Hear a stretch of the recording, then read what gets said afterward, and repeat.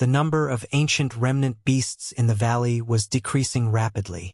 Although there were almost 1,000 ancient remnant beasts, they could not deal with the level 3 illumination sword formation. Mountains of corpses and rivers of blood were formed. The entire valley seemed to have transformed into a blood-colored purgatory. Finally, some of the ancient remnant beasts could not take it anymore, and the ferocity in their eyes dissipated. Overwhelmed by the fear of death, they started fleeing in all directions wildly. The golden lion stood on top of the mountain peak and looked at the puny human with a grim expression. It had finally stopped underestimating the human. This human was strong. That sword formation seemed to possess an extremely ancient power such that even it felt its heart pounding. However, the more that was the case, the more excited the golden lion became as the glint in its eyes shone brighter with a raring battle intent. If he could subdue such a strong human as a slave, it would be worth it to lose those ancient remnant beasts. Roar! The golden lion roared and its blood chi surged, shrouding its body with demonic chi. Descending from the skies, it reached out with its claws and lunged towards the illumination sword formation. Those watching were always clearer at the end of the day. Although the sword formation was mighty, every single flying sword had been tainted by the blood of countless ancient remnant beasts up till this point of the battle, and their sword lights dimmed gradually. The bloodline of ancient remnant beasts was powerful. Even supreme-grade spirit weapons would weaken in strength after being tainted by the demon blood. In fact, supreme-grade spirit weapons could even be destroyed entirely if they were soaked in demon blood for a long period of time. It was evident that the circulation of the illumination sword formation was not as smooth as before.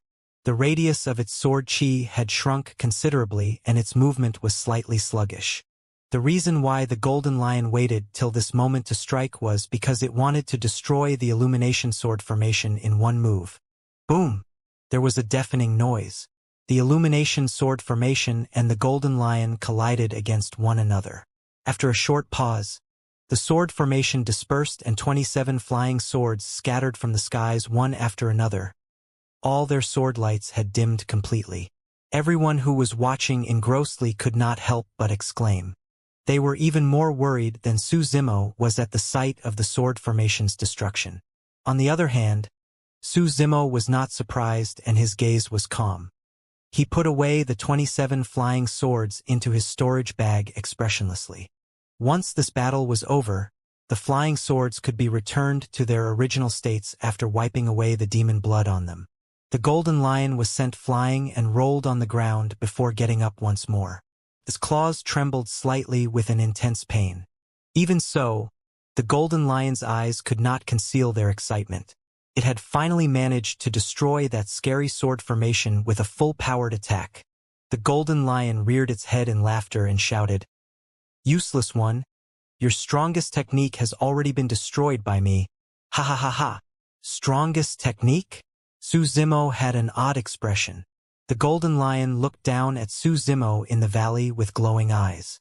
"If you give up obediently now and sign a blood oath with me, you can suffer less. Otherwise, Fufu," sneered menacingly and threatened Su Zimo directly. "Let me return that statement right at you." Su Zimo gave a fake smile and jumped down from the heaven-bane wolf. "Yellow lion, if you sprawl before me obediently to be my mount right now, you can suffer less." The golden lion was enraged. However, the heaven-bane wolf was delighted and howled in joy as it sprinted towards the entrance of the valley. "Useless one, you've made me angry." The golden lion ground its teeth and saliva drooled from its fangs slowly as it snarled word by word. "You had better ask for mercy as soon as possible or I'm going to eat you alive once I change my mind." When he heard that, Su Zimo smiled. The golden lion was triggered at the sight of Su Zimo smiling and roared. All its fur stood on end and its blood chi surged, causing its body to enlarge completely. "I'm going to eat you up," the golden lion roared. "Humph!" Su Zimo retracted his smile and extended his palm suddenly, intertwining his fingers to conjure a spirit art before pointing at the golden lion. Swoosh! A wild wind howled and spirit energy surged. The beautiful female cultivators group could clearly feel the spirit chi in the valley converging towards Su Zimo's spirit art like a stream of water. It was as though a spirit chi vortex was being formed. What a frightening spirit art! Everyone was shocked. In the blink of an eye, a gigantic palm of spirit energy appeared before Su Zimo. Its fingers were outstretched and its palm prints could be seen clearly. That gigantic palm blanketed the skies and pushed down fiercely towards the golden lion. The golden lion's expression changed. It could sense an extremely terrifying aura from the conjured palm. In fact, the palm was clearly suppressing its blood chi. What is this? The golden lion circulated its inner core wildly, and demonic chi rumbled and circled it. Ma! Suddenly, a Sanskrit sound boomed in an earth-shaking manner. The golden lion shuddered and its fur fell instantly. Its blood chi dissipated irreversibly, and the speed of its inner core's circulation slowed down as well. How could this be? The golden lion was internally shocked. In reality, this was the first time that Su Zimo had released the Daming Dermic Seal together with Daming Mantra after he cultivated Daming True Sutra. At the same time, the reason why this Dermic Seal had such a clear suppression effect on the golden lion was because it was the Demon Subduing Seal. The Demon Subduing Seal was meant to subdue demons. The ancient remnant beasts at the side who had not managed to escape yet found the blood chis in their bodies dissipating as they sat on the ground limply with frightened expressions. The reason why the golden lion was able to hold on forcibly was because it was a pure-blooded, ferocious beast. However, the demon subduing seal was descending right above its head. Bang! Right as the golden lion was about to stand up to go head-on against the spirit energy palm, it was pushed right back down. Against the spirit energy palm, the massive body of the golden lion could only tremble. One had to possess tremendous power if they wanted to subdue demons. The bloodline of the golden lion trickled slowly within its body, unable to flow properly. Thud! The golden lion knelt on the ground with an aggrieved expression. Although it was indignant, its massive head had no other choice than to bow down. It did not give up, and there was a low growl that came from the depths of its throat. However, no matter how it struggled, it could not do anything to the demon-subduing seal. Crack! Crack! Crack! They were at a stalemate, but the power of the demon-subduing seal was evidently growing stronger. Cracking sounds could be heard coming from the bones in the golden lion's body, and its body was shrinking repeatedly with its blood chi suppressed. The beautiful female cultivators group was dumbstruck. The pure-blooded ferocious beast with a torrential arrogance moments earlier was now pinned on the ground, unable to budge. The green-robed cultivators' methods were truly frightening. The spirit energy palm was still pushing against the golden lion's body. Su Zimo strode before the golden lion and said indifferently, "I can spare your life if you become my mount for a period of time." The eyes of the golden lion shone with an endless ferocity as it ground its teeth jarringly. Su Zimo's gaze turned cold. Boom! The power of the demon's subduing seal intensified once again. The golden lion gave a dull thud and nearly spat out blood from the pressure. Its organs were being squashed together. It realized that it was going to be killed if it continued to be stubborn. However, the golden lion was aggrieved and indignant. It was a pure-blooded ferocious beast with a noble bloodline from one of the 8 demon regions. Wild Lion Ridge. How could it become a mount for a lowly human? The golden lion felt itself suffocating from the mounting pressure on its body. It had to make a decision. The golden lion's gaze fluttered and finally, it could not take it any longer and snarled, "I can be your mount, but there can't be a blood oath between you and I." That was its bottom line. As part of the golden lion race, it would be disgraced and humiliated by its tribe if it signed a blood oath with a lowly human. There had been golden lions who signed blood oaths with humans in the past. However, all of those humans were peerless heroes. Even if they were not emperors, they were mighty figures, patriarchs, or even paragons of the generation that looked down on everyone of the same level. While the human before it was well-versed in some methods and managed to subdue it by luck, Su Zimo was way too skinny in the golden lion's opinion. The golden lion still belittled Su Zimo from the bottom of its heart. It made up its mind and sneered, making a final gamble. "Don't sign a blood oath with me if you've got the guts." "Sure." Su Zimo nodded. This time round, the golden lion was the one that was stunned. When it said that it thought that it was going to die, it had not expected Su Zimo to agree to it so readily. Did my provocations work? Or is this lad trying to play a trick on me? Everyone had to be wary of anyone that wasn't of the same race as them. If it was in the same position, the Golden Lion would definitely force Su Zimo to sign a blood oath with it. That way, it could save itself the worry of the latter's betrayal in the future. Another situation where a blood oath was not required was if the cultivation realm between both parties was great enough. Minimally 2 major cultivation realms. That way, one party would not be afraid of the other party's betrayal. Rather, the former had the confidence of suppressing the latter if a betrayal were to happen.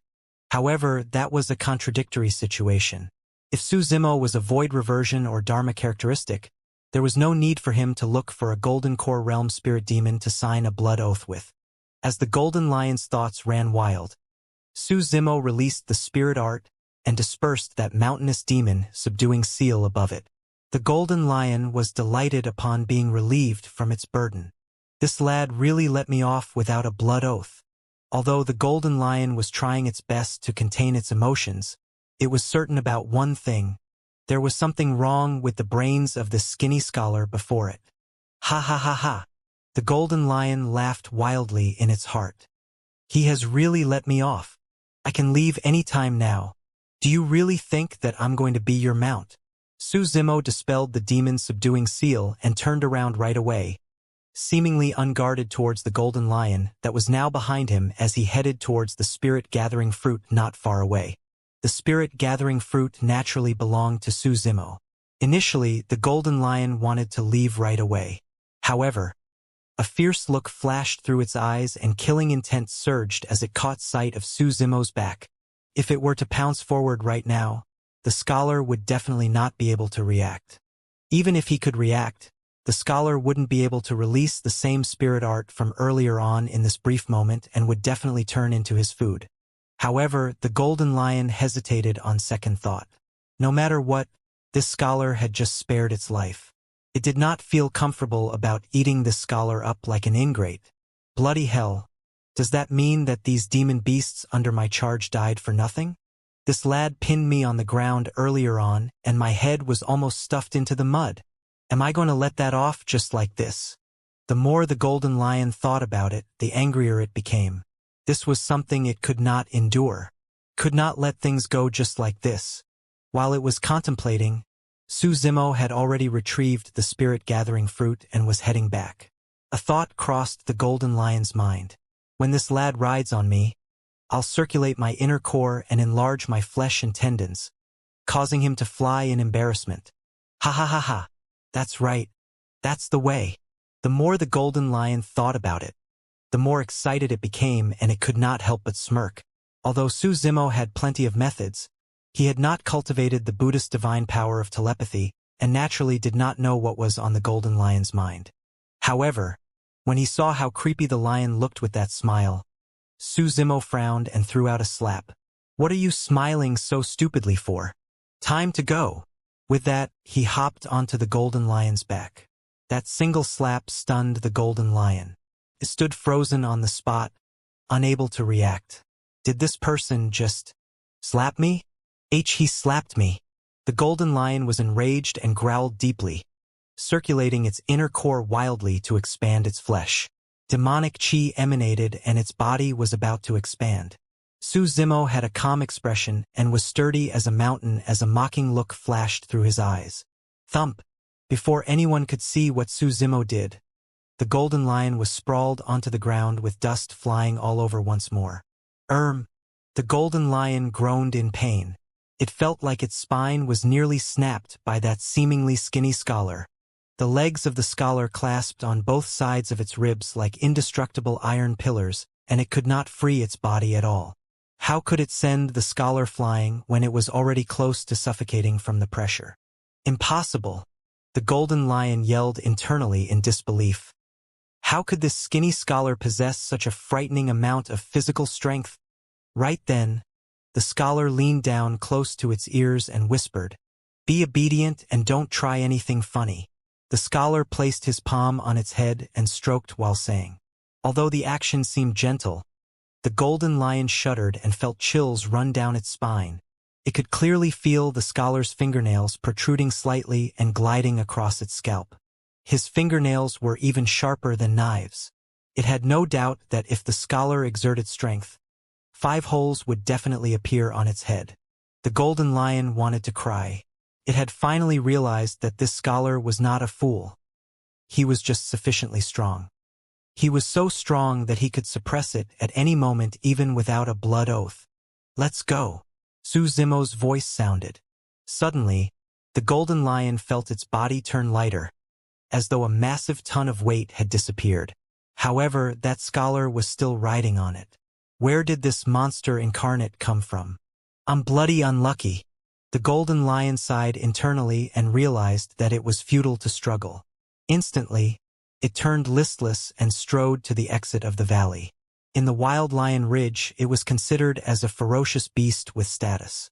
When it entered the ancient battlefield, it intended to defeat all the paragons of the human race and look down on all demons, displaying its might and gaining fame throughout the world. To think that it would suffer such a huge loss a few days after it entered. And now, there was no need for it to defeat the paragons of the human race anymore, as it could only be a mount obediently. What the golden lion was most worried about was encountering demon beast acquaintances in the ancient battlefield later on. If those demon beasts saw this, it would truly be embarrassed, and the golden lion race would be disgraced as well. At that thought, the golden lion's eyes turned misty out of sorrow. "Senior sister, take a look. That lion was beaten up so badly that it's weeping," a cultivator at the side said softly. When it heard that, the golden lion's expression darkened and it stumbled, almost puking out blood. "Hold steady," Su Zimo scolded. Piak. Once again, a slap landed on its head. This time round, the golden lion was truly on the brink of tears. Naturally, no outsider could understand the power struggle between the man and the lion. Everyone could not imagine that the pure-blooded ferocious beast had been completely subdued in this short period of mounting it as well. As Su Zimo approached, slowly riding on the golden lion, a cultivator looked at the beautiful female cultivator at the side and whispered, "Senior sister, should we head up and thank him?" The beautiful female cultivator had a lost gaze and was first frozen upon hearing that. Immediately after, her beautiful eyes flashed with a hint of panic as she nodded with blushed cheeks. Of course, the way she looked at the green-robed cultivator was different. Everyone was cultivators who had cultivated for dozens and hundreds of years. Naturally, all of them could see it and understood internally as well. The beautiful female cultivator's name was Tang Shiyun. She was famous in their sect and was the de facto #1 beauty. Coupled with her extraordinary talent and powerful strength, she was a shining crown jewel of her generation. It would be a lie to claim that all the male cultivators of the same sect present were perfectly fine without any envy after noticing Tang Shiyun's intentions. However, everyone was also clear after this battle. The green-robed cultivator was indeed a rare paragon with a distinguished bearing. He seemed scholarly, but every single move of his had an overwhelming dominance that was admirable. Tang Shiyun took a deep breath and approached Su Zimo, bowing with cupped fists before saying gently, "I am Tang Shiyun of Southern Dual Sect. Thank you for your life-saving grace, fellow Taoist." Su Zimo paused in his tracks and turned to look at Tang Shiyun indifferently. Tang Shiyun's head was lowered slightly, revealing a slender and smooth neck. Trickles of sweat sparkled down her neck with a charming allure. It would be exaggerated to claim that she fell in love with Su Zimo at first sight. However, at that moment, Tang Shiyun's heart was truly pounding in an unstoppable manner. She felt as though everyone could hear her heart and did not dare to look at Su Zimo in the face. In reality, she could not be blamed either. If any other girl were to be rescued from the brink of death by someone who killed off all threats in his path and subdued all demons with such overbearing methods, they would also be flustered. "It's nothing," Su Zimo replied indifferently before patting the golden lion. The golden lion understood his intentions and ignored Tang Shiyun's group before continuing towards the exit of the valley. Tang Shiyun lowered her head instinctively only to catch sight of a fading green-colored figure. She could not help but feel a wave of disappointment. Standing rooted on the spot, she bit her cherry lips and hesitated for a long time as she stared at that shrinking green figure. Finally, she made a decision and chased in pursuit with light steps. The survivors from Southern Dual Sect followed hurriedly as well. "Fellow Taoist, please wait up," Tang Shiyun shouted. The figure at the front paused. Delighted, Tang Shiyun hastened even more. Before long, she caught up to the figure, panting slightly. "Is there anything?" Su Zimo turned around with a questioning look. Earlier on, Tang Shiyun did not leave when he was fighting the ancient remnant beasts. Her actions gave him a decent impression of this woman. Otherwise, he would have left much earlier on without stopping. Tang Shiyun tried her best to compose herself as she looked at Su Zimo's refined features and smiled. "I don't know your name and sect or faction. After all, you are our benefactor. I need to know where to find you if I ever want to repay the debt in the future." Su Zimo smiled lukewarmly. "It's too much to call me a benefactor. I merely passed by coincidentally and did it for the spirit-gathering fruit as well." Tang Shiyun's cheeks flushed, be it because she was rushing earlier on or some other reasons, and asked again, "You haven't said your name, fellow Taoist?" "My name." Su Zimo hesitated for a moment. "I am Su Zimo. I've got no sect or faction." At the same time, he focused his gaze on Tang Shiyun's expression. There were not many changes to her expression. It was the reaction one would expect upon hearing the name of a stranger. Su Zimo nodded silently. It seemed like Southern Dual Sect should not be from the North region. There were few cultivators in the North region who had not heard of the name Su Zimo. "Fellow Taoist Su, where are you headed? If it's convenient, can we travel together?" Tang Shiyun invited with sincerity. Su Zimo raised his brow slightly. His first instinct was to decline. When Tang Shiyun saw Su Zimo raising his brow, she knew that things would most likely not go her way as she added hurriedly. "Many living beings have awoken from their slumber and entered the ancient battlefield. At the same time, there are also ferocious beasts from the 8 demon regions.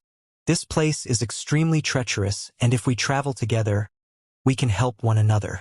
At that point, Tang Shiyun felt a little embarrassed. After all, from Su Zimo's display of strength earlier on, he truly did not require their help. After pondering for a moment, Tang Shiyun continued, "Southern Dual Sect is one of the upper sects of the South region. Although we can't compare to you in terms of combat strength, we can still offer some help. Furthermore, Senior Brother Zhu is alone outside. But he must be rushing over here upon receiving our spirit crane sent for help." "That's right, we won't be defeated so badly if Senior Brother Zhu was here with us." The cultivators at the side.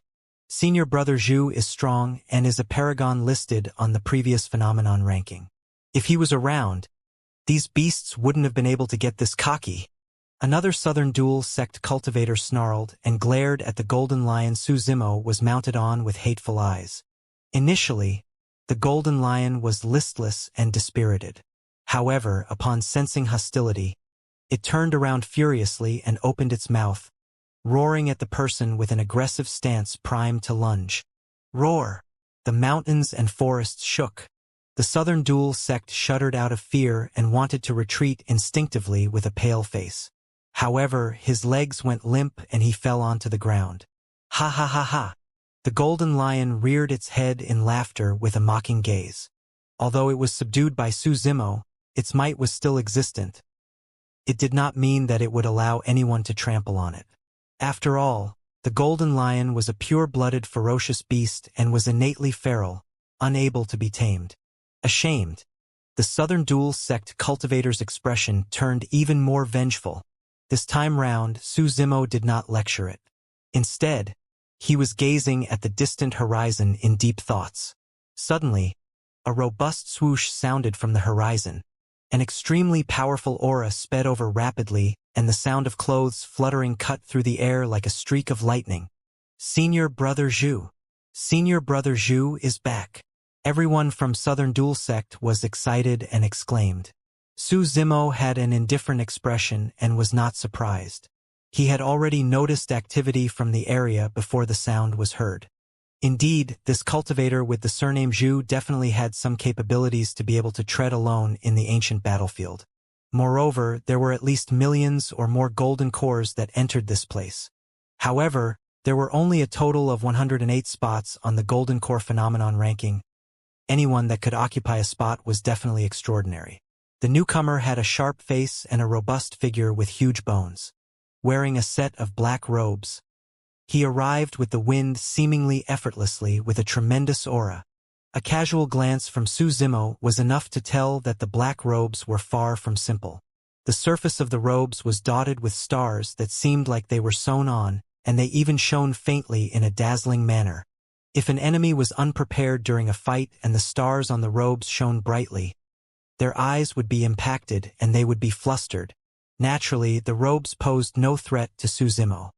He had cultivated illumination eye and looked at the rise and set of the blazing sun daily.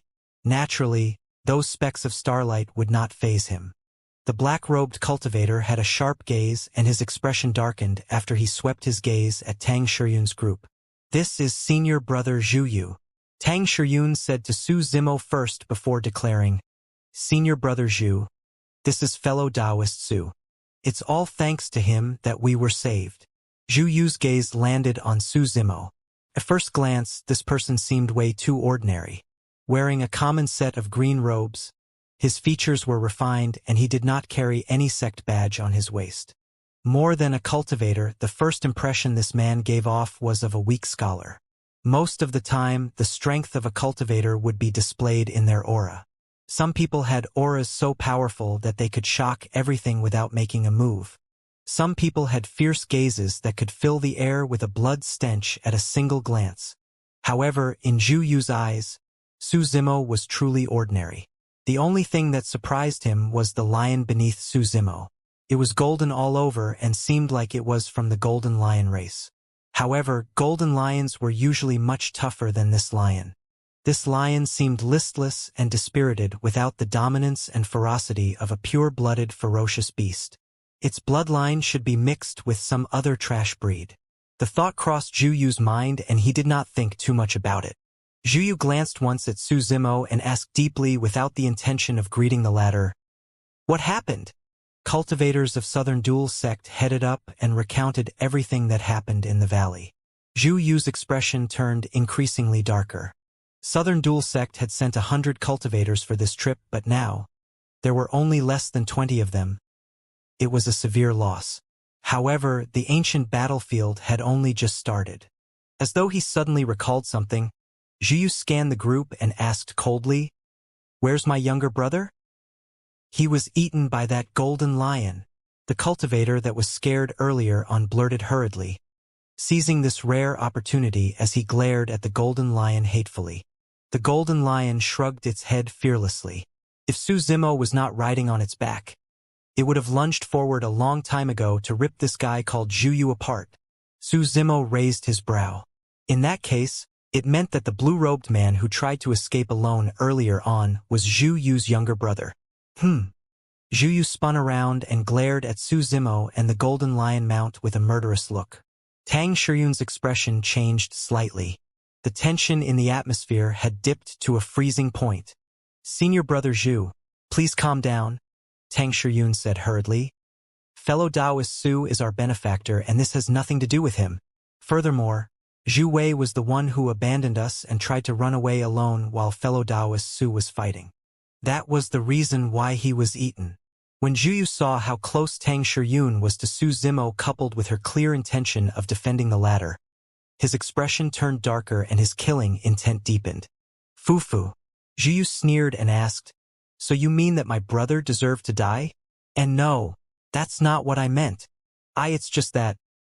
Tang Shiyun was anxious and wanted to explain, but she did not know how to start. Instead, she could only turn to Su Zimo in a pleading manner. Su Zimo had a nonchalant expression and said in a leisurely manner, "In my opinion, your brother truly deserved to die." The moment he said that, everything went silent. Complete silence. "What did you say?" Zhu Yu's spirit energy surged and his eyes shone with a sharp killing intent. "No!" Tang Shiyun moved and stood between the two of them.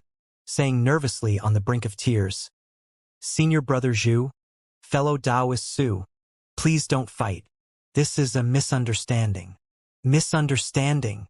Zhu Yu smiled darkly and said with a chilling tone, "The death of my brother is a misunderstanding?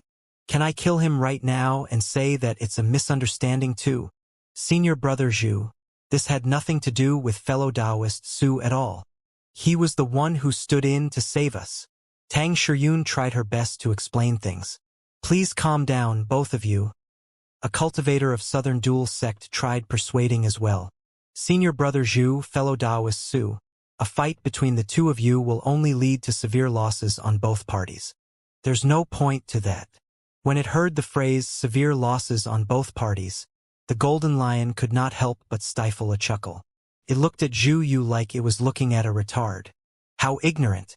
In truth, right from the beginning, Su Zimo had not been agitated at all. He was indifferent and there were no emotions in his eyes. Fu. Zhu Yu laughed sinisterly with a dark expression before saying coolly, "I can heed the suggestions to not attack, sure. However, who is going to pay for my brother's life?"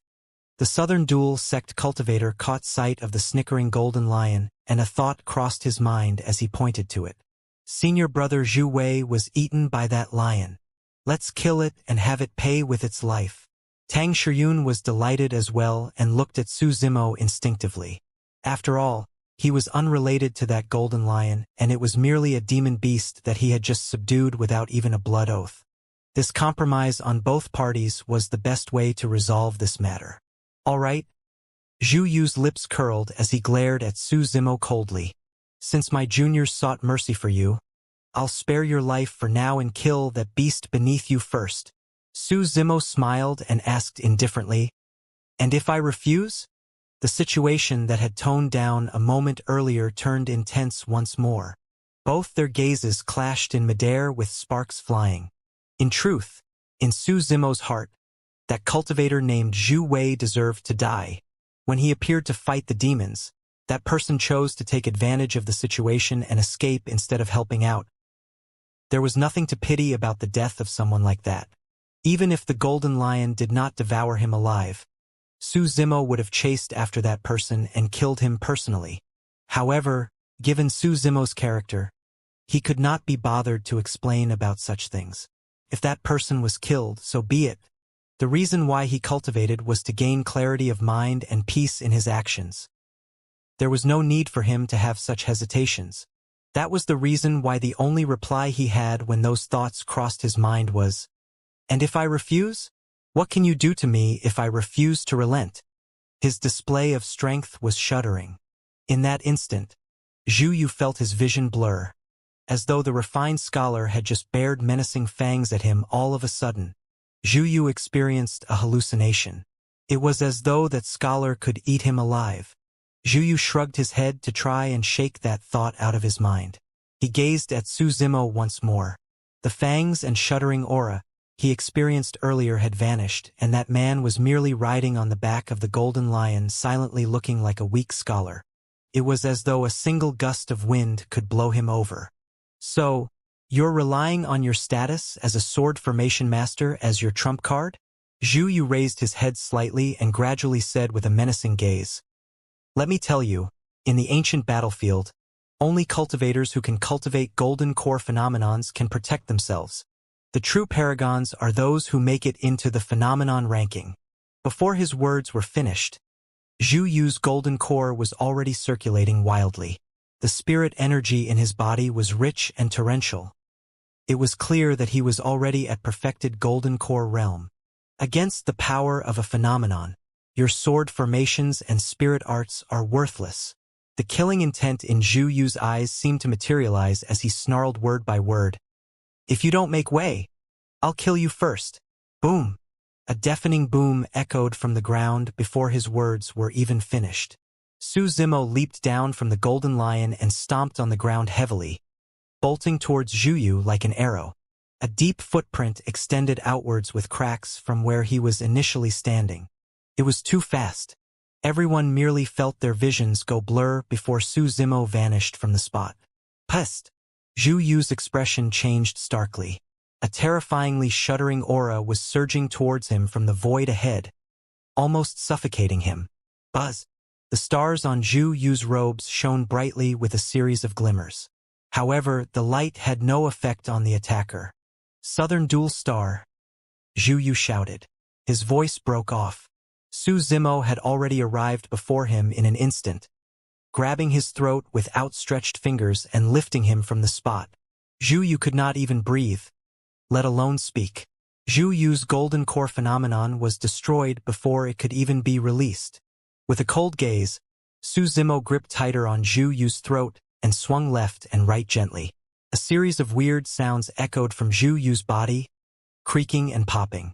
Zhu Yu's expression was horrendous, and he felt as though his bones were about to break apart. All his blood chi and spirit energy had dissipated, and he no longer possessed any strength. He could not even maintain his grip on the flying sword he took out from his storage bag as it fell to the ground. The entire process happened in less than a breath. Everyone was stunned and dumbstruck. To everyone, it was as Zhu Yu had said. Although Su Zimo's sword formation and spirit arts were strong, they could not go against golden core phenomenons. Nobody expected this outcome in a fight between the two of them. Nobody expected Zhu Yu to suffer such a swift and tragic defeat. In Su Zimo's hands, Zhu Yu's mighty figure was like a duckling, struggling helplessly in midair with flaying legs. Even the golden lion was shocked. In its mind, there was no doubt that Zhu Yu would be defeated. However, it had not expected that Zhu Yu would be suppressed without even being able to let out a fart. More than that, the thing that terrified it was Su Zimo's burst speed. The two of them were a full 10 feet apart. Even if it released its bloodline and attacked with its full power, it would not be able to match that speed. The Golden Lion's regard for Su Zimo's strength had been raised by yet another level. You're not wrong, golden core phenomenons can be considered as the epitome of spirit arts and are the strongest means available to golden cores. Su Zimo looked at Zhu Yu's suffocating purple face and smiled gently. However, that's only if you're able to release it. Zhu Yu could not speak at all, and the best he could do despite his greatest struggle was a weird sound. Let go of senior brother Zhu. Fellow Taoist Su. Hurry and let go or don't blame us for being nasty. Everyone from Southern Dual Sect brought out their spirit weapons and shouted. Maintaining his grip on Zhu Yu's throat, Su Zimo turned around and grazed his gaze past everyone from Southern Dual Sect like a sharp dagger before asking coolly, "You guys want to attack me?" Everyone felt their hearts skip a beat and did not dare to meet his gaze. Some of them were even so rattled that a single glance from Su Zimo caused them to retreat half a step and tremble from head to toe. Don't! Tang Shiyun was alarmed. She was way too familiar with the look in Su Zimo's eyes. This was the same look he had when he looked at the ancient remnant beasts in the fight earlier on. It was a sign that he was about to commit a massacre.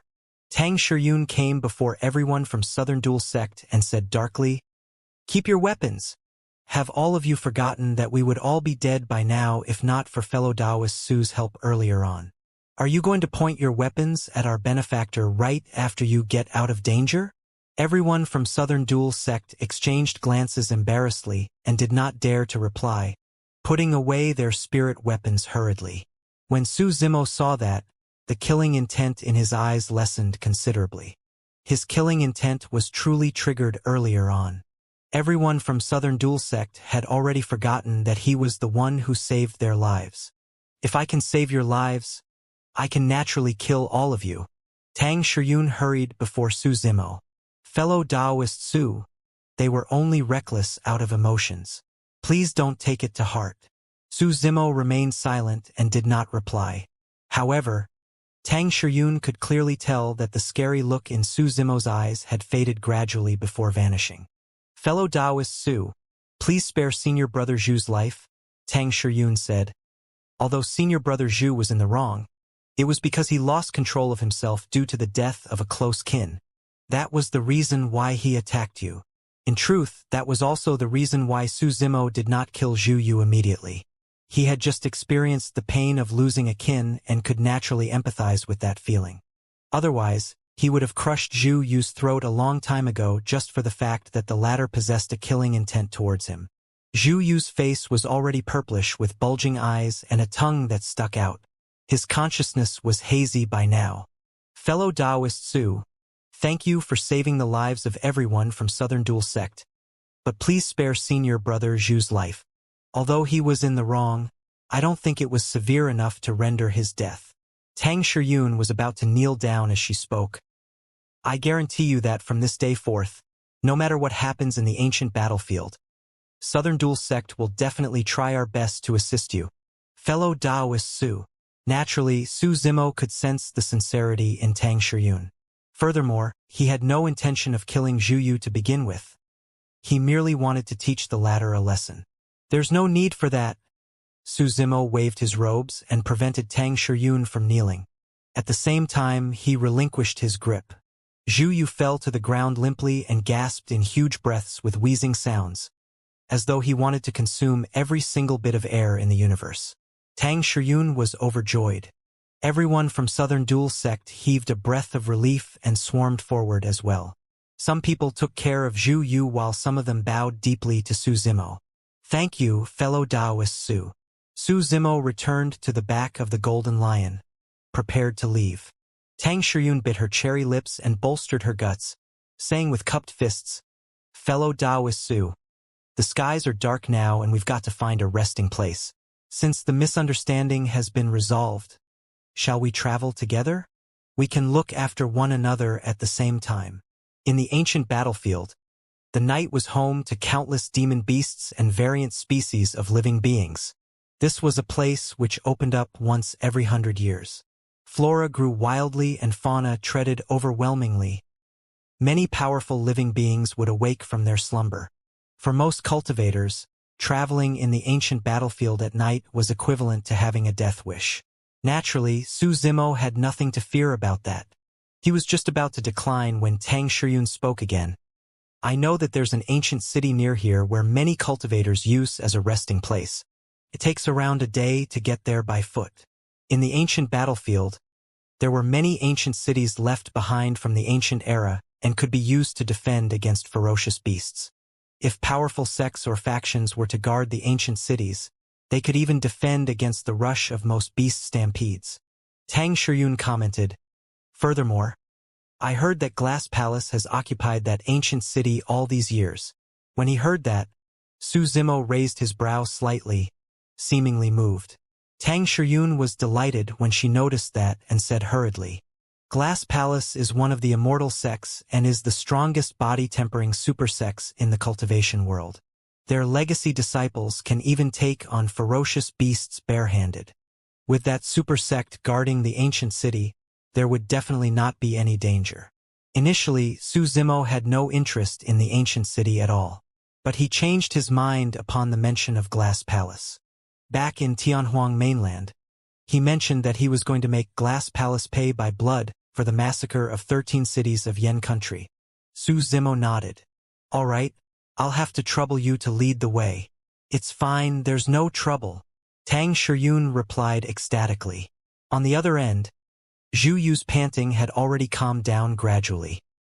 He was not injured to begin with and had already recovered after this short period of rest. However, his expression darkened as he listened to the conversation between Su Zimo and Tang Shiyun. He lowered his head and covered his appearance with his long hair. His eyes shone coldly and a thought swam through his mind endlessly. Right now he had two choices. The first was to endure everything for the time being and look for another opportunity after understanding more about this person. The second was to strike now and release his golden core phenomenon with his full power without giving this man a chance to get close. After a long hesitation, Zhu Yu chose not to attack in the end. He could not figure out if Su Zimo had any trump cards still. If he were to attack now and that man had unrevealed trump cards, more than his face, he would lose his life instead. Su Zimo's gaze had been flickering casually past Zhu Yu from time to time. Zhu Yu did not know at all that he had just barely escaped death's door. He thought that he had concealed himself well. However, what he did not know was that Su Zimo's spirit perception was way too frightening and the latter had sensed every single bit of his hostility. If he had made any unusual movements, he would have been dead by now. The skies were dark and night had already arrived.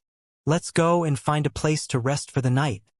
Suzimo patted the golden lion beneath him. "Go and look for one." "Okay." The golden lion replied listlessly. As a pure-blooded, ferocious beast, it naturally knew best as to where was comparatively safer in the ancient battlefield. Furthermore, it had just been subdued by Suzimo as a mount and was thoroughly embarrassed. It wanted nothing more than to avoid other demon beasts. Therefore, the golden lion carried Suzimo and sprinted at the front. Everyone else from Southern Dual Sect followed close behind. Not long after, they arrived beneath a mountain peak and located a cave. The golden lion stood at the cave's entrance and its cold eyes widened. Twitching its ears, it sniffed into the cave to check if there were other living beings. "Go on it, it's empty." Before it could detect anything, Suzimo already patted it on the head. Suzimo had cultivated the mystic classic of the 12 demon kings of the great wilderness and was much sharper than the golden lion in terms of eyesight, hearing, or smell. The golden lion entered warily with slight disbelief. After taking a spin around, it discovered that there was truly nothing. There were many turns in the cave, but it was linked from the front and back with 2 exits. It was better that way as well. If they truly met with an ambush, there would be an escape. Suzimo said, "You guys can rest near the entrance here. I'll take the entrance at the back mountain. Once day breaks, we'll set off from this place." "All right." Tang Shiyun nodded. After mulling for a moment, Tang Shiyun pulled Suzimo alone to a corner and whispered, eyeing the golden lion nearby, "Fellow Taoist Su, you didn't sign a blood oath with this golden lion. Isn't that way too careless?" Suzimo smiled and did not explain. When she saw the nonchalant attitude of Suzimo, Tang Shiyun reminded again. "It's a pure-blooded, ferocious beast after all. Although it's submitting to you for the time being, it has a feral nature. You should keep a distance away from it while asleep, or it might betray and kill you." "Got it." Suzimo could tell that Tang Shiyun was saying it out of goodwill and nodded in agreement, embarrassed to correct her. Thereafter, he left the place with the golden lion and arrived at the back entrance after many turns. The night got darker. Outside the cave, the roars of ferocious beasts echoed everywhere. From time to time, there would be hurried and piercing screeches from birds. The scuttling sounds of ants and insects crawling was even more unnerving. The golden lion was sound asleep and drooled all over. Suzimo placed his arms behind his back as a pillow and closed his eyes motionlessly, maintaining the same position. For hours passed and it seemed like he was fast asleep. All of a sudden, the golden lion turned around without any sound in the silence and opened its eyes slowly. Those eyes were bright without any bit of drowsiness in them. It had not slept the entire time. They would arrive at the ancient city where cultivators gathered the next day, and it would no longer have a chance to escape. Therefore, tonight was its only chance. The golden lion stared at Suzimo, who was fast asleep not far away, and hesitated for a moment, lamenting to itself internally. "Forget it. I'll spare your life tonight on account that you didn't force me to sign a blood oath." Rising slowly, the golden lion tiptoed towards the entrance. Before it could leave, a voice sounded in the cave. "Where are you going?" The golden lion jumped and its fur stood in shock. It did not dare to turn back at all and replied with a quivering voice, "T2, take a piss outside." There was no more sound behind, and it seemed like it had permission to do so. Feeling relieved, the golden lion tried its best to compose itself and walked out of the entrance calmly. It arrived beside a stone slab and stood as though it was pissing while looking back at the cave. It was dark inside and silent without any activity. "Humph, you really believed that I was going to take a piss?" The golden lion sneered and lamented internally. "I'm still the smarter one after all. I'll be long gone by the time you realize what's happening." Just as it turned around and was about to leave, it looked upwards by instinct. On an ancient tree not far away, a green-robed scholar sat on a branch with bright eyes, swinging his legs idly while looking down at it with a fake smile. "Holy shit, motherfucker!" The golden lion fell on its bum in shock, and in its nervousness, spoke in human tongue with some funky words it had learned. Deep at night, beasts roared and birds screeched. In the ancient battlefield, these various sounds intertwined and filled the world. At the top of a towering mountain peak that was hazy with countless ancient trees, there were many powerful, ferocious beasts coexisting.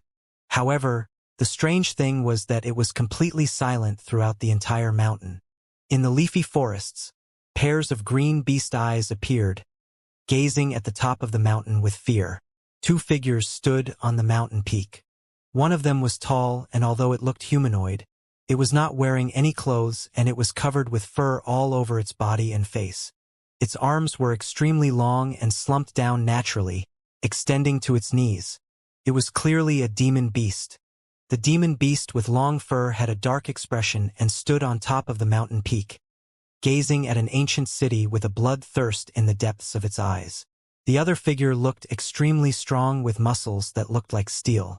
Covered with black and yellow stripes, it had a tiger's head and its eyes shone fiercely. The demon with the tiger head turned to look at the demon beast with long fur and whispered, "Boss, this ancient city withstood the test of time and is still standing right now. There's also many cultivators guarding over it. It's probably going to be difficult to take it down. You're afraid?" The demon beast with long fur asked with a bloodlust in its eyes. "And no." The tiger-headed demon shuddered and shook its head. A moment later, the tiger-headed demon asked once more, "Boss, when are we attacking?" "Hold on, he hasn't arrived." The demon beast with long fur shook its head. "What if he doesn't come?" "He will definitely come." With that said, the demon beast with long fur turned around and opened its mouth, letting out a deafening howl towards the forests beneath the mountain. The ancient trees swayed and countless demons dispersed. Morning. Su Zimo rode on the golden lion and arrived at the front entrance of the cave.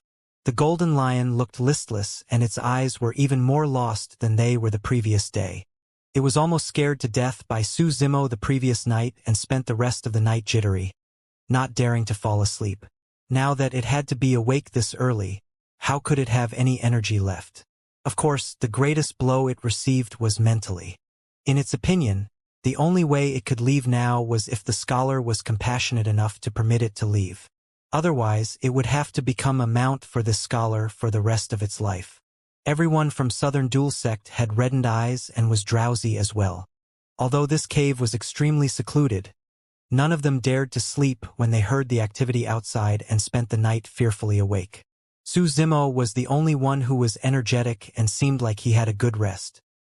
He cultivated the mystic classic of the 12 demon kings of the great wilderness, and his breathing and expiration was conducted even when he was asleep without being affected. Zhu Yu glanced at Su Zimo without saying anything. Tang Shiyun smiled and nodded in Su Zimo's direction. Everyone arranged themselves and under Tang Shiyun's lead, headed for the ancient city. Along the way, Tang Shiyun traveled beside Su Zimo and was extremely curious about him. "Fellow Taoist Su, which region did you come from?" "North region." "Oh, we're from the South region."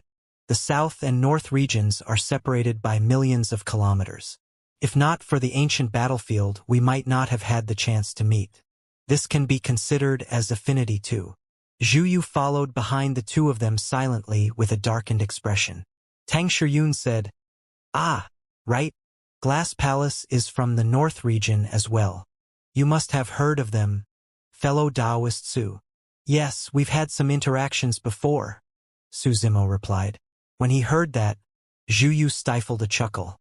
"Fellow Taoist Su, be careful of biting your tongue when you brag. Glass Palace is one of the Immortal sections. Since you aren't affiliated to any sect or faction, how can you be qualified to interact with them?" "That's not for sure." Afraid of another conflict between the two of them, Tang Shiyun added hurriedly. Su Zimo smiled without replying. Along the way, the group encountered many human corpses on the vast plains.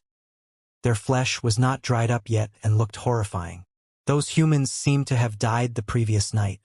Most cultivators who could not find a place to hide or a city with humans before nightfall would find themselves dead. Cultivators slew demons and demons devoured humans as well. That was the cruelty of the ancient battlefield where ferocious beasts roamed. At evening, a row of dark, ancient city walls finally came into view at the horizon ahead. A vicissitude city gradually enlarged in everyone's eyes. When they approached, they could see cultivators standing on top of the city walls with cold expressions and sharp gazes. Wearing the same attire, it was clear that they were from the same sect. On the city wall above the city gates, a triangular flag was erected with a massive word etched on it, glass. Dozens of glass palace cultivators stood on both sides of the city gates. When Su Zimo's group arrived, the city gates were about to close and the glass palace cultivators urged impatiently. One of the city gates guards glared at the group from Southern Dual Sect and extended his palm, remarking without emotions, 20 soul nourishing blood ginsengs per person. What? Isn't it 10? Why did it double? Everyone from Southern Dual Sect could not help but argue. Tang Shiyun raised her brow as well, whispering to Su Zimo, normally, they collect 10 soul nourishing blood ginsengs from each person as an entrance fee into the city. For some reason, the price has doubled. What are you complaining about? A guard remarked coldly with an icy expression. The city gates are about to close. If you don't have them, stay outside the city. When they heard that, the hearts of everyone from Southern Dual Sect sank. Keeping all of them outside at this moment would be equivalent to sending them to their deaths. Zhu Yu tidied his attire and headed front, saying deeply, I am Zhu Yu from Southern Dual Sect. I wonder if an exception can be made. Southern Dual Sect? One of the 108 upper sects? Zhu Yu? Someone from the previous phenomenon ranking? Two guards asked with a frown. That's right, Zhu Yu declared proudly. The two glass palace cultivators exchanged glances and nodded. All right, 10 soul nourishing blood ginsengs from you will do. The rest will still have to pay 20. They had to give some respect for any cultivators on the Golden Core Phenomenon ranking since these were true paragons. When Zhu Yu saw the firm attitude of the two guards, he did not push further and nodded. Everyone from Southern Dual Sect was exasperated and could only hand over the soul-nourishing blood ginseng that they had risked their lives for in the past few days. Su Zimo did not have any soul-nourishing blood ginseng. Tang Shiyun helped him hand over 20 automatically. Expressing his thanks, Su Zimo said in a seemingly casual manner, I'll return you 10 times that in the future. Everyone entered the city. Throughout the journey, Zhu Yu had not said anything. Now that he had finally regained some dignity, he looked at Su Zimo with a provocative expression and mocked. Su Zimo, didn't you say that you've had interactions with Glass Palace before? Why didn't you greet them earlier on? How come you aren't acting cocky anymore in front of Glass Palace?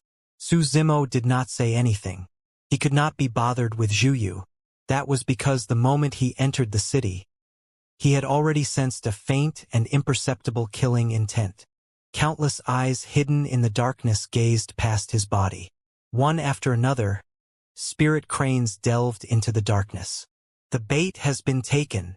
The remaining structures in the ancient city were almost entirely made from gigantic rocks and were filled with signs of age. Some of them were mansions and others were comparatively cramped stone huts and rooms. There were even some huge palaces scattered around various parts of the city, and their grandeur of the past could still be seen. Of course, there were also many structures that looked relatively new in the ancient city that were built later on. Although it was evening, there were many cultivators on the spacious streets of the ancient city, and it was bustling. Every few thousand feet, there would be glass palace cultivators walking on both sides of the streets. There would even be cultivators patrolling in midair from time to time. Security was tight. Strange. Zhu Yu frowned slightly and remarked softly, something seemed to have happened for Glass Palace to send this many cultivators for the ancient battlefield this time round. I guess it's because Glass Palace is trying to attain a better position on the Glass Palace phenomenon ranking? A Southern Dual Sect said. No. Zhu Yu shook his head. The Golden Core phenomenon ranking is an individual measure of strength, and has nothing to do with the number of cultivators or the strength of any sect. Riding on the Golden Lion, Su Zimo listened to everyone's discussions with an indifferent expression. However, a mocking look would flash through his eyes from time to time. Fellow Taoist, please hold on. Zhu held back a green-robed cultivator and asked with cupped fists. Fellow Taoist, may I ask you what happened to Glass Palace? Why does it feel like they're facing a great enemy?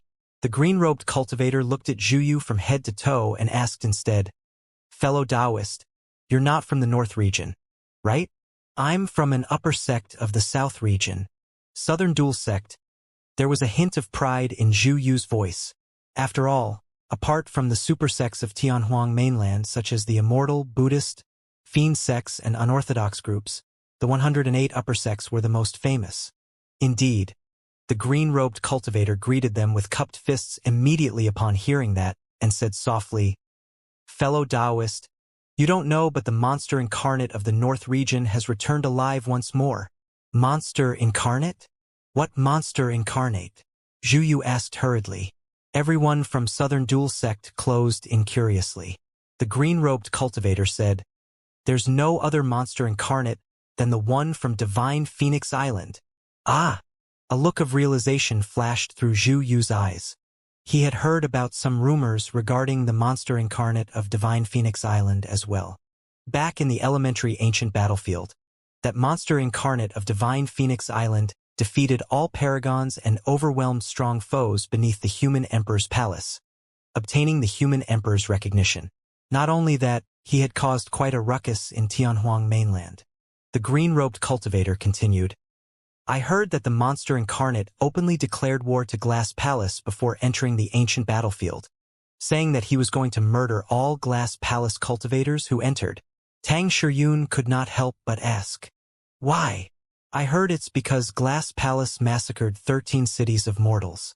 That's the reason why the monster incarnate wants to kill them, the green-robed cultivator replied. Everyone from Southern Dual Sect was stunned. None of them could comprehend why someone would bother offending a major faction such as Glass Palace for the sake of mortals. How stupid! Zhu laughed coldly. A single golden core wants to go against Glass Palace. He truly doesn't know his place. Tang Shiyun raised her brow slightly. In my opinion, I think that this person isn't bad by nature just with the fact that he's willing to stand up for mortals. Isn't bad by nature? The green-robed cultivator sneered. When the monster incarnate reappeared, he triggered a beast stampede and murdered millions of cultivators. There were mountains of corpses and rivers of blood, and you say that he's not bad by nature. Ah! Tang Shiyun's expression changed slightly. Millions of cultivators. That was no small figure. That's not all. The green-robed cultivator continued. The Dantian of the monster incarnate was destroyed 20 years ago. Right now, he's a true blue demon. Anyone that isn't of the same race is a common enemy of all cultivators in the world. Noticing cultivators of Glass Palace patrolling nearby, Zhu remarked loudly, That's right. The reason why our generation of cultivators have cultivated is just so we can get rid of evil. If that bastard dares to show himself here, I, Zhu of Southern Dual Sect, will be the first to strike. The patrolling Glass Palace cultivators merely glanced at Zhu indifferently before brushing past everyone. The green-robed cultivator bid Zhu farewell with cupped fists as well. The group continued forward, prepared to look for an empty house to rest. Fellow Taoist Su, you're from the North region as well. Have you also heard of that monster incarnate of Divine Phoenix Island who murdered millions of cultivators? Tang Shiyun turned and conversed with Su Zimo. I have. Su Zimo nodded. Seemingly interested towards the monster incarnate of Divine Phoenix Island, Tang Shiyun asked, Why did he have to murder so many cultivators? Humph. The reason is because he's a demon while the cultivators are human. Zhu harumphed and interrupted. Tang Shiyun frowned and asked in confusion, If so, why is he standing up for those mortals? This? Zhu was rendered speechless. Turning around, Tang Shiyun asked again. It sounds like this monster incarnate of Divine Phoenix Island used to be a human. Do you know what's his name, fellow Taoist Su? Su Zimo smiled gently and replied, I think it was Su Zimo.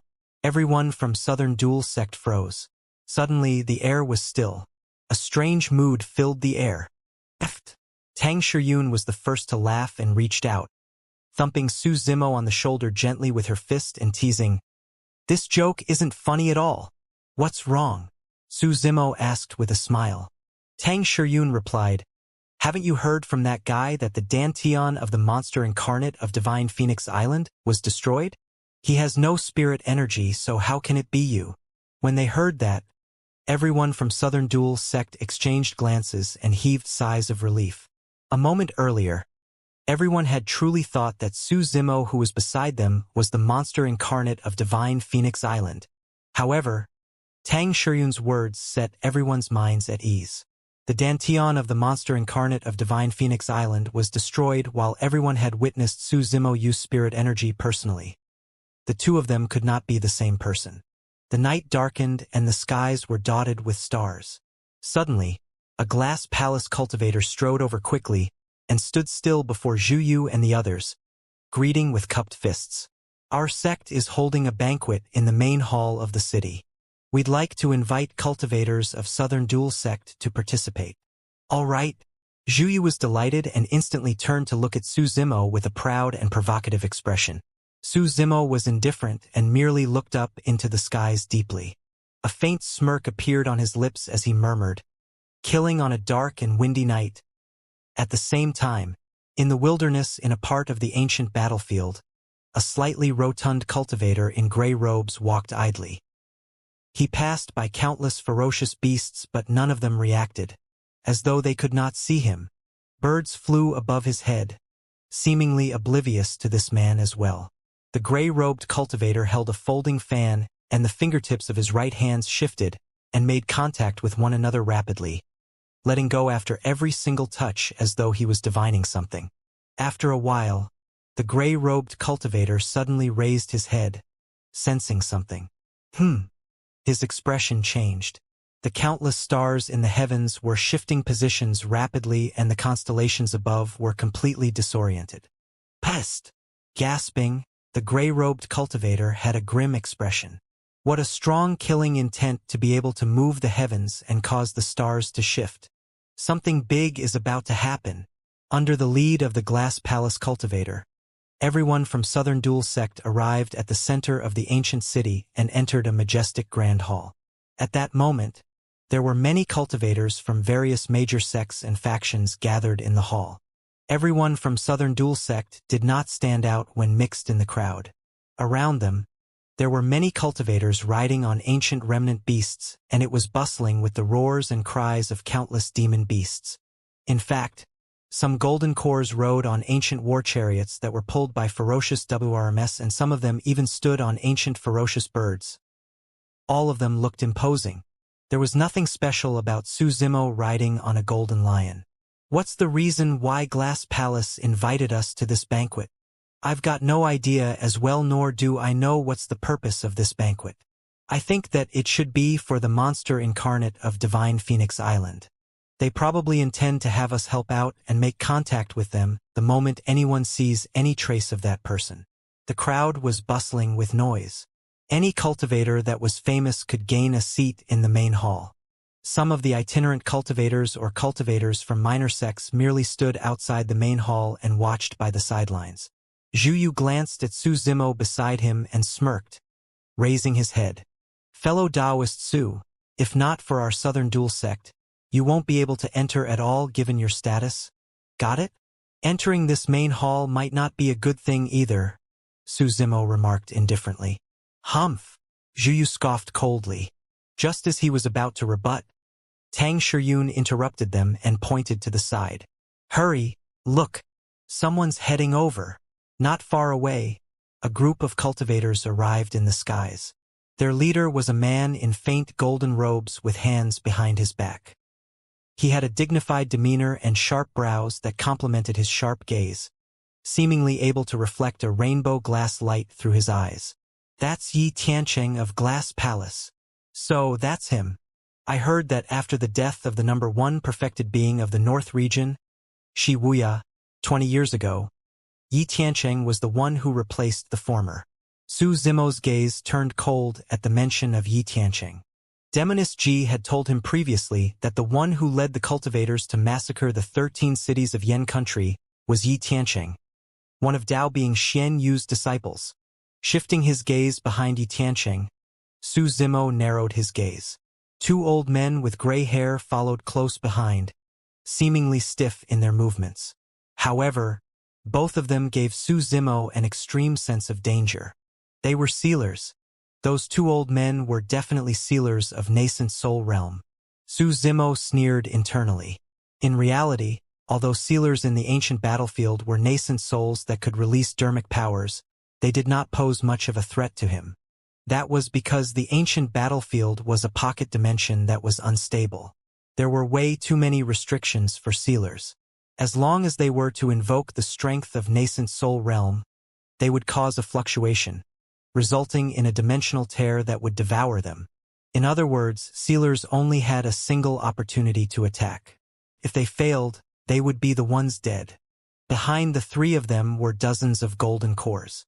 In the blink of an eye, Yi Tianqing and everyone else had already arrived at the foremost of the main hall. Surveying the surroundings and looking down at the many cultivators below, he let out a pensive smile. Everyone, although Yi Tianqing's voice was neither loud or soft, it echoed through the entire main hall. The crowd gradually went silent. I'm sure everyone's curious about the intention of today's banquet. Yi Tianqing laughed and said, Actually, it's nothing much. We just don't want to let everyone miss out on a good show. The cultivators below revealed puzzled expressions. Slowly, Yi Tianqing said, I'm sure everyone has already heard that a monster incarnate appeared in the North region. He's inhumane and murdered millions of cultivators, even declaring that he wants to kill off cultivators of Glass Palace. I've heard of him. Divine Phoenix Island's monster incarnate. I know. That man's name is Su Zimo. Yes. I heard that he loves to wear green robes and looks like a scholar. A series of voices sounded from the crowd. The expressions of everyone from Southern Dual Sect changed as they turned around slowly to look at Su Zimo beside them by instinct. The more Zhu Yu listened, the more unnerved he became and his eyes flickered with uneasiness. Su Zimo patted him gently on the shoulder and said with a gentle voice, Don't be afraid. Zhu Yu shuddered and his hairs stood on end. Yi Tianqing's gaze shifted towards the group from Southern Dual Sect and said with a fake smile, Let me tell everyone, that monster incarnate is among you right now. The crowd was in an uproar. Everyone from Southern Dual Sect was flustered and looked at Su Zimo in fright, retreating as quickly as they could to put distance between them and the latter. Many cultivators followed Yi Tianqing's gaze and gradually noticed Su Zimo as well. It's him, Divine Phoenix Island's monster incarnate. He has truly come. In the blink of an eye, Su Zimo was isolated in the entire main hall. Tang Shiyun was rooted to the spot, somewhat lost and dazed as she looked at Su Zimo, as though she could not manage to react. Despite the circumstances, Su Zimo's expression was still calm. He turned around and asked gently, Why aren't you leaving? I don't know. Tang Shiyun shook her head with a conflicted expression. I only know that you've saved me and is my benefactor. I can't. On the contrary, Zhu Yu turned to Yi Tianqing after distancing himself from Su Zimo, declaring agitatedly with cupped fists, Fellow Taoist Yi, I'm Zhu Yu of Southern Dual Sect. I barely know this guy and I truly didn't know of his identity. That's right. We don't know him at all. The other Southern Dual Sect cultivators chimed in and could not wish for more than to draw the line between them and Su Zimo. Beast! We have to be cautious of everyone that isn't of our race. Kill him as revenge for those millions of cultivators. Kill! Kill! Kill! The crowd was fervent and excited. Everyone had bloodshot eyes and wanted to rip Su Zimo up alive. The group of cultivators formed a torrential force that was crushing. If it was anyone else, they would have broken down even before they were attacked. Although the golden lion was a pure-blooded, ferocious beast, it sprawled on the ground in fear at that moment and did not dare to move. A single spirit art released by everyone present could destroy him without any corpse remaining. It cried internally, but no tears came forth. However, Su Zimo was still calm. There was an invisible and unparalleled aura shrouding him. In fact, it was not weaker compared to all the cultivators inside and outside the main hall. Ha ha ha ha. Yi Tiancheng reared his head in laughter and looked down at Su Zimo. Su Zimo, to think that you would have the guts to enter this city. However, you're not qualified to fight against Glass Palace. Expressionlessly, Su Zimo surveyed his surroundings and said slowly, "This is a grudge between me and Glass Palace and has nothing to do with all of you. Anyone that doesn't wish to get involved should leave as soon as possible." "Bullshit," Zhu Yu hollered and declared righteously, "You're a demon, so you're a common enemy of all cultivators in the world." Yi Tiancheng sneered coldly and raised his voice. "Everyone, there's only a single dish in tonight's banquet, the flesh and blood of this monster incarnate. This man has a rich blood qi and his flesh contains a tremendous amount of life force essence, which is a great tonic. Whether or not you get to enjoy this delicacy depends on yourselves." Many cultivators smacked their lips instinctively and their eyes shone with excitement. "Well, well, well." Su Zimo nodded and commented indifferently, "Since that's the case, don't blame me for the massacre." Massacre? Zhu Yu had already been displeased with Su Zimo the entire journey. At that moment, he released his golden core phenomenon without hesitation and shouted, "You have to get through me first." Southern dual star formation. Boom! The heavens were initially dotted with stars. All of a sudden, 6 stars shone brightly with a glaring beam and shrouded Su Zimo. A series of terrifying auras burst forth around Zhu Yu. That was the power of his phenomenon. "Escape yourself." Su Zimo patted the golden lion beneath him and leaped down with a cold gaze. In a flash, he vanished from the spot. Swoosh! In the blink of an eye, he had already arrived beside Zhu Yu. Swoosh! It was too fast. Most cultivators could not react in time. "OM!" Su Zimo opened his mouth and Sanskrit boomed. Poof! Poof! Poof! Everyone from Southern Dual Sect who stood beside Zhu Yu and wanted to draw the line between them, and Su Zimo exploded into blood mists. None of them were spared, and they all died. A single Sanskrit word blasted them to death without any corpses remaining. Zhu Yu was shocked as well. His golden core phenomenon was shaken with a single Sanskrit word. The 6 southern dual stars up in the heavens flashed repeatedly and showed signs of dispersion. How strong! Zhu Yu was taken aback. In reality, if not for the protection of his golden core phenomenon, that single Sanskrit word would have blasted him to death given their distance. He would not have met with a different ending compared to his sect mates. Before that thought of his was finished, Zhu Yu felt his eyes blur. Su Zimo's figure did not pause at all. His knees buckled forward like a sprinting stallion as he charged over with a surging blood qi. His aura was terrifying. Bang! There was a split delay between the both of them. Immediately after, Zhu Yu's body was sent flying and the phenomenon power that surrounded his body dispersed entirely. The 6 southern dual stars in the skies dimmed completely. His body hovered in midair before splitting into pieces, dyeing the voids red with blood. Ah! A wave of shock and astonishment could be heard from the crowd. Most of the cultivators in the ancient city had heard of Su Zimo's reputation, but there were few who had seen him fight personally. Or rather, most of the people who had seen him attack were dead. Right now, when everyone witnessed how Su Zimo destroyed a golden core phenomenon domineeringly with his bare body, the blow to their mental states was immense. How could the power of bloodline and one's body reach such a level? Zhu Yu was someone who was once on the phenomenon ranking. Although he was ranked near the end, he was one of the paragons. Nobody expected him to last less than a single round despite the release of his golden core phenomenon. Su Zimo was strong 20 years ago. However, the power of his bloodline and body had not reached this level. There had not been anybody who had witnessed his actual combat strength 20 years later.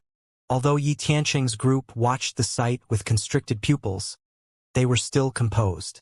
Instead, a mocking look flashed through their eyes.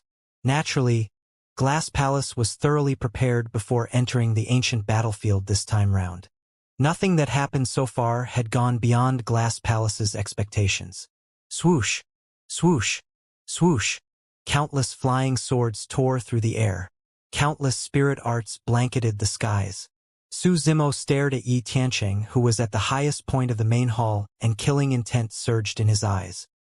His body's blood qi flooded and echoed with the sound of a tsunami in a shuddering manner. Boom! Kicking off from his toes, Su Zimo vanished instantly. Spiderweb cracks appeared on the stone slab he stood on originally and extended outwards. A figure darted into the crowd with an unstoppable might like a human weapon, sending many cultivators flying. Most of the flying swords and spirit arts missed. When some of the flying swords got close, Su Zimo reached out and grabbed wildly in the void. He caught most of the incoming flying swords in his palms. Break! Exerting strength in both arms, he yelled. Crack! Crack! Crack! The flying swords in his palms were snapped by his bare hands. Most of those flying swords were supreme-grade flying swords. The sharpness of a supreme-grade flying sword could not injure Su Zimo's flesh. Kill! Su Zimo opened his mouth and released Thunderclap Kill against the descent of many spirit arts. A tremendous roar boomed forward, accompanied by the power of thunder. The entire main hall shook. Right in front of everyone, countless spirit arts dispersed before they could make contact with Su Zimo's body, turning into spots of spirit light that dissipated into thin air. The crowd was in an uproar. There were countless rumors about the monster incarnate of Divine Phoenix Island. However, none of them experienced the same shock as they did now since nobody saw it personally. Right now, none of the cultivators in the ancient city realized it. The true massacre had only just begun. What they witnessed today was merely the tip of the iceberg for the strongest monster incarnate in history. Su Zimo tread in thin air and nobody could match his edge. If Su Zimo could destroy a phenomenon on the ranking barehanded, the golden core phenomenons of ordinary cultivators could not stand in his way at all. He was getting closer to Yi Tianqing. Senior Brother Yi, should we release the formation? A glass palace cultivator behind Yi Tianqing whispered. There's no need. Yi Tianqing's hands were hidden deeply in his robes and he smirked, remarking coolly, I'm rather curious to test and see just how strong this monster incarnate is in Monster Incarnate. Senior Brother Yi, there's no need to take that risk personally, right? Another glass palace cultivator frowned. Take the risk personally?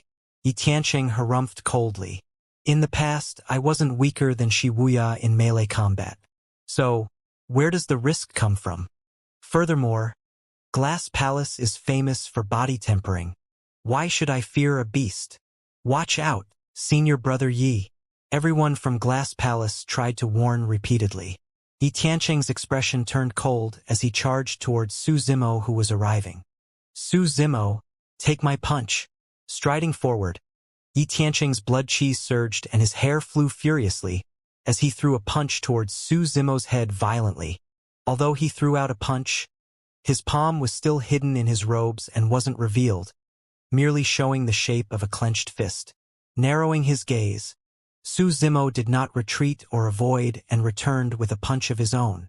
Apart from the top of the phenomenon ranking Diin, he had never encountered any other cultivator of the same cultivation realm who could match him in melee combat. Yi Tianqing's eyes shone with uncontrollable excitement when he saw Su Zimo's decision to take the punch head-on. Bang! The two fists collided. Yi Tianqing's sleeve was ripped apart instantly, flying away like butterflies. 6 spirit patterns shone brightly on Yi Tianqing's fist. He was wearing a glove and it was a connate spirit weapon. That was his killing move. Therefore, Su Zimo had just collided against a connate spirit weapon head-on rather than flesh. Their fists had already collided, and it was too late to avoid even if he wanted to. A light injury would cripple Su Zimo's arm. A heavy injury would result in his death if Yi Tianqing took advantage of the situation. Ha! Su Zimo, prepare to die. Yi Tianqing laughed menacingly. Before his laughter subsided, his heart sank. There was no hint of panic in Su Zimo's eyes. They were calm as water. It can't be. Before that thought was finished, Yi Tianqing shifted his gaze. Su Zimo's fist merely collided gently against his before turning limp. Like an anaconda, it wrapped forward along with the momentum. Wrap, hit, pull, shing. A mist of blood filled the air. Yi Tianqing's arm was ripped off by Su Zimo just like that. Ah! Yi Tianqing's eyes were widened with disbelief as he let out a jarring shriek while blood drained from his face. He truly hadn't expected a victor to be decided between them within a single round of their clash. If he was dealing with inexperienced cultivators, his methods would have worked. However, he was naive to think of tricking Su Zimo. How fast were Su Zimo's reactions? The moment he sensed something amiss in the clash between their fists, he had already changed tactics to release a killing move from the mystic classic of the 12 demon kings of the great wilderness to rip off Yi Tianqing's arm. The two of them were way too close. Su Zimo had no intention of letting Yi Tianqing escape. "You're the one who should prepare to die." Roaring, Su Zimo strode forward and reached out with outstretched fingers. Pang! Pang! Pang! Jade-white fingernails protruded, shining with a cold glint like daggers as he grabbed for Yi Tianqing's head. If that grab landed, 5 bloody holes would definitely appear on Yi Tianqing's head. All of a sudden, a sense of danger rang in Su Zimo's mind. Without time to hesitate, Su Zimo gave up on killing Yi Tianqing decisively and retreated swiftly. A rainbow-colored glass light shot down and brushed past his body. It was extremely sharp and almost wanted to sever the void. If Su Zimo was a single bit slower, he would have been cut into two by that glass light. A terrifying energy fluctuation spread through the void. The energy had already surpassed the power of phenomenons. Dermic powers. The nascent souls had attacked. It was one of the 2 sealers behind Yi Tianqing. The information filtered into Su Zimo's mind as he retreated without turning back. Only sealers would have that reaction and could rescue Yi Tianqing from his hands. Nobody else would have been able to do it. True enough. Not far away, the eyes of an old man with gray hair and beard dimmed as he shook his head. "This man is way too frightening. We can't even trap him with our combined forces." Suddenly, the void behind the old man ripped apart and a dark tear appeared silently. Sinister winds gusted from within, threatening to devour everything. The appearance of dermic power would result in a dimensional fluctuation. With the fluctuation, dimensional tears would appear to cleanse the origin of that energy so as to ensure the stability of the dimension. The old man sighed. "Summon the formation." The moment he said that, his body was swallowed by the dimensional tear in the void and his essence spirit was destroyed. He turned into dust with nothing left behind. The tear in the void closed slowly until there was no gap left. "Summon the formation?" Su Zimo raised his brow slightly as he felt a sudden sense of danger. Another sealer behind Yi Tianqing surveyed the surroundings before soaring into the air and declaring, "Everyone, please help us to kill this lad." "All right. It's wonderful if I can kill a monster incarnate like this before my death. Ha ha ha. My life won't be wasted with this lad's death to accompany mine." A series of voices echoed from above the 4 walls of the ancient city. North, south, east, and west, old men with gray beards and hair appeared. Although they did not release their powers, there was a shuddering aura repressed within their bodies. For sealers, typically speaking, it was already at the limits if there were 2 sealers that accompanied the paragon of a sect into the ancient battlefield. In fact, some super sects would not even have any sealers. After all, sealers would die the moment they attacked. Even if their lifespans were about to end a few years later, no cultivator would be willing to enter the ancient battlefield. Yet, Glass Palace activated 6 sealers this time round. This was clear proof of how highly they regarded Su Zimo. No matter what, Glass Palace had indeed felt immense pressure from Su Zimo's declaration letter of war. During this period of time, Yi Tianqing's injury had already been bandaged.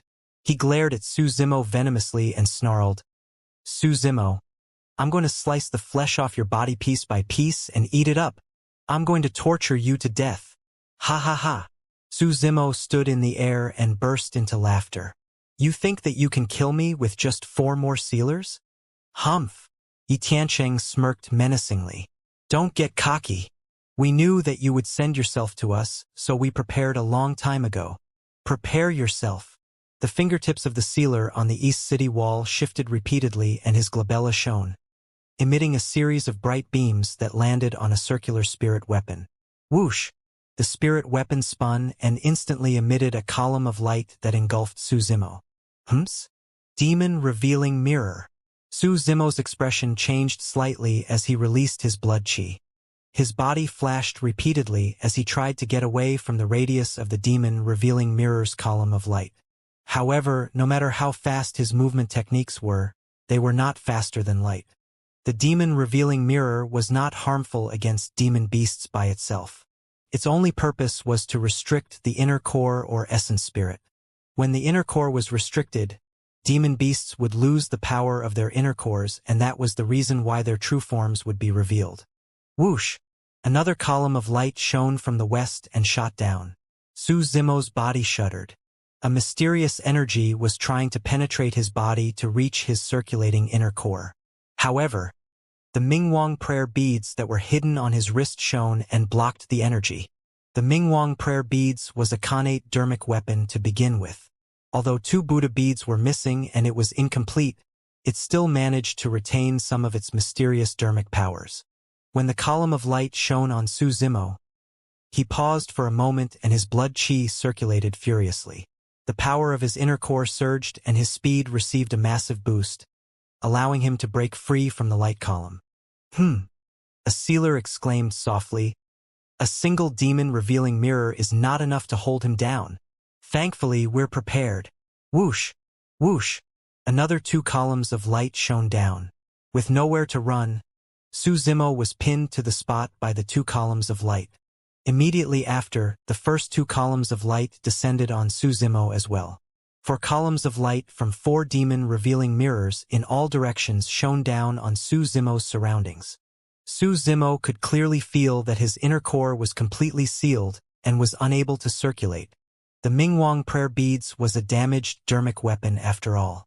At the same time, Su Zimo had not cultivated an essence spirit and could not release the true strength of the Mingwang prayer beads. The most he could do was use the damaged dermic weapon to defend against one of the demon-revealing mirrors. Now that Glass Palace had brought out 4 demon-revealing mirrors, even the Mingwang prayer beads couldn't do anything about it. Omnidirectional demon suppression formation. The 4 sealers shouted at the same time with stern expressions. Suddenly, mysterious runes lit up on the areas the 4 columns of light from the demon-revealing mirrors shone on. Su Zimo grunted dully, and the pressure on him intensified. In the hands of 4 sealers, the 4 demon-revealing mirrors had turned into a formation. The formation pinned down on Su Zimo like a gigantic mountain and exerted pressure relentlessly, locking him motionlessly on the spot.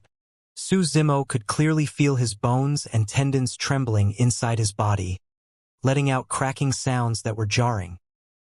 He refused to bow down and clenched his teeth with a ferocious glint in his eyes. Channeling his bloodline with all his might, he pushed against the pressure on his spine and green veins popped on his neck. A series of dimensional tears appeared above the 4 walls. The 4 sealers were devoured in succession. However, the formation was laid down and the situation was set in stone. Su Zimo could not escape even with the death of the sealers. That scene shocked all the cultivators in the ancient city. The death of 4 sealers in exchange for an opportunity to kill Su Zimo. That seemed like a price that was too heavy. However, it had to be said that this was the only way to ensure that nothing went wrong. That was because even if the 6 sealers of Glass Palace joined forces, they might not have been able to kill Su Zimo. Now, demon-revealing mirrors on the walls on all 4 directions were activated with dermic powers, forming a formation that targeted demons specifically. As such, Su Zimo was rooted to the spot motionlessly. This power had far surpassed the strength of the Golden Core realm. Even if 100 pure-blooded ferocious beasts were to arrive, they would be turned into meat sludge. In other words, if this was Su Zimo 20 years ago, he wouldn't be able to last 10 breaths. Ha ha ha ha. Yi Tiancheng's face was pale as he had lost a significant amount of blood after his arm was ripped off. However, he still reared his head in wild laughter and grit his teeth. Su Zimo, why aren't you cocky anymore? So what if you're the strongest monster incarnate in history? You've still got to die under Glass Palace's omnidirectional demon suppression formation. Su Zimo's expression was dark and he remained silent. Splash! His bloodline was already channeled to its limits and echoed with the dull sound of a tsunami. Heads started bobbing everywhere. Countless cultivators formed a wave of humans and encircled Su Zimo in the middle layer after layer. All the cultivators wanted to personally witness the moment of the strongest monster incarnate in history's death. Outside the crowd, a yellow-haired burly man stood at the side and gazed towards the center of the ancient city. Staring at the green-robed man who was rooted to the spot motionlessly, he could not help but pout his lips and mutter, "What a pity that such a monster incarnate of an entire generation has to die by a group's ambush. Although you suppressed me and forced me to be your mount, we can call off this grudge between us given that you don't have long to live." The yellow-haired burly man was the Golden Lion in human form. The Golden Lion sighed and turned to leave, preparing to escape out of the city. Not far away, a red fox squatted on the ground and swayed its huge, furry tail. It clutched its tiny paws tightly with a nervous look on its face. It had eyes that resembled black gemstones, blinking at the green-robed man in the crowd with a layer of mist over them. A moment later, the little fox reared its head and sniffed. Wiping away the tears in its eyes, it gazed at the demon-revealing mirror that was erected on the wall above it and emitted a scary column of light. A hint of resolve flashed through its eyes. Shoo! A streak of red light burst into the darkness and the little fox vanished. In the crowd, Tang Shiyun seemed like she had lost her soul and was squeezed and pushed forward by countless cultivators. She had gone through way too many changes in the past 2 days. Of more than 100 southern dual-sect cultivators, she was now the only one left. The cultivator whom she had regarded as a benefactor and even had affections towards was a demon that was despised by everyone. She glared at the front squarely. The green-robed man who was struggling bitterly against tens of thousands of people looked pitiful and tragic, like a trapped beast that had lost its fangs. In fact, Tang Shiyun wanted to scream. She wanted to scream that even though he was a demon, he had saved her life. However, what would that do? She could not change the situation at all. The green-robed man wouldn't be able to escape death. In fact, he would have to endure an unimaginable amount of humiliation before his death. All the cultivators around her were worked up and yelled loudly, "Kill him! Drink his blood and consume his flesh!" All those cultivators had scary looks in their eyes as they wished for nothing more than to rip Su Zimo apart. "It's all my fault.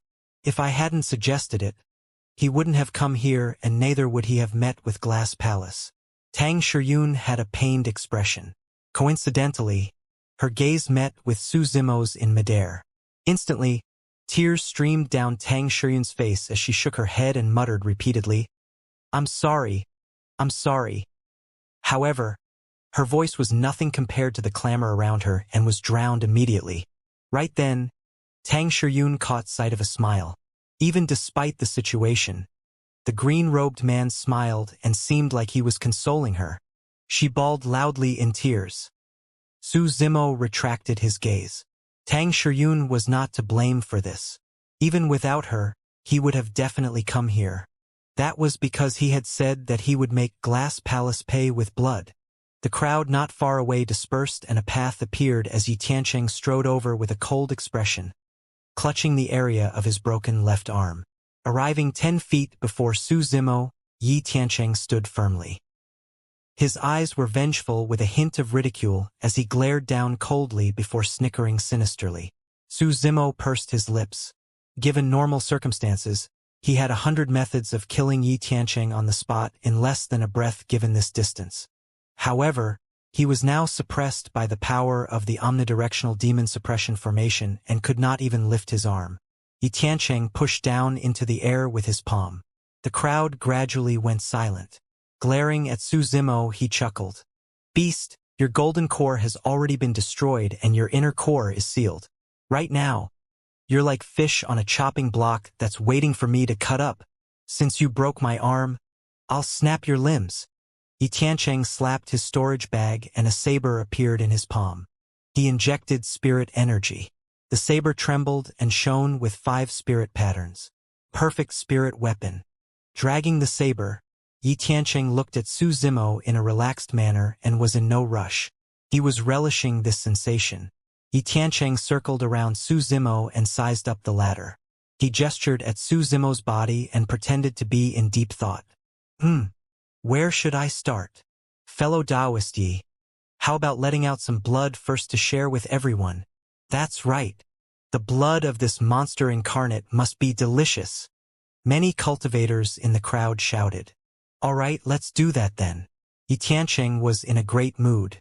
Right then, Su Zimo turned his head and surveyed his surroundings. Due to the immense pressure on him, the sounds of bones cracking could be heard from his neck. With a dark expression, Su Zimo smirked and revealed a set of pearly whites before remarking coolly. I'm going to give all of you a final chance. This is a grudge between me and Glass Palace. Anyone that's unrelated should get lost now. Bloody hell. This demon is trying to be cocky on the brink of death. What a sharp tongue. I say we should slap his mouth until it's battered first. Many cultivators sneered and mocked. Lowering his head, Su Zimo let out a chilling laughter as the killing intent in his eyes intensified. It was almost materialized and could spew out. The stars in the heavens above went into chaos, flickering constantly. His killing intent was torrential and had affected the heavens. Outside the crowd, the remaining sealer of Glass Palace stood in midair. Sensing something, he reared his head and frowned. Although he knew nothing about astrology, he knew that the chaotic alignments of the stars was an evil omen symbolizing that something big was about to happen.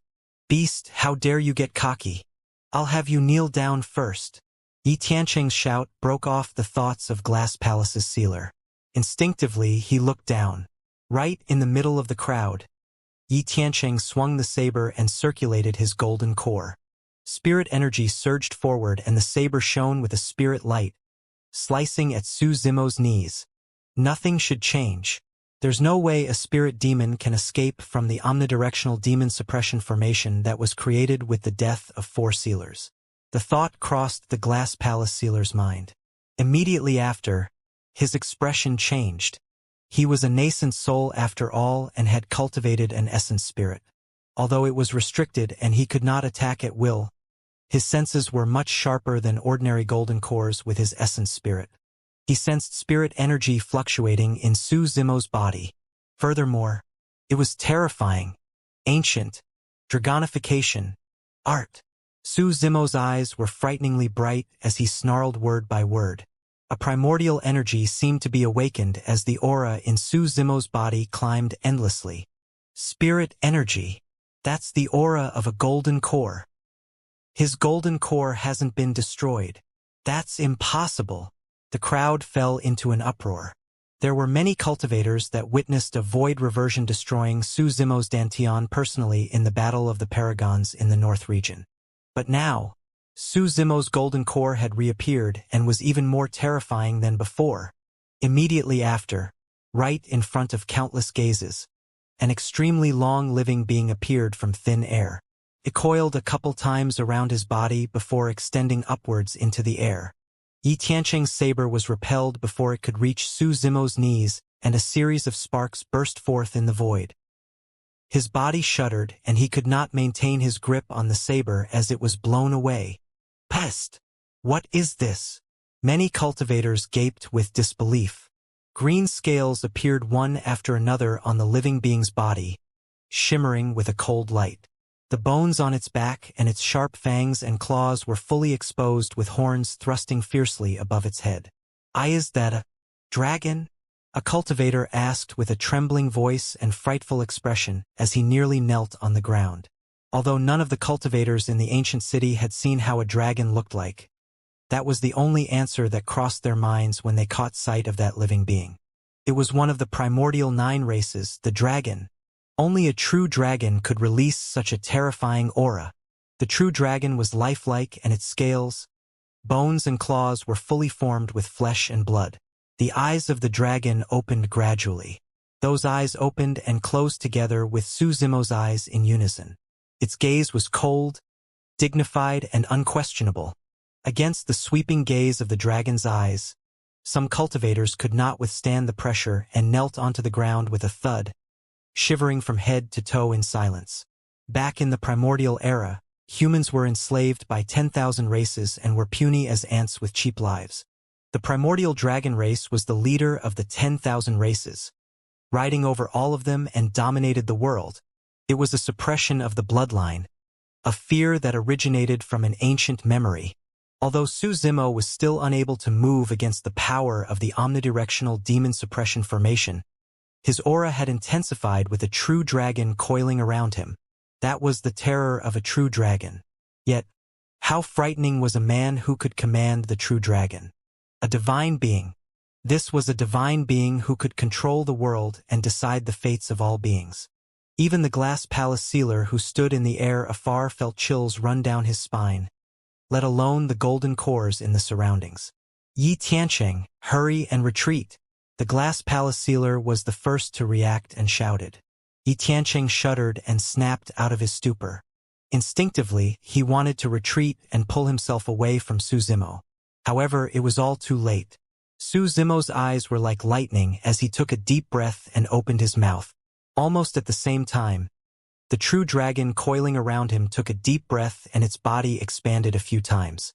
Puffing its chest, a gigantic air current churned and formed a cyclone in midair. The true dragon also opened its massive mouth at the same time, revealing menacing fangs that dripped with drool. Roar!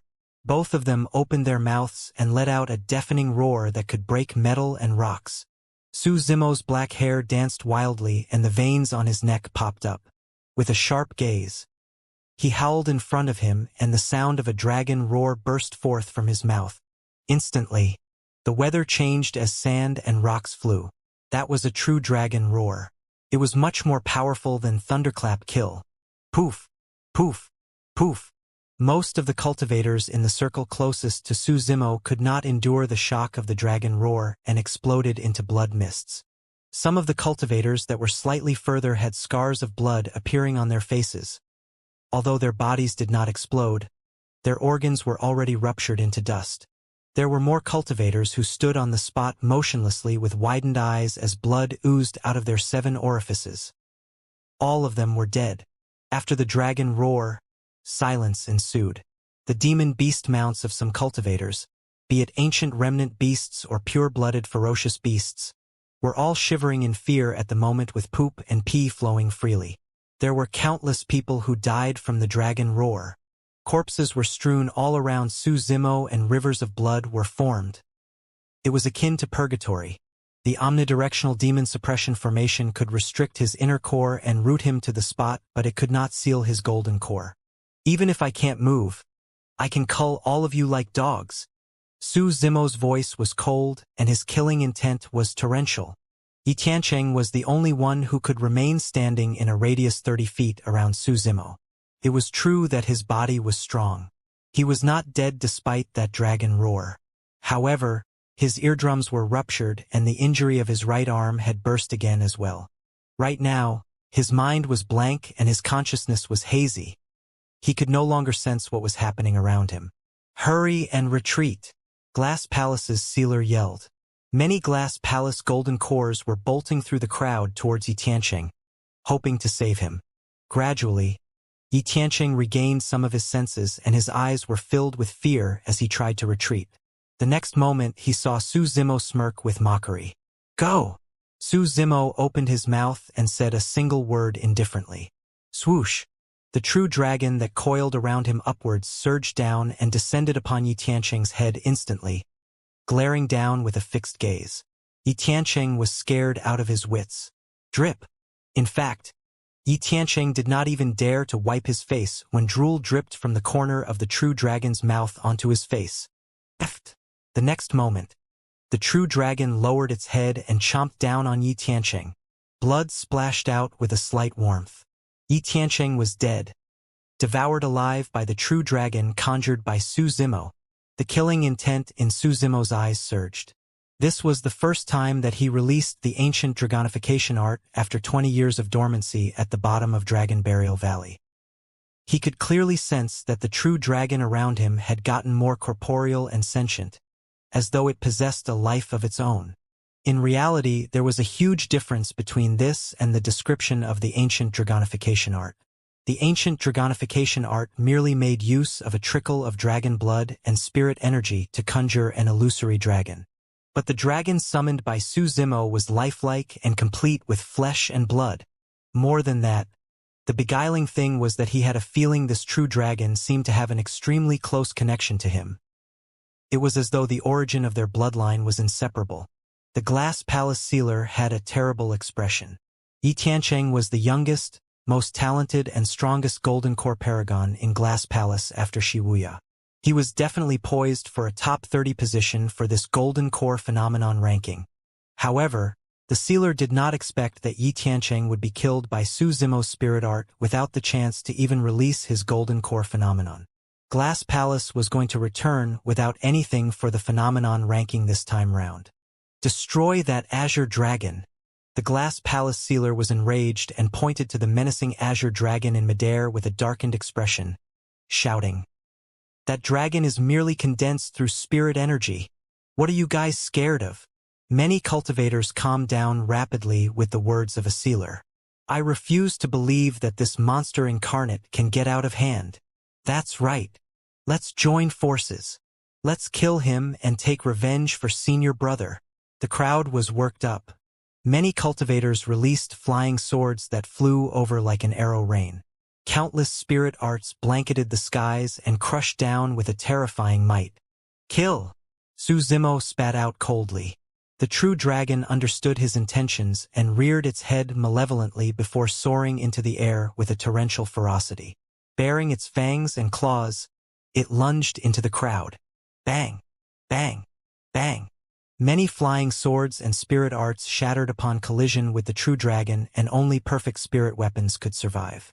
Even for supreme-grade spirit weapons, cracks would appear upon contact with the true dragon, causing their spirit lights to dim and the weapons rendered completely useless. Although the spirit arts in the air surged like a tsunami, they could not withstand the power of a true dragon. Another bloodstorm was created as the true dragon crashed into the crowd. Even without using its sharp claws and fangs, the passing of the true dragon's body was enough to shatter supreme-grade flying swords. There was no way the cultivators could defend against it with their physical bodies. The ancient dragonification art was a spirit art created by the human emperor and could even go against the power of ordinary golden core phenomenons. Furthermore, it was clear that the spirit art had already transformed in the hands of Su Zimo. It was much more powerful and frightening than before. Even the combined forces of many cultivators could not defend against the killing power of the true dragon. Finally, some cultivators were forced to release their golden core phenomenons. An energy fluctuation that was even more terrifying than spirit arts surfaced. Heavenly piercing pillar. A thick stone pillar appeared behind the cultivator, piercing through the world with an ancient and majestic aura. It crushed down towards the body of the true dragon. Without even taking a look, the true dragon swiped its tail viciously. A true dragon's tail whip. Boom! The heavenly piercing pillar was destroyed completely by the dragon tail. The expression of the cultivator changed starkly, and he spat out a huge mouthful of blood. With dimming eyes, he fell from midair. Another golden core had just released his phenomenon when it was swiped away by the sharp claws of the true dragon, and his body was ripped apart. However, it was clear that the glow on the true dragon's body had dimmed slightly after enduring the impact of two golden core phenomenons. Fellow Taoists, let's join forces. This evil dragon won't be able to last much longer. Someone yelled. Many cultivators were invigorated. Bang! Bang! Bang! Thousands of golden cores attacked at the same time with their golden core phenomenons, sending an apocalyptic blast towards the true dragon. Crack! Crack! Crack! The true dragon froze in midair and cracks appeared on its massive body, extending and deepening. Of the thousands of golden core phenomenons, there were even Glass Palace cultivators who released ancient phenomenons from their sect, such as the Glass Divine Light. The combined power of those golden core phenomenons was like the convergence of countless streams into a massive river with the capability to annihilate all life. The true dragon was instantly destroyed. Ha ha ha ha. Even if it's a true dragon. So what? So what if you're the strongest monster incarnate in history? You can't fight against all of us heroes in the world single-handedly. Kill him. Many cultivators released their golden core phenomenons excitedly and yelled as they charged towards Su Zimo. As long as they could kill Su Zimo personally, they would be famous throughout the world. You dare call yourselves heroes? Su Zimo's expression turned increasingly cold as he roared in laughter. Even despite the circumstances, there was no hint of panic in his eyes. Instead, they turned brighter and fiercer. An endless amount of phenomenon power surged over. It was a suffocating pressure. Against that pressure, the golden core in Su Zimo's dantian churned wildly, and a frighteningly shocking phenomenon rose behind him. With a boom, the firmaments were shattered. Water currents surged and meteors rained endlessly. It was an apocalyptic sight. Bang! Bang! Bang! An incomparably massive ancient demon descended with a terrifying aura and 4 legs that were akin to heavenly piercing pillars. Standing in the middle of a dark, deep sea, it did not move and suppressed the raging tides. Lightning flashed and that massive demon's shell held up the broken firmament, blanketing over the world as it protected all living beings from the surging water currents. This phenomenon, it's the divine turtle. That's the long-lost primordial divine turtle. A series of exclamations could be heard from the crowd. The divine turtle had arrived and reared its head, roaring into the skies. Instantly, it was filled with a torrential rage. The size of the divine turtle was larger than the ancient city. Protecting Su Zimo under it, all the incoming golden core phenomenons were blocked. Boom! Boom! Boom! Boom! Boom! The primordial divine turtle stood unyieldingly against the impact of thousands of golden core phenomenons. Many cultivators were shocked. The primordial divine turtle's defense could not be broken with the combined force of thousands of phenomenons. The primordial divine turtle lives up to its reputation indeed. The glass palace sealer murmured softly. Legend has it that the primordial divine turtle could be ranked as a top 10 on the phenomenon ranking when its true power was released. That was a divine being that saved countless living beings in the primordial era. Suddenly, as though he called something, the expression of Glass Palace's sealer changed. This is bad. It said that this lad has cultivated another phenomenon apart from the primordial divine turtle. The Glass Palace sealer howled, "Watch out!" Bang! Boom! Boom! His voice was drowned by an explosion before it could travel over. Another phenomenon appeared behind Su Zimo. What is this? It's a double phenomenon. The ground caved continuously, opening up bottomless ravines one after another. A baleful aura surged forth. The mountains were tumbling and the ground was disintegrating. Lava surged forth endlessly with a scorching heat, flowing rampantly on the vast lands and burning everything in sight. Countless living beings were turned into ashes. In midair, the golden core phenomenons of some cultivators who could not endure it dissipated. Without the protection of their golden core phenomenons, those cultivators were exposed to the torrential waves and were devoured instantly, vanishing without a trace. Ah! Ah! Ah! Some cultivators who were splashed by the scarlet lava burst into flames as they howled in misery. Although most of the cultivators were still channeling their golden cores furiously to gather their phenomenons, the chaos within the crowd was evidently growing. However, that was merely the start of Su Zimo's counterattack. A gigantic living being with a terrifying aura crawled out of the crack in the ground. It had a snake's head, anaconda's body, and was lined with red, scarlet scales that were stacked on top of one another like flaming iron plates. Snake's head, anaconda's body, dragon scales, phoenix wings, no horns on its head and no legs beneath its abdomen. It was the primordial soaring serpent. Divine beings had descended with the resurgence of the phenomenons. The primordial soaring serpent spread its wings and a heat wave surged into the 9 heavens as it surveyed the surroundings with scarlet eyes. The formidable power of this phenomenon was spreading. Crack, crack, crack.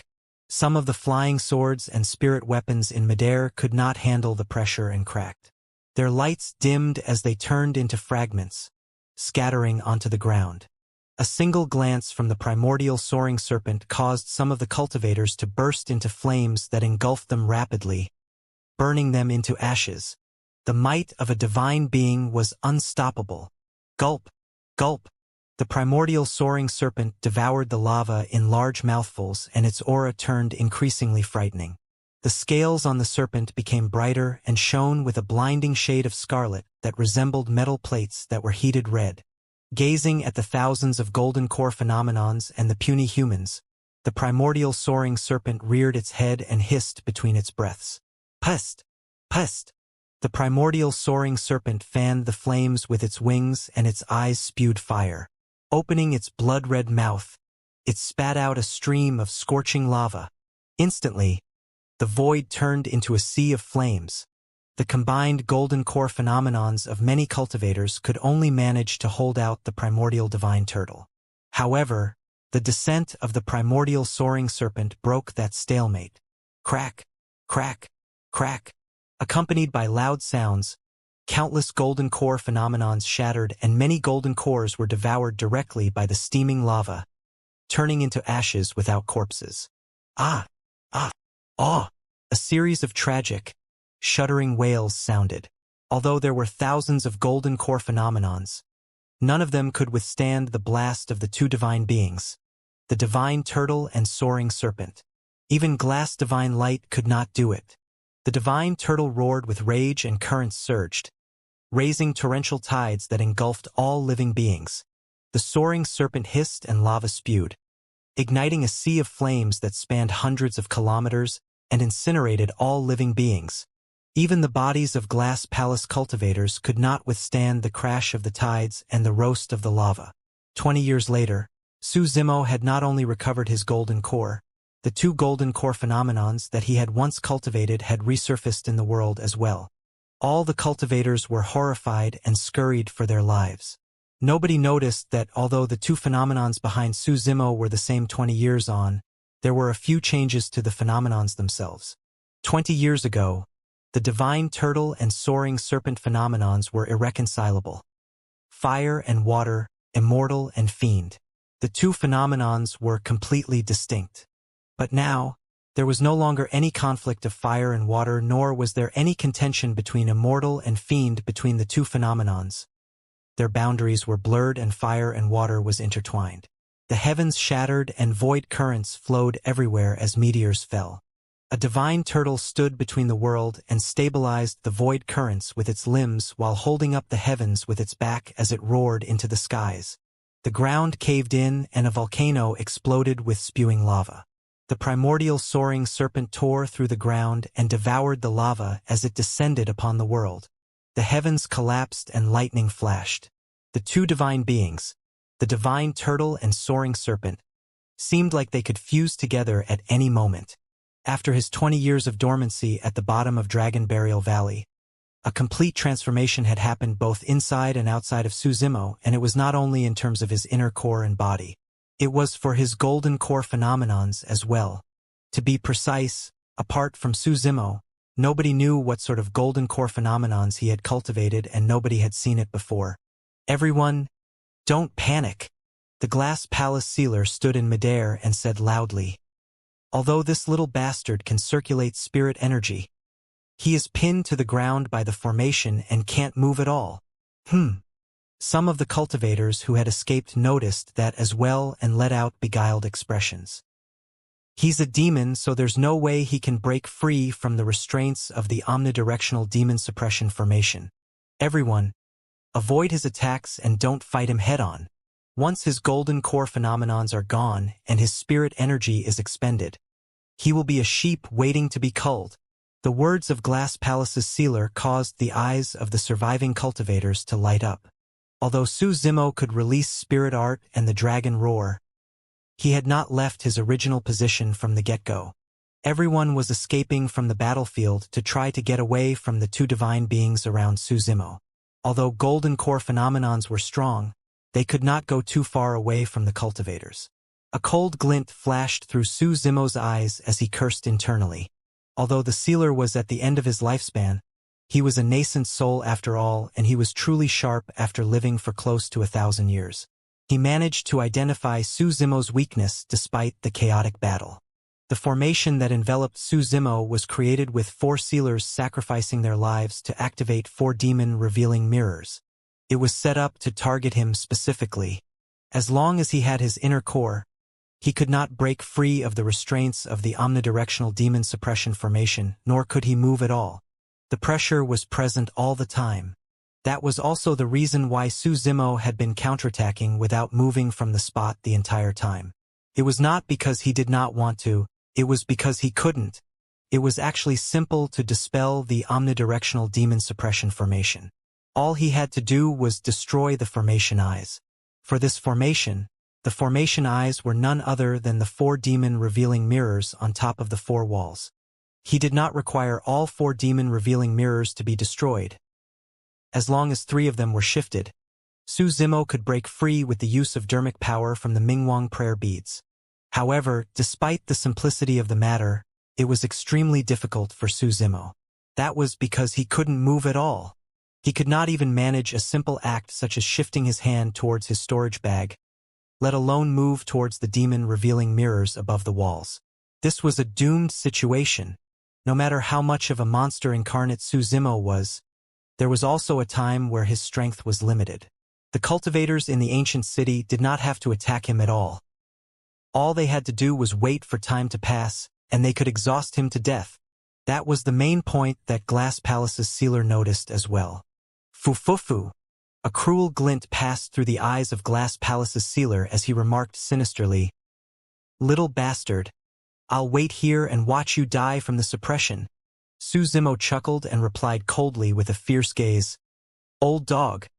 I'll make sure I take your life before I die." "Sure. Let's see who lasts till the end." Glass Palace's sealer nodded and sneered. Roar. Suddenly, an earth-shaking dragon's roar sounded from outside the ancient city with a shuddering impact. Instantly, a wild wind gusted and sand flew into a storm. When he heard that roar, Su Zimo's heart skipped a beat as his eyes widened with disbelief. Spirit tiger? There was nothing special about the tiger roar in the ears of ordinary cultivators. However, Su Zimo undertook demonic cultivation and had spent a lot of time with the spirit tiger previously. Naturally, he could tell the difference. He had once imparted the Void Thunder manual to the spirit tiger. That was the reason why there was a tough electric element to the tiger roar, and it was bright and resounding. Of course, the most obvious portion was the ending of the roar where it had a coquettish note. Su Zimo did not know when it got into the habit of doing that. Back in Ethereal Peak, each time Su Zimo heard the spirit tiger make that dirty sound, he wanted to send the latter flying with a kick. Elder Xiao, a beast stampede is attacking us, a Glass Palace cultivator yelled. Thud, thud, thud.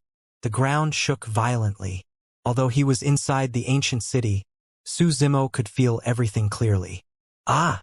Rearing his head, he could not help but howl into the air emotionally. Su Zimo's roar reverberated through the world and penetrated metal and stone. Roar! The tiger roar sounded once more with a hint of excitement mixed in. The two roars harmonized with one another in midair. Gaga gaga! A wild laughter echoed from outside the ancient city and was piercing like the clashing of metal. When he heard that laughter, a tall figure with long limbs covered in its own feces appeared in Su Zimo's mind, and he could but help but chuckle. Monkey, spirit tiger. They were both alive. Both of them were here. Su Zimo was elated. Ever since what happened in Dongling Valley and Su Zimo was hunted down by Blood Crow Palace, he had to use blood escape to flee thousands of kilometers away. With his status unknown, Monkey and the spirit tiger left Ethereal Peak. Ever since then, he had not heard anything from them. The thought of searching for them came across Su Zimo's mind as well. However, without any clue, trying to find two demon beasts in this vast world was more difficult than searching for a pin in a haystack. To think that the three of them would reunite in this intermediate ancient battlefield. Dust billowed. Countless demon beasts charged over with thundering gallops. The ground shook wildly due to their frightening might. Most of the demon beasts sprinted on the ground with dust flying around them. With their feet on the ground, they could make use of even more power to dodge. Some ferocious birds tore through the skies with piercing screeches. Defend the city with all our might. We can ignore Su Zimo first. There's no way he can escape. The glass palace sealer, Elder Xiao, had a calm expression as he relayed the order swiftly. With the glass palace cultivators leading the way, many cultivators in the ancient city rushed towards the east wall. At that moment, nobody could retreat, nor did they dare to. It was night at the moment, and if the ancient city's defense was breached by the beast stampede, everyone would die. Spirit light filled the skies. Countless flying swords shot down towards the city wall. Spirit arts descended with a blanketing might.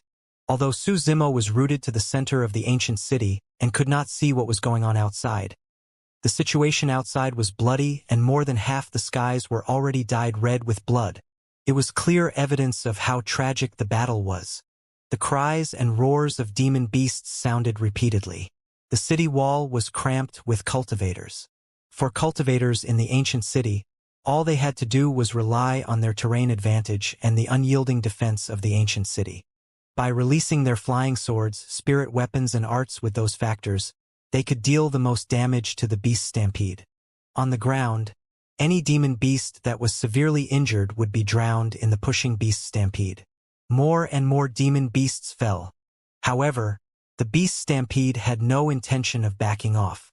That was because at the front of the beast stampede, there were two demon beasts with frightening auras leading the way, charging towards the ancient city with a murderous intent.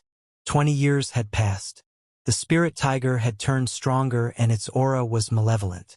Every single swipe of its claws produced a lightning flash, and it was extremely shuddering. Spirit arts and flying swords descended, but most of them were slapped away by the spirit tiger with brute force. After cultivating the Void Thunder manual, it went through a complete transformation as well. The sharpness of its fangs and claws could even repel perfect spirit weapons.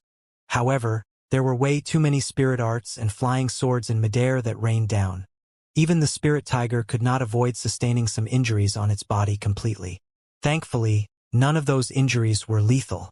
Instead, those injuries enraged the spirit tiger further as it howled furiously and gained a burst in speed. On the other hand, Monkey kicked off from its toes and relied on its nimble movement techniques to dodge rapidly in the rain of swords and spirit arts. Although it was silent, the scarlet glint in Monkey's eyes intensified. The fact that the spirit tiger and Monkey charged at the front and opened up a path of blood was the reason why the beast stampede at the back did not disperse and charged at the ancient city swiftly. It was a path of blood that was made up of corpses and bones. Elder Xiao stood in the air and looked down at the dense beast stampede with a cold expression. A bunch of beasts that don't know what's good for them. Kill them all. Glass Palace has sent more than 2,000 golden cores this time round. Although hundreds of them died in the battle earlier on, there were still more than 1,000 Glass Palace cultivators. Coupled with the other cultivators in the city, there were close to 10,000 people. Alongside the terrain advantage, there was no way the Beast Stampede could break through the ancient city's defense. The Beast Stampede was bound to eventual retreat given the unfavorable circumstances. As time passed by, instead of diminishing, the roars outside the ancient city sounded closer. In fact, it was already approaching the ancient city. Elder Xiao's expression changed slightly as he gazed down at the battlefield in the east. Beneath the ancient city, corpses were strewn and there were rivers of blood. Although the beast stampede managed to push its way towards the ancient city, that short distance of a few thousand feet was filled with the carcasses and flesh of demon beasts. It was grisly and shuddering with a blood stench that resembled the purgatory. The beast stampede had lost more than half of its numbers. Something isn't right. Elder Xiao frowned and murmured. Has the Demon King leading them gone mad? It's insisting on attacking the city despite the heavy losses. Normally speaking, before half of the beast stampede was killed, the Demon King would be able to notice the situation and order for a retreat so that they could retain their strength to bide for a better opportunity. But now, the two Demon Kings leading the charge seemed to have lost their minds as they ordered the remaining beast stampede to attack the ancient city relentlessly. Beneath the ancient city, there were already mountains of corpses. Be it on the side of the cultivators or the remaining demon beasts, both parties were immersed in killing. The demon beasts trampled on the carcasses of their comrades and charged up the city walls with all their might. The cultivators on the city walls defended with their full strength as well. If the demon beasts managed to charge up the wall, countless cultivators would die. That was because apart from Glass Palace cultivators, there were not many people who could engage demon beasts in melee combat. The two demon kings were filled with injuries, but they continued charging up the wall fervently with bloodshot eyes, intent on scaling it. Each time they were pushed down, they charged back up. Even Elder Xiao felt a sense of trepidation at the sight of that frightening determination, let alone the cultivators on the wall. What is pushing those demon beasts? Elder Xiao could not figure out. It was as though there was a treasure in the ancient city that the demon beasts were bent on getting their hands on. Hold on! A spark flashed through Elder Xiao's mind. He spun around furiously and glared at the green-robed cultivator in the middle of the city. At that moment, the green-robed cultivator's expression was so dark that it was scary. His features were menacing and veins popped from his neck. The killing intent in his eyes was almost corporeal and could spew out. It's him. Those demon beasts are here to save him. Elder Xiao was enlightened.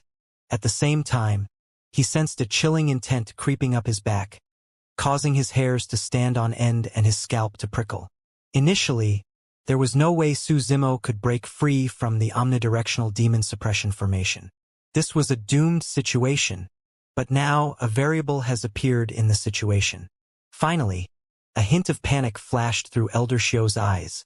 Nothing must happen to the omnidirectional demon suppression formation.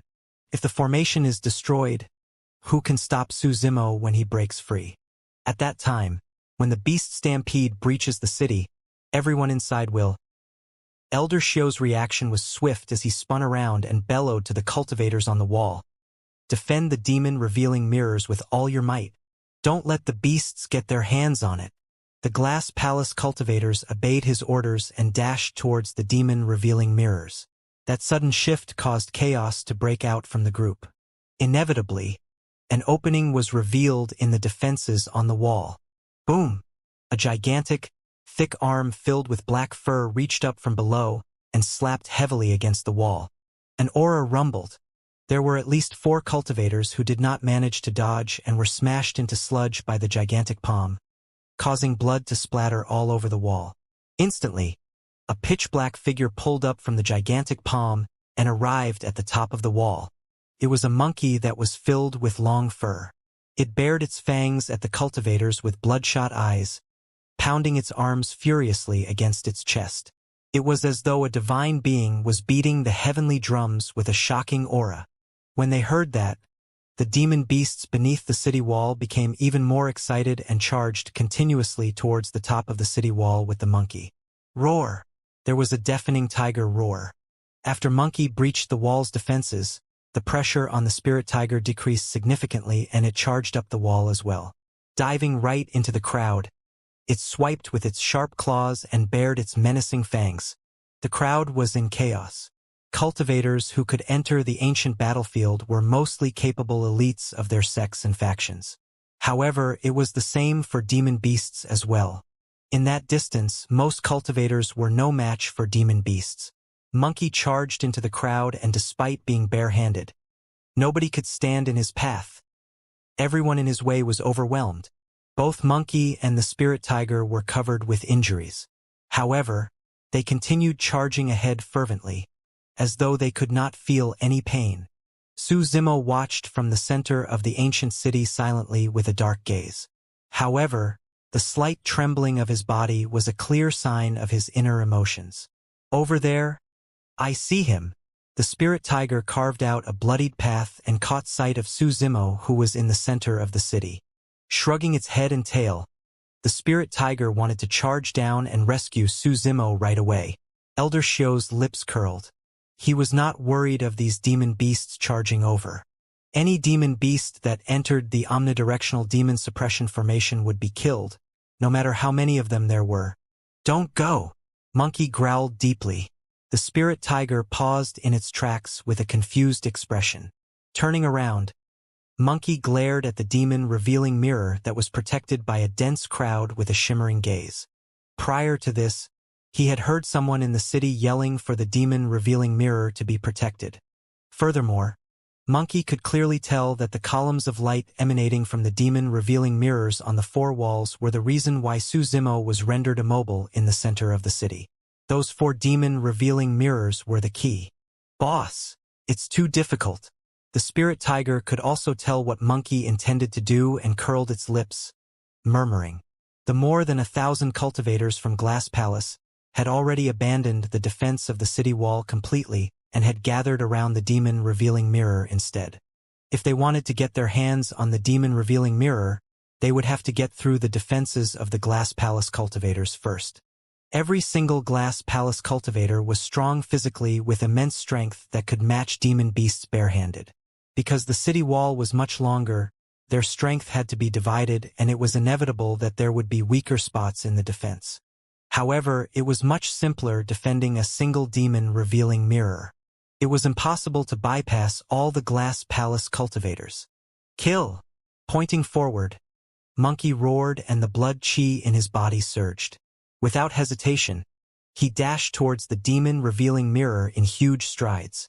Even if the whole Glass Palace was ahead of him, Monkey was going to run them over. Kill! Kill! Kill!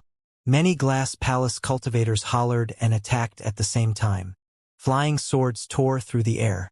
Ignoring them, Monkey's speed did not dip at all as it swerved to avoid lethal damage, while extending its gigantic palm to throw out a vicious slap.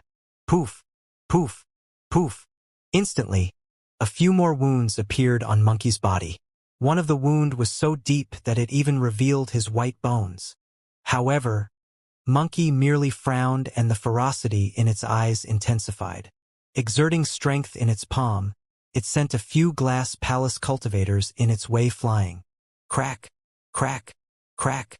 The sound of bones cracking could be heard while the Glass Palace cultivators were in midair. The full-powered attack of Monkey was something that even Glass Palace cultivators could not withstand with their bodies. It was way too ferocious, charging the entire way.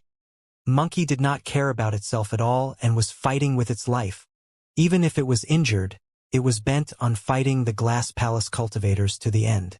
Although the Glass Palace cultivators were elites of their sex that had been through countless life and death bouts, none of them had witnessed such cruel and bloodthirsty methods. Monkey's eyes were already stained red with blood. Under the night skies, he bore a pair of bloodied eyes. It was even brighter than the stars in the skies. Nobody dared to meet his gaze. A bloodied gaze was born. A power deep within the bloodline of Monkey was silently awakened. Berserk.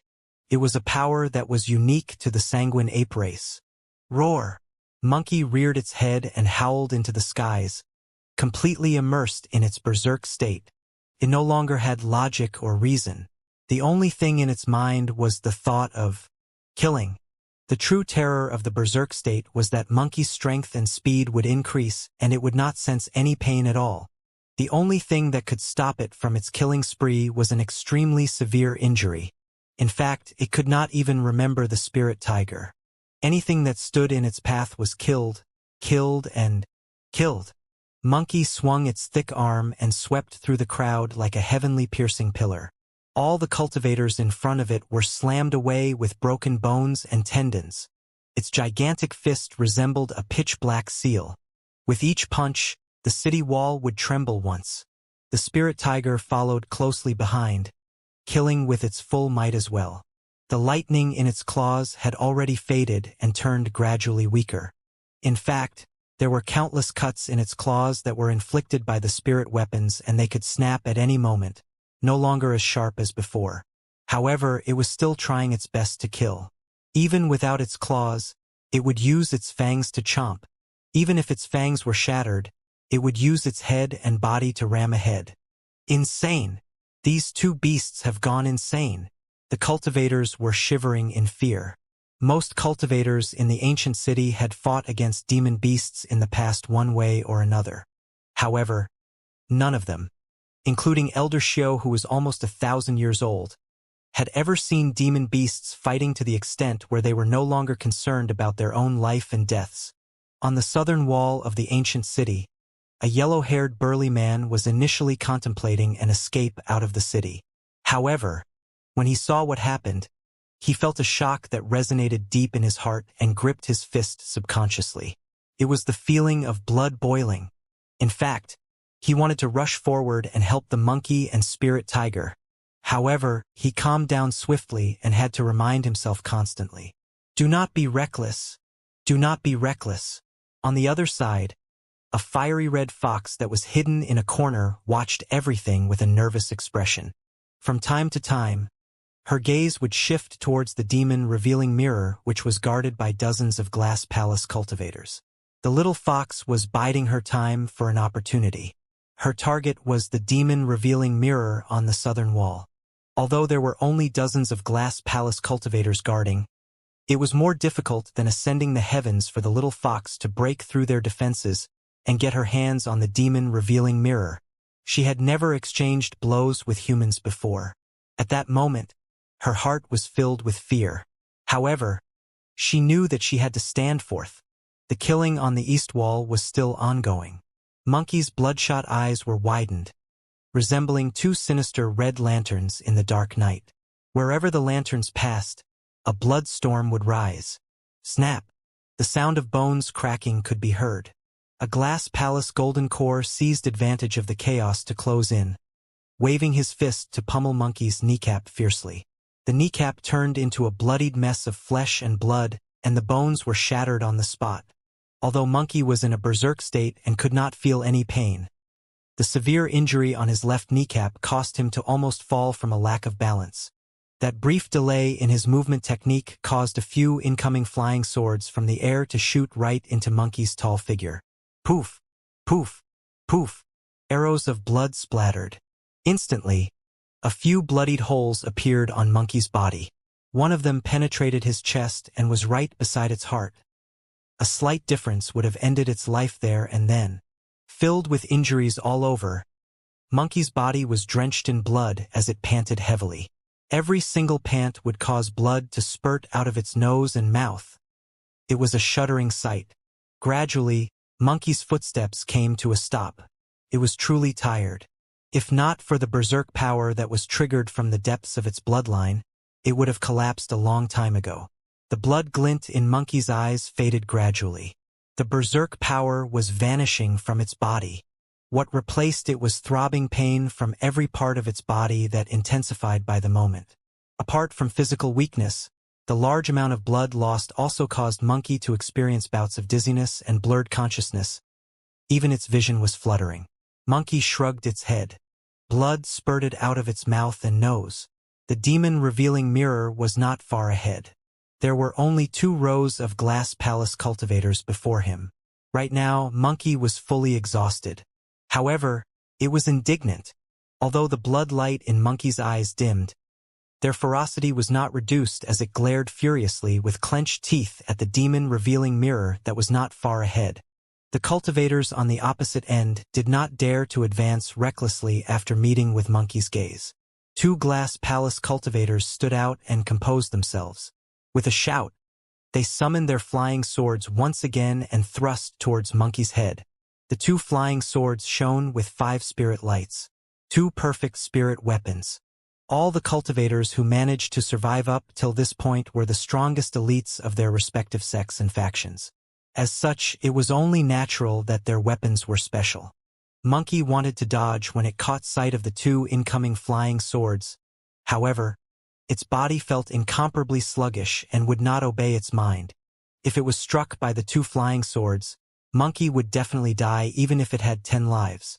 All of a sudden, a dark shadow bolted over from the side and sent one of the swords flying. The other flying sword stabbed into the shadow. The black shadow fell to the ground weakly with a grisly hole that spewed with blood in its abdomen. It was the spirit tiger. At the last moment, the spirit tiger had rushed over to save Monkey. To begin with, the spirit tiger was already exhausted. Now that its abdomen was pierced by the flying sword, it no longer had the strength to get up and could only lie on the ground and whimper with dimmed eyes.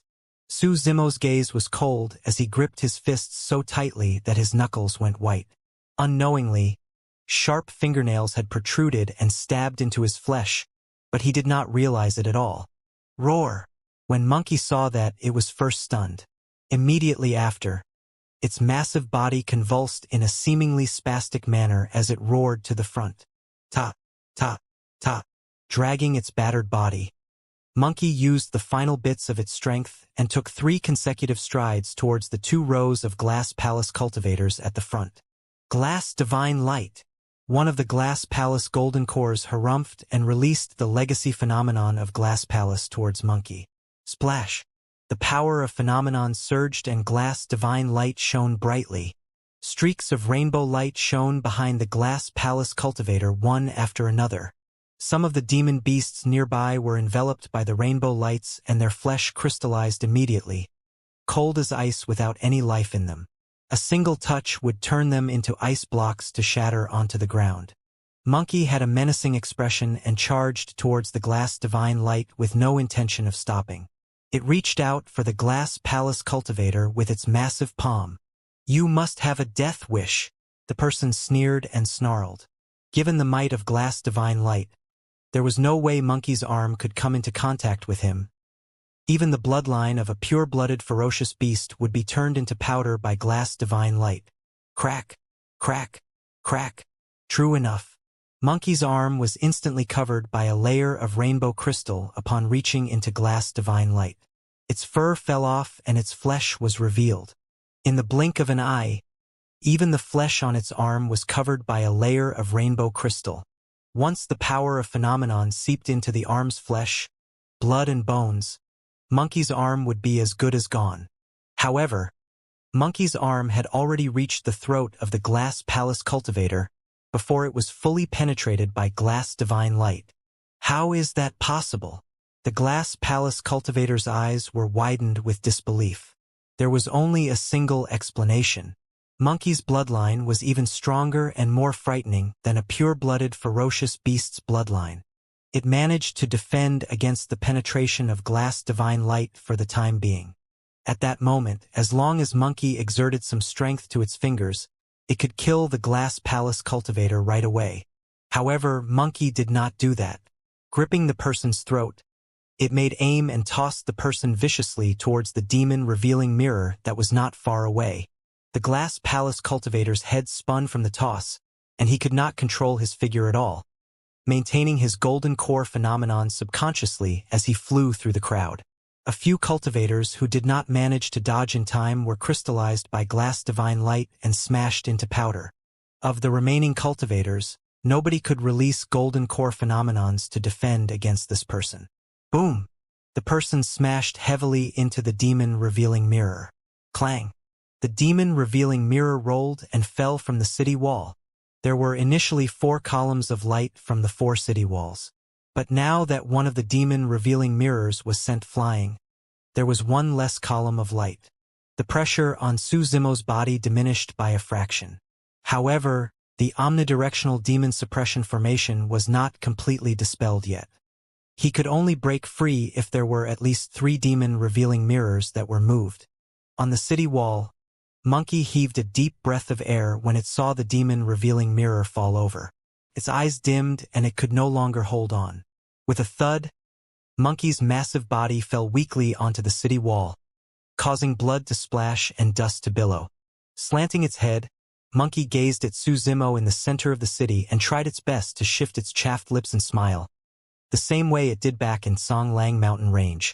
A layer of mist filled Su Zimo's eyes. In midair, Elder Xiu's palpitating heart calmed down as well. The fall of a single demon-revealing mirror did not have much impact on the current situation.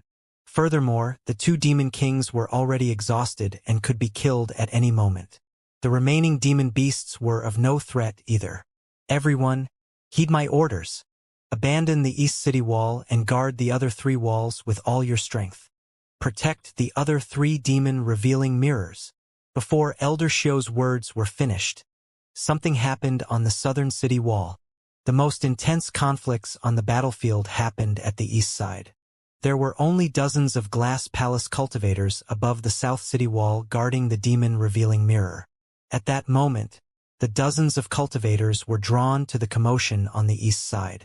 Suddenly, from a corner of the south city wall, a streak of red light burst out and bolted towards the demon-revealing mirror not far away. The streak of red light was tiny and maneuvered through the legs of many glass palace cultivators at an extremely fast speed like a wisp of smoke. What's that? Dozens of glass palace cultivators were momentarily stunned before they reacted to it and shouted. The red streak of light was the little fox. Suzimo was both surprised and delighted when he saw that the little fox was fine. However, the next moment, when he realized what the little fox was up to, he found himself on edge once again. The moment of the fall of the demon-revealing mirror on the east city wall was the moment when the cultivators felt the most relaxed. Bolstering her courage, the little fox clenched her teeth and dashed towards the demon-revealing mirror. However, everyone realized by the time she passed by a few figures. Right as she was in the midst of sprinting with her full might, she felt her body lifting into the air, pulled by the tail. Someone yanked her from behind. Ah! The little fox whimpered and she was lifted with ease. Because she was scurrying too quickly, there was a ripping pain beneath her body when she was pulled up by the tail. Coupled with the fear deep within her heart, the little fox's body could not help but tremble. Fufu, it's a fox. We can't kill this fox. I heard that after taking on human form, those of the fox race are fairy-like beauties. With perfect figures and an innate charm, they are the best at pampering their masters. That sounds great. A group of glass palace cultivators circled around the little fox and snickered lustfully. With an embarrassed and furious expression, the little fox clenched her tiny paws and swayed her tail gently. Instantly, a fragrant aroma emanated from her lower body and spread.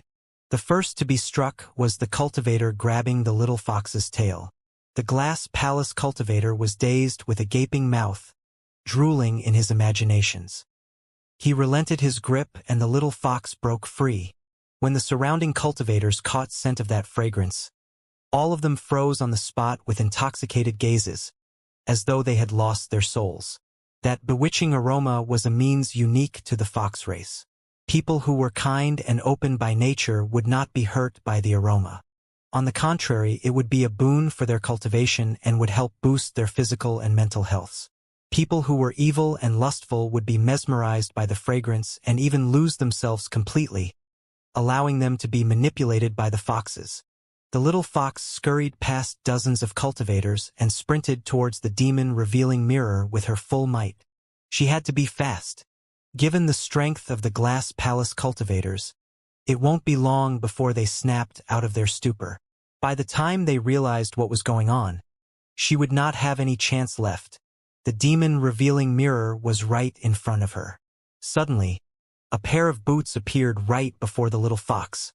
A dark shadow dawned down.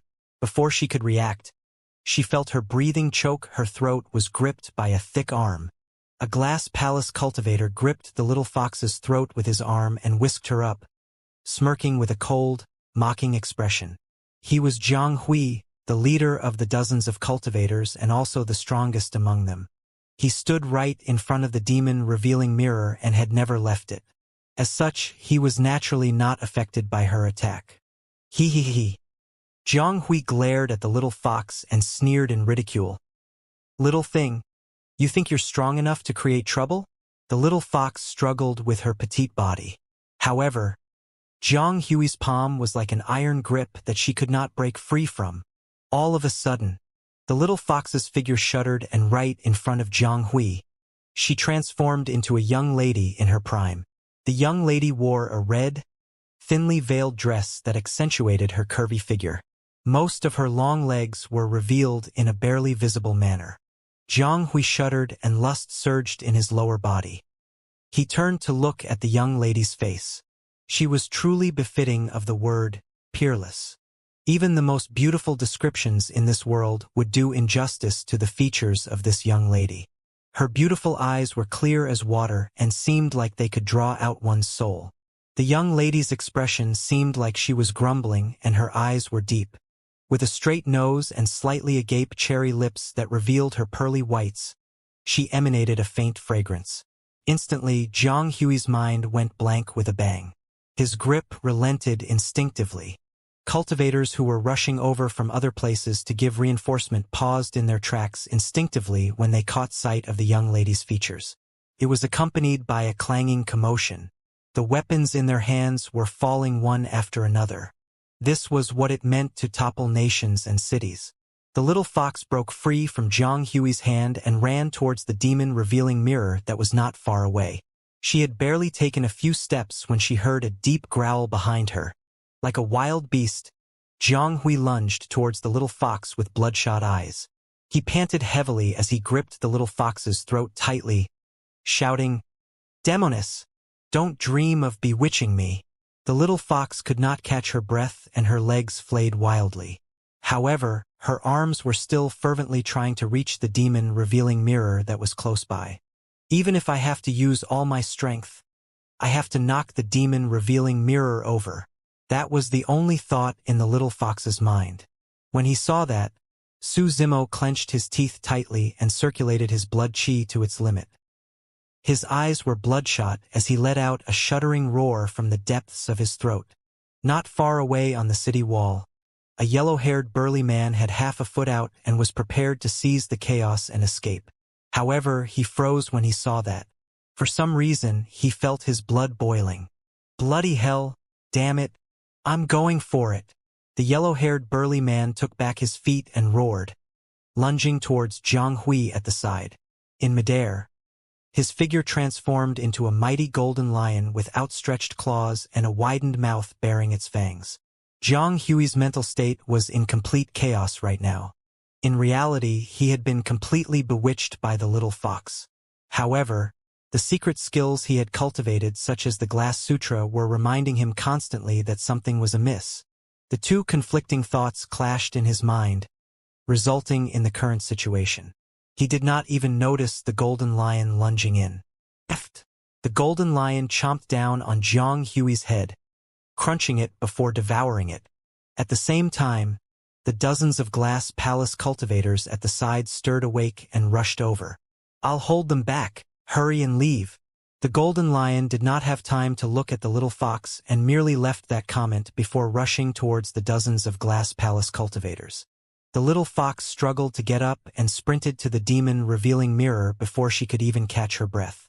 She reached for the corner of the demon-revealing mirror and shoved it with all her might. Clang! The demon-revealing mirror was knocked over. Yet another column of light vanished from Su Zimo. Instantly, it seemed as though the world had gone silent. The air went stale. The ancient city was filled with a murderous intent. An extremely frightening aura was being released gradually from the center of the ancient city. It was as though an extremely terrifying existence was being awakened. The shuddering aura emanated from the center of the ancient city and permeated to every single corner, shrouding over every cultivator. On the south city wall, many cultivators were about to charge up to kill the spirit tiger and monkey. However, they paused in their tracks all of a sudden. On the east city wall, the young lady transformed from the little fox panted slightly.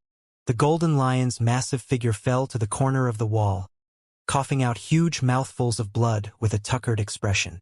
Although it was a pure-blooded, ferocious beast, it could not withstand the combined force of dozens of glass palace cultivators. It was severely injured the moment they clashed. However, the dozens of cultivators did not continue in their pursuit. Every single cultivator in the ancient city felt a chill down to their bones and turned around instinctively. Nobody knew what would happen after two demon-revealing mirrors were knocked over. All the cultivators wanted to know if the remaining two demon-revealing mirrors could support the omnidirectional demon suppression formation and continue locking the monster incarnate where he was. Even the heartbeat of the sealer, Elder Xiao, in midair skipped a beat. At that moment, it seemed as though time had frozen. One breath, two breaths. Su Zimo was still motionless where he was. Although there were two demon-revealing mirrors missing, the runes of the omnidirectional demon suppression formation were still present and hovered above Su Zimo's head with a firm lock. Elder Xiao was the first to react as he yelled, "Everyone, don't panic. The runes of the formation are still present and that beast can't break free. The rest of you, head over to guard the demon-revealing mirrors on the west and north city walls. Nothing must happen to the two demon-revealing mirrors. Elder Shio bolted towards the west city wall as he spoke. Fu-fu-fu. Suddenly, Su Zimo laughed from the middle of the formation in the ancient city in an unsettling manner. Elder Shio was not wrong. Su Zimo was still unable to break free after two demon-revealing mirrors were knocked over. However, it was also logical that the strength of the omnidirectional demon suppression formation would diminish after two columns of light were gone. With the diminished strength of the formation, another power within Su Zimo's body had already been unsealed. Turning around, Su Zimo glared at the back of Elder Shio coldly. Elder Shio, who was in midair, suddenly frowned. He could vaguely sense that someone was glaring at him from the back. It was like a piercing light. Immediately after, he felt an extreme sense of danger surging from the depths of his heart. It was an extremely uncomfortable feeling. Elder Shio turned around. Immediately, his eyes were widened with fear in them, as though he had just witnessed an incomparably horrifying scene. In the middle of the ancient city, a white light was bouncing in Su Zimo's right eye, intensifying and turning brighter. Visual technique? Elder Shio could not react from his stupor in time. A bedazzling beam of light shot forth from Su Zimo's right eye, illuminating the entire world like day as though it was a blazing sun. Illumination Eye. The first power to break free after two demon-revealing mirrors were knocked over was the Illumination Eye. Illumination Eye was cultivated through gazing at the blazing sun day and night. In reality, it had already transcended beyond the power of inner core and was almost on the same level as the heaven and earth powers. In other words, the power of Illumination Eye was a type of dermic power. Boom! An incomparably brilliant beam of light shot forth and penetrated the void, almost crossing half the ancient city as it pierced Elder Shio's abdomen. The world seemed to have gone still. Instantly, the darkness in the ancient city was purged away by the beam of light. A gigantic hollow wound appeared on Elder Shio's abdomen and his body was almost snapped. In fact, there was no trace of blood around the wound. Everything was scorched into ash by the power of Illumination Eye, and it was terrifying. The beam of light did not strike Elder Shio at his vitals. However, all life had been wiped away from Elder Shio at that moment. Illumination Eye had already burned away every single bit of life in his organs. In reality, that body was already a corpse at that moment. The only reason why he did not fall immediately was the presence of his essence spirit. Unfortunately, he was almost at the end of his lifespan to begin with, and his essence spirit was extremely weak. Even if it could break free from the shell of his body, it would not last for more than 3 breaths. The murderous intent that shrouded the ancient city alone was more than enough to destroy his extremely fragile essence spirit. Elder Shio's dimmed and he no longer had any hopes left. His death was certain and he did not have any regrets. His true concern was that the omnidirectional demon suppression formation was most likely unable to hold down the monster incarnate any longer.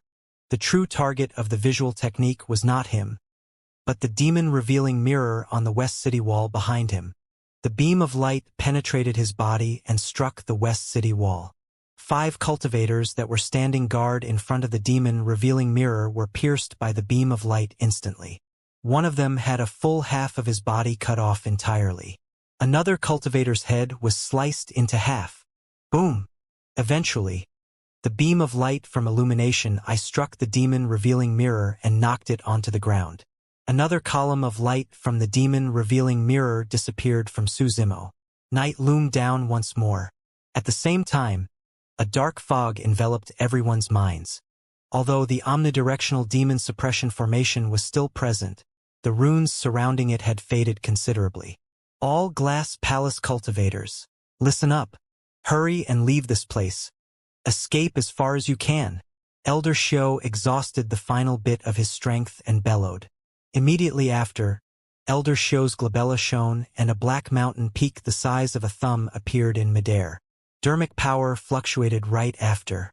The black mountain peak expanded rapidly with the wind and blanketed Su Zimo's head with a large shadow before crushing down. Elder Shou knew that he was dead for sure, and this was the final thing he could do. It would be for the best if he could kill Su Zimo on the spot. If not, he would still make his death worthwhile if he could buy enough time for the remaining Glass Palace cultivators to escape. Ah! The moment he knew that Monkey and the Spirit Tiger had attacked the city, Su Zimo was already fuming with rage. Now that 3 demon revealing mirrors had been knocked off and the pressure on him was relieved considerably, he could not help but rear his head and release a deafening roar filled with killing intent. The final demon revealing mirror that was remaining and the omnidirectional demon suppression formation could no longer seal his inner core. Su Zimo's eyes shone brightly, dark as ink, and his black hair swayed in the air. Blood chi surged in his body, while his inner core circulated wildly, releasing a scarlet demonic chi around him. His body was expanding at a rapid pace. Crackle! Pang! Pang! Pang! Su Zimo's tendons and bones sounded at the same time as his flesh expanded. Right in front of everyone, that body that was around 7 feet tall instantly grew to more than 100 feet. He was like a towering ancient fiend celestial with a torrential ferocity. Many cultivators on the city walls were already scared out of their wits. Right in front of them, the massive figure grew to a height that was even taller than the city walls. What happened was way too shocking. Like a demon king and divine being, that figure seemed like it could crush and destroy everything in its path. The flesh on that massive body expanded and green veins were exposed densely, slithering on the body like spirit snakes. The body shone with a metallic luster that was indestructible. There was a layer of runes shining over Su Zimo's body still. Although 3 demon revealing mirrors were knocked over, the omnidirectional demon suppression formation was still present and had not been completely dispelled. The light barrier formed by the formation was still bound tightly onto Su Zimo's body. However, the runes on the light barrier flickered as though they could be destroyed at any moment. With a menacing gaze, Su Zimo's arms expanded and his entire body grew once again. Crack, crack, crack. The surrounding light barrier shattered instantly. The runes on it dimmed completely. With a boom, the omnidirectional demon suppression formation exploded. Su Zimo broke free and the demonic chi in his body surged out, conjuring a series of ancient demons one after another around him. Wild bovine, stone bear, anaconda, sanguine ape, divine steed, hell tiger and wind leopard. There were 7 of them. The cultivators in the ancient city were scared witless. Prior to this, Su Zimo had reminded them twice that this was a grudge between him and Glass Palace and that it had nothing to do with them. At that moment, all of them took Su Zimo as a joke. But now, everyone realized that the only shot they might have at survival was if they left at that moment. Bang! Boom! Boom! A large shadow engulfed, covering the sky and the sun. The black mountain peak released by Elder Shou at the end crushed down, but Su Zimo did not dodge or avoid. Extending his arms, he growled deeply and his massive palms supported the base of the mountain peak. Boom! The mountain peak was extremely heavy since it contained the dermic powers of a sealer after all. The moment he made contact with it, Su Zimo's figure shrunk and the stone slabs beneath his feet exploded, causing his legs to sink deeply into the ground. However, his knees did not buckle and his spine was still upright. Like a divine being, he lifted the black mountain peak with his body. That was the final scene Elder Shou witnessed in this world. Heis! He closed his eyes and sighed gently. He knew that the cultivators in the ancient city were mostly doomed. As for the Glass Palace cultivators, there was a high chance that they would all die here. A tear opened up silently behind Elder Shou, blowing with an evil wind in its darkness. The tear enveloped Elder Shou in a single motion before closing gradually. Hurry, run! Finally, some cultivators realized what was happening and fled into the distance. Su Zimo had a menacing gaze and smiled sinisterly. He threw the mountain peak in his hands towards the escaping crowd viciously. Boom! Half the west city wall was crushed with the descent of the mountain peak. Although Su Zimo could support the mountain peak, the other cultivators could not, even their combined strength could not withstand the pressure of the mountain peak. In an instant, hundreds of cultivators were crushed into sludge. Kill! Su Zimo widened his shining eyes and his blood chi surged into the air, shrouding around him. Facing the escaping cultivators, he roared loudly. Almost at the same time, the 7 ancient demon kings surrounding Su Zimo opened their mouths and released deafeningly scary howls. Poof! Poof! Poof! Many cultivators did not manage to escape far before they exploded from the shock of the howls and died on the spot. The number of demon beasts gushing into the city increased continuously. Roar! Looking at them, Su Zimo let out a deep growl. All the demon beasts understood him and chased after the cultivators from other factions and sections. None of the demon beasts dared to disobey Su Zimo's orders. For demons, the rules of the jungle were absolute for them. Anyone who was strongest could declare themselves as king. At this moment, anyone that dared disobey Su Zimo was looking to die. Su Zimo placed Monkey, the Spirit Tiger, Little Fox and Golden Lion down at a corner and poured out all the elixirs in his storage bag. Monkey and the Spirit Tiger had the most severe injuries. However, Monkey's bloodline was special to begin with and life force was already recovering within its body by now. The Spirit Tiger underwent a transformation after cultivating the Void Thunder Manual and had also started recovering. The Golden Lion's condition was fine and was in no danger of death. The 3 of them merely had to consume a few elixirs before recovering. As for the Little Fox, she was merely shocked, not injured. However, for some unknown reason, she reverted to her true form and looked at Su Zimo nervously with shifty eyes, seemingly embarrassed. After placating the 4 of them, Su Zimo did not linger and turned immediately. He strode with huge steps in that massive body and hunted down Glass Palace cultivators. The other cultivators in the ancient city could naturally be settled by the remaining beast stampede. Su Zimo was not bothered even if some of them slipped away. The only ones who were not allowed to leave were Glass Palace cultivators. Su Zimo had mentioned that he would make Glass Palace pay with blood for the millions of innocent living beings from the 13 cities of Yen country that were killed. Furthermore, Glass Palace had to pay for the severe injuries of Monkey and the Spirit Tiger as well. It was truly way too difficult for anyone that hoped to leave this place alive against Su Zimo's pursuit. His body was massive and his burst power was shocking. He could catch up to anyone within a few steps with his huge strides. Additionally, he had cultivated universal hearing and his 5 senses were frighteningly strong as well. Nobody could avoid detection from him. Su Zimo chased after a small group of Glass Palace cultivators and his massive palm descended from the skies. He did not have to use any technique at all. This was a complete suppression of strength. He was overwhelming everything with brute force. Boom! When the palm landed on the ground, the ancient city shook and dust billowed.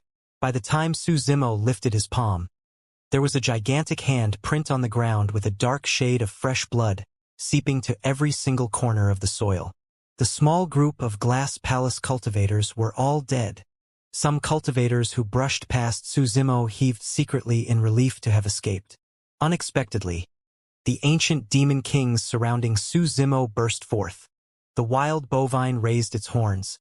The stone bear pushed with its palms. The anaconda coiled. The sanguine ape threw out seals with its fists and the divine steed rammed. Every single move was a killing technique. None of those cultivators could withstand it at all. Su Zimo passed through the ancient city and nobody within 1,000 feet radius around him was spared. He slaughtered all living beings mercilessly like a walking human weapon. Even for Glass Palace cultivators who could release golden core phenomenons, nothing changed. There was a chance that a golden core phenomenon released by those of Shi Wuya or Yi Tianqing's level could defend against Su Zimo. For the remaining Glass Palace cultivators, their golden core phenomenons could deal with the cultivators of other sects and factions sufficiently. However, against Su Zimo, they were like weaklings that could not even take a single attack. A few punches and kicks were enough to shatter the phenomenons. The massacre continued. Gradually, the ancient city went silent. Su Zimo had already killed his way to the plains outside the ancient city. All Glass Palace cultivators, even if they had escaped thousands of kilometers away, had to die under him. The night gradually cleared as time passed by. By the time daybreak arrived, a green-colored figure appeared on the horizon with fluttering clothes. Standing in the air with dancing hair, he welcomed the return of the sunlight. Overnight, the ancient city was destroyed. There were more than 2,000 glass palace cultivators, with 6 sealers included, but none of them survived. Tang Shiyun stood squarely on the city wall, gazing at the derelict ancient city that was strewn with corpses and blood with a dazed expression. The ancient city was already occupied entirely by demon beasts. She was the only cultivator still alive. If Su Zimo had not handed her over to the side of the monkey, spirit tiger, and the other demon beasts, she would have been ripped apart by the demon beasts a long time ago. Although it was only a short night, it felt like a long time to Tang Shiyun. She witnessed with her own eyes her sect mates being murdered mercilessly by someone. However, that person was her life-saving benefactor. She witnessed hundreds of thousands of cultivators buried here. She also witnessed a flourishing and relentless ancient city transform into a ruins overnight. Tang Shiyun should feel hatred towards Su Zimo. After all, that man killed Southern Dual Sect cultivators personally and attracted a beast stampede to kill off more than half the cultivators in this ancient city. However, she could not bring herself to do that. It wasn't only because Su Zimo had saved her previously. More than that, it was because in the depths of her heart, it was difficult to distinguish between who was right or wrong. At that moment, that man returned, basked in sunlight. Monkey grinned and the spirit tiger yelled in joy. The golden lion reared its head and roared while the little fox clutched its tiny paws with an emotional look. During Tang Shiyun's moment of silence, the man had already descended upon the city wall.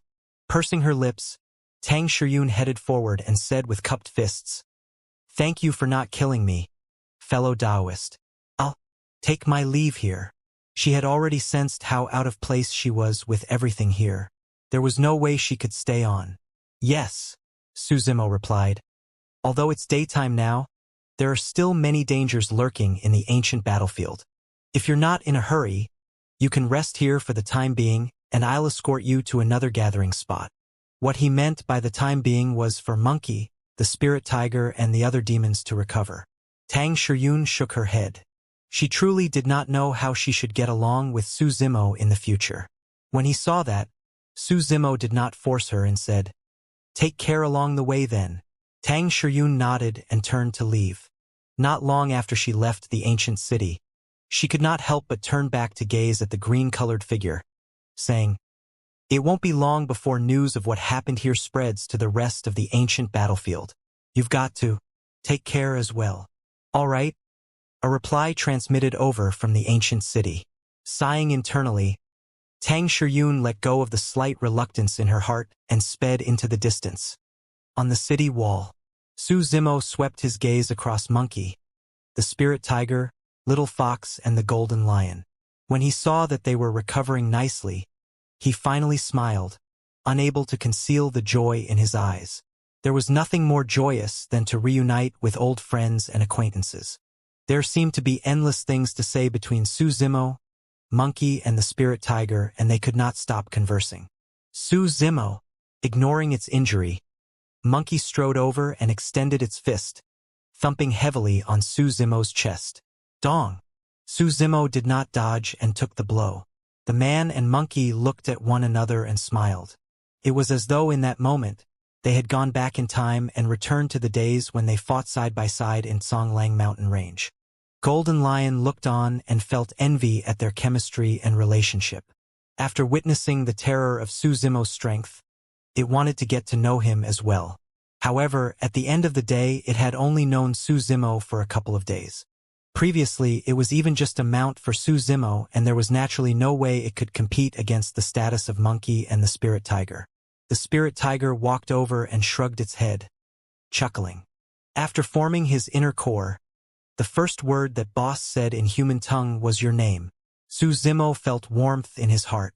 Previously, be it Monkey or the spirit tiger, neither of them formed an inner core and could not speak in human tongue.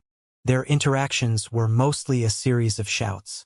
To think that the first word Monkey said would be his name. They had not seen each other for more than 20 years.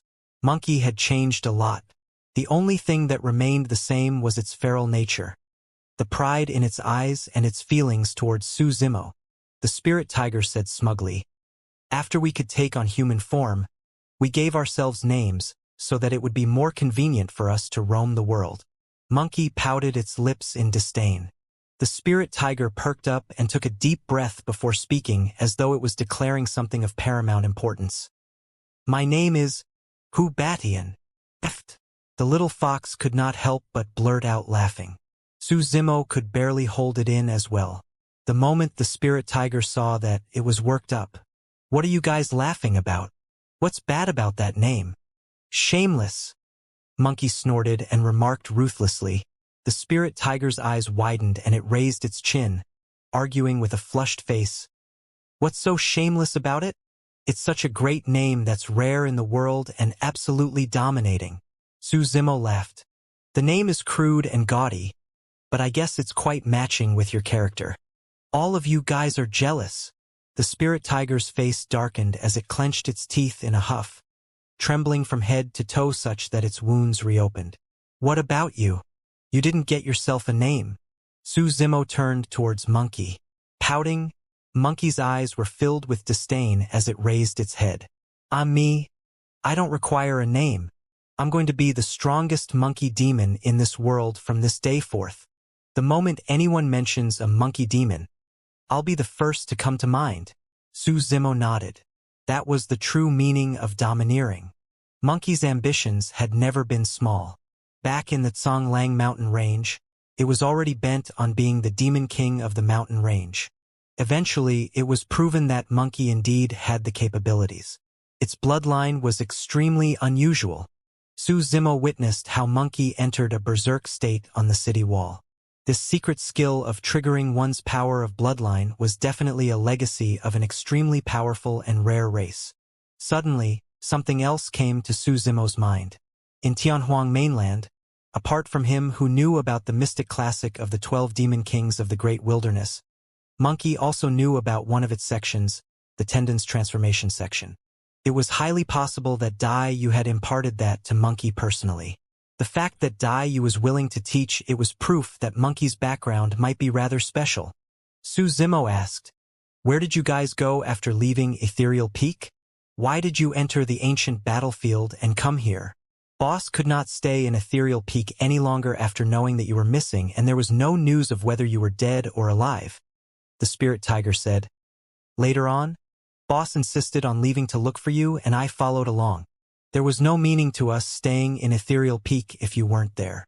Initially, that stupid bird wanted to sneak out along with us as well. However, it was caught by the old immortal crane and had no choice but to stay in Ethereal Peak. At the mention of the stupid bird, there was a reminiscent look in the spirit tiger's eyes as it showed a rare display of emotions. I wonder how that stupid bird's doing. Has it formed its inner core yet? The stupid bird the spirit tiger was referring to was the child of Ethereal Peak's immortal crane. The spirit tiger and little crane spent the most time together and their relationship was naturally closer. The last time Su Zimo saw little crane was during the battle at Ethereal Peak. At that time, when Blood Crow Palace invaded with the intention of annihilating Ethereal Peak, little crane had yet to form its inner core. However, Su Zimo believed that with the guidance of the old immortal crane, it should not be an issue for little crane to form an inner core in 20 years. Right now, it was truly joyous recalling the times back in Ethereal Peak together with Monkey, the spirit tiger, little crane, and night spirit.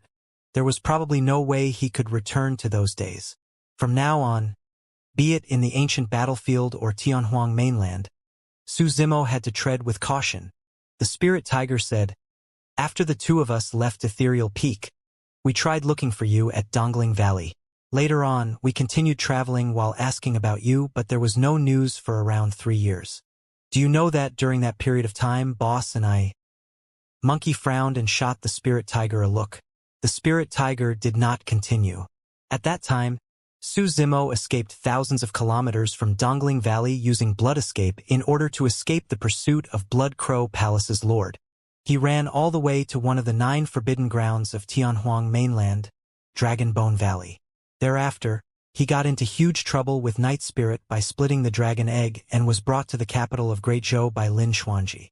In order to hide from the pursuit of the dragon race, he did not dare to leave the city and by some accident changed his name to Mo Ling and lived an ignoble existence in the capital for close to 3 years. Even Ethereal Peak did not know where he was or if he was dead or alive, let alone Monkey and the Spirit Tiger. They could not take on human form and would naturally be killed if they were spotted by cultivators. Although the Spirit Tiger did not continue, Su Zimo could guess what happened. The two of them went through endless hardships and dangers during that period of time in order to search for him. After pondering, the Spirit Tiger continued, "Thereafter, we stayed for a period of time in Black Crow Mountain. We thought that you were dead after hearing about the Paragon battle at the Great Chen Ruins, and even headed to Dragon Burial Valley to pay our respects to you." Su Zimo smiled. "Later on, we wandered all over the place and found ourselves in the Wild Lion Ridge," the Spirit Tiger said. When he heard that, the Golden Lion's expression changed. Su Zimo frowned slightly and asked, "One of the 8 demon regions?" "Yes," the Spirit Tiger nodded. "We hung out there for 20 years and had no intention of entering this place initially. However, when the battle at Songlang Mountain Range broke out and you declared war to Glass Palace, we found out that you were still alive. Later on, we obtained 2 spots in the territory there and was teleported here with the help of high-leveled fiend demons. After listening at the side for a long time, the Golden Lion finally spotted an opportunity and chimed in hurriedly. The 8 demon regions are filled with danger everywhere, with countless beasts and ferocious birds roaming all around. In fact, there are even great and old demons. Great demons were equivalent to conjoint bodies, mighty figures of the human race. Old demons were equivalent to Mahayana patriarchs. The 8 demon regions were the 8 greatest gathering places of the demon race. From puny spirit beasts to notoriously mighty great demons, all of them could be found in the 8 demon regions. Places like Songlang Mountain Range could not even be considered as the tip of the iceberg of the 8 regions. It was said that there were even demon emperors in the 8 demon regions. Even cultivators did not dare to step foot lightly into the 8 demon regions. The Golden Lion said, "Killing is intense between the different territories because everyone fights for the position of overlords. The fact that the 2 of you are able to obtain 2 spots without the backing of any race is an impressive feat for the Golden Lion." He had the backing of the Golden Lion race and they had their own territory. As the name implied, the Wild Lion Ridge was ruled over by the Lion race and the Golden Lion race was one of them. To the Golden Lion, the fact that Monkey and the Spirit Tiger could reside in the Wild Lion Ridge for a full 20 years without any backing and even obtain 2 spots to enter the ancient battlefield was impressive. Monkey glanced at the Golden Lion and nodded. It was not easy to garner such a response from Monkey. In the fight earlier on, Monkey and the Spirit Tiger saw how the Golden Lion saved the little fox and held back Glass Palace cultivators alone. That was precisely the reason why they felt that the Golden Lion was qualified to sit around them. The Spirit Tiger was elated after being complimented by the Golden Lion. However, it put on a front and nodded at that moment. "Yellow hair, you're pretty sharp." "Not bad. I like it." At the mention of yellow hair, the Golden Lion frowned and rolled its eyes. The little fox sat at the side and covered her mouth, chuckling. Since she was young, she lived in the underground cave locked up by the gigantic crocodile and spent her days in fear. Now that she was reunited with Su Zimo and had so many companions, she was truly overjoyed listening to their conversations. The Spirit Tiger smiled sheepishly at the sight of the little fox's smile and wagged its tail in a pandering manner. There was no ferocity in its behavior at all. Bang! Monkey could not stand it anymore and slapped the Spirit Tiger on the face, scolding disappointedly, "Bloody wagging your tail again. Are you a dog?" "Ha ha!" Su Zimo roared in laughter, as though he had returned to the past. The Spirit Tiger did not dare to fight against Monkey and climbed up, clasping its tail while grumbling, "Why are you always getting physical? Just talk things out. Furthermore, these are new friends. Give me some face." Monkey snorted with a chuckle and placed its hands behind its back, looking up the skies and ignoring the Spirit Tiger. Turning to Su Zimo with an aggrieved expression, the spirit tiger closed in on the little fox and whispered, "Foxy, let me tell you, I didn't like to wag my tail in the past. It's all Su Zimo's fault." The little fox shuddered at the way the spirit tiger addressed her and backed off a few steps with goosebumps rising. Su Zimo raised his brow. How was he to blame for that? The spirit tiger said in a mysterious manner, "Foxy, you've got to keep your distance from Su Zimo in the future. He's got a fetish. Back then, after he captured me, he forced me to roar every day until my throat went hoarse. Forget about that. From then on, I started wagging my tail unconsciously. Before I met Su Zimo, I was extremely manly." Su Zimo smiled. Back when he captured the spirit tiger, he wanted to use its roar to unravel the secret behind the sound of tigers and leopards in the mystic classic of the 12 demon kings of the great wilderness. That was the reason why he forced the spirit tiger to roar. Up till now, the spirit tiger did not know the reason for it and merely thought that Su Zimo was perverted. The little fox pouted her lips in displeasure. She disliked people talking bad about Su Zimo. "You're the one with a fetish. You like wagging your tail. You're a small dog." With that, the little fox turned around and darted to Su Zimo's side, leaving the spirit tiger alone, flustered and howling internally. "I'm not a dog.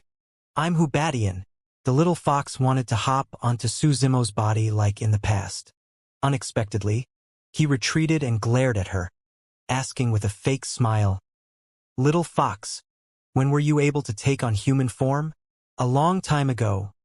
The little fox lowered her head shyly and in a turn, transformed into the young lady with peerless looks in a red veil dress once more. She bowed towards Su Zimo and said tenderly, "Greetings, Mr. Drip, Drip." An odd sound came from the side.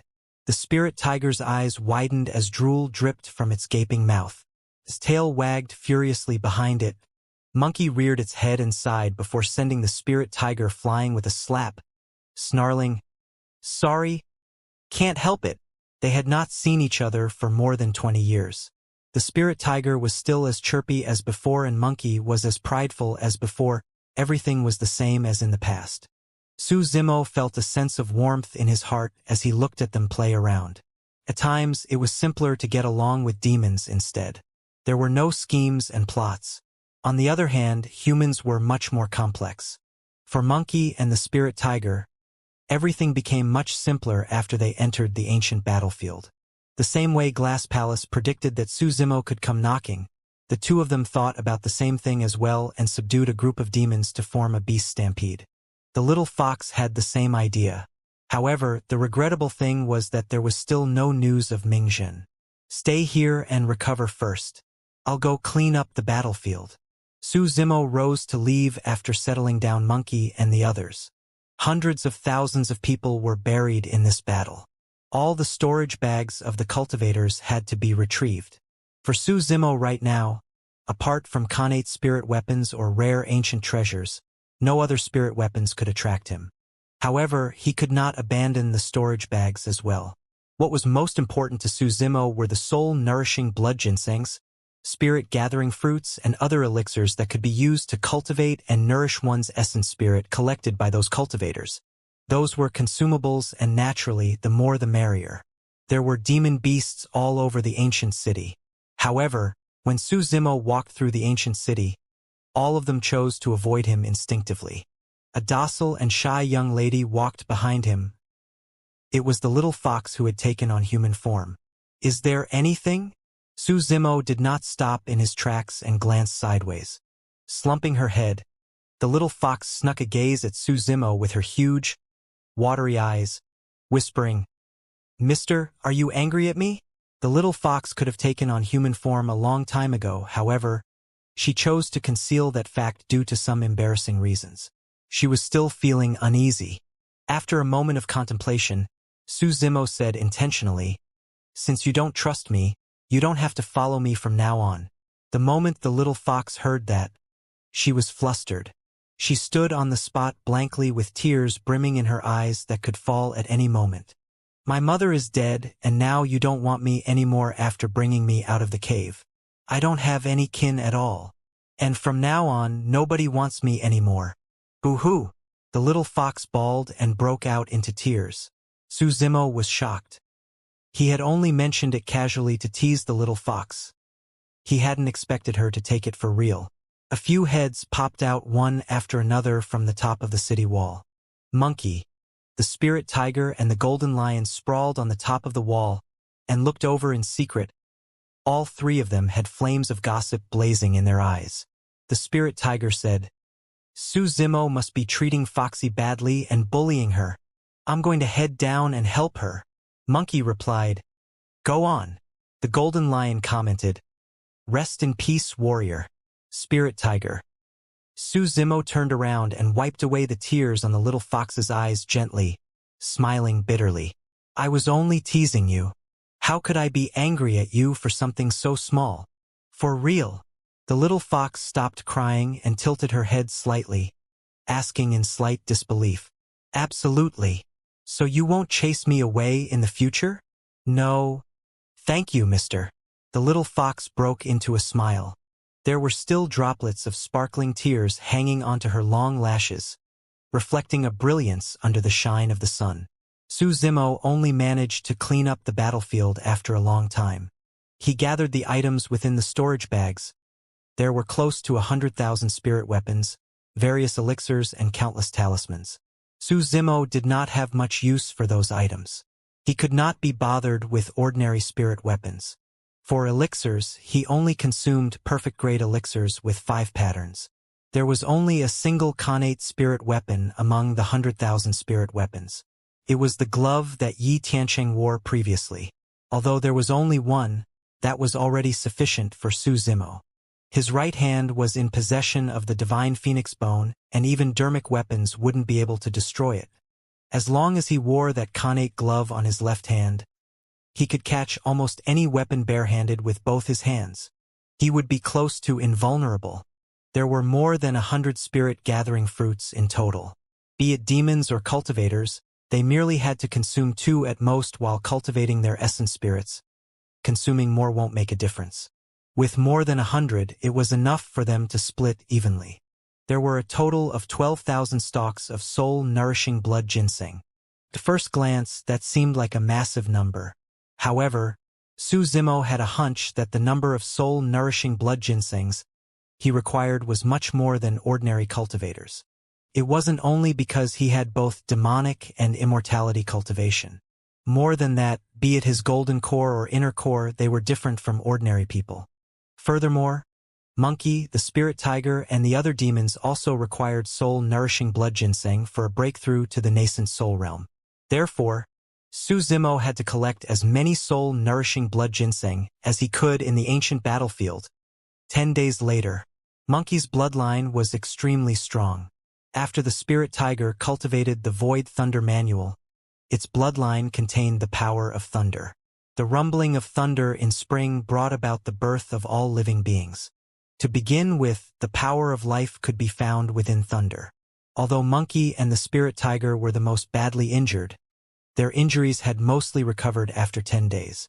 Both of them were active by nature and did not want to continue staying in the ancient city. Suzimo asked, "What plans do you guys have after leaving the ancient city?" "I'm following you," Monkey replied. To begin with, Suzimo was the reason why he entered the ancient battlefield.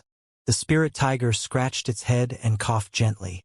Licking its face, it walked over to the little fox and smiled deviously, wagging its tail. "Foxy, where are you headed for?" The little fox replied, "I'm naturally following Mr. Piak." The spirit tiger slapped its thighs and shouted, "What a coincidence! We're both thinking about the same thing." Bang! A massive palm appeared from the side and landed squarely on the spirit tiger's face, sending it flying. "Fuck!" The spirit tiger's shout could be heard from midair. The little fox snickered endlessly. Suzimo turned around and looked at the golden lion. "What about you? If you wish to leave, I'll split you some of the spirit-gathering fruit and soul-nourishing blood ginseng." The golden lion replied, "I don't have anywhere to go either." After pondering for a moment, the golden lion said with a hesitant expression, "If you don't mind, I can even be your mount." Through the battle in the ancient city, it had already witnessed how strong Suzimo was. In the depths of its heart, although it was unwilling, it was not embarrassed if it could become a mount for someone as strong as this. Ha ha ha ha! Suzimo reared his head in laughter and patted the golden lion on the shoulder. I should be thanking you for standing out for me righteously a few days ago. How can I still see you as a mount? Don't look down on me, yellow hair. When it heard the first part, the golden lion was initially touched. However, its expression darkened and it grumbled when it heard yellow hair. Is there any other name? Yellow hair is pretty good, Monkey consoled. If it was up to me, I'd call you a lion dog. Ugh, the golden lion remarked. Yellow hair's better. Suzimo waved forward in an awesome manner. Since that's the case, let's head to the center of the ancient battlefield and take a look at the Golden Core Phenomenon ranking, as well as the paragons of Tianhuang mainland. I'll definitely get my hands on the top spot of the ranking. Let's go. Time to go. Foxy, wait for me. Suzimo, Monkey, the Spirit Tiger, Little Fox and Golden Lion made their way to the center of the ancient battlefield. The fight for the Golden Core Phenomenon ranking would take place half a year later. The location would be at the center region of the ancient battlefield, Myriad Phenomenon City. Suzimo did not know if Xiaoning entered this time round, nor did he know where Mingzhen was. However, the greatest possibility of locating the both of them would be in Myriad Phenomenon City. That was because every single cultivator that entered the ancient battlefield would try their best to rush towards Myriad Phenomenon City. Even cultivators who knew that they wouldn't be contesting for a position on the Golden Core Phenomenon ranking would rush over as well to witness the glory of all the paragons in Tianhuang mainland and a clash between countless ancient phenomenons. This was a rare battle that happened once in 100 years. Nobody wanted to miss it. Even if they merely watched by the sidelines, it would only be beneficial for their personal cultivations. Furthermore, the ancient battlefield was boundless, and searching for two people without any clues would be equivalent to searching for a needle in a haystack. Half a year later, the various major sects and factions of Tianhuang mainland would gather in Myriad Phenomenon City, along with all the heretical doctrines, unorthodox groups, and itinerant cultivators. With that crowd, it would be easier to get news about anything. Even if Suzimo could not find the two of them by then, there was a high chance he would be able to obtain some useful information. Of course, although there were millions of cultivators that entered the ancient battlefield, there might only be less than half of them who could arrive at Myriad Phenomenon City eventually. Apart from the countless demon beasts and ancient living beings that resided in the intermediate ancient battlefield, to begin with, demon races from Tianhuang mainland would also be teleported in to fight for treasures and resources. With everyone rushing towards Myriad Phenomenon City at the center, the journey was extremely treacherous. For most cultivators, they would choose to travel during daytime. At night, they would try their best to look for gathering grounds to rest. They would then continue traveling after day arrived. Not many people dared to travel at night in the ancient battlefield where birds and beasts roamed. However, for Suzimo's group, day or night made no difference to them. Apart from Suzimo, the other four were true blue spirit demons. Although there were only 5 of them in a group, none of them were to be trifled with. Notwithstanding Suzimo, Monkey, and the Spirit Tiger, although the Golden Lion was suppressed by Suzimo with ease, it was a pure-blooded ferocious beast to begin with. Furthermore, it was from the Golden Lion race of Wild Lion Ridge and had an extraordinary bloodline that surpassed most demons. Most demon beasts could not even approach the little fox that seemed the weakest. Foxes were natural-born seductresses and could bewitch the masses just by standing at a spot. A single beckon of her finger or a release of fragrance was enough to subdue a group of demons. The Spirit Tiger was long charmed out of its wits by the little fox. Along the way, the Spirit Tiger followed behind the little fox and expressed concern constantly while wagging its tail. It almost became a mount for the little fox. Its pandering expressions naturally attracted quite a few slaps from Monkey again. However, the little fox would avoid as far as she could each time. If she truly couldn't avoid, she would revert to her true form and bury herself into Suzimo's embrace. The Spirit Tiger could only watch with frustration. During this period of time, Each time the little fox hid herself in Su Zimo's embrace, the spirit tiger would sigh constantly with a miserable expression. In the blink of an eye, a month passed. Although there were naturally fights against other demons during this period of time, they got out perfectly fine each time. The golden lion had also started getting chummier with Monkey and the spirit tiger and integrated itself into the group. This night, Su Zimo's group continued ahead. The man had elegant features and flowing green robes, while the young lady had peerless features that could bewitch the masses. To be honest, Su Zimo and the little fox looked extremely compatible as they walked together side by side at the front. Monkey, the spirit tiger, and golden lion followed behind. The spirit tiger's head was slumped listlessly. The golden lion asked curiously, "Brother Tiger, why haven't you been bugging the little fox recently?" With its hands behind its back, the spirit tiger raised its head slightly and sighed with a fake look of wisdom. "Sigh, I've fallen out of love." Monkey rolled its eyes and snorted with a chuckle. The golden lion consoled, "Don't worry, Brother Tiger. When we return to Wild Lion Ridge, I'll introduce some girls for you." "For real?" The spirit tiger's eyes lit up and its worried look vanished instantly, almost drooling from the mouth. "Definitely." The golden lion patted its chest loudly. "What a bro!" The spirit tiger hugged the golden lion by the shoulder with one arm excitedly. Monkey pouted its lips and could not be bothered with the two of them. Right then, Su Zimo suddenly frowned. His ears twitched and he said darkly, "Everyone, watch out. A beast stampede is charging over here." Beast stampede. Monkey narrowed its gaze and his eyes shone with a scarlet glint of blood. Both the spirit tiger and golden lion stopped playing around and their expressions turned grim. The presence of a beast stampede also meant that a demon king was present. Furthermore, they were no longer at the outer perimeter of the ancient battlefield. Any demon king that could subdue a group of demons in this region and trigger a beast stampede definitely possessed frightening strength and was not to be trifled with. In a one-on-one fight, none of them had to fear anybody. However, they would be embroiled in a bitter fight if they had to go against a beast stampede. Another while later, Monkey and the others finally felt the ground trembling. Thud, thud, thud. It was as though a massive army was attacking. Although it was at night, Su Zimo's eyes were sharp and he could clearly see dust billowing in the distant horizon as a thunderous force charged over. The five of them stopped in their tracks. Not long after, the beast stampede arrived before them. The beast stampede consisted of mostly ancient remnant beasts and a few pure-blooded ferocious beasts. Each of them looked menacing with demonic chi rumbling around them, looking as though they wanted to rip Su Zimo's group of five apart. However, the strange thing was that there were more than 1,000 humans in the center of the beast stampede. Although they were in human form, all of them emanated demonic chi. It was clear that they were transformed from demons. In the center of the group was a man and a woman. Standing on a war chariot, they seemed to be revered by the rest. The man had a skinny face and his expression was dark, wearing colorful clothes that seemed extremely showy. The woman beside him looked no older than 28, and she was transformed from a demon as well.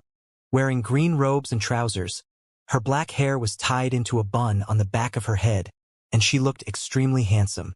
Her legs were long and slender and could be described as perfect. The spirit tiger's eyes widened blankly once again when it caught sight of the woman's legs. Su Zimo furrowed his brows slightly. The woman seemed to be restrained with a thin, rainbow-colored thread coiling around her. She could not move at all, and even her lips were sealed such that she could not speak. The rainbow thread coiled around all the ferocious beasts in the beast stampede as well. The other end of the rainbow thread led to the hands of the 1,000-odd group of humanoid demon beasts. It was obvious that the beast stampede was subdued by the humanoid demon beasts. The 1,000-odd demon beasts, on the other hand, were subservient to the man with colorful robes on the war chariot. The colorful-robed man was the demon king of the beast stampede. The moment she caught sight of Su Zimo's group, the long-legged woman on the war chariot seemed agitated and cried endlessly with an indescribable expression in her eyes. It was extremely normal for demon beasts to be suppressed and captured between one another. Although they could vaguely guess that the long-legged woman was begging them for help, Su Zimo's group could not interfere directly. That was no logic to speak of in the law of the jungle where it was survival of the fittest. Furthermore, this was the ancient battlefield. Although Su Zimo retracted his gaze, the long-legged woman did not give up and continued to yell with all her might. However, she could only let out a muffled sound. The colorful robed man smiled. "Stop kicking up a fuss. These few demon beasts can barely save themselves, let alone you. Just be obedient and I don't make things difficult for you." Roar! In the 1,000-odd group, a man's expression changed and he suddenly released the thread in his hands. An ancient remnant beast roared and charged forward. It arrived before Su Zimo in the blink of an eye. The ancient remnant beast had a menacing gaze and opened its bloody mouth, causing the nasty stench in its mouth to surge forward. Su Zimo's expression did not change at all, and he only attacked when the demon beast was close to him. He merely extended his palm simply without any special technique, slapping the ancient remnant beast fiercely on the cheek. Bang! The massive body of the ancient remnant beast was sent flying, and it was no longer breathing by the time it landed. Although its head was intact, everything that was inside was already smashed into sludge. It was clean and precise. The colorful robed man narrowed his gaze gently. There were way too many cultivators in the ancient battlefield who could kill ancient remnant beasts. However, few could do it as casually as this man. "Do you have a death wish?" Monkey was the first to lose its temper. Its eyes were bloodshot as it circulated blood chi, causing demonic chi to spread. In a single move, it transformed into its true form and stomped on the ground heavily with its massive feet. There was a boom and the ground shook. With a prideful expression and fierce gaze, Monkey glared at the colorful robed man on the war chariot. It would be the first to charge forward as long as Su Zimo ordered. For Monkey, it did not matter who its opponents were or the situation ahead. It would fight the moment it was bothered. Roar! Groar! The golden lion and spirit tiger roared at the same time as well, with cracking sounds echoing from the depths of their bones. Their bodies shuddered and they reverted to their true forms as well. For demons, their peak combat strength could only be released in their true forms. Su Zimo defended in front of the little fox with an icy stare and released his blood chi. Tough and ferocious, it surged into the air like a blazing cauldron. The long-legged woman was extremely excited at the sight of that. However, the colorful robed man's pupils constricted and his gaze turned evidently darker. Although the monkey, tiger, and lion had strong auras with rich demonic chi, none of them made him feel threatened. However, he sensed a hint of danger from the green-robed man. It was extremely dangerous. The man's blood chi was way too rich. The colorful robed man had a feeling that if a fight broke out between both parties, although he could kill the 5 of them with the help of the beast stampede, he would definitely suffer immense losses as well. With a dark expression, the colorful robed man contemplated his options internally. On the other end, Su Zimo did not make a move either. After all, there was no deep hatred between them. Furthermore, he could also sense that the colorful robed man's background was far from simple. Coupled with the presence of the beast stampede, it would be for the best if they could avoid this fight. Of course, Su Zimo was naturally fearless. At that moment, his thoughts were mostly focused on the long-legged woman beside the colorful robed man. For some reason, he felt that the long-legged woman's gaze was familiar. However, even upon careful recollection, he was certain that he had not seen this woman before. They seemed to be the poison spider race from one of the 8 demon regions, the 1,000 Spider Sand Dune. There's a high chance that the demon king of the beast stampede, the colorful robed man, is from the royalty of the rainbow spider race and is a rainbow wolf spider. With a grim expression, the golden lion whispered, "Everyone, be careful. These spiders are extremely poisonous."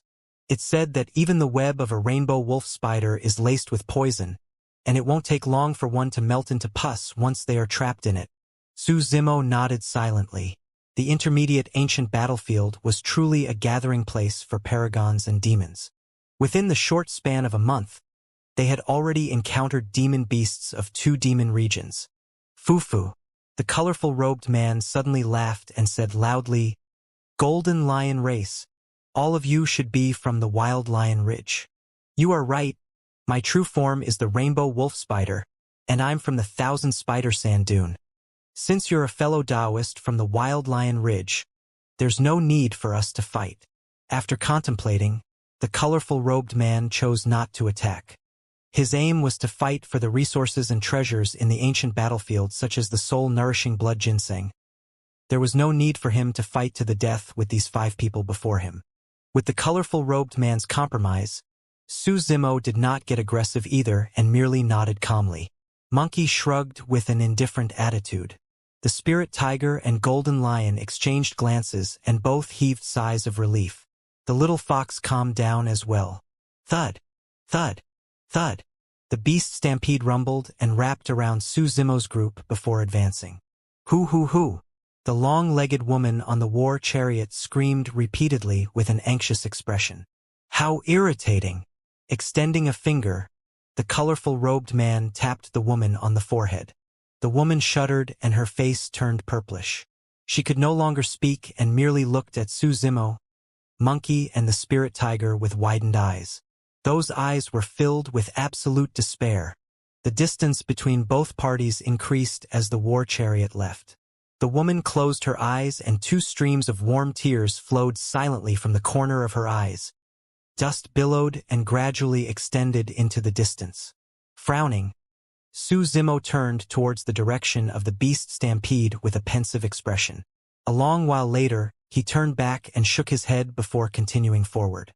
"That woman is rather pitiful," the little fox said softly with pursed lips. The spirit tiger sighed as well. "For a moment, I had the urge to save her."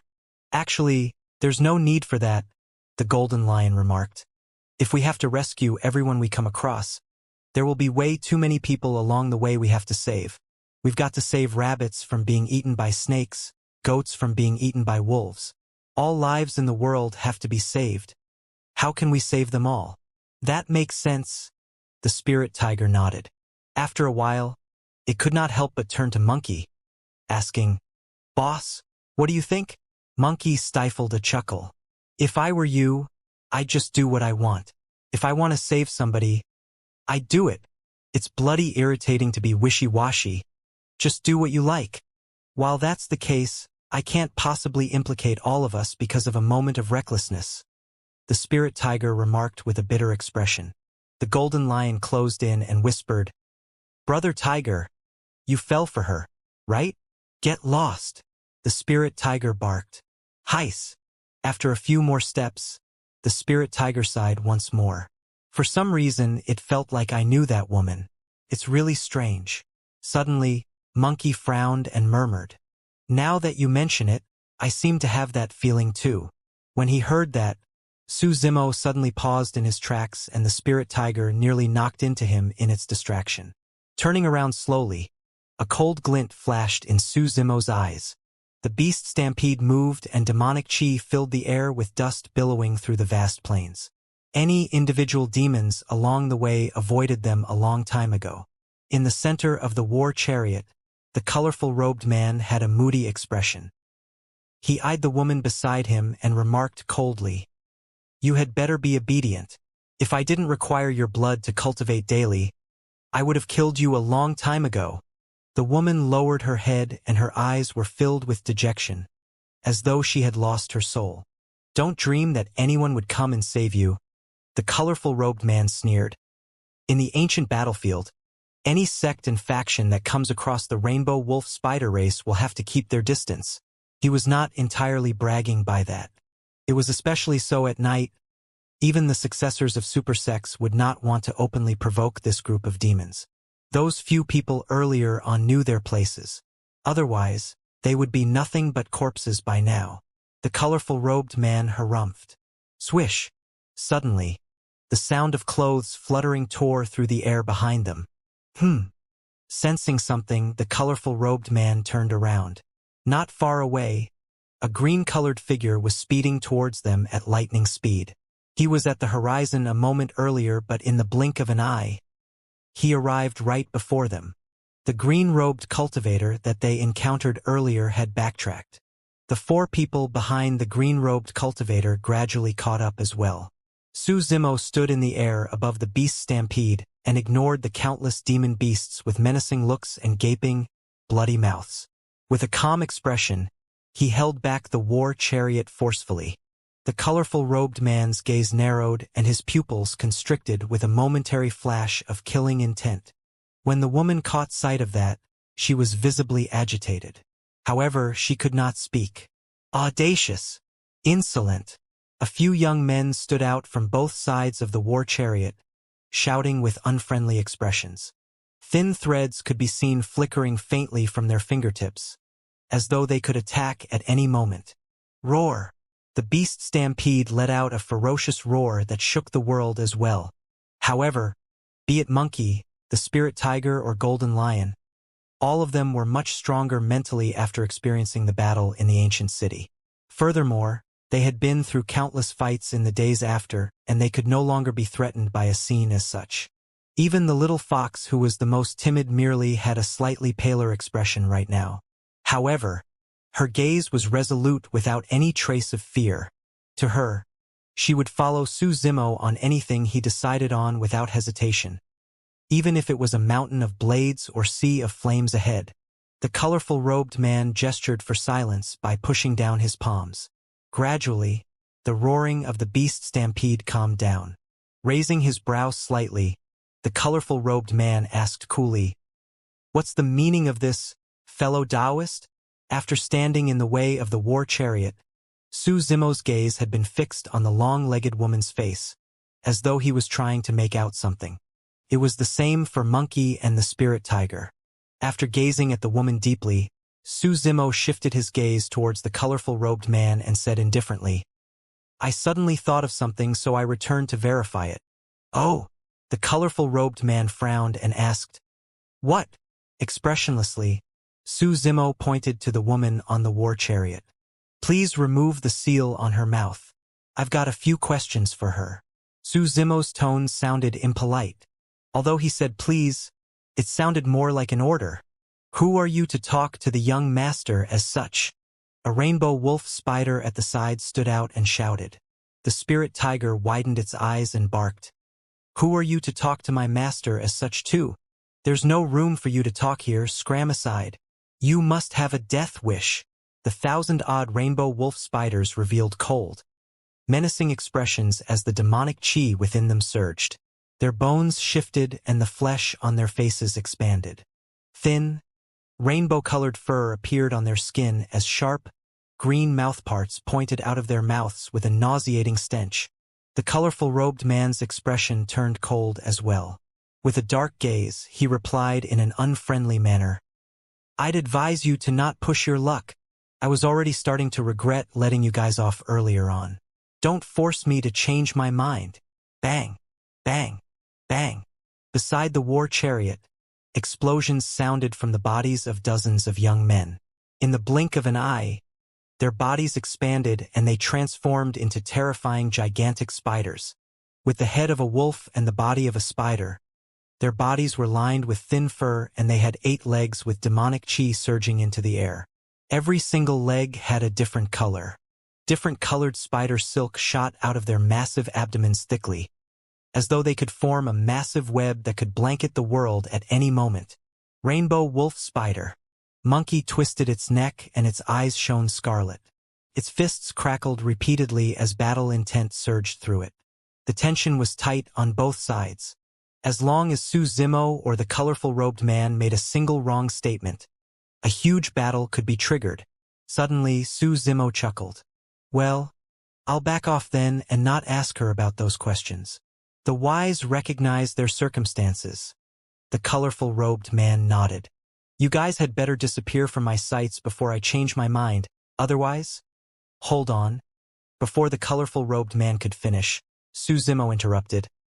"I'm not going to ask her anything, but please remove the seal on her. I want to see her true form." For some unknown reason, the colorful robed man felt an uneasy feeling in his heart. Naturally, There was no way he would heed Su Zimo's orders that easily and remove the seal on the woman. After contemplating, the colorful-robed man said in a dark voice, "There's nothing much to her true form. At the most, she's just an extremely ordinary immortal crane." His statement removed all doubts in everyone's hearts. Su Zimo retracted his smile and nodded as his expression gradually turned cold. "Well, very well." Monkey's eyes shone brightly scarlet. The spirit tiger was already at its limits a long time ago, yelling towards the long-legged woman agitatedly, stupid bird, is that you?" The long-legged woman's eyes reddened and tears streamed down. Vaguely sensing something, the colorful-robed man frowned and asked, "You know one another? There's no need for you to change your mind any longer." Su Zimo's gaze was dark as he glared at the colorful-robed man with a chilling killing intent, snarling word by word. "That's because I've already changed my mind." Before his sentence was finished, a blood-colored saber had already appeared in Su Zimo's hands. 6 spirit patterns shone. Instantly, blood chi surged into the air. It was Blood Quencher that had evolved into a connate spirit weapon. Dong! Dong! Monkey circulated its inner core and blood chi surged as it reverted to its true form.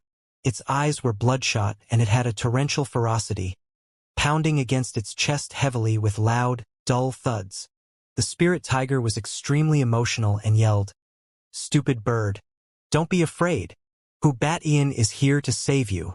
There was nothing that could stop them. It did not matter if there was an endless beast stampede before them.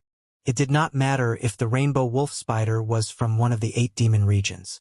It did not matter if there were only 5 of them. The moment they recognized the identity of the woman, they had to save her even if it cost their lives. Roar! There was a roar accompanied by a thunderous flash of lightning. The spirit tiger reverted to its true form and electric currents shot through its eyes. Its might was ferocious and its aura was frightening. The golden lion and the little fox reverted to their true forms as well. "Kill!" Su Zimo roared and gripped Blood Quencher with both hands. His blood chi surged as he descended from the skies, slashing down towards the colorful-robed man. A blood beam extended 100 feet and burst forth. The force of that slash was extremely strong with a furious killing intent that threatened to rip the voids apart.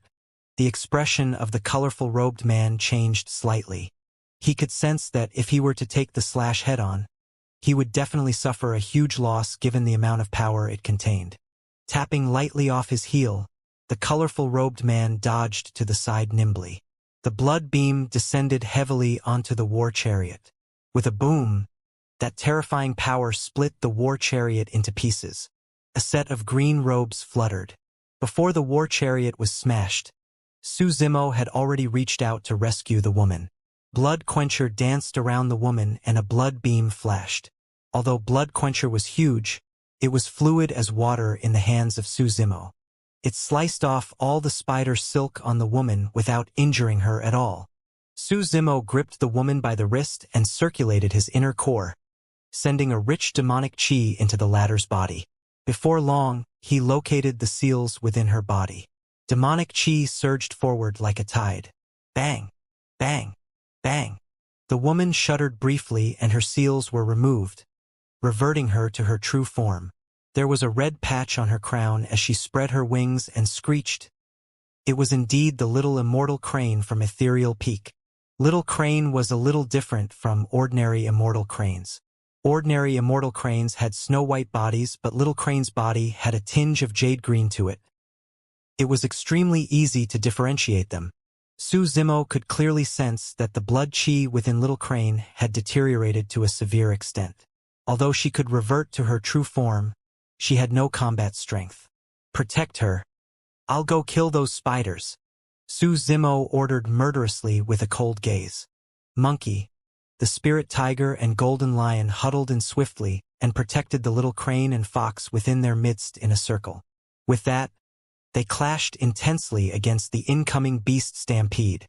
Click, clack, click. Dust and gravel flew from the ground. A giant scarlet centipede that was dozens of feet long surged forward. Its 100 legs were sharp as daggers, causing sparks to fly as it crawled on the ground. Emanating a thick demonic chi, it exuded a stench that was nauseating. The moment the giant centipede lunged forward, the spirit tiger leaped with an opened mouth. Reaching out with its claws, it grabbed the centipede by the body and chomped down fiercely on the latter's neck. Snap! The formidable bite strength of the spirit tiger snapped the giant centipede's neck instantly. The poisonous demonic chi that it released was instantly purged away by the power of thunder that was flashing on the spirit tiger's body. Roar! The golden lion's blood chi surged as it let out a deafening roar to the front. The sound wave rumbled and a ripple surfaced. A gray wolf that just rushed forward bled from all 7 orifices instantly. Its brain was crushed into sludge by the roar and it died on the spot. Among beasts, a lion's roar possessed the strongest roar power and was tough and invincible. In fact, demons and fiends could be purged by its roar. In the ancient era, mighty figures of the Buddhist sect comprehended a sound secret technique after fighting against the lion race. It was the lion roar technique of the modern Buddhist sections. Another few ancient remnant beasts were stunned for a moment. Before they snapped out of their stupor, the golden lion had already pounced forward and bit them to death. Swoosh, swoosh, swoosh. A ground dragon 100 feet long with a body the width of a bucket shook its head and swept its tail. With a ferocious glare, it charged towards Monkey. Resembling lizards, ground dragons were not dragons and belonged to a branch of the crocodile race. They merely had a trickle of bloodline from the dragon race. They had massive strength and scales all over their bodies that made them invulnerable. It was difficult to break through a ground dragon's defense even with a perfect spirit weapon. The weak spot of a ground dragon was their abdomen. That was the only part of their body that was not covered with scales. However, ground dragons were smart. Even after forming their inner cores, they rarely traveled through the air and would stick closely to the ground most of the time so that their opponents would not get any chance at all. Dust billowed as the ground dragon charged with its bared mouth that was lined with sharp fangs, biting towards Monkey's calf. If that bite landed, Monkey's calf would have been snapped instantly. At the same time, a heaven-devouring mastiff seized the opportunity to lunge over from the side. With a ferocious stance, it leaped and aimed to bite Monkey's throat. Monkey's eyes were filled with rage as it raised its leg the moment the ground dragon bit on them. Crack! The ground dragon missed. At the same time, Monkey smashed down heavily with its raised leg. Boom! Its massive feet crashed heavily onto the ground dragon's head, sending forth a terrifying amount of strength. Sinking into the mud, the ground dragon's head was smashed by Monkey. On the other side, Monkey reached out and grabbed the heaven-devouring mastiff by its jaws. Ugh! Monkey's eyes shone brightly scarlet and instantly, both its arms grew with intertwining muscles that resembled a tough, firm trunk of an ancient tree. Die! Roaring, Monkey exerted strength in both arms and yanked the jaws of the heaven-devouring mastiff in opposite directions. Shing! A blood mist spewed out. Organs splattered everywhere with a blood stench. The heaven-devouring mastiff was torn into 2 alive by Monkey. Monkey's body was dyed red with blood as it tossed the torn carcass of the heaven-devouring mastiff to the ground casually. With a torrential ferocity, it whirled its arms and punched another incoming ferocious beast. Although the little fox was protected in the middle by Monkey and the others, she was not idle. An ancient gigantic elephant charged over with a massive body that resembled a mountain. With a frightening might, it swung its massive trunk wildly as though it could knock out all the stars up in the skies. The power of a gigantic elephant was extremely scary and was even comparable to the dragon race. This was also the origin of the power of a dragon elephant. The triangular formation of Monkey, the spirit tiger, and the golden lion would most likely be knocked apart instantly if the ancient gigantic elephant charged over. The little fox glared into the eyes of the ancient gigantic elephant, and a demonic glint shone in her beautiful eyes. The speed of the ancient gigantic elephant slowed down gradually and its consciousness turned hazy. Opening her mouth slightly, the little fox breathed out a fog of fragrance. Instantly, the eyes of the ancient gigantic elephant turned dazed after it breathed in the fragrance. Go, stop them! The voice of the little fox sounded. As though it had lost its soul, the ancient gigantic elephant obeyed the little fox and reversed into the beast stampede, swinging its thick trunk to kill wildly. The elephant trunk was like an ancient divine whip, and any living being struck by it had their bones and tendons snapped instantly. The gargantuan body crushed everything in its path, and some demon beasts that did not manage to dodge in time were struck so badly they were severely injured and coughed blood. Chaos started to spread out within the beast stampede. However, the chaos could not be compared to the ferocious beast stampede, merely dissipating instantly like ripples in a river. Although the ancient gigantic elephant was immensely powerful, it could not withstand the force of the beast stampede.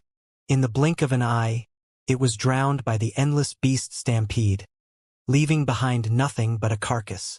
The situation was not optimistic for Monkey, the spirit tiger and golden lion as well.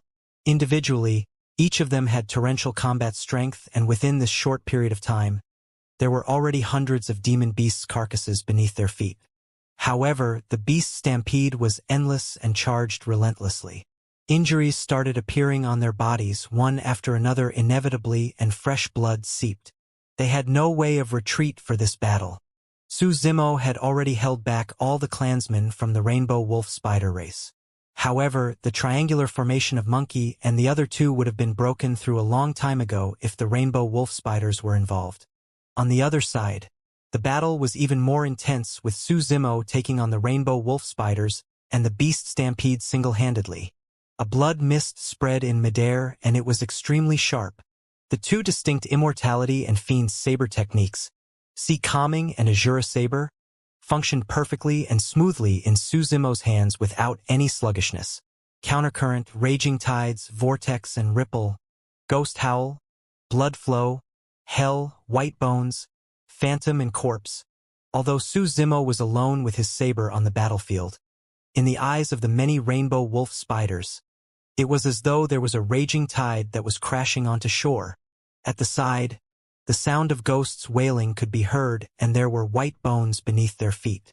Phantoms appeared everywhere as corpses climbed out from blood pools like a grisly purgatory. This was force. At the level of force, a cultivator's mental state would be affected, and various surreal and ridiculous illusions would appear before them. In the mortal realm, commoners would experience massive pressure and get all jittery when they meet the Emperor. In reality, it was because they were affected by the force of the Emperor.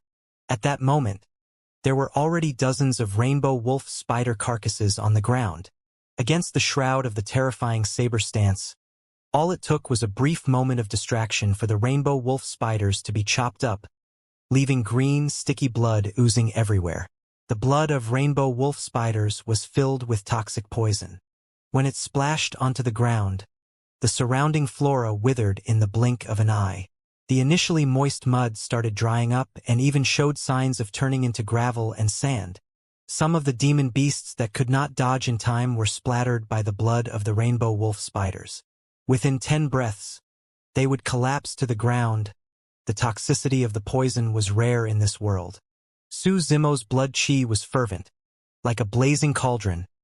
The demonic chi and poison were evaporated into emptiness before they could even get close. The colorful robed man had already reverted to his true form. Compared to the other rainbow wolf spiders, he had the smallest frame. The moment he landed on the ground with his 8 legs, his movement technique was unusual and he was extremely swift. He did not fight Su Zimo head-on at all. Kikiki! The colorful robed man let out a series of piercing sounds, as though it was commanding its clansmen at the side. Under his command, the surrounding rainbow wolf spiders created a formation rapidly at a shocking swift speed. They no longer fought Su Zimo head-on and chose to revolve around him rapidly instead. Swoosh! Swoosh! Swoosh! As the rainbow wolf spiders darted around, rainbow silk shot out from their abdomens, coiling around Blood Quencher. Blood Quencher was extremely sharp and coupled with Su Zimo's burst power. It could destroy any supreme-grade spirit weapon with ease. However, the silk of the rainbow wolf spider was extremely tenacious. Even with the sharpness of the Blood Quencher, it could not easily sever the endless spider silk that was wrapping around it. Furthermore, the silk was poisonous to begin with, causing the light on Bloodquencher to dim down as its blood beam diminished rapidly. Su Zimo dominated the battlefield and was still undefeated. None of the rainbow wolf spiders could withstand his might. However, not long after, Bloodquencher was wrapped in endless spider silk. Each time he swung the saber, Su Zimo felt a great resistance, as though he was in a swamp.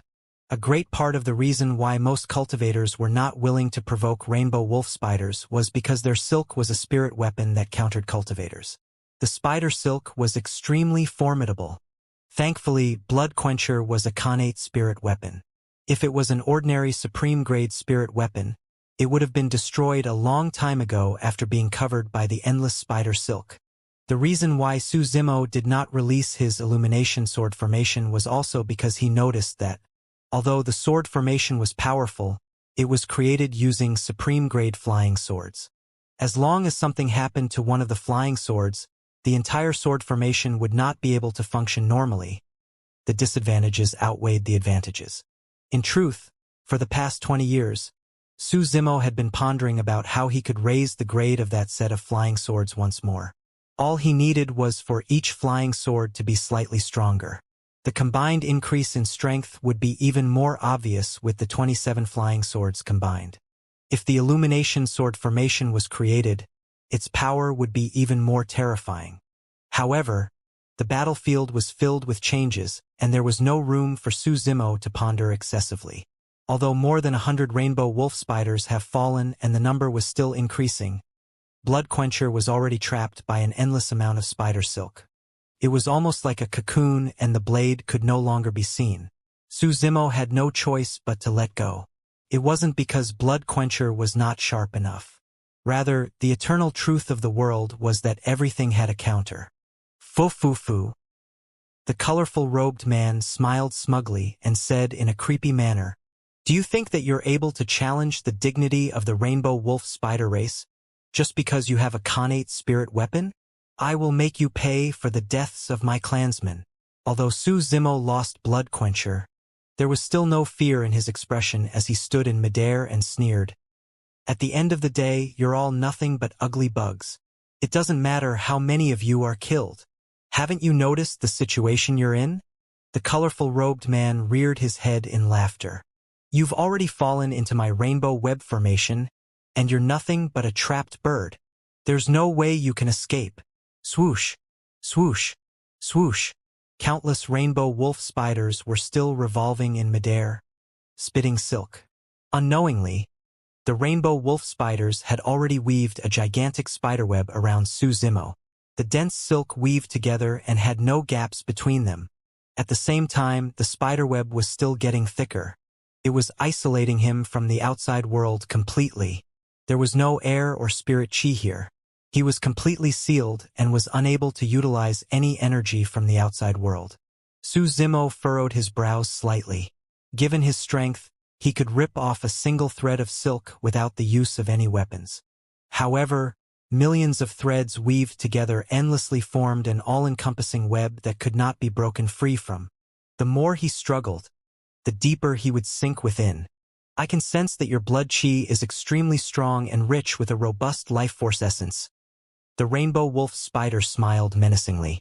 "Don't worry, I'm not going to kill you directly. I will keep you and devour your blood bit by bit. Hee. I believe that your blood will definitely be delicious." Su Zimo's gaze turned cold as he said icily, "Drink my blood? You're not going to be alive to do that.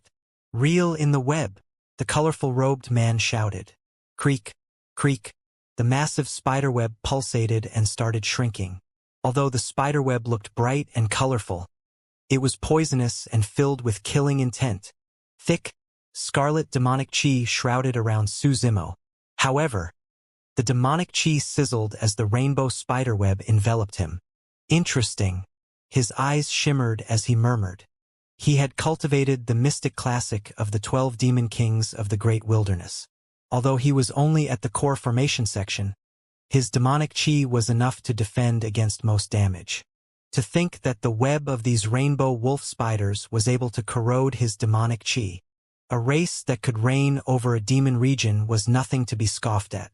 However, the same way the rainbow spiderweb countered blood quencher, there was always a counter to everything in this world.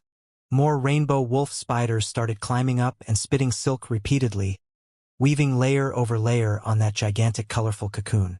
There were also some rainbow wolf spiders that stood all around, moving their 8 legs to reel in the spiderweb. That gigantic cocoon was shrinking continuously. The remaining space Suzimo had was decreasing. In the cocoon, Suzimo was expressionless.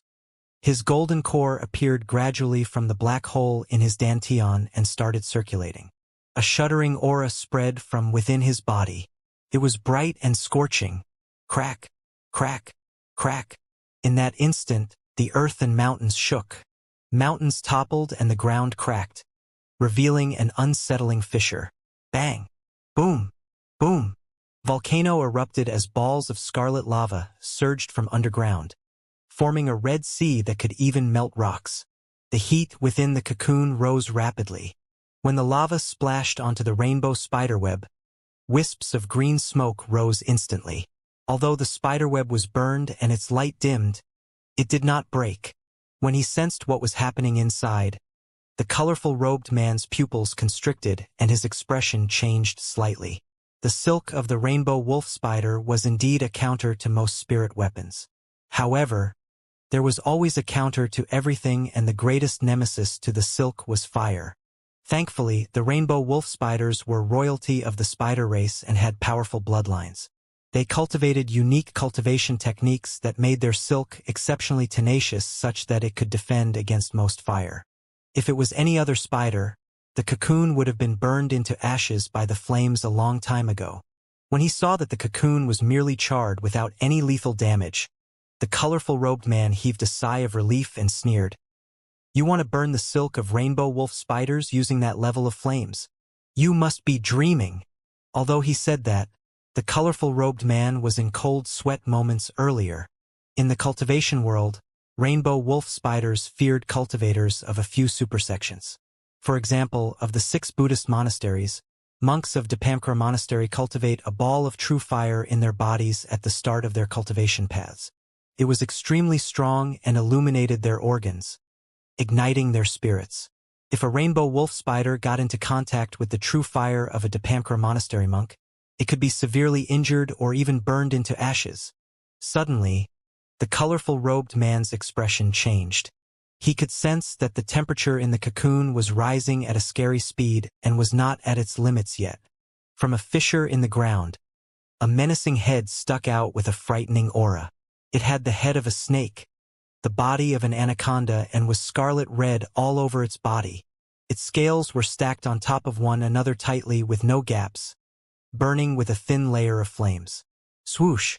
The living being rose with a single leap, and a pair of scarlet wings blazing with flames burst forth from its back. With each flap, a heat wave would be sent forth. The eyes of the colorful robed man widened as he murmured, "Snake head, anaconda body, dragon scales, phoenix wings, no horns above its head or limbs beneath its abdomen. This is..." A memory that was embedded deep in its bloodline gradually came to mind. "Soaring serpent," the colorful robed man exclaimed in shock. Deep in its soul, there was a fear that stemmed from the primordial era, causing it to shiver uncontrollably. The spirit fire was a divine being of the flames in the primordial era and was not inferior to phoenixes in reputation. However, that frightening living being had gone extinct a long time ago in the primordial era. It could be considered as the greatest nemesis for the rainbow wolf spiders. Or rather, in the primordial era, that golden era where the 10,000 races ruled, the rainbow wolf spider race was nothing in the eyes of the soaring serpents. The colorful robed man truly had not imagined that Suzimo would be able to summon this primordial divine being.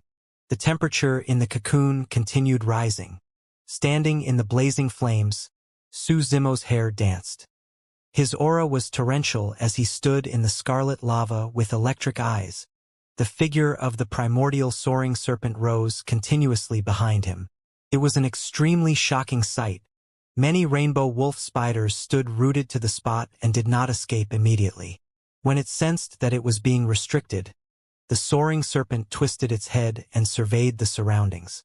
Its cold eyes contained an endless ferocity and fury as it reared its head and hissed with its darting tongue. It was a divine being of the flames with a noble bloodline. In the primordial era, the rainbow wolf spiders were no different than ants to it. Now that thousands of years had passed and it was reborn, there was no way it was going to be insulted by such bugs. Pest! Pest! Pest! The primordial soaring serpent flapped its blazing wings and fire spewed from its eyes as it opened its gigantic mouth to spit out streams of scorching red lava. The lava that came from the mouth of the primordial soaring serpent was much scarier than the lava flowing underground. Swoosh! The gigantic cocoon burst into flames instantly. Ah! Su Zimo tore into the air, rearing his head as he howled. The rainbow wolf spiders that were climbing on the cocoon were unable to escape at all, screeching terribly as they were engulfed in the sea of flames. Those flames were absolutely destructive for them. In the blink of an eye, the cocoon turned into ashes. The flames spread and blazed through the vast lands. A few hundred rainbow wolf spiders perished in the sea of flames without any corpses left. Even if any rainbow wolf spider escaped from the sea of flames, a single spark that landed on them was enough to burn them completely. That was the terror of the soaring serpent flames.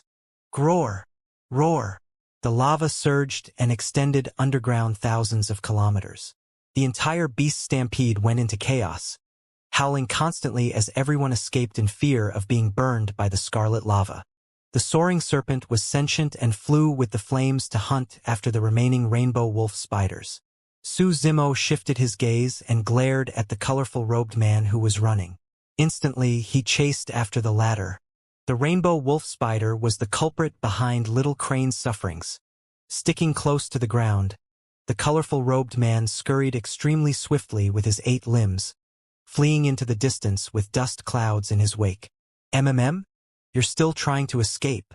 Su Zimo narrowed his eyes. Splash! His blood chi exploded and spirit energy burst forth. Swoosh! At the same time, a pair of wings appeared behind Su Zimo, raising his speed to its limits. He vanished from the spot, bolting forward like an arrow. The colorful robed man did not dare to stop at all, scurrying for his life with all 8 limbs flaying. Thankfully, the rainbow wolf spiders were nimble and had swift movement techniques. Most demon beasts won't be able to catch up to them if they truly wanted to escape. Right then, a buzzing sound echoed in the colorful robed man's ears. It was as though something was closing in rapidly. The colorful robed man turned around. That single glance scared him out of his wits. The green-robed cultivator was not far behind him, looking murderous with a cold gaze. Furthermore, the distance between them was decreasing rapidly. If this continued, he would be caught within 10 breaths. Suddenly, the colorful robed man stopped in his tracks and his body shrank repeatedly, turning into a spider the size of a palm. Digging with 8 limbs, he burrowed himself into the ground and vanished. Su Zimo's gaze turned cold. Trying to burrow away? The rainbow wolf spiders naturally had means that were superior to others for them to be able to survive from the primordial era, or they would have gone extinct a long time ago as well. It was a demonic technique that was comparable to ground burrowing. By shrinking themselves, rainbow wolf spiders could enter the mud and travel through the cramped gaps underground at an extremely fast speed. In a short period of time, they could escape more than 100 feet away. The troublesome thing was that rainbow wolf spiders glided with their legs in the gaps in the mud and caused extremely small vibrations that were almost silent. It was extremely difficult for living beings on the surface to detect them. Furthermore, there were many tiny bugs in the mud. The sound released by those bugs crawling was enough to cover the tracks of the rainbow wolf spider completely. The only way to detect the rainbow wolf spider was for a nascent soul to arrive and release their spirit consciousness. Su Zimo stood on the spot motionlessly and suddenly closed his eyes. He seemed to have entered a trance, and the sound of bugs, ants and wind around him was filtered completely. Universal hearing. Su Zimo's senses were way too sharp after cultivating the mystic classic of the 12 demon kings of the great wilderness. Although he did not have an essence spirit, he could sense everything by opening up his 5 senses, and a clear image formed in his mind. 3 foot and 7 inches underground, There was a spider the size of a fingernail scurrying, and it was 280 feet away. Humph! Su Zimo opened his eyes, and a streak of lightning flashed through them. Swash! Su Zimo had already vanished from where he was. In the blink of an eye, he arrived above the rainbow wolf spider. Conjuring a hand seal, Su Zimo's fingertips shuttled with an unusual movement. Eventually, a gigantic palm was conjured and blanketed over the path that the rainbow wolf spider was escaping on. Ma! At the same time, Su Zimo opened his mouth and said a word in Sanskrit. The demon-subduing seal was released together with the damning mantra. The rainbow wolf spider that was initially scurrying through the mud shuddered. Boom! A massive palm descended from above with an apocalyptic might that threatened to subdue everything in its way. The massive palm had yet to touch the ground. However, a gigantic handprint had already appeared in the ground, deeply embedded into the mud. The rainbow wolf spider was instantly exposed, and it could no longer hide. Human, how are you trying to kill me? The rainbow wolf spider shouted. There's a demon emperor in the rainbow wolf spider race. Do you wish to die? Demon emperor? Su Zimo sneered. Do you think someone of the demon emperor's level will stand out for a puny spirit demon like you? Furthermore, we're in the ancient battlefield. Here, I'm the emperor. The moment he said that, the world shook. Who would dare to say something like that? A torrential aura surged from Su Zimo, and the power of the demon-subduing seal intensified before crushing down. Scree! The rainbow wolf spider knew that it couldn't escape and screeched shrilly. The blood chi in its body surged rapidly, and it grew to the size of 100 feet in the blink of an eye. Whoosh! Whoosh! A series of rainbow silk threads shot out from its abdomen towards the palm in the sky. The poison in the silk was extremely domineering and instantly corroded the palm that was formed from the demon-subduing seal with a sizzling sound.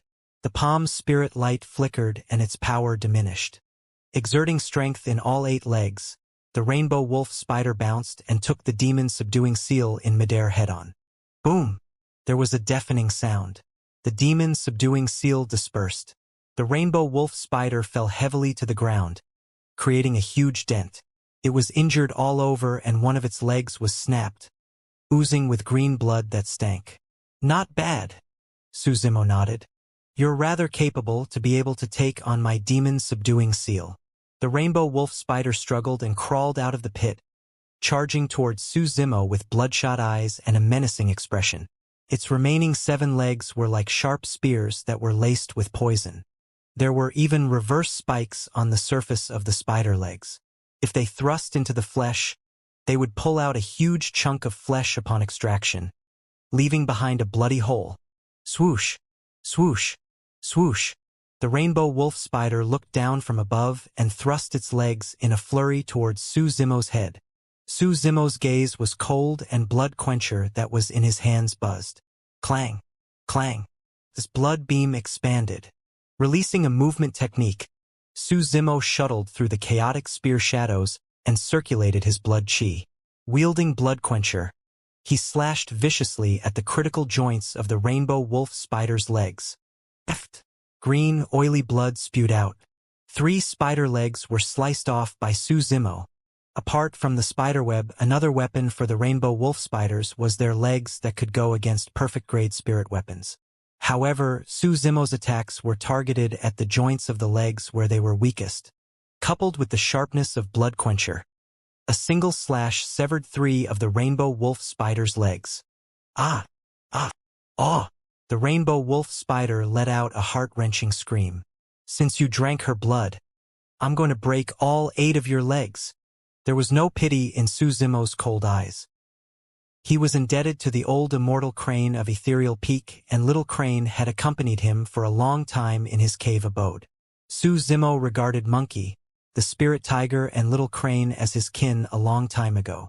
If he hadn't returned earlier on, Little Crane would have been doomed to eternal damnation if she was brought away by the rainbow wolf spider.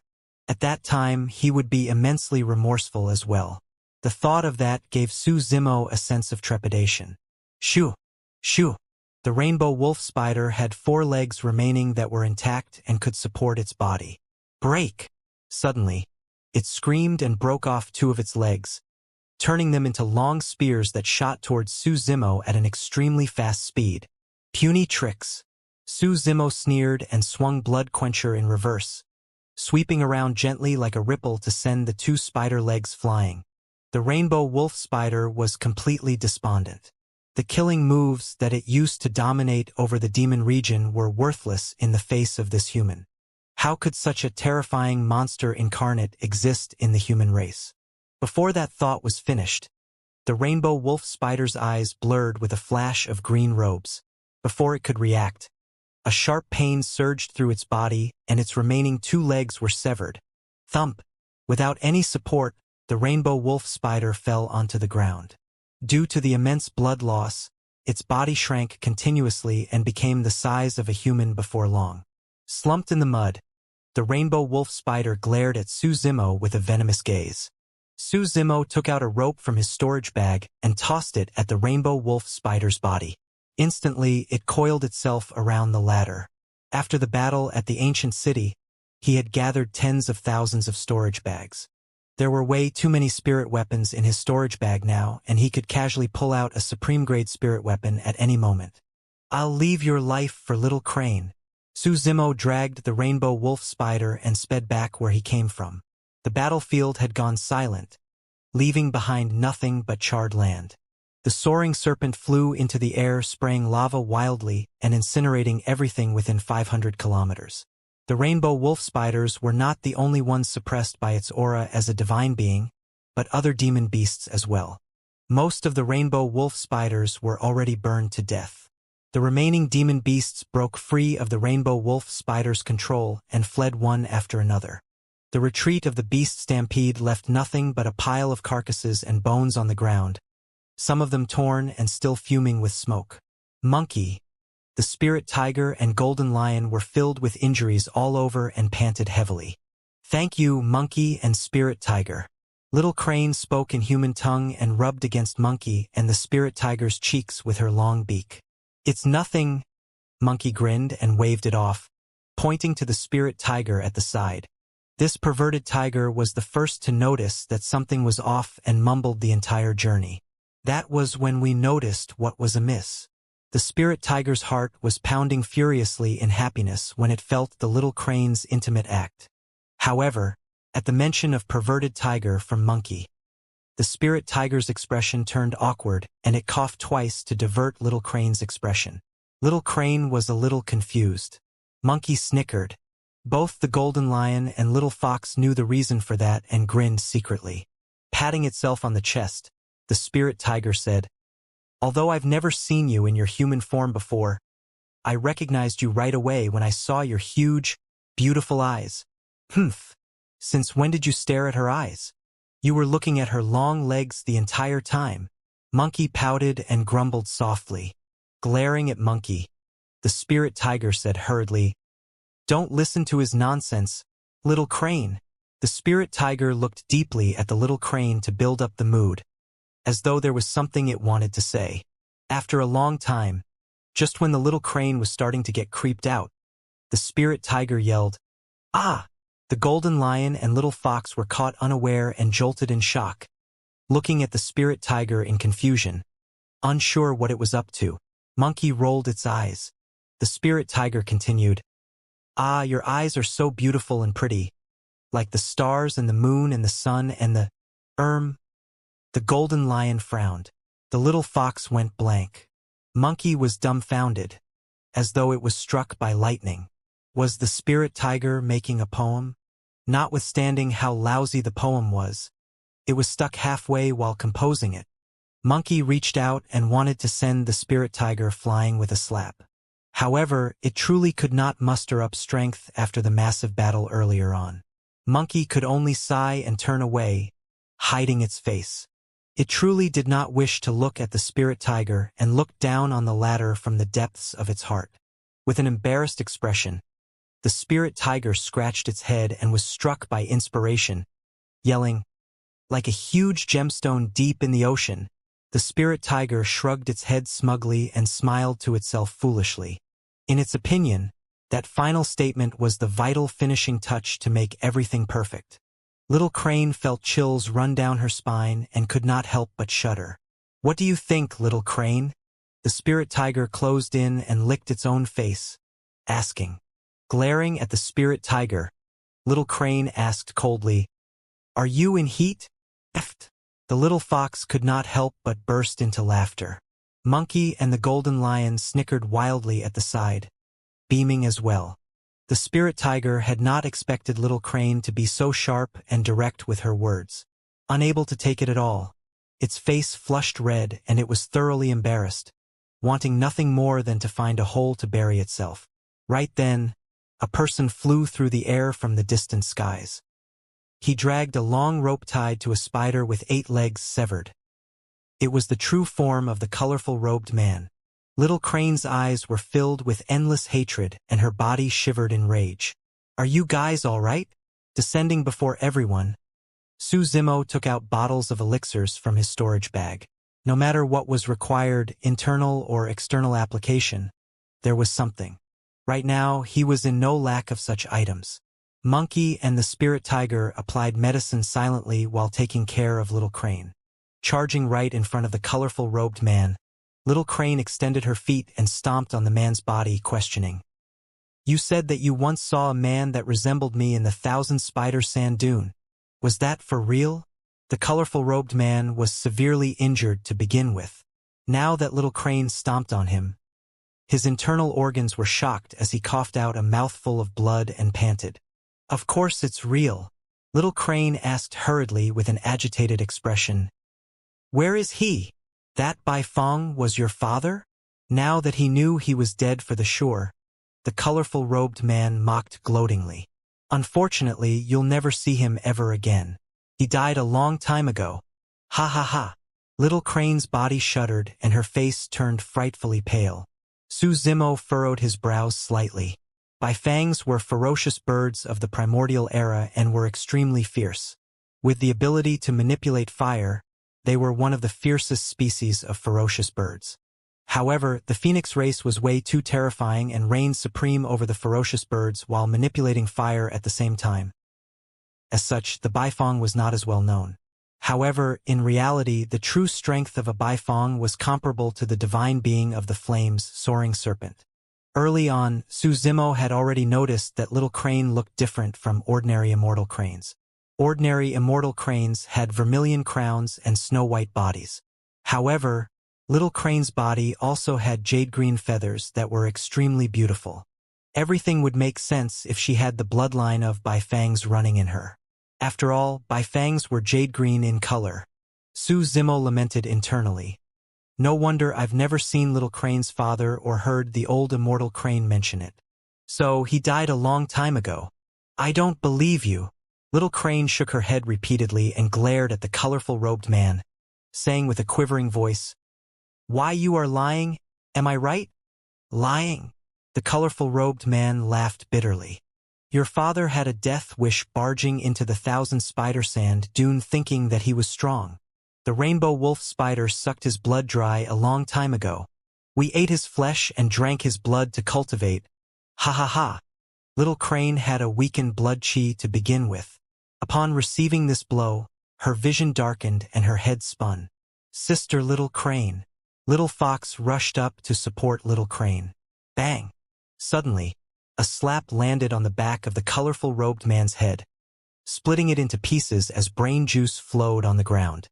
Shrugging his palm, the spirit tiger grumbled, "Annoying! How dare you continue laughing when your laughter sounds so disgusting. I've had it with you." Su Zimo heaved out a sigh of relief. He could tell that the spirit tiger did that because it did not want Little Crane to get agitated further. In truth, he was about to attack even if the spirit tiger did not do it. It was clear that the colorful robed man meant to trigger Little Crane as much as it could.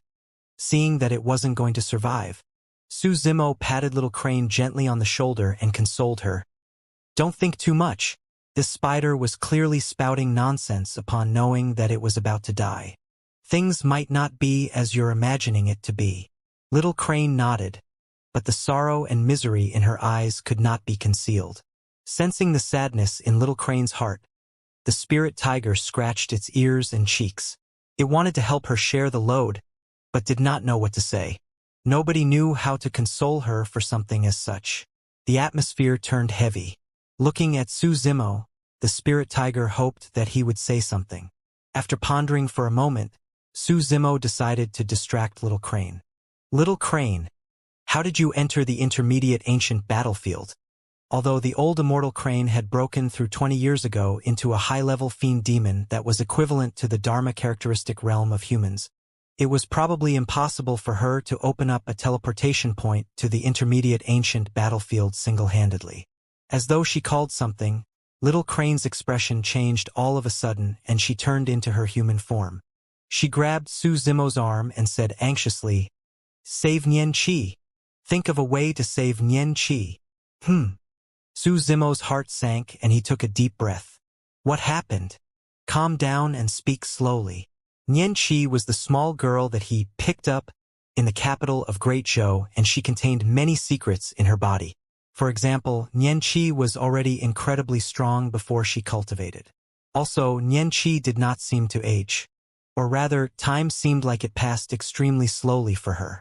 This meant that Nian Qi's lifespan was much longer than anyone else of the same level. Even so, Su Zimo had no doubts towards Nian Qi. Everyone had secrets. Furthermore, she was only a child and had a pure heart. Be it to him or Ethereal Peak, she carried no evil intentions. She fought with all her might for the battle at Ethereal Peak and almost died. It was clear that she had already regarded Ethereal Peak as her home. Little Crane replied. An old patriarch of the Great Zhou dynasty appeared and took the initiative to look Mother up with the intention of opening a teleportation spot together. The patriarch was a Dharma characteristic, but his blood chi has deteriorated and his lifespan is about to end. That was why he decided to use a secret skill to burn up the last of his lifespan and release a burst together with Mother to open up a teleportation spot. However, the teleportation tunnel was extremely cramped and only 2 people can be teleported. The Patriarch of Great Zhou gave both spots to Ethereal Peak. When he heard that, Su Zimo raised his brow. That action was equivalent to sacrificing his life to give a great gift to Ethereal Peak. The Patriarch of Great Zhou must have a motive for doing that. Little Crane continued. The Patriarch of Great Zhou knew that his life was about to end, and was worried that a calamity would befall the Great Zhou dynasty after his demise. As such, he wanted to use this gift in exchange for the protection of Mother and Ethereal Peak. In the battle at Ethereal Peak, the other 4 major sects suffered immense losses and their void reversions perished. Although Ethereal Peak suffered immense losses as well, its surviving disciples had great potential for the future. Furthermore, the old immortal crane managed to extend her life with that battle and advanced to the Dharma characteristic realm. She broke free of the restraints of heaven and earth and freed herself from the threat of her demise with an extension of her lifespan. With that, Ethereal Peak became the leader of the 5 major sects instantly. Its strength surpassed the other 4 major sects firmly, and there were more and more cultivators that wanted to join the sect. In the past 20 years, Ethereal Peak turned into the true number 1 sect of Great Zhou. It was not hard to understand why the Patriarch of Great Zhou made that decision. Little Crane looked at Su Zimo and continued. Mother told me that part of the reason why the Emperor of Great Zhou left the throne to Xianxia was because of your potential. At the same time, it was also because of her relationship with you as well as the fact that Ethereal Peak was backing you. Su Zimo nodded. This was something he had guessed as well. According to customs, the throne was passed down to the sons in order of seniority. No matter what, Xianxia would not have inherited it. Furthermore, she was a female. Finally, despite the unrest and internal and external strife in Great Zhou for the past 20 years after the throne was passed down to Xianxia, she was not removed from position. That was definitely not a decision made by the Emperor of Great Zhou alone. So, the Patriarch of Great Zhou also backed the idea. With that, everything made sense. This Patriarch of Great Zhou had planned a long time ahead. Furthermore, he made the right gamble. The fact that the old immortal crane sent Little Crane here meant that they had agreed on the deal. Although he was dead, he paved the way for Great Zhou before his demise with the protection of an expert at Dharma characteristic realm. From there on, it was no longer up to his control how Great Zhou would grow in the future. A thought struck Su Zimo as he asked, "Old Immortal Crane sent you and Xianxia in here with those 2 spots?" "Yes." Little Crane nodded. "Many cultivators joined Ethereal Peak and the strength of the sect has grown. However, there are issues as well. We no longer have enough elixirs, weapons, or cultivation techniques to supply them." Both Mother and the sect master looked highly forward to the opening of the ancient battlefield, hoping to use this opportunity to strengthen our sect's foundation.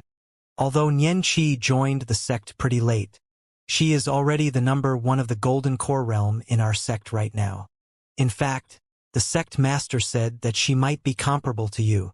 Mother also mentioned that Xianxia's Golden Core phenomenon has a chance of making it to the top 10 of the phenomenon ranking. Su Zimo's eyes lit up. He was surprised enough at the fact that she might be able to make it to the top 10 of the phenomenon ranking. Sect Master Ling Yun was already at Void Reversion Realm, and both he and the old Immortal Crane were wise and sharp. The fact that they gave Xianxia such a high evaluation was proof of her strength. Of course, neither the old Immortal Crane nor Sect Master Ling Yun knew of Su Zimo's true strength after he lay dormant for 20 years at the bottom of the Dragon Burial Valley. Nobody had witnessed it as well. As though she recalled something, Little Crane's eyes were filled with fear. "Not long after we entered the ancient battlefield, we came across a group of 7. There were 6 men and 1 woman. The 7 of them were extremely strong. Extremely strong," Little Crane emphasized continuously. It was clear how much of a blow it was for her. The group of them looked down on everything with a cold, arrogant indifference. However, something was off the moment they caught sight of Xianxia. Xianxia's expression turned terrible as well the moment we saw them. At that time, we were holding hands and her palm went ice cold right away, filled with sweat. Su Zimo and the others could not help but feel anxious at this point. Little Crane continued, "Thereafter, the 7 of them had odd expressions and walked towards us, looking at Xianxia with fake smiles. Xianxia told me not to ask about anything and just run before rushing to them." After pausing for a moment, Little Crane gulped. The moment Xianxia rushed up, she released her Golden Core phenomenon. However, it was shattered by a single punch from the leader of the opposing group. "Ah!" Little Fox exclaimed. Narrowing his gaze, Su Zimo asked, "He destroyed Xianxia's Golden Core phenomenon with a single punch?" "Yes." Little Fox nodded with conviction. Su Zimo's expression turned grim. According to the old Immortal Crane, Xianxia's Golden Core phenomenon had a chance of making it to the top 10 of the phenomenon ranking. In other words, her Golden Core phenomenon was definitely not weaker than his Soaring Serpent and Divine Turtle. However, such a terrifying Golden Core phenomenon was shattered by a single punch. Su Zimo was secretly shocked. Even he might not be capable of releasing such a powerful burst. Suddenly, Su Zimo realized that the ancient battlefield this time round might be much scarier than he had imagined it to be. Xianxia did not manage to last 3 moves against that person. At that time, I was scared out of my wits and my mind was filled with nothing but Xianxia's voice asking me to escape. Little Crane's eyes were filled with guilt and self-blame as she said with a slumped head, "I know that I'm very weak for not choosing to fight alongside Xianxia. However, I truly could not muster any courage in the face of those people. The only thought on my mind as I escaped frantically was to look for you and inform you about this. However, I did not escape far before I landed in the hands of the rainbow wolf spiders." The spirit tiger consoled hurriedly, "It's not your fault. You can't defeat them either. I would have escaped too if I was in your shoes." Su Zimo patted Little Crane on the back of her palm. "You did the right thing. If you fought those people recklessly, you would have only lost your life for nothing. Furthermore, it's lucky that you escaped. Otherwise, I would not have found out what happened to you guys either." Little Crane's expression was slightly relieved. After a moment of silence, Su Zimo asked, "Did they hurt Xianxia?" No, Little Crane shook her head. Their leader merely wanted to capture Xianxia alive.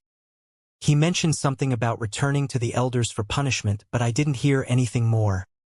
At that point, Little Crane sighed again. The reason why I escaped wasn't because they couldn't catch up to me. It was because they could not be bothered with me at all. I'll never forget the way they looked at me. It was as though I was an ant. Who would care about letting an ant go? Suzimo pondered for a moment before suddenly asking, "What did they look like?" Little Crane replied, "The 7 of them wore extremely ancient costumes. All of them had golden hair, blue eyes, straight, high noses, and were extremely good-looking. It's easy to recognize them." The mention of that had Suzimo's heart skipping a beat. Xianxia's appearance did resemble them somewhat.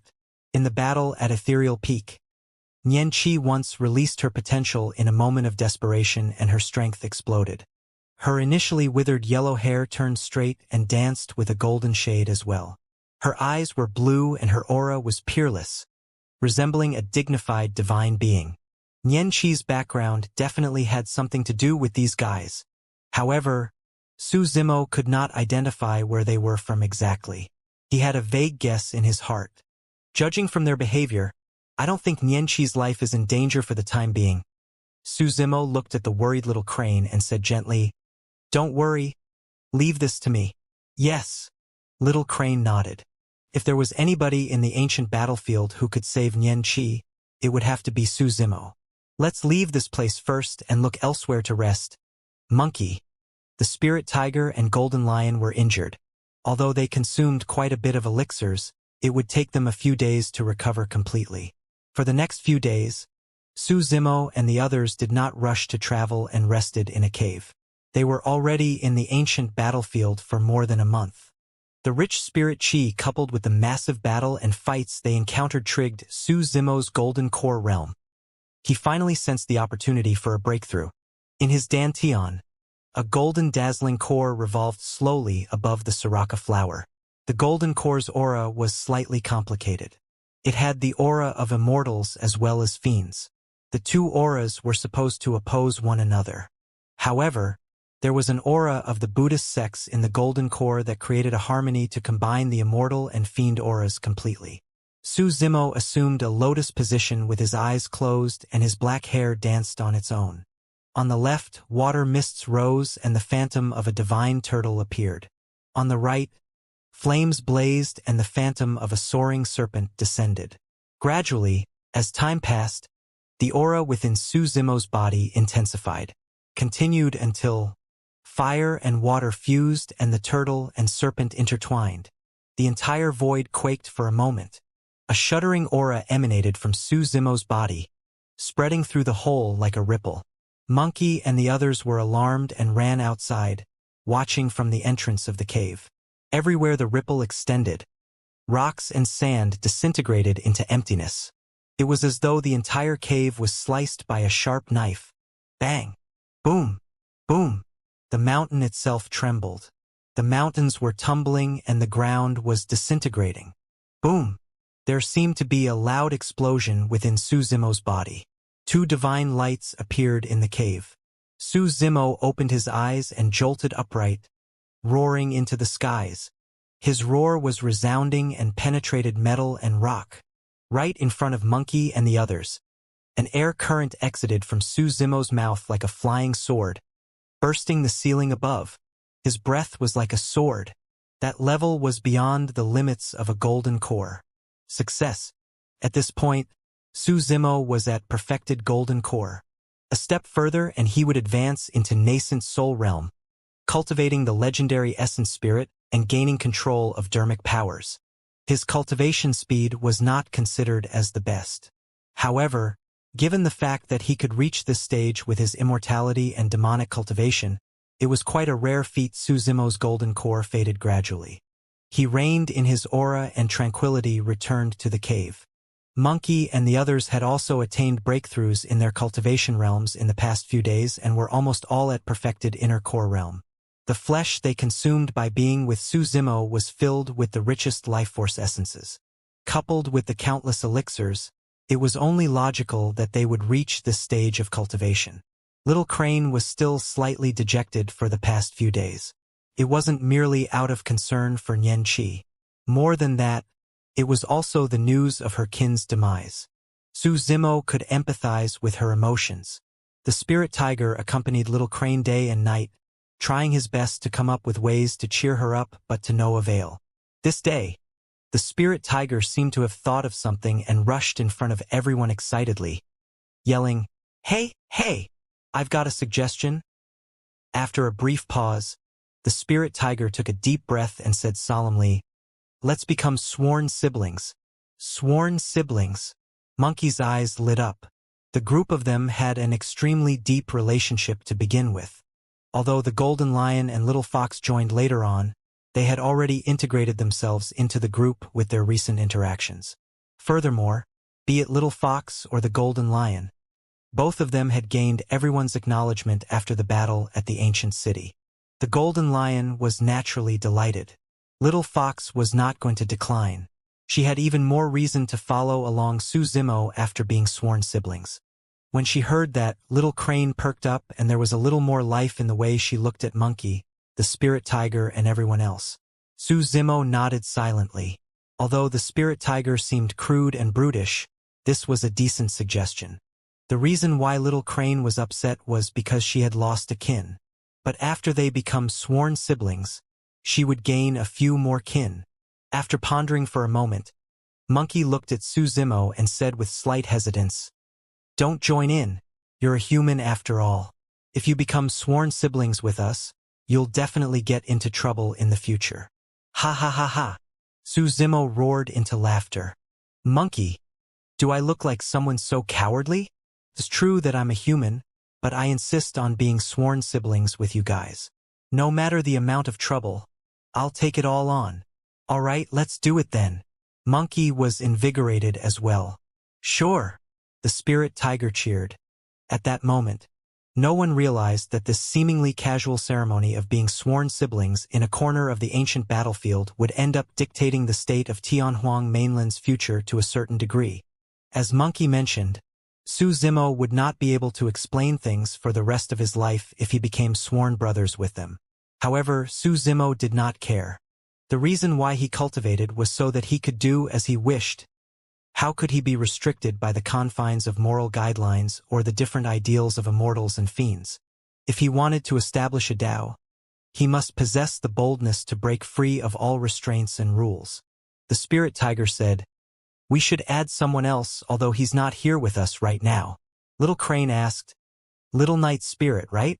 The spirit tiger nodded hurriedly and wagged its tail, praising, "You sure are smart, little crane."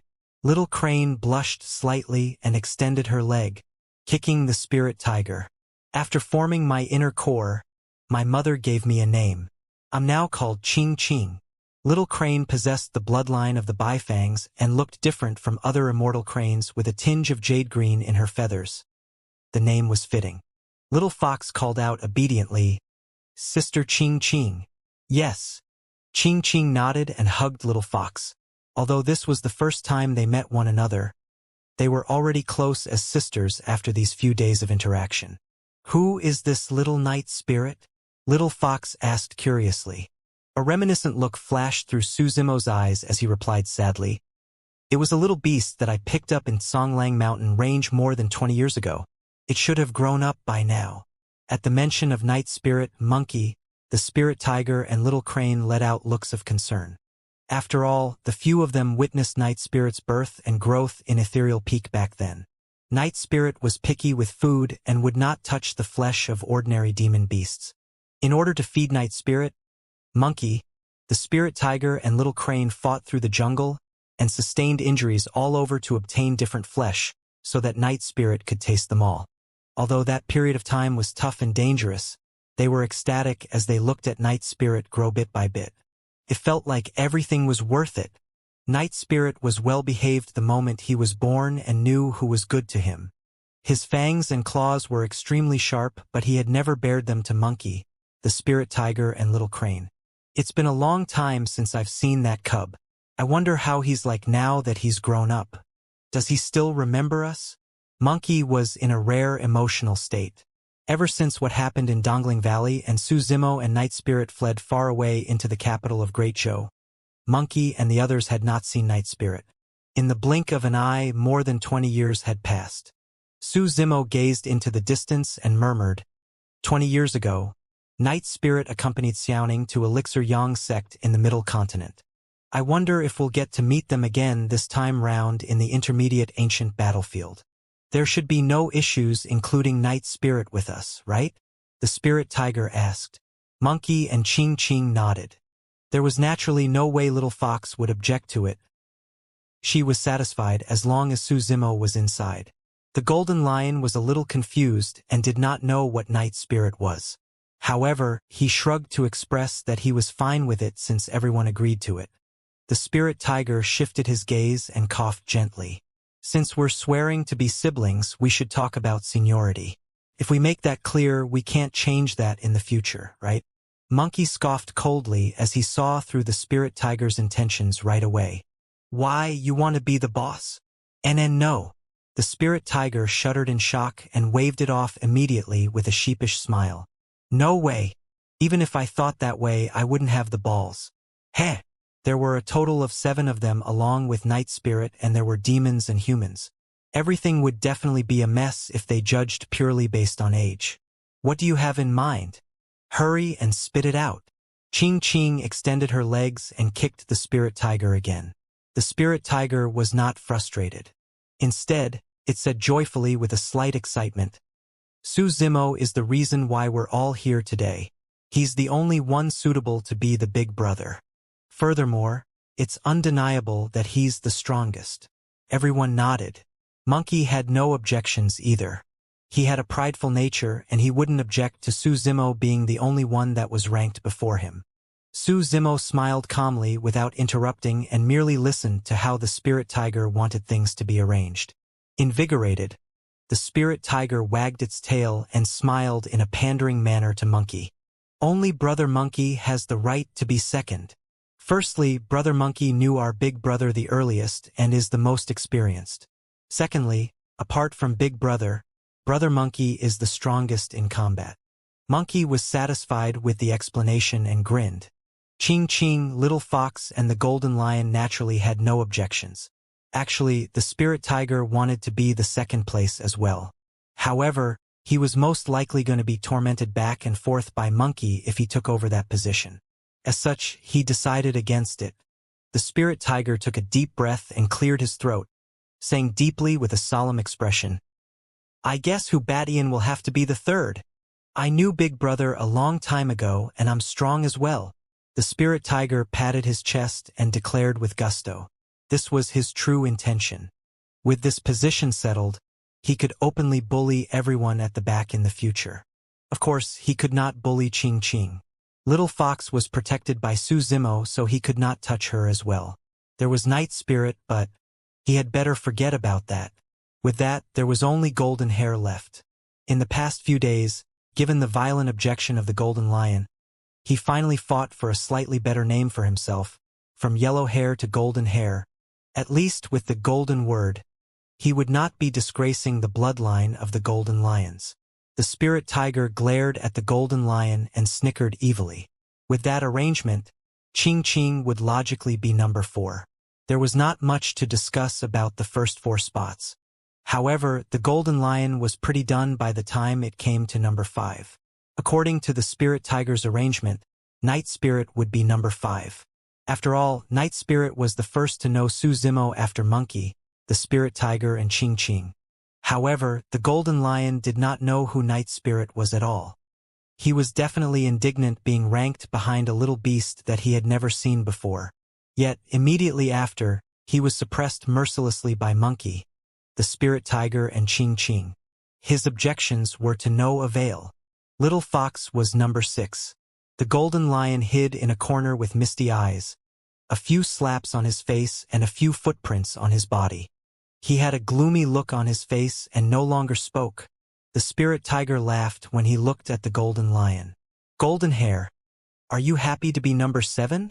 The Golden Lion seethed at the smug look on the Spirit Tiger's face. Monkey teased, It's okay, Golden Hair. If we have anyone else joining us in the future, they will be placed behind you. Brother Golden Hair, although I'm in front of you, I'm not going to bully you, Little Fox said with an earnest expression. The Golden Lion wanted to cry. To be fair, He truly could not afford to mess with the people before him. Although Little Fox was the weakest, she was protected by Su Zimo. There was only a single person he was indignant about the more he thought about it. I don't know who this night spirit is, but you better stay away from me. Otherwise, I'm going to teach you a good lesson so that you hand over the number 5 position. Little thing. How dare a nameless little beast climb over my head? Humph. The golden lion rubbed his palms and grumbled internally. Among the 7 of them, apart from Su Zimo, the rest of them were demons with easygoing attitudes. There was no need for any messy formal ceremonies.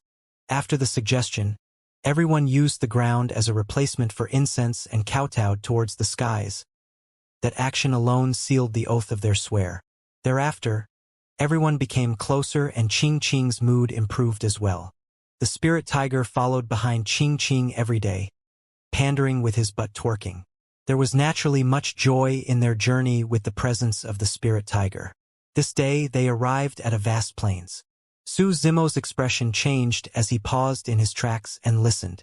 Among the 7 of them, his 5 senses were the strongest, a whole different level above the other 6.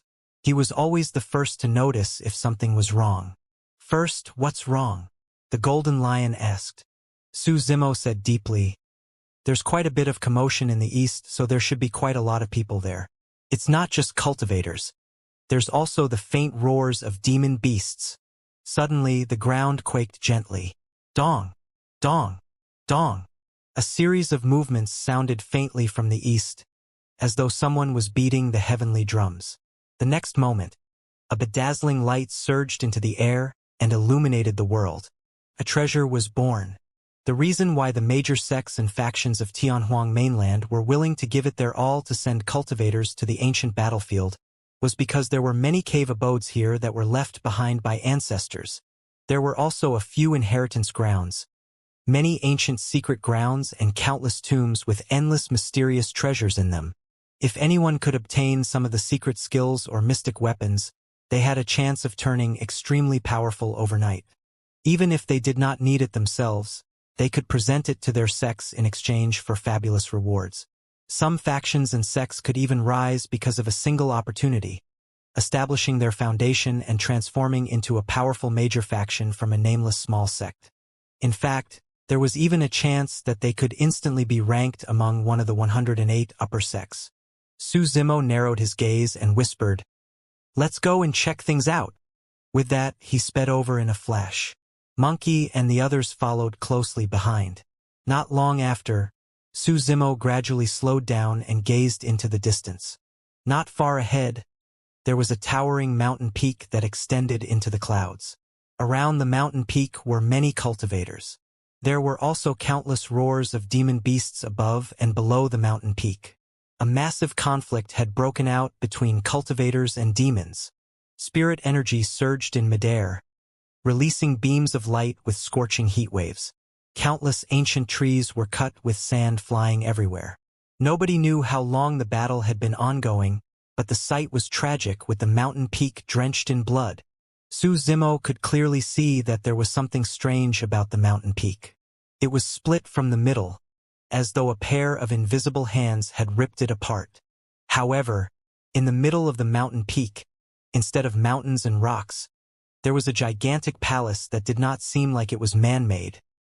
It was like a work of God. The palace was riddled with holes, but within, there were ancient weapons laid out one after another. There were also many elixirs and a few ancient books that were filled with dust. Su Zimo whispered, "This is the birth of an ancestor cave abode, and 2 major factions are fighting within for the treasures. The fight is too chaotic. There's no way to see what's within." Monkey frowned. "If we barge in right now, we'll definitely be targeted." Little Fox shifted her gaze and glanced around. There must be quite a number of cultivators and ferocious beasts waiting by the sidelines for an opportunity to strike. Let's wait a while more to see if there's any treasures worth us making a move for. We shouldn't get involved in this mess. Su Zimo had a calm expression. The simple did not seem simple given how secretive it was located in the middle of a mountain peak. However, Su Zimo was not in a rush. It won't be too late even if he struck when a great treasure truly appeared. Boom! A human paragon released a golden core phenomenon and clashed against a few ferocious beasts. The resultant force spread outwards and even the entire palace trembled. Many weapons were caught up in the energy fluctuation and scattered in midair. The eyes of the human paragon shone as he grabbed one of the swords and injected spirit energy into it. The sword shone brightly with 5 spirit patterns. Perfect spirit weapon. Slash! The human paragon shouted and waved the sword. A bedazzling sword light streaked through the air with rainbow colors, slicing the ferocious beasts on the other end into 2, creating a blood mist. Ha! Good sword. The human paragon was delighted. His strength had increased significantly after gaining the sword, and it meant that he would stand a greater chance at obtaining a spot on the phenomenon ranking. Many other cultivators moved as well to snatch the weapons that were scattered in midair. Su Zimo could see clearly that among the weapons, the weakest were at supreme grade and there were more than 10 perfect grade ones. A single palace contained so many treasures. For most cultivators, gaining a supreme grade meant an increase in strength. Gaining a perfect spirit weapon meant their strength would increase tenfold. Be it supreme grade or perfect spirit weapons, none of them attracted Su Zimo any longer. The greatest goal of his trip this time round was to see if he could get any high-level dermic weapons. It was not only for himself but also Monkey and the others. Although Monkey and the others were demons, after they broke through their inner cores and formed their essence spirits, they would be able to refine dermic weapons for themselves as well. It was best if they could get their hands on a suitable dermic weapon before breaking through to the nascent soul realm. Boom! It was yet another deafening sound. Another wall in the palace toppled and many weapons that were hung on it bounced. Those weapons were clearly different from spirit weapons. Even in the void where spirit energy was fluctuating in a berserk manner, they had no reaction at all and their patterns were even more intricate and seemingly divine. Dermic weapons. There were dermic weapons in the palace. Look, that flying sword has 2 dermic patterns. It's a middle-grade dermic weapon. For golden cores and the many spirit demons, a single dermic weapon was enough to fuel their greed. It meant that they would get to possess a middle-grade dermic weapon the moment they advanced to nascent soul realm. 3 dermic patterns. It's a superior grade dermic weapon. Attack! A series of exclamations came from the crowd. A scarlet spear hovered in midair with 3 dermic patterns on it. Boom! A gigantic demon beast soared into the air. It resembled a tiger, but it had a pair of wings behind its back, emitting an endless ferocity with a menacing gaze. One of the 4 great ancient ferocious beasts, Xianxia, the golden lion, said slowly with a grim expression. Even among pure-blooded ferocious beasts, they had varying strength levels. For example, the legendary 4 great ancient ferocious beasts were much stronger than other ferocious beasts. The moment the Xianxia appeared, it opened its mouth and devoured a cultivator who was supporting a golden core phenomenon. Within a few chomps, the latter was crushed and swallowed as blood oozed from the side of the Xianxia's mouth.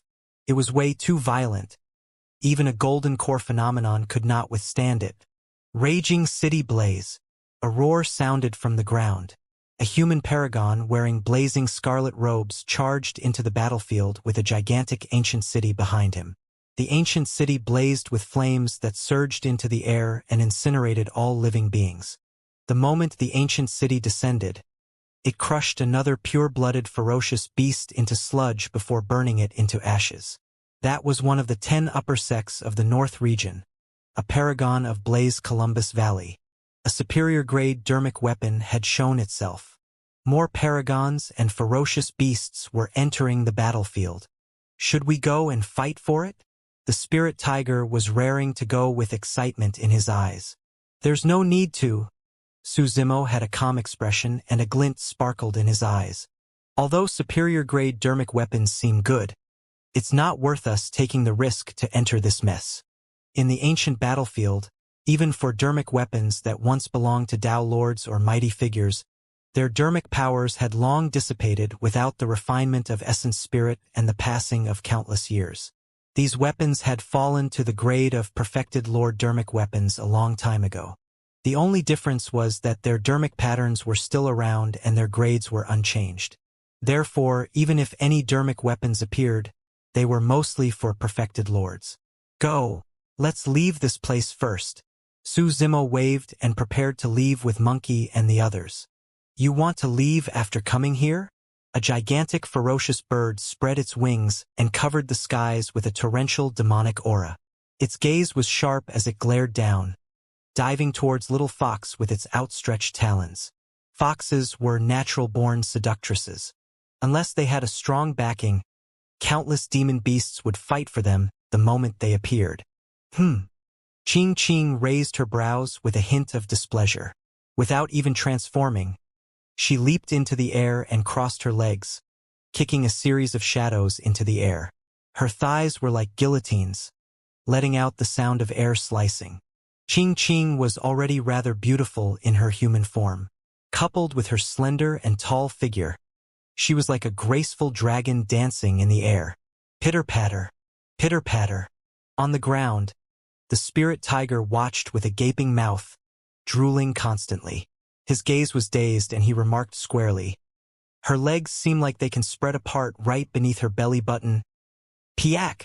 Monkey sent the spirit tiger with a single slap. Bang! Bang! Bang! Ching Ching avoided the talons of the ferocious bird and pummeled it furiously on the head, causing it to explode. Croak! Croak! A golden toad the size of a mountain squatted at the side with widened eyes, puffing its cheeks and letting out a strange sound that grew louder and louder. It was as though thunder had just rumbled. All of a sudden, the golden toad opened its mouth. A blood beam flashed and wrapped around Little Fox. It was the tongue of the golden toad race. It was so fast that it could not be seen clearly. This was the strongest killing move of the golden toad that it used mainly to capture other demon beasts for food. Most demon beasts were devoured by the golden toad before they could react. Although Little Fox was unable to defend against this, there was no trace of fear or panic in her eyes. Any single one of the few figures around her was enough to kill the golden toad. Piak! Just as the blood tongue was about to make contact with Little Fox's body, a hairy palm appeared and grabbed the golden toad's tongue. Monkey's eyes flashed with a scarlet glow as he glared at the golden toad not far away and grinned. Shing! Exerting strength in both arms, Monkey ripped the blood tongue off with blood spraying everywhere. Boom! Immediately after, Monkey's legs landed on the ground and his body expanded. He arrived before the golden toad in a stride and swung his massive fist down towards the latter. The golden toad retracted its severed tongue, and its mouth was filled with fresh blood as hatred surged through its eyes. Suddenly, blood bubbles the size of fists appeared on its body, enlarging by the second. Snap!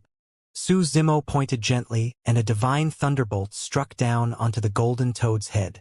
The golden toad shuddered, and all the blood bubbles that appeared burst immediately with fuming smoke. The poison in its blood was cleansed by the power of thunder instantly. Bang! Monkey's fist crushed heavily on the golden toad's head, killing that ferocious beast instantly. More demon beasts charged towards them. Su Zimo raised his brow slightly. Follow me. We'll leave this place first. Before his words were finished, Su Zimo retrieved Blood Quencher from his storage bag and his blood chi surged. Slashing his way through, he created a bloodied path in the pack of beasts. When they arrived at the outer perimeter, Su Zimo's group turned back. More and more demon beasts and cultivators were arriving in the vicinity of the mountain peak, and all of them were bloodthirsty in the fight for the treasures. This was the ancient battlefield. It was a place where opportunities and dangers coexisted. Let's look elsewhere. There seems to be something else that's odd around this area. Su Zimo circulated his universal hearing and after a moment, pointed in a direction before speeding over with everyone. Not long after, the group of them stopped. There was a swamp ahead of them where another palace stood with many elixirs and weapons hovering in midair. Many cultivators from various factions and sects were fighting to the death with demon beasts in midair for the weapons and elixirs. The swamp was dyed red with blood. Many corpses fell from midair into the swamp, sinking slowly before vanishing. Su Zimo focused his gaze. There were many weapons in midair and some of them were dermic weapons. However, the best among them only had 3 dermic patterns. They were superior-grade dermic weapons. For most cultivators, it was worth fighting for superior-grade dermic weapons. However, after a moment of hesitation, Su Zimo decided against it. Let's go! There was naturally no way Monkey and the others would object. The group of them continued. Not long after, they caught sight of another cave abode appearing and another group of sects and factions fighting for the treasures left behind. After watching by the sidelines for a moment, Su Zimo shook his head and left with Monkey and the others. For the next day, the group of them traveled in twists and turns. In that area, more than 10 cave abodes appeared with various factions and sects fighting for them. Among them, they even caught sight of disciples from super sects. Weird. Su Zimo furrowed his brows slightly. He did not know what happened, but it seemed like many cave abodes that were hidden in that area had appeared all of a sudden. The group of them continued and once again, the sound of a fight accompanied by the roars of demon beasts and screeches of ferocious birds could be heard ahead. It was extremely noisy. Yet another cave abode. The golden lion's gaze shimmered and he murmured, "The rod that those guys are fighting for seems to be a supreme-grade dermic weapon with 4 dermic patterns." In midair, 2 groups of cultivators were fighting for it. One party only had 2 cultivators. The other side had dozens of cultivators, all of whom had frightfully pale faces with an extremely keen aura around them. Their lips were purplish-green and they resembled malevolent ghosts from hell. The cultivators stood motionlessly on the ground, wielding long rods in their hands as they controlled dozens of ghastly corpses on the other side. Every single corpse emitted a thick, rotting smell and shone with a metallic luster all over their bodies. They were invulnerable, as though they were refined with something unknown. Their fingernails were long and looked like sharp daggers that shimmered with a faint green glow. All of them were laced with poison. It was one of the 5 heretical doctrines, corpse refinement cult. The corpses were battle corpses specially refined by corpse refinement cult. Invulnerable against weapons with immense strength and toxic poison in their bodies. They were extremely frightening and troublesome to deal with. The dozens of corpses surrounded the 2 people in their midst and attacked wildly. Of the 2 of them, one of them was rotund and short like an airbag. The other one had a buzz cut and looked square and honest, like a country bumpkin.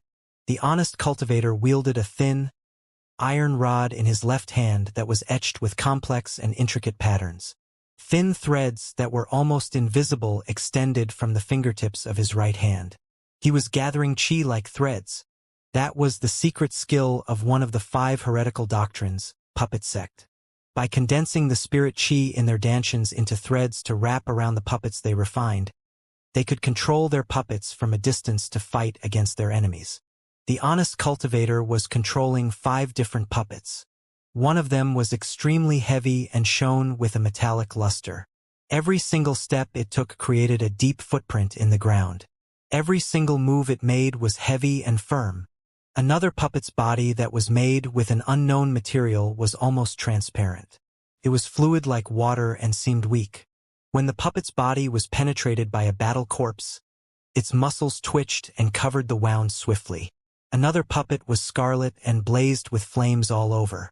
Every single move it made carried a scorching heat wave that turned the surroundings dry. The honest cultivator was dividing his attention to cultivate 5 corpses of the 5 elements, creating a formation that increased his combat strength. Amazing! The Golden Lion praised. Although their group consisted mostly of demons, they had fought with many cultivators and naturally knew how to judge the combat strength of cultivators. However, although the honest cultivator was strong and could control 5 puppets, he could not defend against the wild attacks of dozens of battle corpses. It was thanks to the golden core phenomenon released by the fatty that the 2 of them were able to survive till now. It was a pale yellow river current that was huge with countless ripples. It emitted an endless aura that seemed like it could wash away all the sins in the world. Many corpses floated in the yellow river. Ooh, ooh! It was as though countless ghosts were screaming. Menacing faces appeared one after another in the river. The golden core phenomenon surrounded and protected the 2 of them in the middle, creating waves to defend against the charging battle corpses. The battle corpses seemed wary towards the Yellow River. Each time water from the Yellow River splashed onto the battle corpses, green smoke would fume along with a sizzling sound. As though they were sentient, the battle corpses would yelp and retreat, hopping on the spot. Their horrifying greenish-black eyes bulged slightly, bloodshot and filled with fright. "What is this?" Little Fox shuddered. The sight of the Yellow River gave her chills. If Su Zimo and the others were not standing in front of her, she would have escaped in fright a long time ago. "That's one of the ancient phenomenons, Yellow Springs," Su Zimo said slowly. "In the era where ancient emperors rose one after another, the underworld emperor mustered his courage with great conviction to purge his own soul and take a walk around death's gates. He witnessed the Yellow Springs personally and was inspired to create that golden core phenomenon. It's said that there's a dragon vein hidden in the depths of the Yellow Springs, and it's extremely powerful. With that, the underworld emperor created a peerless mystic classic, the Astounding Dragon Sutra, and it's the #1 mystic classic for locating acupoints." "Eh?" Ching Ching raised her brow slightly with a contemplative expression before murmuring, "That fatty looks familiar," although there was a putrid haze that affected one's vision all over the place. Ching Ching noticed something amiss after looking for a moment. "It's little fatty from Ethereal Peak," Ching Ching exclaimed. After more than 20 years, little fatty had matured significantly and his features had changed slightly as well. However, his countenance remained the same. "That's right, it's him," Su Zimo nodded. "The other cultivator is also an old friend. He was originally a cultivator of Southern Mountains sect, Shi. Do you guys recognize him?" The legacy left behind by the Underworld Emperor in Tianhuang mainland was one of 5 current heretical doctrines, Tomb Sect. In the elementary ancient battlefield, Little Fatty was taken away by Tomb Sect. Shi, on the other hand, joined another of the 5 heretical doctrines, Puppet Sect. "Fatty, I'm sorry for burdening you." Shi face was pale and he was sweating on the forehead. It was evident that his spirit energy was exhausted and he could not carry on. While he gained powerful combat strength controlling 5 puppets, the toll on one's spirit energy was also increased by multitudes. "What are you saying that for? Hold on and don't get distracted. We'll definitely be able to get out." Little Fatty's chubby palm trembled as he controlled the water of Yellow Springs, creating waves that defended the rush of the battle corpses. Although he said that, Little Fatty's Yellow Springs phenomenon was also showing signs of exhaustion with diminished power. It had become unstable against the continuous rush of the battle corpses. As he defended against the battle corpses outside, Little Fatty said, "Do you know why I look to you for help this time round?" "Why?" Shi asked. "Because you're stupid." Even at this moment, Little Fatty was optimistic and said cheerily, "As the saying goes, the dumb are favored by fortune. Since you're so stupid, you definitely have a good, long life. The reason why I looked to you for help was because I wanted a little bit of that fortune. You're still in the mood for idle chat?" A corpse refinement cultivator slapped his storage bag with a cold expression, waving his hand to splash a pale yellow powder on the battle corpses. Little Fatty took a sniff and exclaimed in shock, "Corpse berserk powder!" Before his words were finished, the battle corpses that were covered by the pale yellow powder roared in a deep, resounding manner. The battle corpse grew and the clothes they were wearing exploded, revealing thick green veins on their body, neck and face. They slithered around the skin like small snakes and looked menacing. As they roared, the battle corpses emitted a foul stench from their mouth and 2 pairs of sharp fangs grew from their upper and lower jaws. They were stained with blood and looked extremely unsettling. Bang! Bang! Bang! The strength of the battle corpses grew significantly and they no longer feared the power of Yellow Springs. As though they had gone berserk, they charged towards Little Fatty's golden core phenomenon continuously, causing it to quake violently. Instantly, the Yellow Springs phenomenon quivered. Even the Yellow Springs itself seemed to have calmed down. Lone souls, hungry ghosts, and the corpses of fiend celestials were contained in Yellow Springs. But now, Yellow Springs seemed to have been suppressed by the dozens of battle corpses that were standing in it as they roared into the air with a torrential ferocity. A wrathful look flashed through Little Fatty's eyes. If the Underworld Emperor knew that the Yellow Springs phenomenon had fallen to this point with its corpses within suppressed, he would definitely explode in rage. Right then, a voice sounded. Although it was neither loud nor soft, it overwhelmed the roars of the battle corpses and spread to every single corner of the battlefield. How dare a bunch of evildoers behave so audaciously in the ancient battlefield where countless emperors have perished? Little Fatty shuddered when he heard that voice, and his bead-like eyes widened with disbelief. Shi Jian panted, but a curious expression appeared on his face as well. That voice sounded familiar. It's Boss. Little Fatty could not help but exclaim. Boss. Shi Jian stoned for a moment before asking, Brother Su of Ethereal Peak? That's right. I can't be wrong.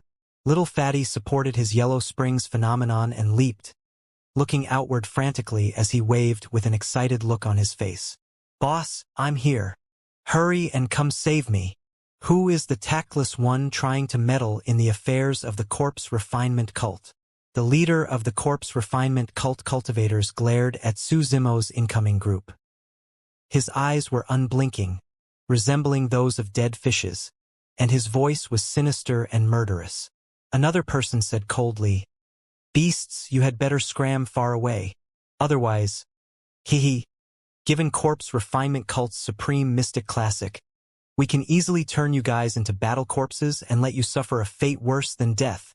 Is that so? Su Zimo raised his brow slightly. Nobody saw what he did, but in a flash, he bolted into the corpse refinement cult group like an arrow. It was too fast. The distance between both parties was not far to begin with. Su Zimo's inner core and golden core were at perfected realm.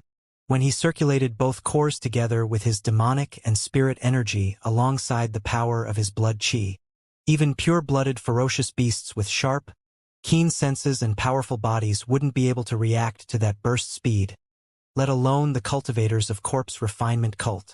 Poof, poof, poof. There was no technique or spirit art. He barged in purely with his body, right in front of everyone. The corpse refinement cult cultivators that stood in Su Zimo's way were rammed into pieces with blood spewing everywhere. Like gigantic watermelons, he was a human weapon. Nobody could withstand his might as he charged his way through the crowd. 7 corpse refinement cult cultivators were sneering a moment earlier. Immediately after, they were rammed to death without even understanding how they died.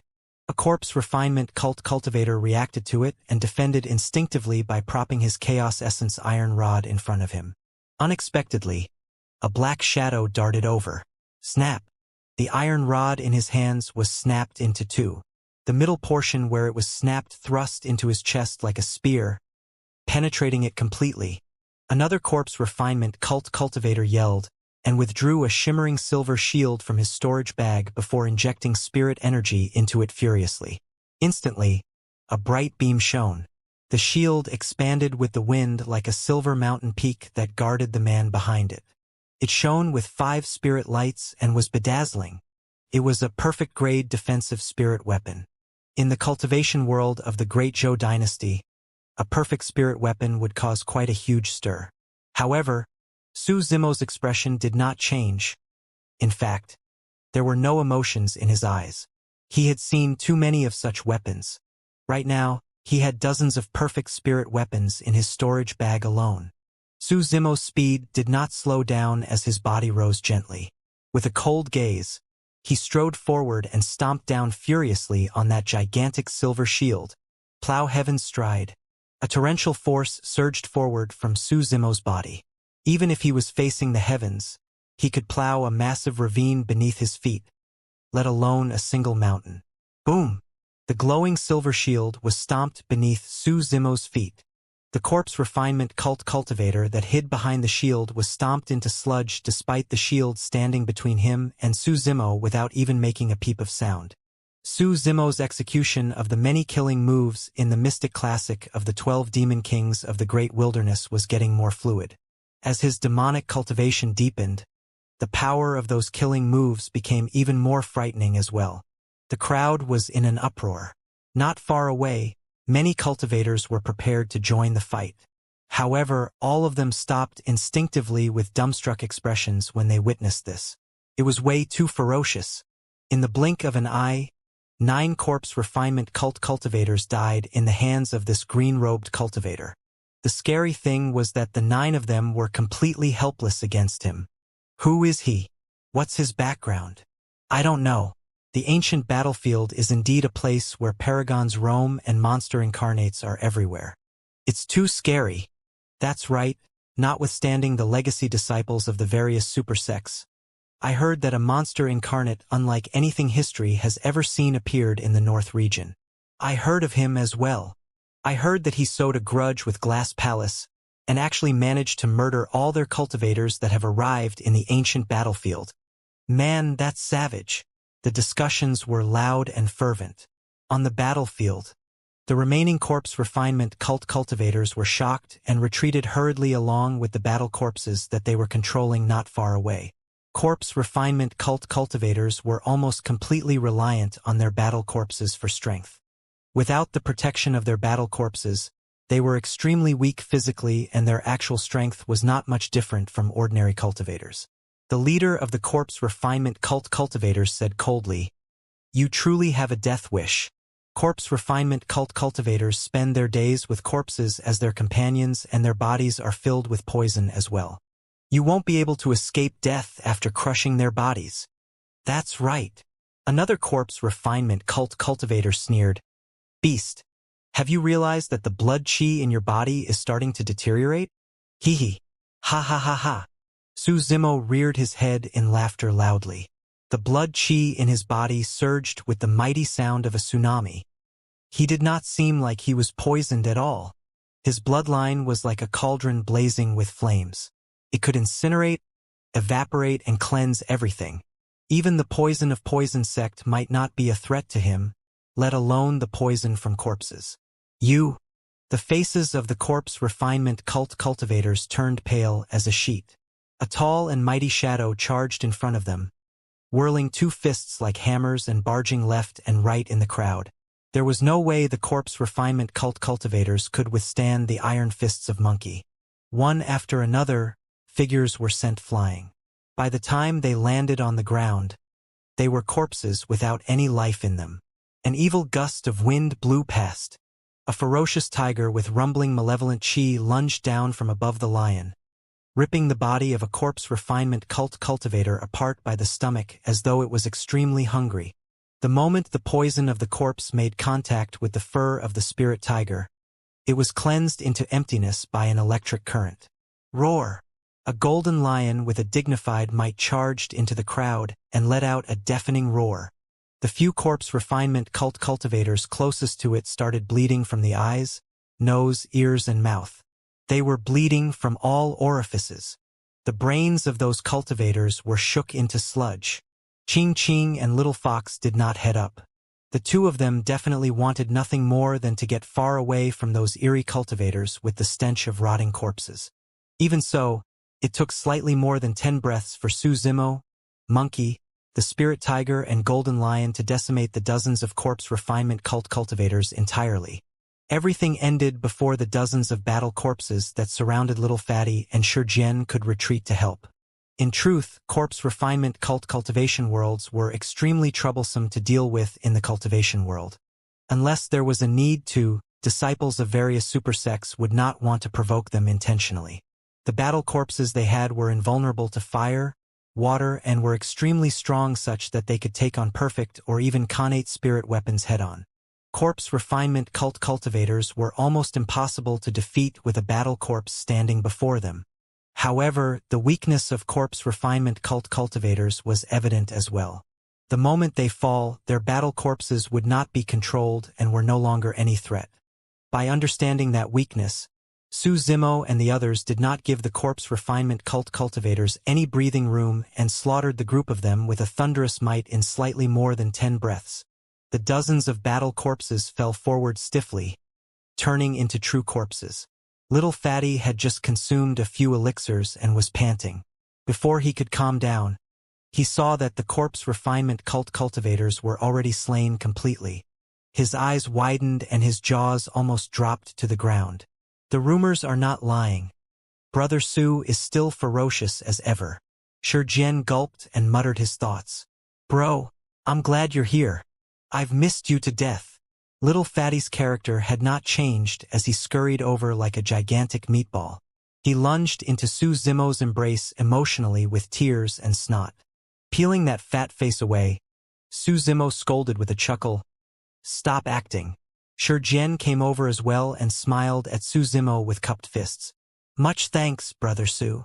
What's with the politeness after not meeting each other for 20 years? Su Zimo laughed with a relaxed expression.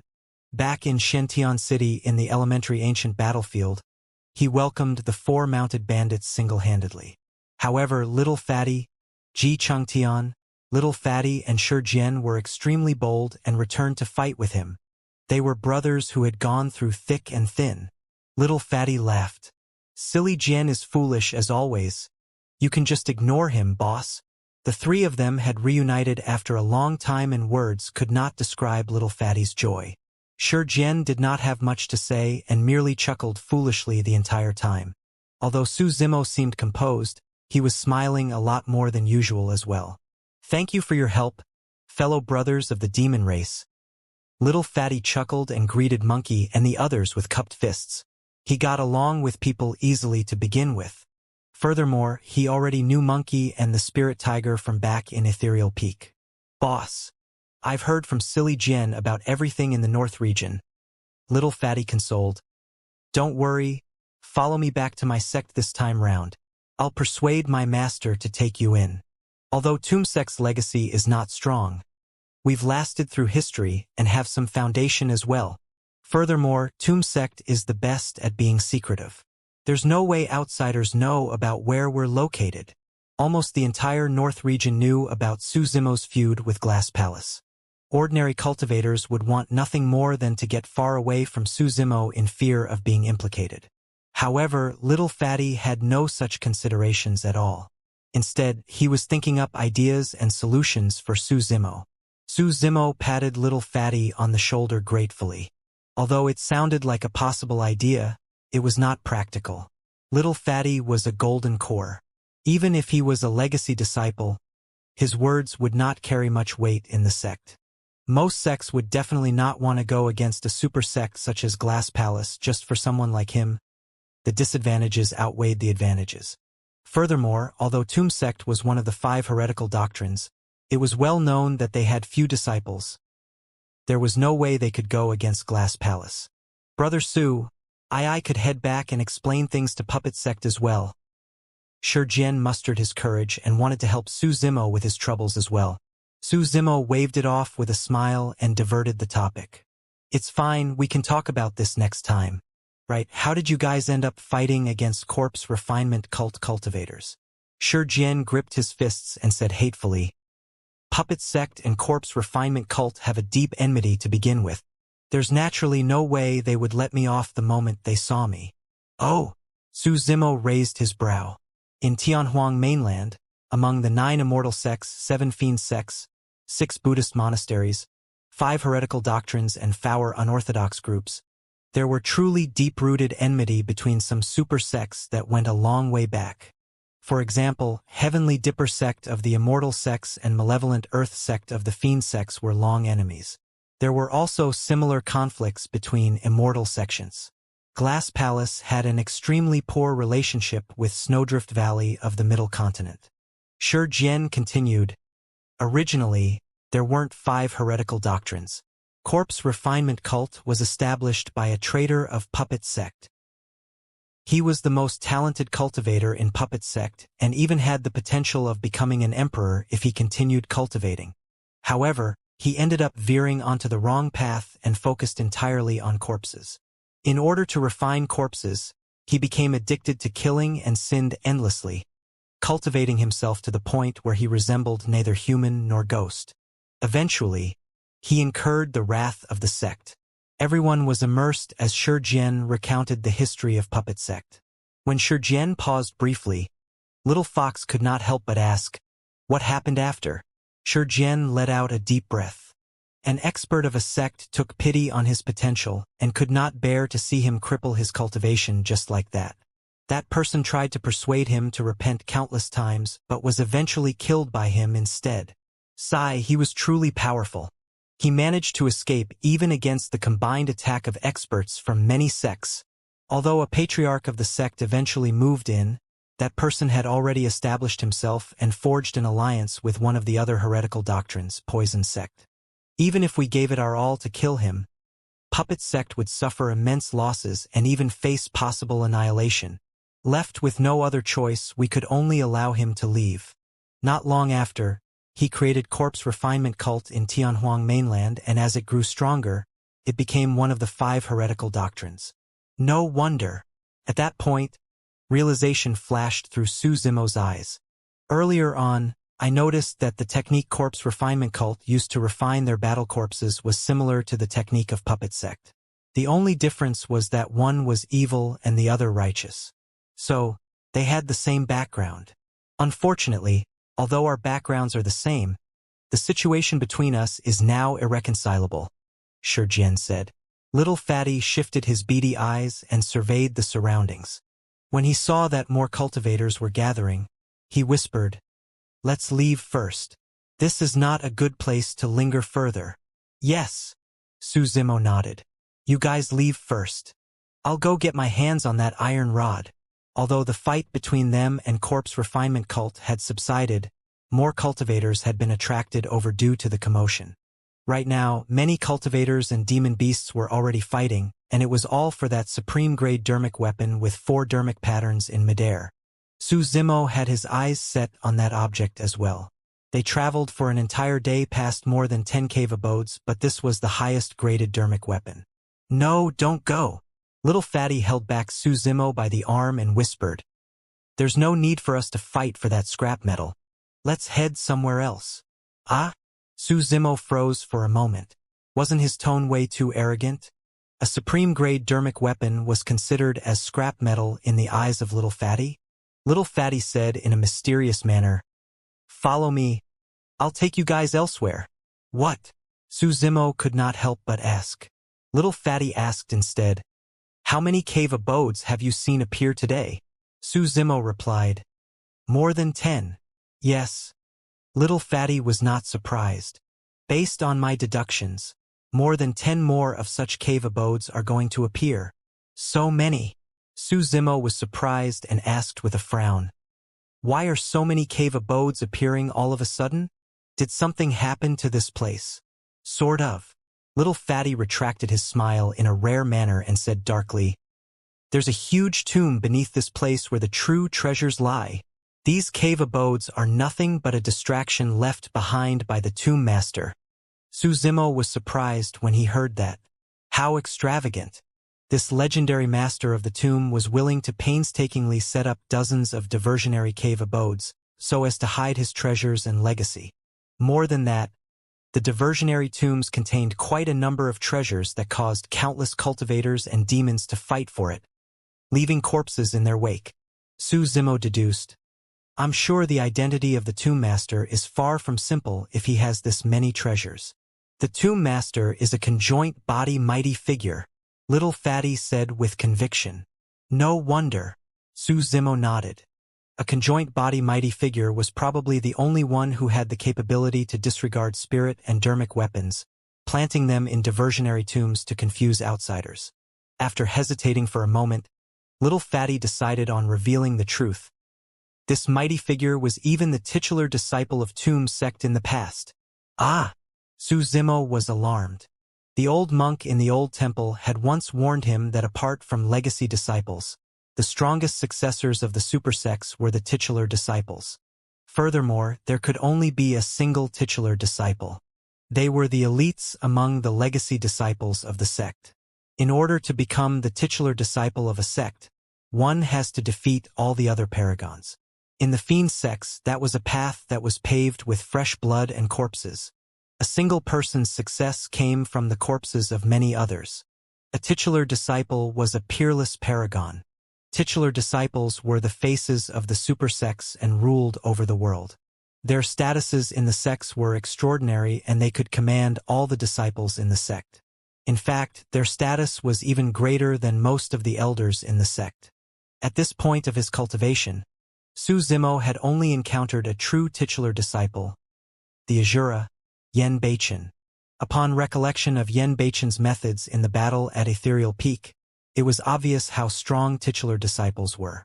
In that generation, Yen Beichen was even the #1 of the Golden Core phenomenon ranking. As a titular disciple of Tomb sect in the past, this mighty figure must have been a glorious and peerless elite who roamed Tianhuang mainland in the past and looked down on the rest of the world. Little Fatty lamented.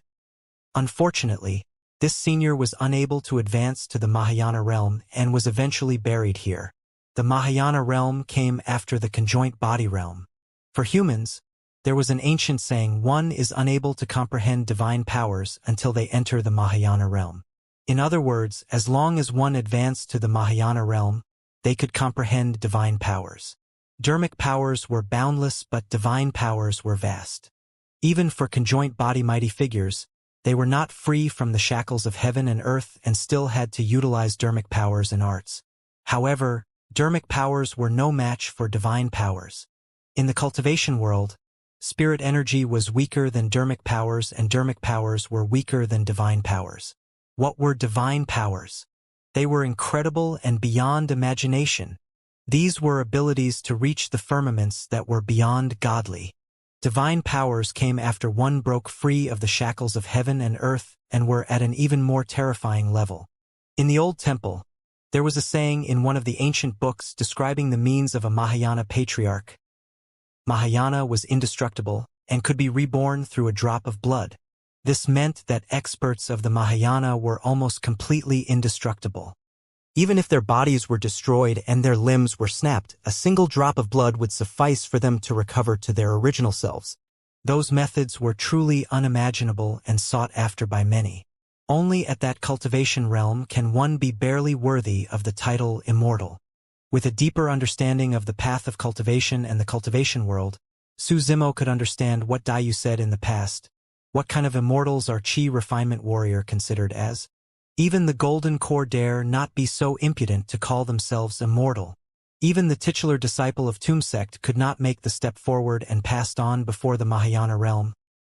It was imaginable how horrifying that realm was. Little Fatty said, "Boss, I'm not going to hide it from you. The reason why I entered the ancient battlefield this time round was because of a test left for us by our sect." Test? Su Zimo raised his brow slightly and asked, "You guys?" "Yes." Little Fatty nodded.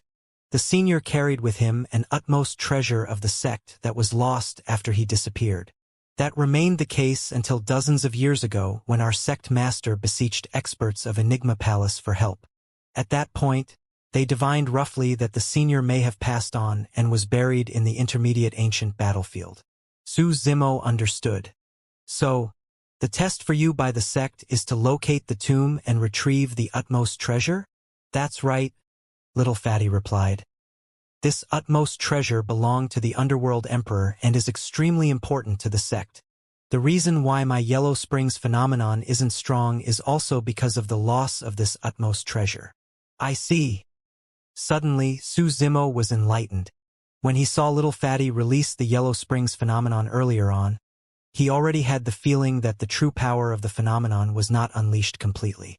The true Yellow Springs phenomenon could definitely be ranked within the top 20 of the phenomenon ranking. Little Fatty continued, "However, this test wasn't for me alone. There's another senior brother of mine. Whoever gets their hands on this utmost treasure of the sect first will be qualified to become the titular disciple of Tomb sect for this generation." Su Zimo realized what was happening. The test for Little Fatty from Tomb sect was not only to locate the tomb and the belonging of the Underworld Emperor, but also to do it before someone else. This test would determine Little Fatty's future.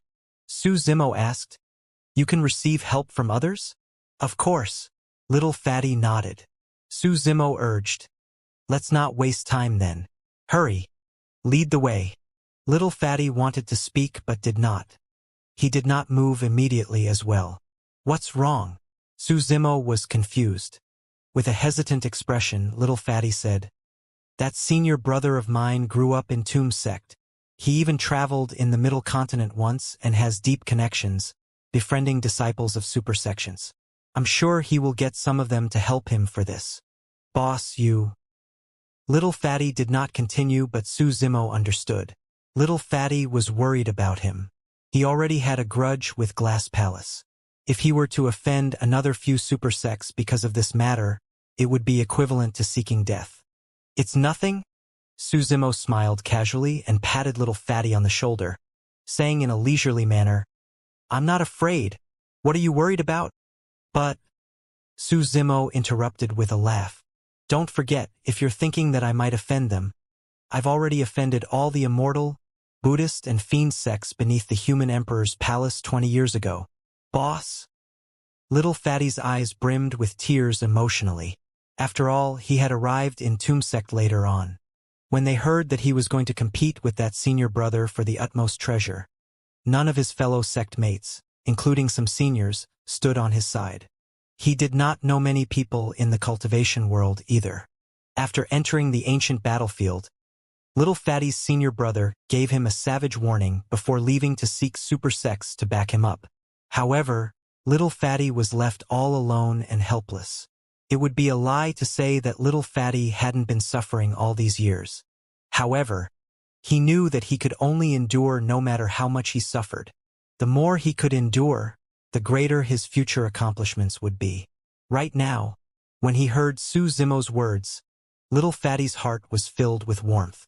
He sniffled and mumbled to himself, I've also got my boss helping me. Lung Ming, we'll see if you can still bully me now. Fatty, I'm here too, Shi Jian said with a silly smile. Although I'm not as strong, I'll also help you for sure. Brother Fatty will help you too. Little Fox was a sentimental person to begin with. At that moment, she raised her furry paws and cheered Little Fatty on. Her voice was cute and extremely soothing. During this period of time, she traveled with Su Zimo and witnessed many things in the world. She was no longer as shy and cowardly as before and had become much more lively. Su Zimo chuckled. Fatty, if you don't mind, the 7 of us brothers will stand by your side. Boss, what are you talking about? Little Fatty rolled up his sleeves and rubbed away his tears hastily. He patted his chest soundly with his fat palm and declared, Boss, other than that utmost treasure of the sect, you guys can have every other treasure in the tomb. There's no need for that. After all, these are items of Tomb Sect. Su Zimo shook his head. You must take them all. Little Fatty's eyes widened and he turned serious. We might encounter a lot of danger along the way, and there will definitely be a massacre if we come across Lung Ming. You guys deserve all the treasures in the tomb. Lung Ming was Little Fatty's senior brother. Through Little Fatty's words, it could be seen that the two of them were not on good terms. Su Zimo remained silent. This was the tomb of a conjoint body mighty figure. Furthermore, this conjoint body mighty figure was once a titular disciple. All the treasures in the tomb were definitely extremely rare. If the dozens of diversionary tombs outside were enough to fuel everyone's greed, how could there be a lack of amazing treasures in the actual tomb? When he saw how Su Zimo was still hesitant, Little Fatty almost got angry. Boss, don't decline any further. I'm sure Lung Ming promised treasures inside the tomb to the super sect disciples that he sought help from. For the two of us, the true treasure we have to get our hands on is that utmost treasure of our sect. All right? Su Zimo nodded. If I come across something suitable for me, I'll take it. That's settled then. Let's go. Little Fatty cheered and withdrew a circular geomantic compass. The geomantic compass was filled with countless circles with stars, the 5 elements and yin and yang. It was as though it contained endless secrets. Little Fatty followed the geomantic compass and verified the way before pointing to the southeast direction. That way. Su Zimo and the rest followed closely behind. After speeding for close to an hour, Little Fatty suddenly stopped and looked to the geomantic compass again. After a moment, he pointed in another direction. This way. Su Zimo and the others had no objection. Although he was strong in combat, he knew nothing in this regard. Everyone had their specialties. In terms of sense of direction, Su Zimo could not compare to Little Fatty. In terms of controlling puppets and multitasking, he could not compare to Shi Jian either. Shi Jian was honest and not very sharp. In fact, he was a little slow. However, he was appreciated by one of the 5 heretical doctrines, puppet sect, and taken in as their disciple. In the past, Su Zimo doubted their decision for a moment. He wondered why puppet sect took to Shi Jian. However, during this journey, Shi Jian cleared that doubt of his. One had to be able to multitask if they wanted to cultivate the art of controlling puppets. When a person is too sharp and articulate, it's difficult for them to multitask. Shi Jian did not have Su Zimo try his hand on multitasking 5 things at one go, merely 2. He tried to have Su Zimo draw a circle and square on the ground at the same time. However, Su Zimo could not do it no matter how many times he tried and could only chuckle in exasperation. Although he was the strongest monster incarnate in history, it did not mean that he was good at everything. When Little Fatty was looking for the actual tomb, he was not smiling. Instead, he looked extremely serious. Under Little Fatty's lead, the group of them traveled through vast plains, deserts, swamps, mountains and forests. At times, they headed east. At times, they went north. The direction was never fixed and always changed. As Little Fatty expected, they encountered many more cave abodes along the way. There were at least 10 of them. There were many cultivators fighting around all those tombs. That's the power of a mighty figure from Tomb Sect. Su Zimo was secretly shocked. The terrain is so complicated and there are countless diversionary tombs. Unless it was by accident, no one would be able to locate his tomb. However, on second thought, Su Zimo understood the reason for it as well. The tomb should have been prepared by the mighty figure for the successors of Tomb Sect. Only successors of Tomb Sect would be able to distinguish and locate the actual tomb among the diversionary tombs. In the blink of an eye, 6 hours passed. It was already late at night. The group of them did not rest at all, traveling with twists and turns for a long time. Although the journey was long, in actual fact, they had not left the region. Up ahead, Little Fatty suddenly stopped and looked at the geomantic compass with a deep, pensive expression. What's wrong? When he saw Little Fatty stop for a long time, Su Zimo could not help but head up and ask. We're lost. Little Fatty looked a little helpless and dazed. Ah? Everyone was stunned. If even Little Fatty was lost, the rest of them had even less idea of what to do. Su Zimo took a look at the geomantic compass in Little Fatty's hands. Initially, there was a magnetic needle indicating the direction on the geomantic compass. But now, the magnetic needle had gone crazy and was spinning wildly on the geomantic compass. They could not even identify where they were at currently, let alone locate the tomb. Su Zimo asked with a frown, What happened to the geomantic compass? I have no idea as well, Little Fatty said with a vexed expression. It suddenly became like this when we arrived here. The moment he said that, Little Fatty's eyes lit up as he exchanged glances with Su Zimo. The both of them blurted almost at the same time, The tomb is here! Everyone looked down. Not far away, there was a verdant mountain peak and they were surrounded by greenery as well. There was also a small lake not far away with a little beast drinking water at the moment. Everything looked serene and peaceful. Although they deduced that the tomb was around here, nobody knew its exact location. The spirit tiger said loudly, Since the tomb is here, let's smash the ground together. Sooner or later, we'll dig out a hole. No, we can't. Su Zimo shook his head. Although this region is not humongous, it's not that small either. There's no way of finding out how deep the tomb lies. How long are we going to dig for? That's right. The commotion will most likely attract countless cultivators before we even locate the tomb. Ching Ching nodded in agreement. We must not do that, Little Fatty said with a solemn expression. There must be many seals set up around this senior's tomb. If we try to break through them forcefully, the seals might injure us instead. The spirit tiger shuddered when he heard that and no longer dared to offer any suggestions.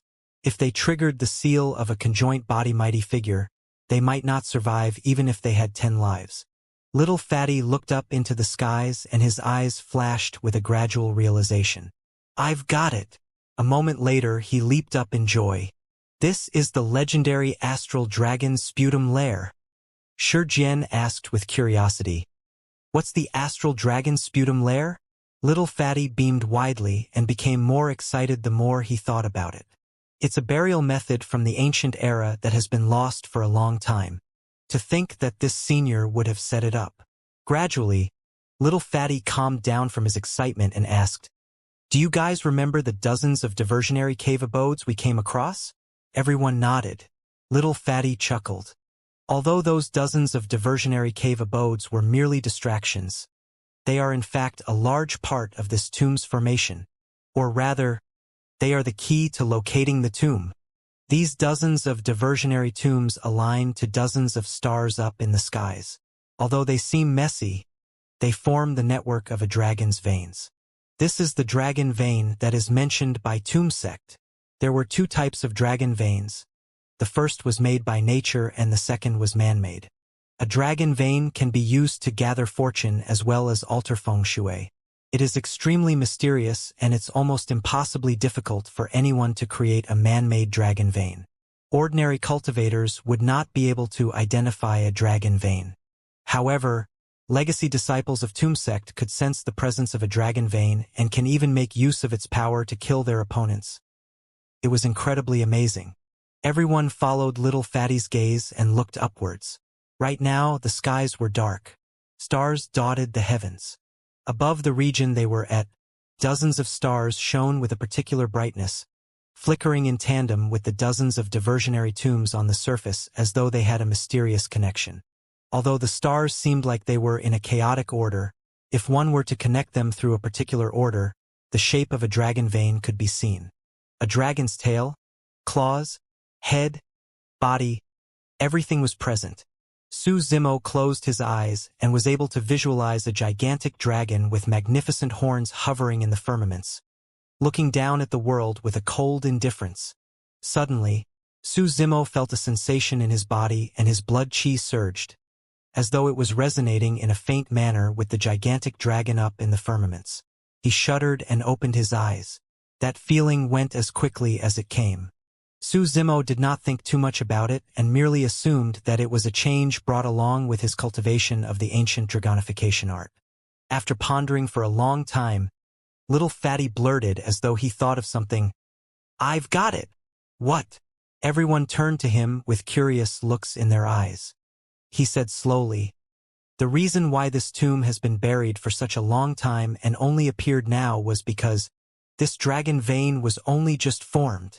Dragon veins are almost entirely made by nature. It's not so easy making one artificially.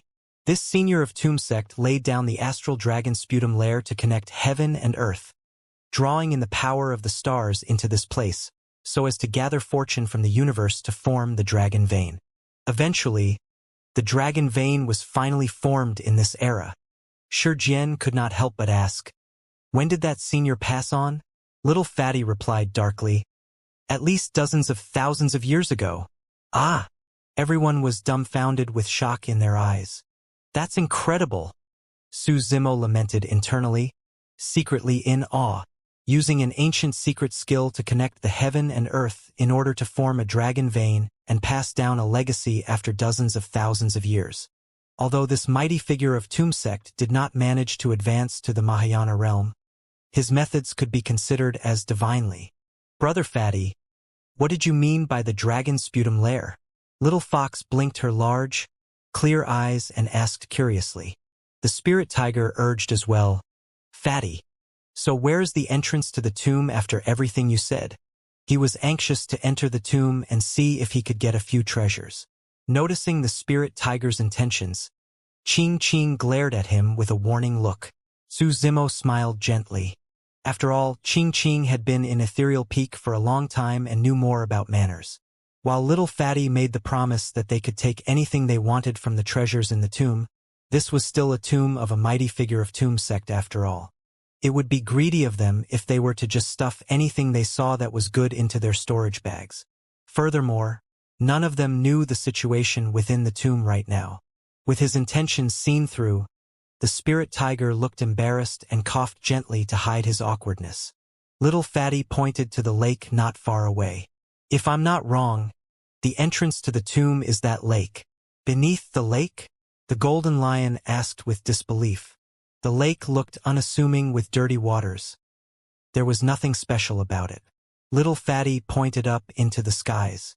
Check out the direction of the dragon vein. Everyone raised their heads. Little Fatty continued. That's the dragon's tail and that's the dragon's body.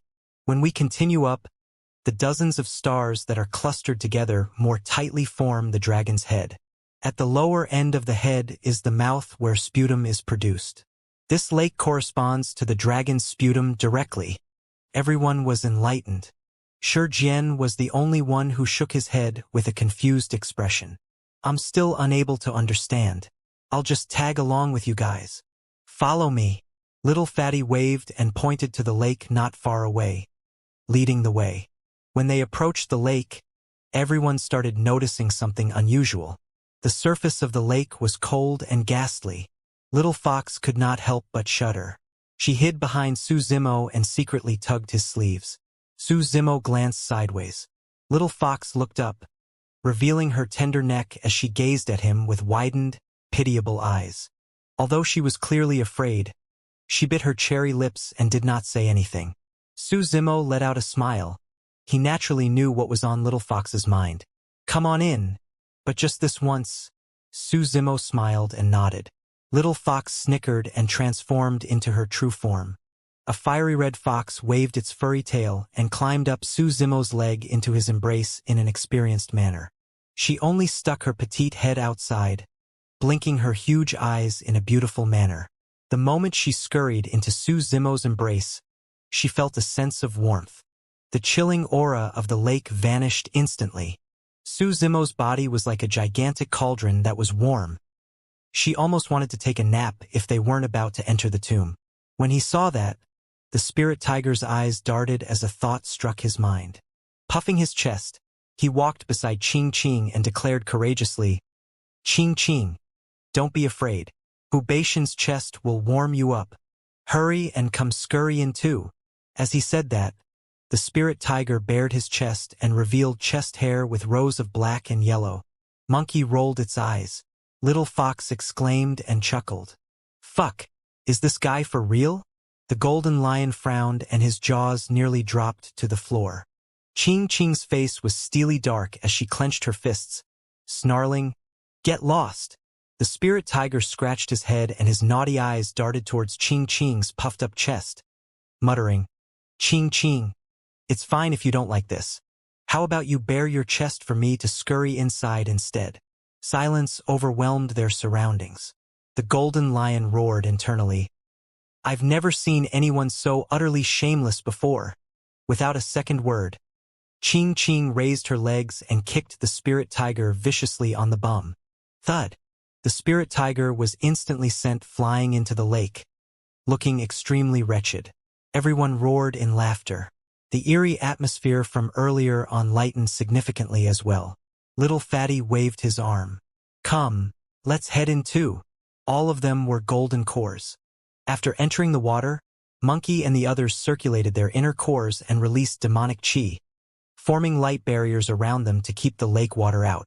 Little Fatty and Xianxia released spirit energy to form a barrier so that they could breathe with ease as well. It was dark beneath the lake. The lake water was extremely dirty. Although Suzimo's eyes were sharp, they could not see through material obstructions. His vision right now was not great either, with the filth in the water blocking his sights. Suzimo was extremely cautious and looked on keenly while twitching his ears, not daring to be careless. Although they had verified the location of the tomb, nobody knew what was in the lake.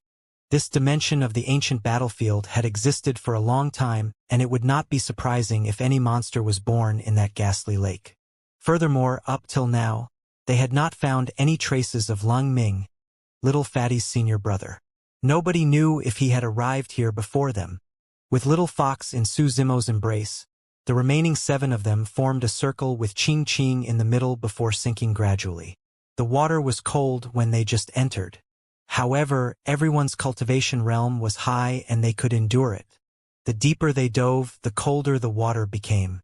In fact, It was so chilling that it showed signs of penetrating the demonic chi and spirit energy barriers.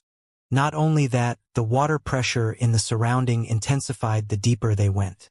Right now, apart from Suzimo, even Monkey experienced waves of pressure and difficulties in breathing. This lake seems unassuming, but it's actually so deep? The spirit tiger was secretly shocked. Frowning, Monkey asked, "How deep are we now?" Suzimo said darkly, "We're more than 3,000 feet down now." That meant that they were a kilometer down. The pressure of the water a kilometer down was shockingly strong. Ordinary golden cores would die bleeding from all orifices by the time they reached this point. Furthermore, there was a piercing chill everywhere in the water. The spirit tiger lamented with relief internally. If they had smashed the ground as he had suggested, they would have found this place even if they spent an entire year smashing. The water was dirty and it was pitch black underneath, resembling an eerie endless abyss that was waiting for them to jump in on their own accord.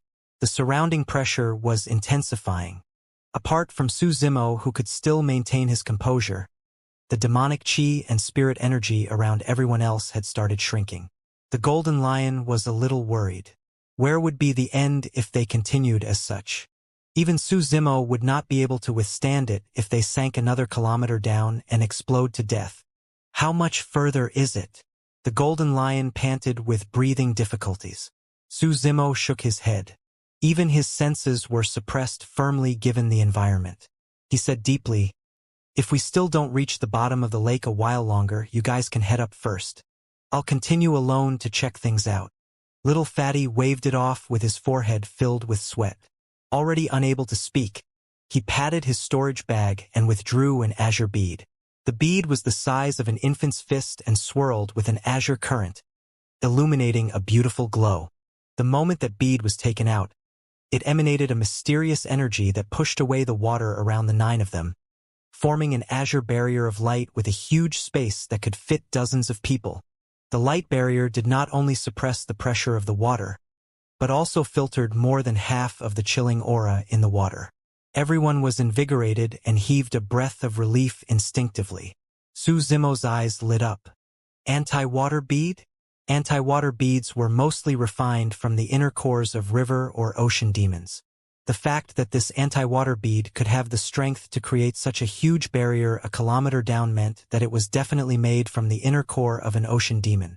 It was extremely hard for cultivators that lived on land to obtain the inner cores of ocean demons. In Tianhuang mainland, there were 3 deep oceans with a myriad of demon races in them. Coupled with the unique environment, most cultivators and demons that lived on land could not enter them with ease. The 3 oceans took up 3 of the 8 demon regions. "Brother Fatty, you're amazing." Little Fox was sprawled in Suzimo's embrace and stuck her head out, clapping her paws merrily. Shijian grumbled, "Why didn't you take out such an amazing treasure earlier? I could barely breathe. A little longer and I would have fainted. There's already a crack on this anti-water bead and it won't last much longer. I can only take it out at the most critical juncture," Little Fatty explained as he wiped the sweat on his forehead. In truth, he had no confidence either. If they did not manage to reach the bottom of the lake by the time the anti-water bead was destroyed, their expedition would be a complete failure. Suddenly, Suzimo's expression changed as he warned everyone hurriedly, "Watch out!" Not far away, the water currents shifted, as though a gargantuan creature was headed towards them. The others were not as sharp as him, and by the time they realized, a massive shadow had already shrouded them. Boom! The shadow clashed against the barrier of the anti-water bead violently, causing everyone to tremble. Instantly, another crack appeared on the anti-water bead. Little Fatty's face turned frightfully pale. If things continued the way it was, it would take less than 10 attacks for the anti-water bead to be destroyed. Everyone turned their gazes over. Outside the light barrier, there was a massive demon beast that was silver-white all over and had a menacing gaze.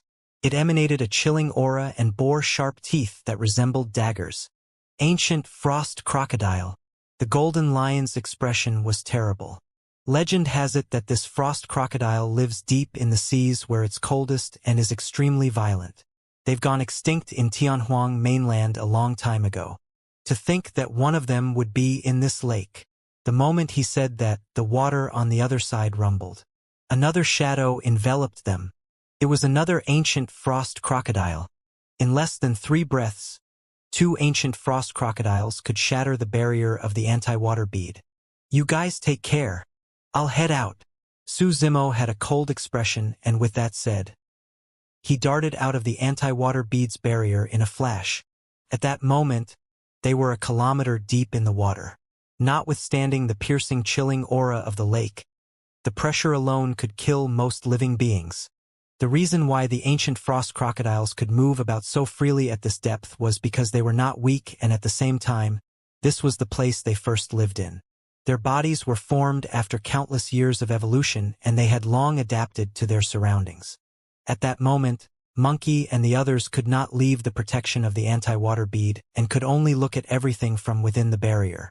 The inner core in Su Zimo's chest circulated wildly, and his blood chi surged with a terrifying might. Even the water in the surroundings was affected. Before his sentence was finished, a blood-colored saber had already appeared in Su Zimo's hands. Blood Quencher trembled and shone brightly, bursting forth with a massive blood beam. In the lake, Su Zimo wielded Blood Quencher, and his black hair danced while his eyes shone brightly. A rumbling demonic chi surged out of his nose and mouth. Even against the crushing waters of the lake, he was unyielding like an unquestionable divine being. As though they were agitated, the 2 ancient frost crocodiles roared in rage and abandoned the anti-water bead before them, charging towards Su Zimo instead. The 2 ancient frost crocodiles seemed to be able to sense the strength of Su Zimo the intruder, and they did not hold back, releasing their inner cores immediately. Instantly, the temperature of the lake dipped. The inner core was like an ice cube shrouded with thick demonic chi, emitting an endless frost. The chilling aura shot over, and a layer of frost formed over Su Zimo's body. In the blink of an eye, ice crystals extended from his limbs to his entire body and finally his head. They covered everything and stacked layer over layer thickly. The chilling aura was so intense, ferocious and terrifying that it froze the demonic chi Su Zimo conjured around his surroundings. Everyone in the barrier of the anti-water bead became nervous. Although they were protected by the barrier, they could sense the chilling aura. Given the environment, any external living beings that arrived at this extremely cold place, no matter if they were cultivators, demon beasts of land, or the deep oceans, their combat strength would be diminished. It would be considered good if they could even retain half of their original combat strength. As for ancient frost crocodiles, because they lived here, they could unleash their maximum potential. Given the severe disadvantages he faced, everyone was not confident whether Su Zimo could defend against the attacks of the 2 ancient frost crocodiles. One of the ancient frost crocodiles swiped its tail. Although it had a massive body, it was unusually agile in the lake with a shocking speed, and it arrived before Su Zimo instantly. Crack, crack, crack. Suddenly, cracking sounds echoed from within Su Zimo's body. Cracks started appearing on that humanoid ice statue. Boom! Immediately after, there was an explosion, right in front of Monkey and the others. A huge figure burst forth from the ice crystals and soared into the skies. His tendons and bones echoed at the same time, and his blood chi soared. In the blink of an eye, Su Zimo's body expanded to a height of 100 feet, and his black hair danced. In the dirty lake waters, his eyes were frighteningly bright, and he resembled a towering divine being. The 2 ancient frost crocodiles were much stronger than Su Zimo had imagined. When he circulated his inner core, his blood chi surged, and his body was like a cauldron. Despite that, the 2 ancient frost crocodiles could freeze him. Right now, he was no longer holding back, and the power of his blood chi and inner core was released entirely. Swash! Su Zimo gripped Blood Quencher, tightly glared at the ancient frost crocodile that was charging towards him before slashing forward. A series of ripples spread through the lake. Although they seemed gentle, they possessed a terrifying killing intent. The ancient frost crocodile was smart. When it saw that it was unable to dodge in time, it channeled the power of its inner core wildly and formed an invisible ice wall before itself. Crack! The ripples struck the ice wall. Immediately after, another ice wall rose. The ice wall thickened continuously. Continuing forward, the ripples shattered ice wall after ice wall. Finally, at the seventh ice wall, the power released by the slash was completely dissipated. Not bad. Suzimo nodded with a flash of surprise in his eyes. The ripple stance was a saber stance created by the Saber Emperor. That slash possessed the power of force, and was something that most demon beasts wouldn't be able to defend against. However, it was clear that the ancient frost crocodile was rather capable since it could go unscathed against the ripple stance. Another ancient frost crocodile seized the opportunity to rush forward murderously. Slash! Suzimo stood where he was motionlessly and attacked once more. Swoosh! Countercurrent was released. In that lake, not only would there be no sluggishness in the saber stances of the sea calming manual, they could even be released to their full potential. Countercurrent was the stance with the greatest power in the sea calming manual. Against that slash, the ancient frost crocodile did not dodge or avoid at all. Instead, it lunged forward and spat out its chilling inner core in front of itself. Clang! The demonic chi released by the inner core formed a shield of ice. When Blood Quencher struck the shield exploded instantly. It could not defend against the sharpness of Blood Quencher and the power of countercurrent. The inner core was repelled. It dimmed significantly as the ancient frost crocodile devoured it back into its stomach. Blood Quencher descended. The eyes of the ancient frost crocodile were extremely calm without any trace of panic, as though it had already expected everything. It opened its mouth and bit Blood Quencher head-on. This ancient frost crocodile chose to take on a Khanate spirit weapon head-on. Suzimo's gaze turned cold and the blood beam on his saber intensified. Crack! Crack! Crack! That single slash severed close to 100 of the ancient frost crocodile's sharp teeth. The remaining few hundred teeth were loosened as well as blood seeped out from its mouth, dyeing the lake waters red. However, the ancient frost crocodile's mouth was lined with sharp fangs that crossed in a zigzag manner like a valley of swords. The depletion of the power of Suzimo's slash caused Blood Quencher to be jammed in that mouth of sharp fangs. Watch out! Ching Ching and the others yelled nervously and pointed to Suzimo's back from within the anti-water bead barrier. A dark shadow blanketed over Suzimo's head. Behind him, another ancient frost crocodile surged over with a widened mouth, devouring Suzimo, who was 100 feet tall, in a single mouthful. At that moment, Suzimo finally understood why the ancient frost crocodile at the start wanted to take his attack head-on. Both ancient frost crocodiles sensed his strength, and one of them wanted to open up an opportunity for its partner regardless of how severely it would get injured. Boss! Brother Su! Little Fatty and Shurjian yelled and in a moment of impulse, wanted to charge out of the anti-water bead barrier. Don't go out first. A tall figure blocked the two of them. He glared at the ancient frost crocodile outside with a flickering scarlet glint and said in a deep, hoarse voice. Monkey said, "Let's wait first." Among the group, Monkey and the Spirit Tiger had been through many fights with Suzimo in the ancient battlefield and understood his strength best. Although Little Fatty and Shurjian had not seen Suzimo for many years, their impression of him was the same as it was 20 years ago. In the lake, after devouring Suzimo, the ancient frost crocodile floated in its original spot quietly and motionlessly, as though it was trying to feel something. A moment later, it suddenly opened its mouth and let out a tragic shriek. Its eyes were filled with endless pain, right in front of everyone. The water current that flowed out of the ancient frost crocodile's mouth burned with a thin layer of flames. Swish! A blazing flame ignited from within the ancient frost crocodile's body and covered it instantly, turning that massive body transparent from the heat. Within the ancient frost crocodile's body, a faint figure of a dragon-like gigantic beast could be seen, spreading its wings and roaring into the skies with lava gushing out of its mouth. Ah! Little Fatty came to a realization and yelled, "That's the legendary primordial soaring serpent. Not bad." Monkey and the others nodded. The ancient frost crocodile belonged to the extreme end of the cold spectrum, while the soaring serpent was a divine being of the flames and belonged on the extreme end of the heat spectrum. The difference between cold and hot produced an intense reaction in the ancient frost crocodile's body that resulted in a destructive power. In less than a few breaths, the frost crocodile's life was wiped away entirely. Su Zimo broke out with a phantom of the primordial Su Zimo behind his back, standing among the blazing flames with a torrential aura. The lake water that was initially piercingly cold had already started to bubble with heat. The lake was now boiling. Little Fatty and Shi Jian's eyes widened with disbelief. Those means were far from the legendary divine powers of being able to incinerate the heavens and boiling the oceans. At best, it could only be boiling a lake. However, the visual impact caused by the scene was way too shocking.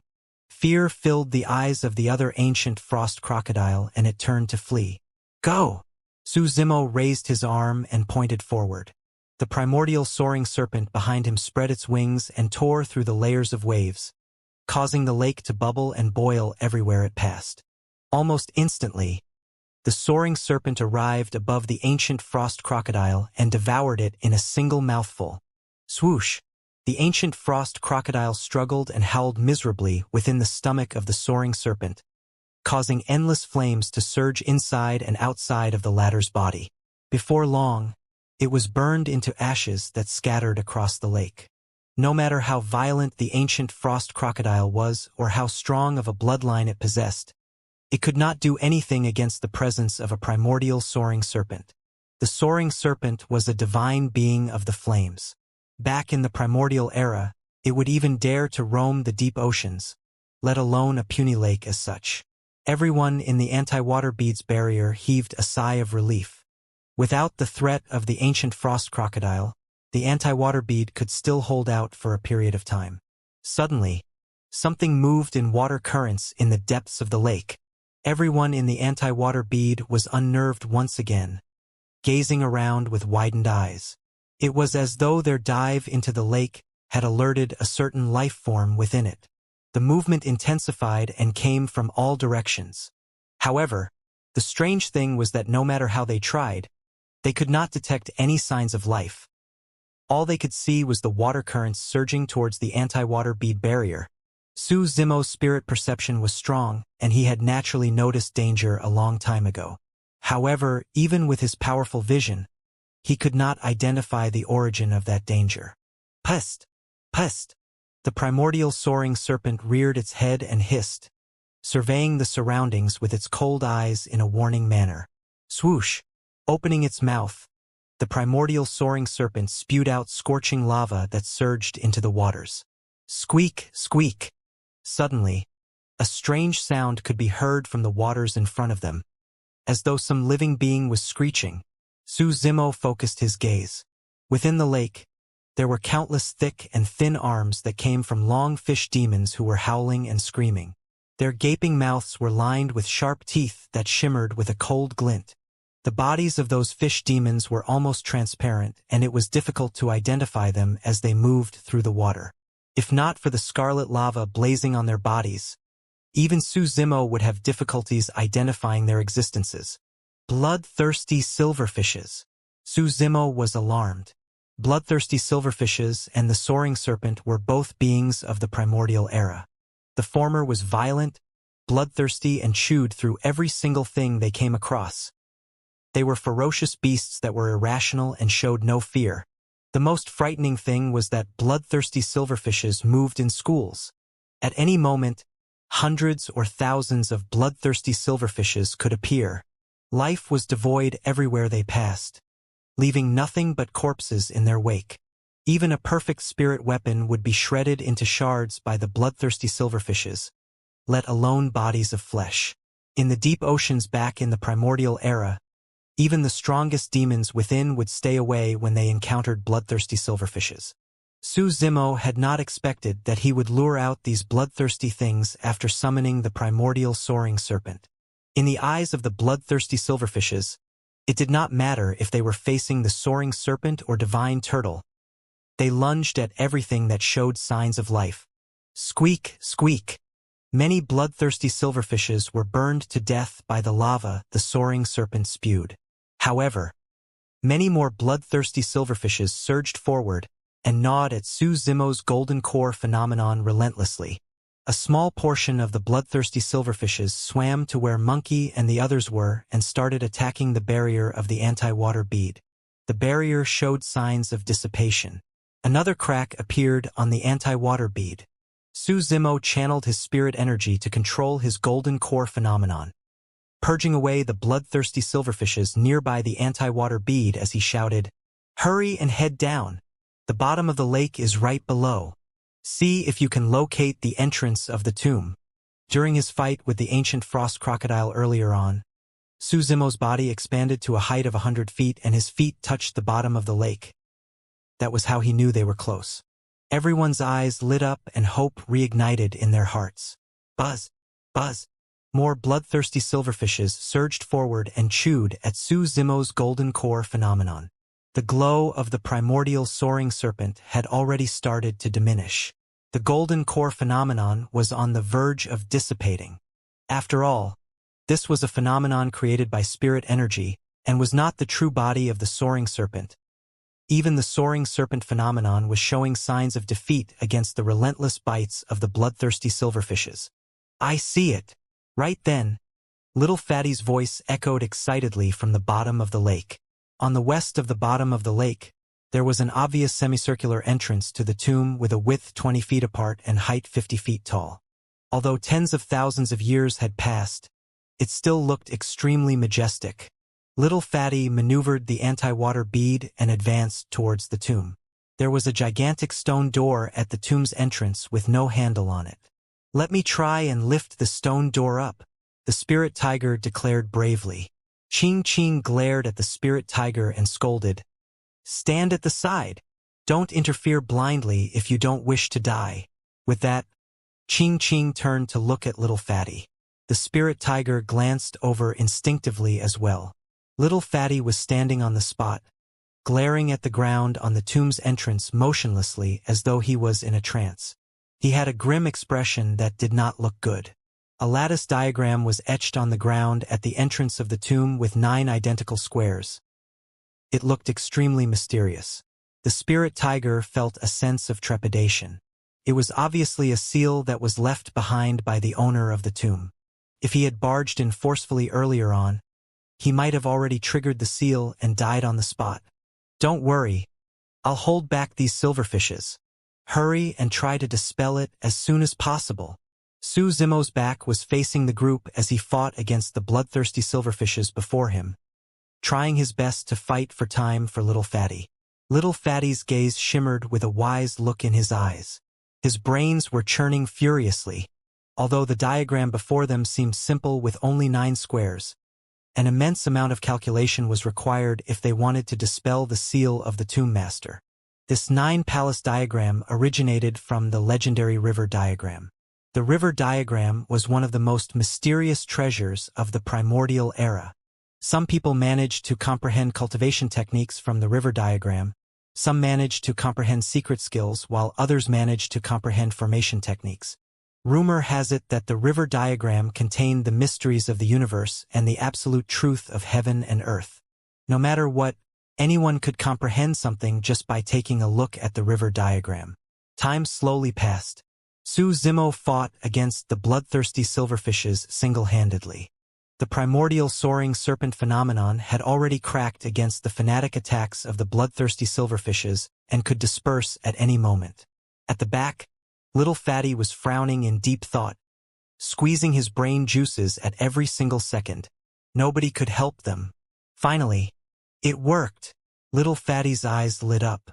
He lifted his foot and stepped on the 9-palace diagram, confident in every step he took.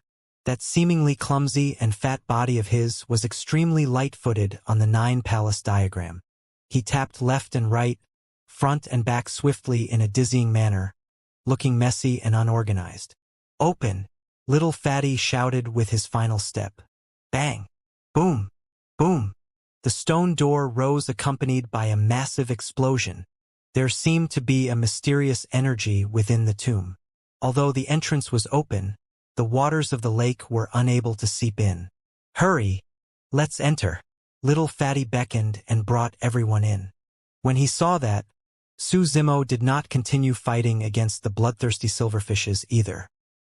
He withdrew and bolted through the waters like a fish, leaving a stream of ripples in his wake.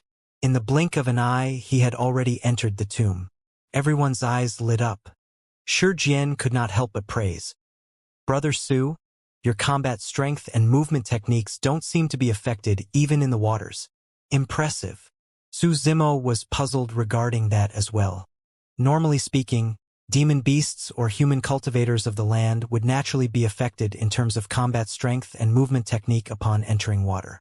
After all, most demon beasts and cultivators were used to living life on land, and their physical structures and habits were starkly distinct from living beings underwater. It was impossible for them to adapt to a foreign environment underwater. Furthermore, there was water resistance that intensified the deeper they were underwater. However, for some unknown reason, Su Zimo could not feel that resistance when he was in the waters and adapted almost instantly. His body seemed to be one with the waters around him. It was as though he had grown up living underwater.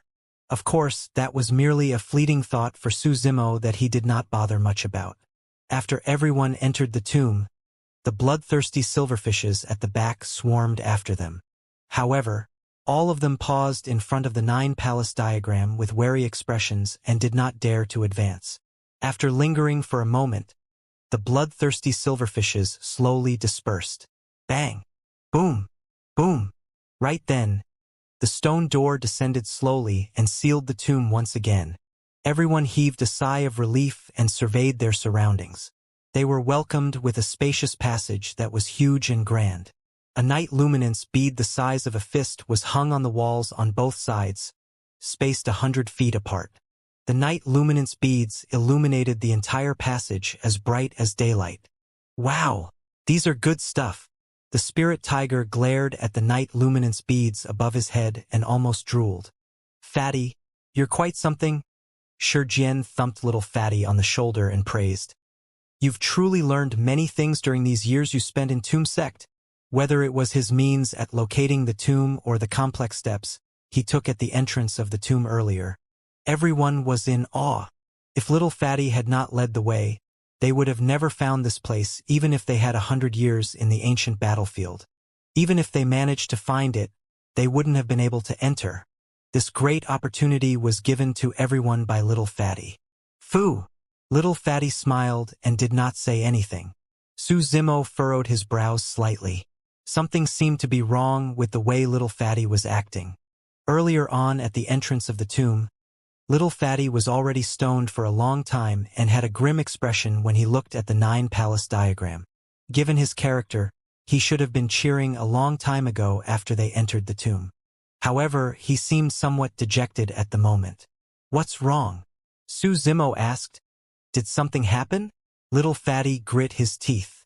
We might be late. The moment the spirit tiger heard that, he got anxious and asked, What do you mean by late? Little Fatty replied darkly. Along the way, I did not catch sight of anything suspicious, so I thought that we were the first to enter this place.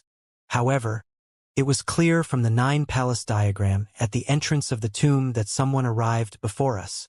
Ah? Everyone looked shocked. Little Fatty explained. Tens of thousands of years have passed, and there should be a thick layer of dust on the ground at the entrance of the tomb.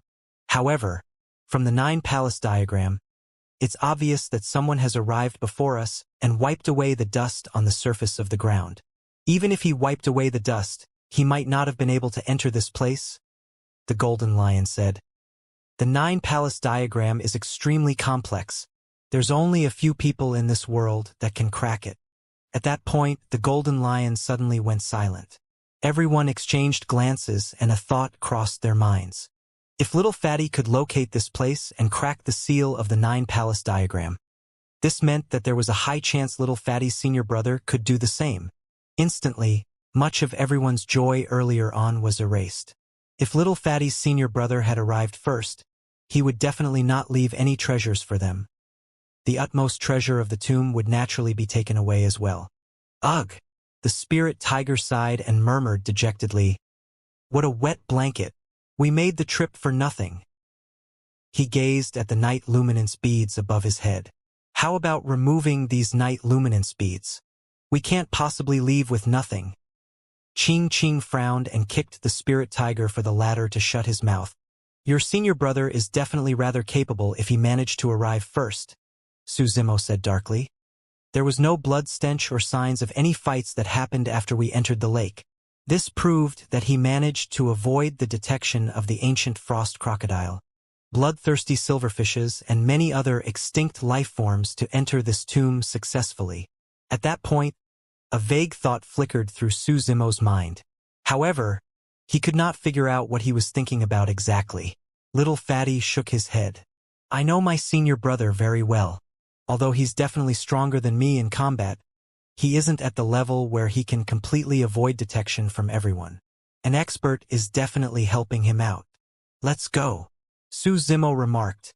Since we're already here, we've got to head in no matter what. We can't just turn and leave. Little Fatty took a deep breath and nodded. Boss is right. Let's enter. He walked right at the front so that he could react to any changes. After all, he knew best about the types of traps, seals, and formations in this tomb. Su Zimo followed at the back of the group. The passage was extremely long, and although it was lit up, their surroundings were quiet and eerie with the sounds of their footsteps echoing. Su Zimo looked increasingly grim. He had not let his guard down at all. Little Fatty's senior brother was much scarier than he had imagined. He had not noticed any signs of anyone else's presence in this place along the way. If Little Fatty had not noticed something unusual at the entrance of the tomb, nobody would know that someone else had arrived here. A while later, they finally arrived at the end of the passage and the place opened up. They had arrived at a majestic and spacious chamber. Greenish bronze coffins were placed in all four corners of the chamber, and the place had a morbid aura. The wall on the opposite end of the tomb revealed 16 passages, each dark and creepy without the light from the night luminance beads. Everyone had a vague idea of what the tomb master was up to. The chamber before them was definitely not the main tomb. Only one of the 16 passages led to the right one. If they chose the wrong one, they might never be able to return. Little Fatty stood where he was and calculated for a long time before pointing to the 7th passage from the left. This way. With that said, he prepared himself to step into the chamber. Su Zimo frowned slightly and said with a grim expression, There's something odd about this chamber. Everyone, watch out. Su Zimo's spirit perception was not too useful in that morbid chamber. However, the moment he caught sight of the chamber, he sensed danger that disappeared immediately after. Legend has it that ancient mighty figures had boundless dermic powers, and their means could even conceal heavenly secrets, let alone Su Zimo's spirit perception. It's fine, follow me. Little Fatty smiled and headed towards the 7th passage. Su Zimo and the rest followed closely behind. The spirit tiger looked around furtively. Boss Fatty. The 4 coffins look extremely old and no one has opened them before. Let's go and check out if there's any treasures hidden within. The spirit tiger snickered. Don't go. Su Zimo shook his head with a fierce gaze. The spirit tiger straightened up immediately after meeting Su Zimo's gaze and no longer dared to entertain those thoughts. Suddenly, a commotion broke out in all 4 corners of the chamber. Crack, crack, crack. It was piercing and sounded as though the coffin lids were being shifted. Click, clack, click. The next moment, an even creepier sound echoed through the chamber. Everyone subconsciously turned towards the sounds. As though they were moved by someone, the 4 coffins revealed massive gaps and dense shadows crawled out from within. Like a flood, they swarmed towards everyone at an extremely fast speed. Carrion beetles! Little Fatty could not help but exclaim. The shadows were swarms of carrion beetles. Every single carrion beetle was dark as ink, the size of an adult's palm, and carried heavy shells on their bags. Their 6 scarlet legs danced and were extremely sharp. Although they had no eyes and ears, they could sense everyone's location clearly. Everyone's faces turned pale. The little fox was so scared that she hid in Su Zimo's embrace a long time ago and did not dare to look up. Hurry, let's go! Su Zimo shouted. Everyone soared into the air and bolted towards the 7th passage. The carrion beetles soared into the air along with them like black water currents, surging from all directions to seal all the exits. Su Zimo was about to attack when he saw Qing Qing turn into her true form. She reared her head and screeched, churning her bloodline as the temperature around her rose rapidly. Opening her mouth, she spewed out green flames in all directions as she turned her head. The green flames formed an impenetrable barrier. Although the carrion beetles were deadly, everything in life had a counter to them. They too had things they were fearful of. They feared the flames of divine beings. The flames that were released through Qing Qing's bloodline were not ordinary flames of the mortal realm. These were flames used by the legendary bird, Bai Fong, and were comparable to the flames of the soaring serpent. The black carrion beetles swarm surged over and stopped instantly against the green barrier as countless carrion beetles screeched miserably in the flames.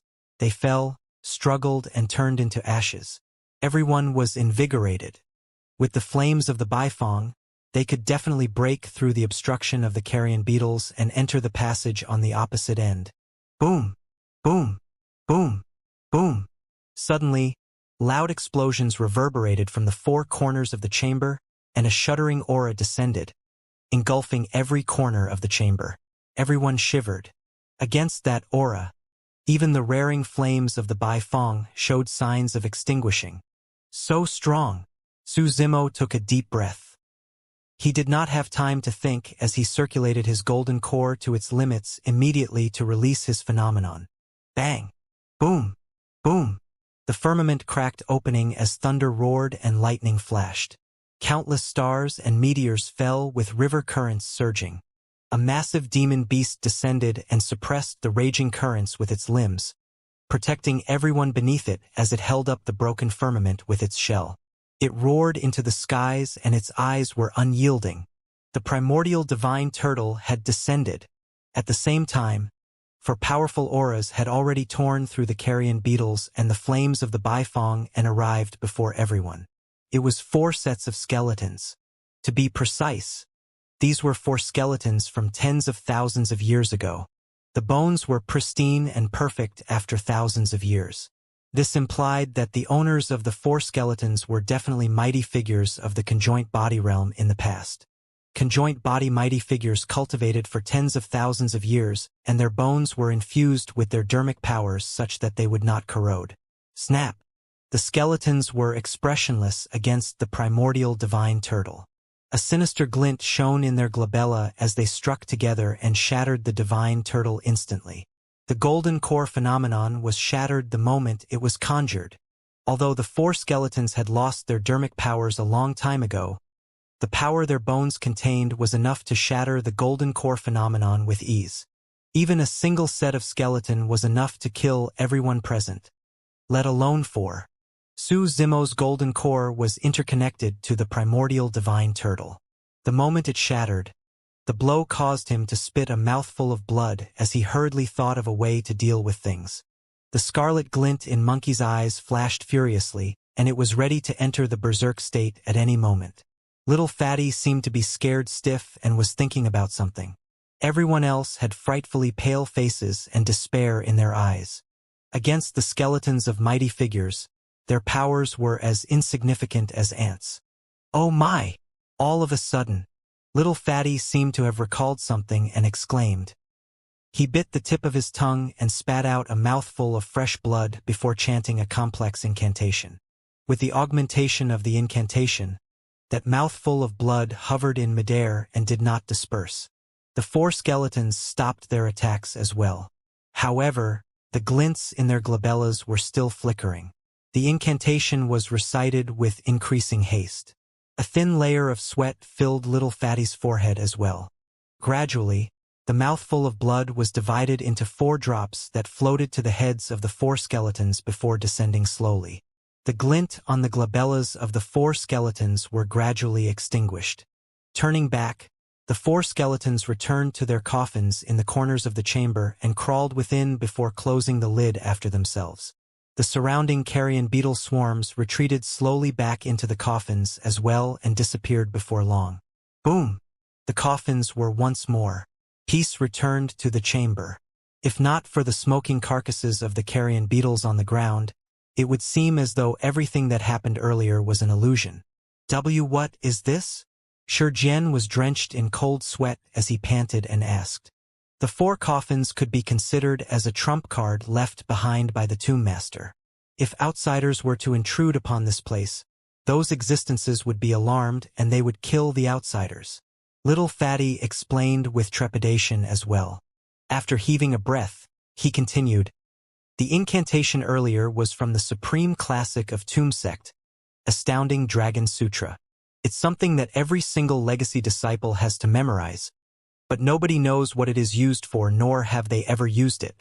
However, Master once mentioned that at a critical juncture, that incantation can be used to prove one's identity as a disciple of Tomb Sect.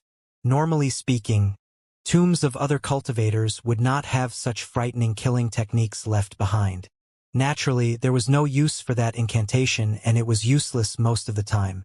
However, the owner of this tomb had set down countless restrictions to ensure that his legacy is only passed down to those in Tomb Sect. With that, there was a purpose for the incantation. This time round, Xianxia understood as he said with lingering fear, no matter what, I'm never entering another tomb of Tomb Sect again. Suddenly, Suzimo said, let's talk about this later, little fatty. Hurry and locate the main tomb. Earlier on, I sensed some activity in the depths of this tomb. There are others here. You mean to say? Little Fatty's eyes lit up. There was a high chance that his senior brother had only arrived slightly before him and had yet to leave. Under Little Fatty's lead, everyone rushed into the 7th passage.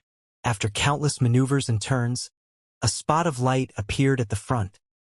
That was clearly the end of the passage. Everyone was invigorated and made haste. After exiting the passage, their vision opened up and they found themselves in yet another tomb chamber. This time round, there were 8 dark passages on the other end of the chamber.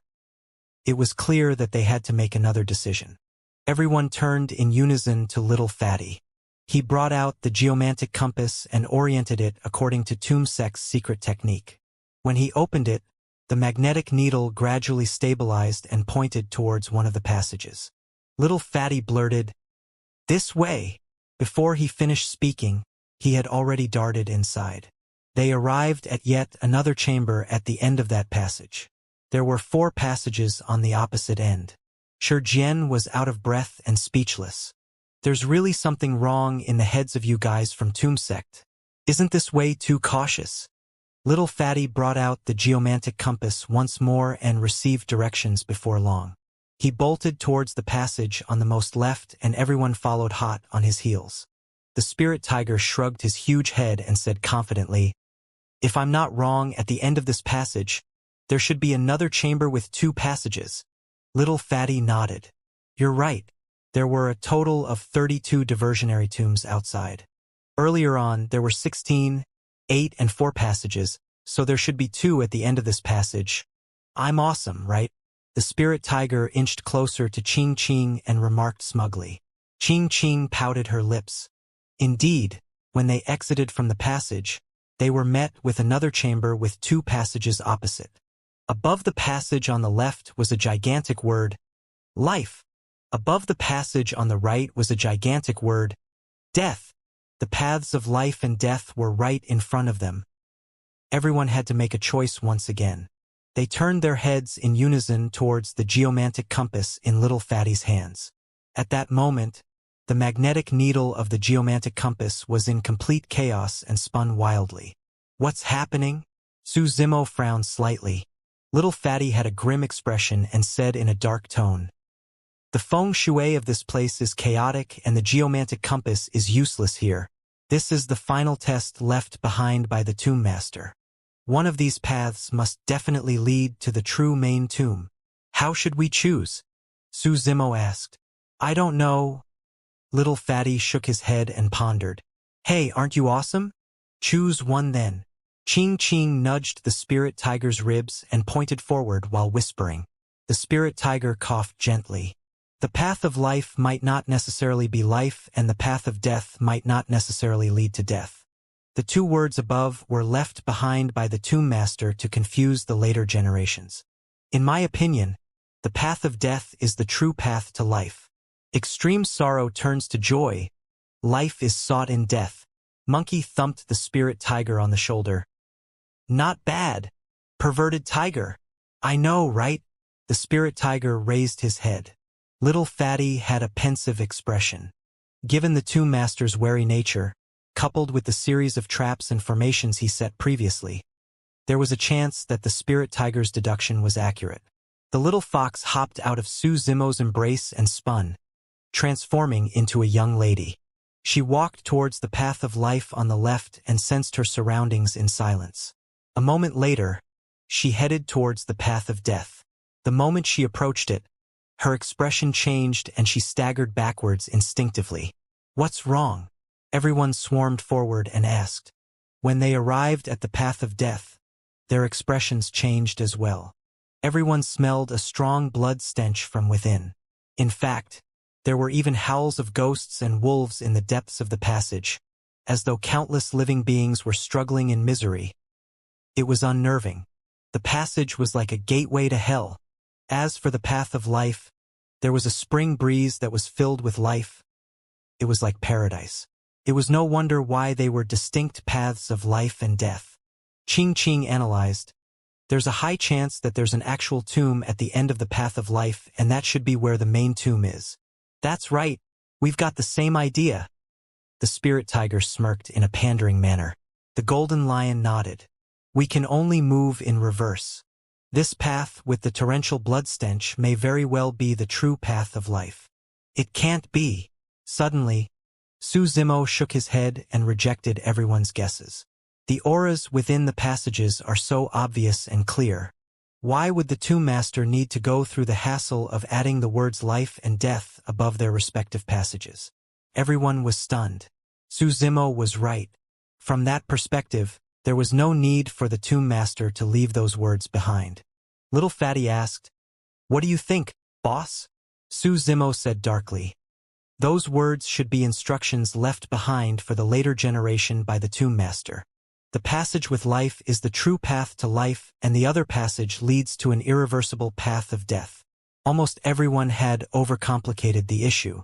However, nobody thought that the path of life truly led to life while the path of death truly led to death. Little Fatty slapped his thighs. "I trust in boss. Let's head down the path of life."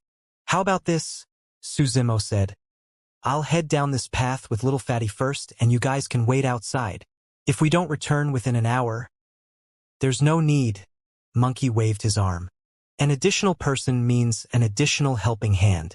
Even if the end of the passage is hell, we'll be able to break out of it together." "That's right. We'll go together." The spirit tiger and everyone else stood out and shouted as well.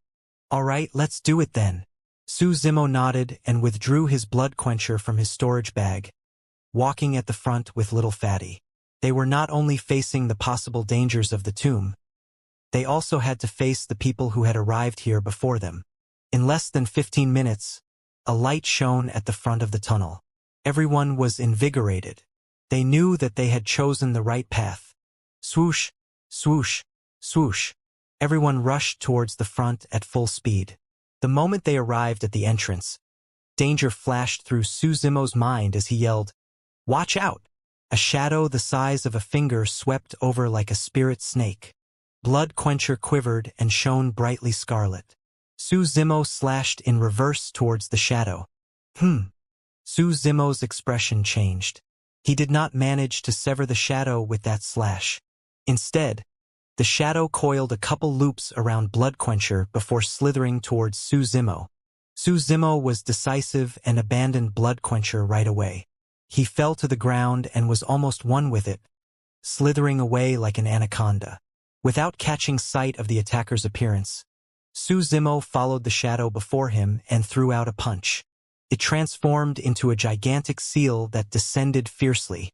That was a killing move from the mystic classic of the 12 demon kings of the great wilderness. The person wore gray robes and did not panic nor fluster. Wielding an iron ruler, the person tapped on Su Zimo's wrist at an extremely fast speed. "Eh?" A puzzled look flashed through Su Zimo's eyes. The gray-robed cultivator's motion looked familiar. If the gigantic seal conjured by Su Zimo's palm continued descending, his wrist would be snapped by the iron ruler in the gray-robed cultivator's hands before the latter was even injured. Su Zimo harumphed coldly and his eyes shone. He switched tactics immediately, and instead of punching, he opened up his fingers to grab the gray-robed cultivator's iron ruler. The gray-robed cultivator knew the consequences of this as well. His iron ruler would definitely be snatched away if Su Zimo got his hands on it. Swash! Retracting his attack right away, the gray-robed cultivator retreated. Su Zimo had expected that. After missing, he strode forward and threw a punch. The gray-robed cultivator's other hand was nimble and swiftly conjured a massive chessboard in his palm, using it to defend. The spirit art was extremely domineering.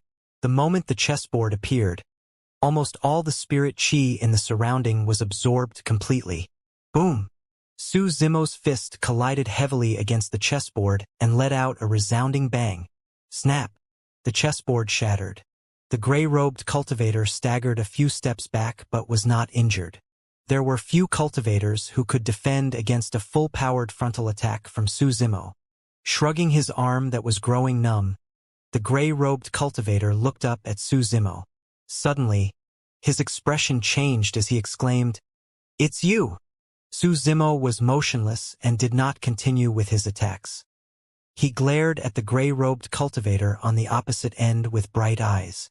The gray-robed cultivator was slightly rotund and had ordinary features. He wielded an iron ruler, but there were no sect badges or tokens on him. Su Zimo raised his brow and asked with a narrowed gaze, "You know me?" "Humph." The gray-robed cultivator avoided Su Zimo's gaze and harumphed. Footsteps sounded. Monkey and the others had already rushed up and surrounded the gray-robed cultivator with unfriendly, fierce gazes. Little Fatty rushed over with an imposing aura. The moment he caught sight of the gray-robed cultivator, Little Fatty froze for a moment before asking with a confused look on his face, "Who are you?" "Ow!" The spirit tiger was even more stunned. "Isn't this guy your senior brother? The guy named Lang Ming?" "No." Little Fatty shook his head. The golden lion asked, "How did he enter this place if he's not your senior brother?" This man managed to get through the ancient frost crocodiles, the bloodthirsty silverfishes, unravel the 9 palace diagram, and chose all the right passages to get to this place. Little Fatty was extremely puzzled as well. Monkey waved it off and remarked casually, "No matter who he is, let's just kill him and there won't be any problems anymore." The gray-robed cultivator jolted in shock. "Don't attack first." Little Fatty held back Monkey and sized up the gray-robed cultivator.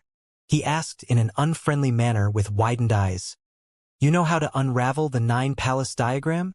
I could unravel something as simple as that when I was 8 years old." The gray-robed cultivator pouted his lips in disdain. "Oh my!" The spirit tiger sneered and cursed internally.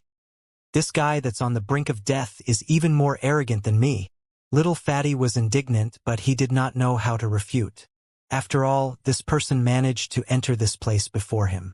Clenching his teeth, Little Fatty asked spitefully, "How did you find this place?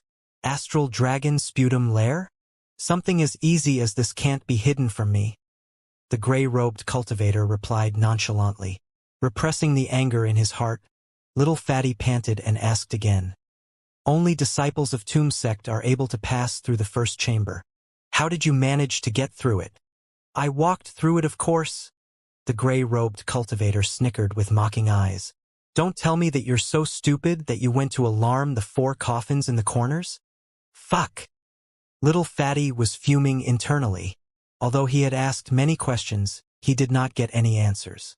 They still knew nothing about the background of this gray-robed cultivator.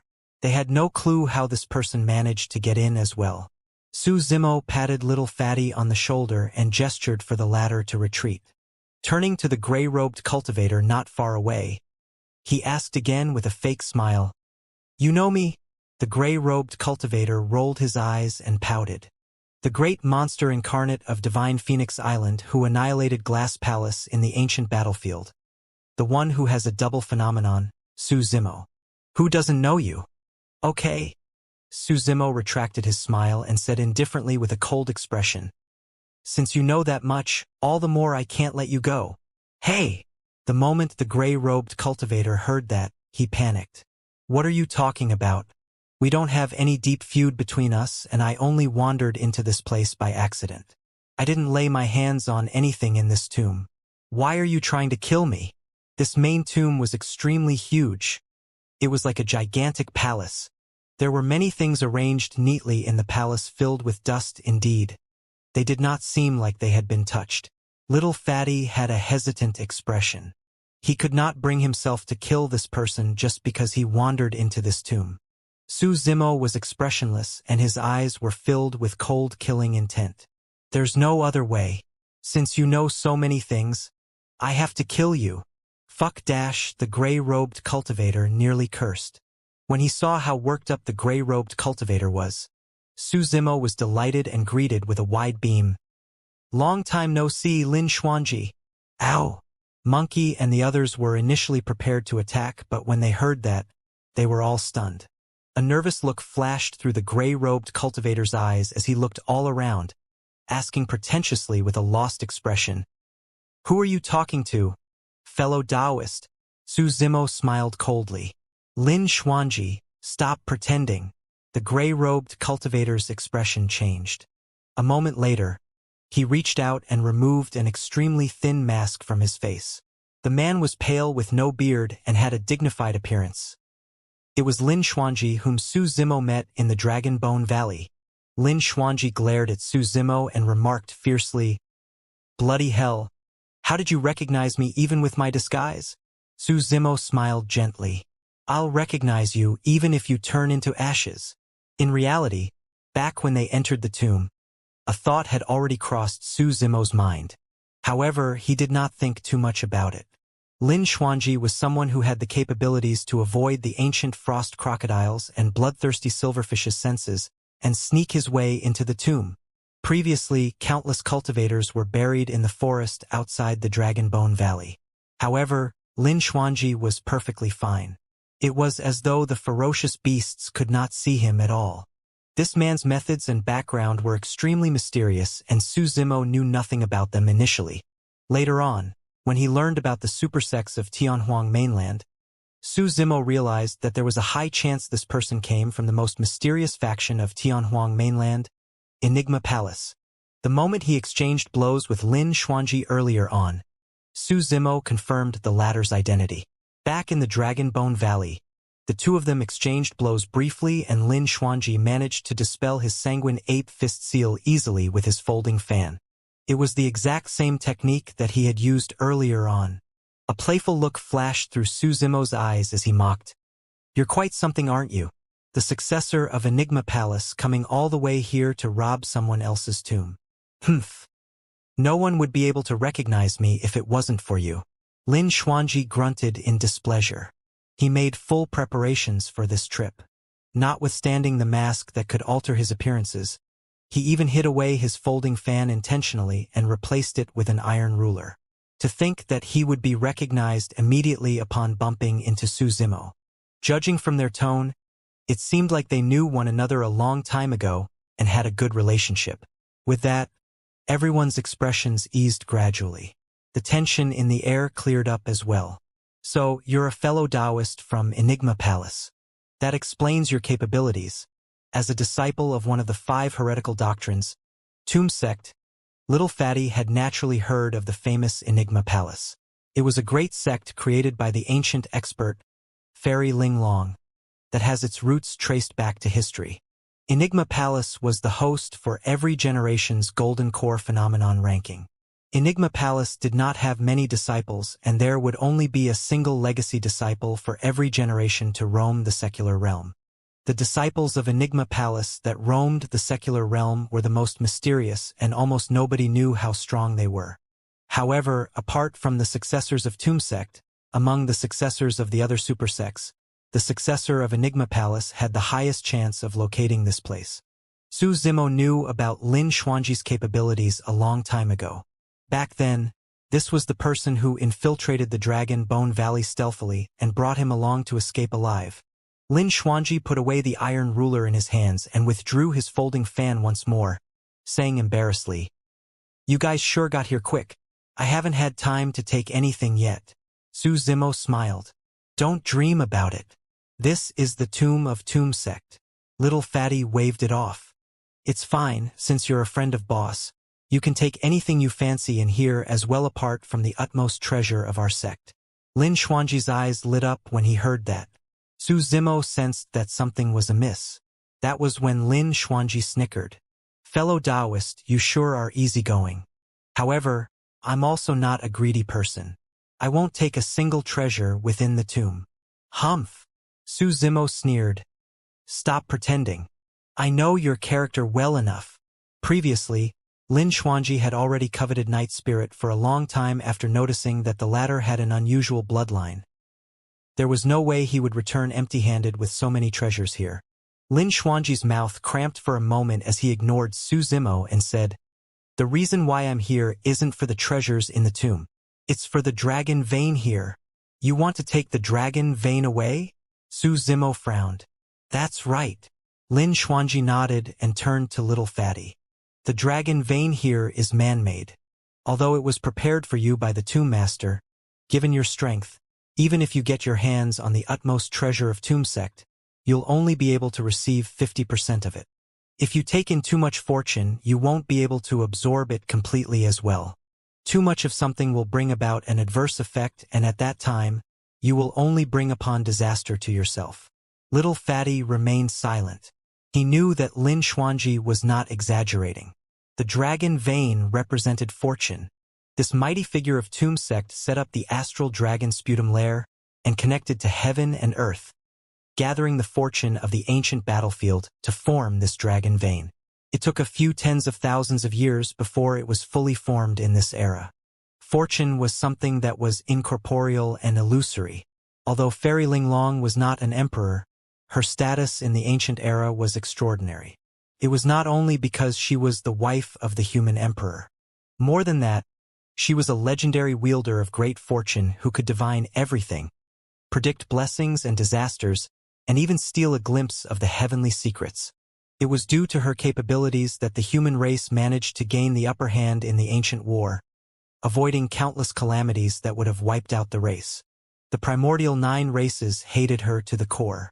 Legend has it that in the ancient war, in order to gain the upper hand, the primordial 9 races sent countless experts in their races to ambush and assassinate Fairy Linglong, but to no avail. Although fortune had no form to itself, it truly existed. Anyone who possessed great fortune could convert disasters into blessings and even meet with more opportunities. Although fortune would not bring about a direct raise to a cultivator's combat strength or any visible changes, it's held an imperative importance to the cultivator's future. Experts who could cultivate to the level of mighty figure or patriarch were all blessed with fortune. If they were surrounded by bad luck, they would have died a long time ago at the Qi condensation or foundation establishment realm. In fact, it would be considered lucky if they only died at old age. Notwithstanding the experts that were so strong they were out of reach, even for the true paragons from the various supersects that entered the ancient battlefield this time round, the 108 on the Golden Core Phenomenon ranking, all of them had met with an immortal fate. All of them had entered an ancestral cave or ancient ruin. All of them had obtained a legacy left behind by some experts. Lin Xuanji said, "If you absorb 50% of the dragon vein, the remaining of it will dissipate into the world. Rather than letting that happen, you might as well let me take the rest." The spirit tiger rolled his eyes and asked, "According to your words, the 7 of us brothers can absorb the dragon vein as well. How can we let you be the only one getting all the benefits?" "Yes." The golden lion nodded as well. This time round, Qing Qing did a rare act of not refuting the spirit tiger. Lin Xuanji said with a fake smile, "Sure thing. If you can manage to snatch the dragon vein away, go ahead. You don't have to care about me. Remember those words. Don't regret them later on," the spirit tiger said. Lin Xuanji swore honestly, "I won't regret." "Great," the spirit tiger said. "First, tell us how to absorb this dragon vein." Lin Xuanji rolled his eyes. Su Zimo was speechless and broke into a chuckle. Don't ask any further. The method to absorb the dragon vein is definitely a secret skill of Enigma Palace. There's no way he'll impart it to outsiders.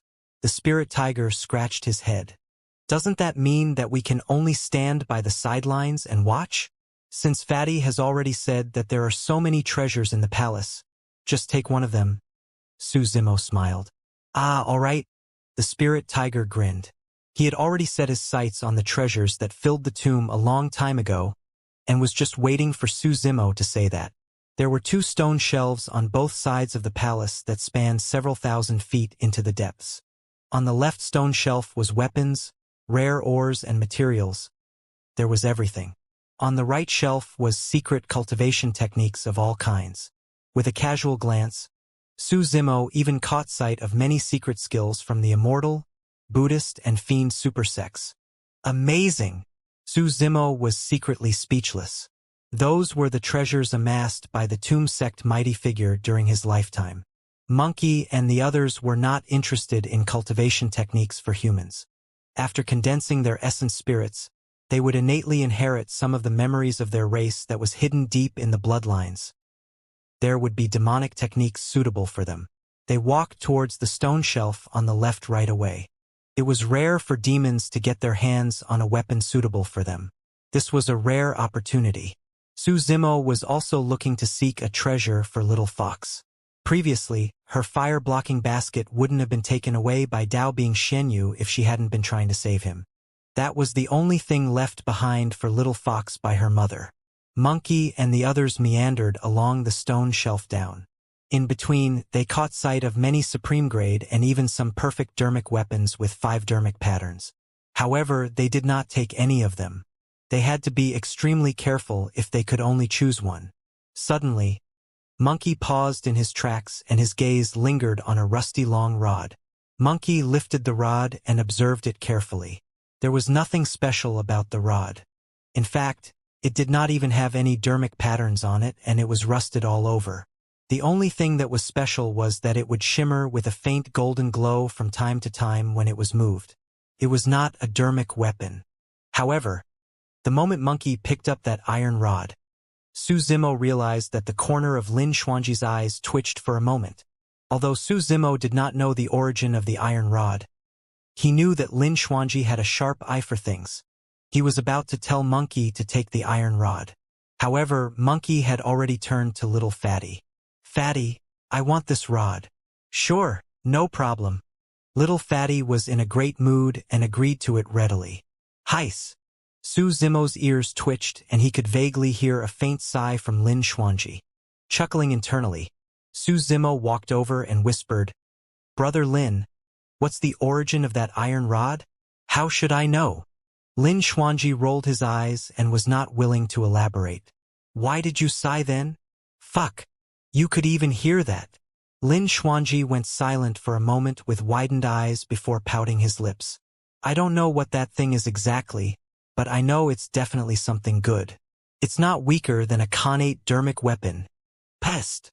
Su Zimo gasped. That evaluation was rather remarkable. Lin Xuanji explained, there are too many sacred, mysterious and divine objects in this world. Those aren't things that man-made weapons can ever compare against. Su Zimo understood. For example, the divine phoenix bone in his right hand did not have any dermic patterns, but it was stronger than any other dermic weapon. Monkey looked around casually for a random piece of cloth to tie the rod and carry it behind him. The spirit tiger walked down along the right shelf and was in awe. There were too many treasures that it made him giddy. He picked up a long saber with a chilling aura.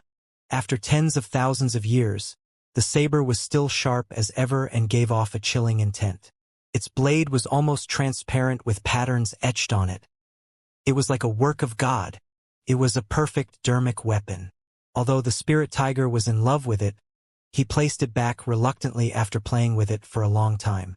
A while later, he picked up a spear and played with it, looking truly ferocious.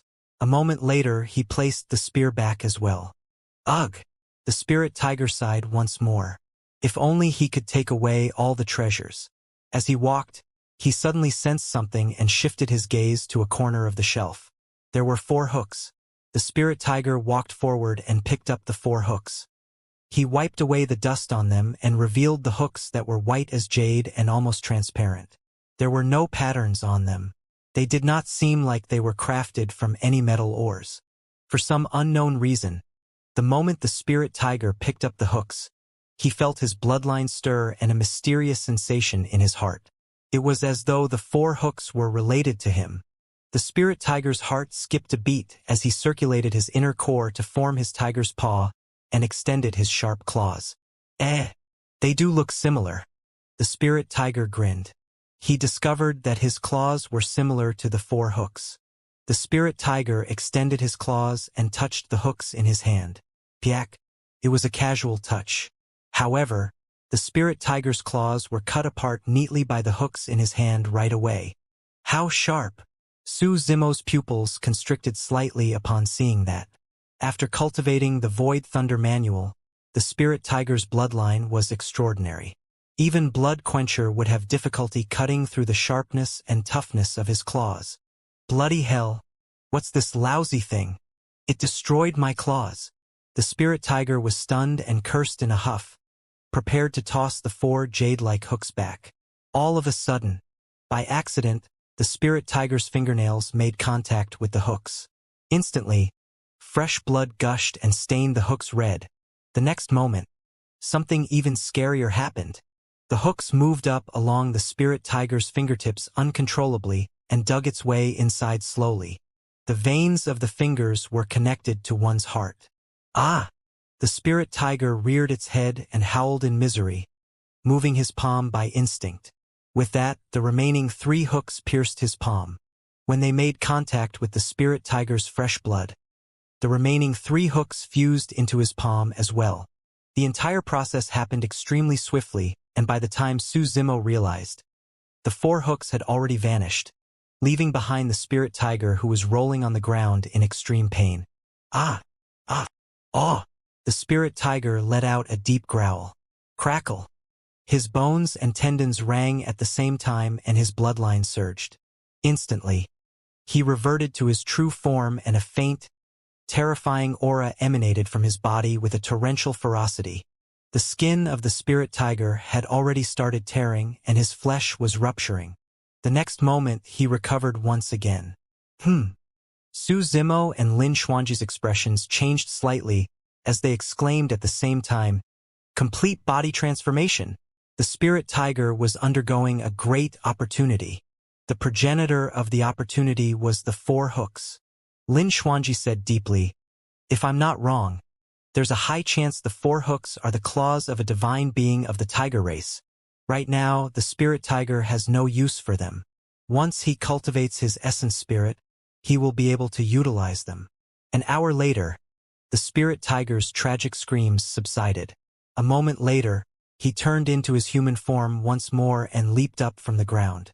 Without using much strength, he could already leap to a height of 100 feet. It was clear that he had undergone a complete transformation and received an immense boost to his strength, bringing his cultivation to the peak of inner core. A single step further and he would be able to cultivate his essence spirit and turn into a fiend demon. On the other side, the golden lion hesitated for a long time before deciding on a saber. It was a perfect dermic weapon. Qing Qing also chose a perfect dermic weapon, but it was a fan. There was a hint of sorrow in her eyes as she gazed at the fan. The fan was azure green in color. Although there was no dermic power in it, it emanated a scorching heat. Su Zimo figured it out instantly. The fan must have been created from the feathers of a Baifeng. Qing Qing's sorrow must have stemmed from her reminiscing about her father, who might have died in the Thousand Spider Sand Dune. On the other side, the little fox hesitated for a long time before deciding on a black umbrella. "Why this umbrella?" Su Zimo asked. "This type of weapon isn't strong offensively. Most of the times it can only be used defensively." "It's fine," she smiled. "With this umbrella, when I'm around you, I'll be able to help you block some fatal blows at critical moments." Su Zimo went silent. A moment later, he raised his head and looked at the little fox sincerely. "Foxy, don't worry. I'll definitely retrieve that fire-blocking basket for you personally." "Ugh!" The little fox nodded. I believe in you. Monkey and the others had already chosen the treasures they wanted. However, Su Zimo had no clue still. At the end of the palace was a skeleton draped in robes. That should be the owner of this tomb.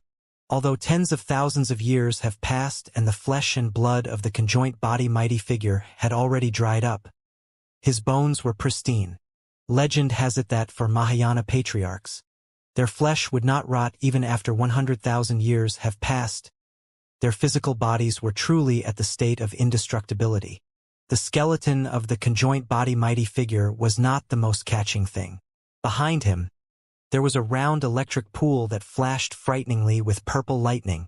In that electric pool, purple lightning flashed and electric snakes slithered. It possessed an extremely terrifying aura, as though it could decimate all living beings. What sort of powers were these? To gather the divine thunder above the 9 heavens at a place as such. Thunder was the toughest and most righteous type of energy in the universe, and it was also the hardest to control. Cultivation techniques involving thunder were the most dangerous, and a single mistake could cause one their lives. Legend has it that after the Mahayana realm was the tiding tribulation realm, where a heavenly tribulation would descend. The heavenly tribulation would be created from thunder and was extremely powerful. Even the strongest experts of the world and ancient emperors might not be able to withstand it. If they could not tide through it, even patriarchs or emperors with the divine power of rebirth through blood would have to be annihilated into ashes. Heavenly tribulations were the epitome of the power of thunder. While Su Zimo was pondering, little Fatty had already advanced in front of the mighty figure of Tomb Sect. Although he was only facing a skeleton, there was no hint of disrespect on little Fatty's face. He knelt down and kowtowed 3 times politely to the mighty figure of Tomb Sect. Senior, I entered this place under orders from the sect master to retrieve the utmost treasure of Tomb Sect left behind by the underworld emperor. Do forgive me for anything that I have done that might have offended you. Su Zimo's gaze shifted. The mighty figure of Tomb Sect was in a lotus position with one hand on his knees. His other hand pointed to the ground at a diagram that was pieced together before him. Lin Xuanji's gaze shone as he waved the folding fan in his hands and said softly, If I'm not wrong, this should be the Yellow Springs diagram that shook the world in the past. It's a great killing weapon that's said to be able to bury all life and the 6 paths of reincarnation. Unfortunately, when the Underworld Emperor underwent his tribulation transcendence, the Yellow Springs diagram was nearly destroyed after withstanding the power of the heavenly tribulation.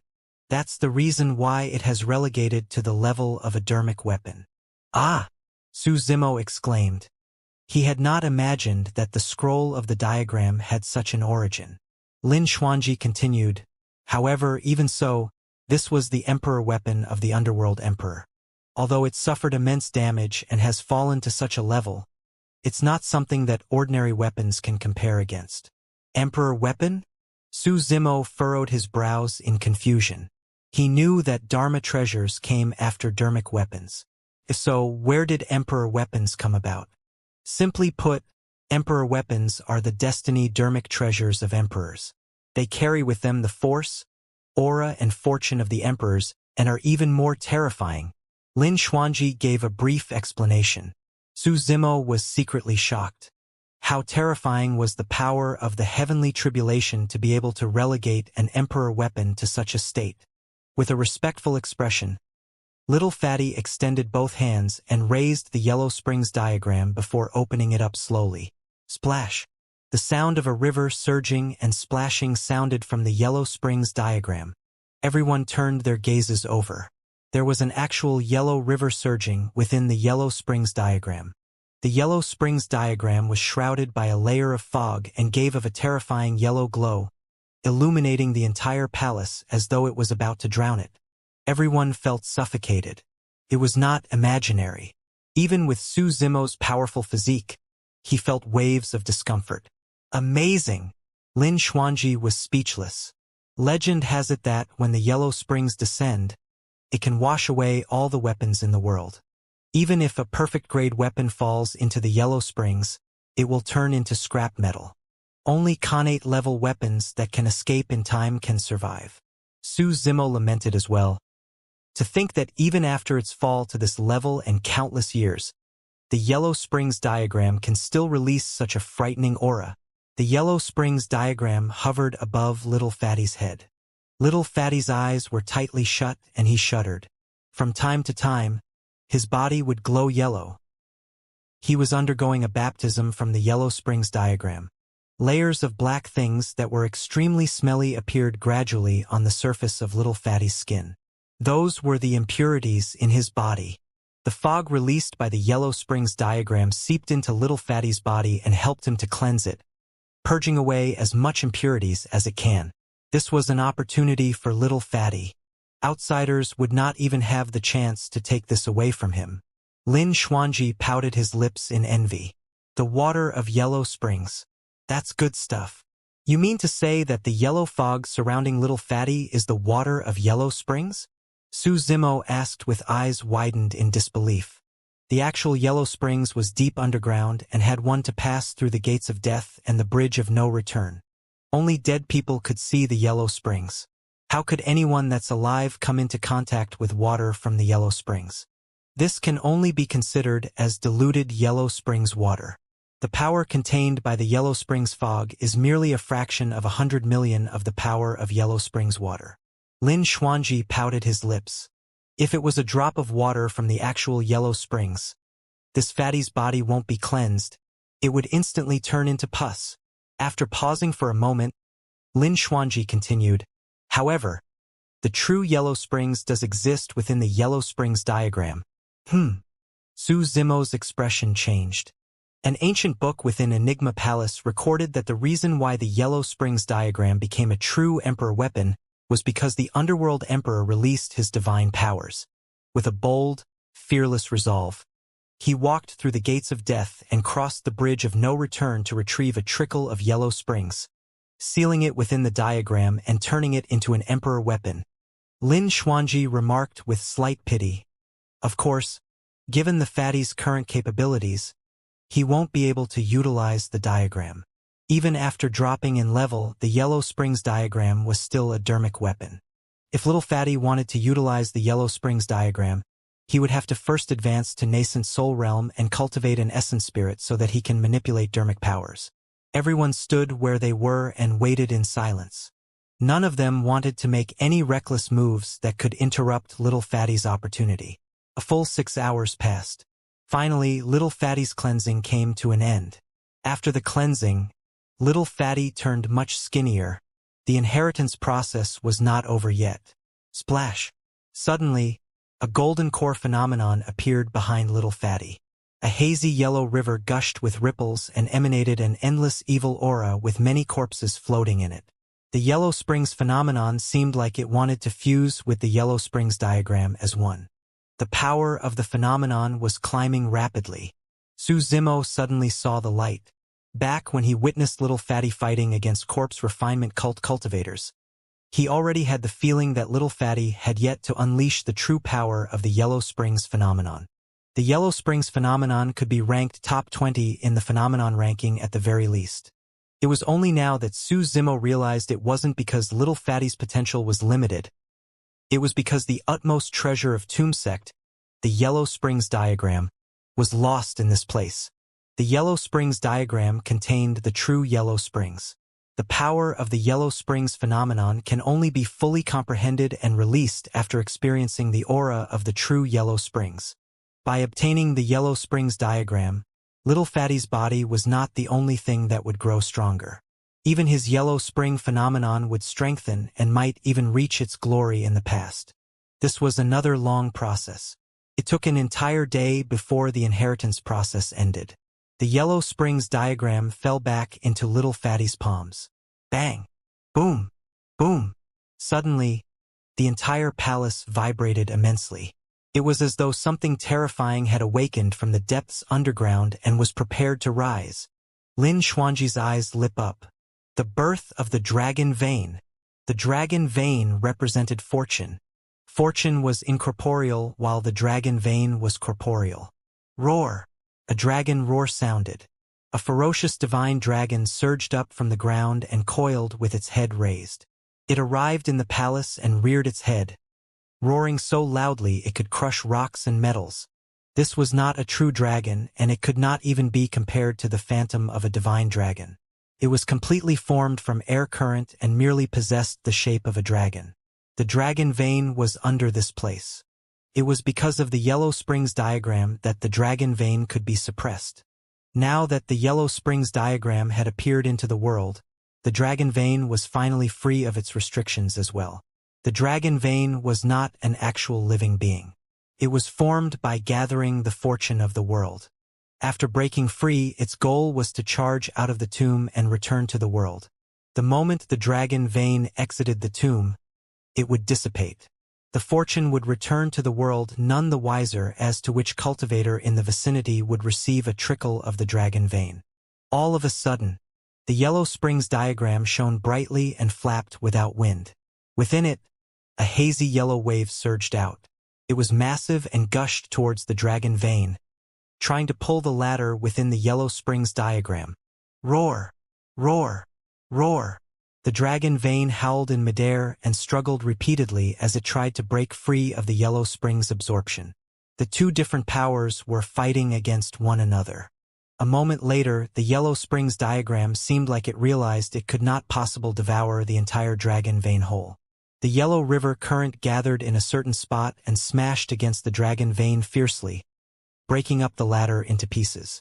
The dragon vein dispersed and turned into streams of dragon-shaped air currents that swam wildly in midair.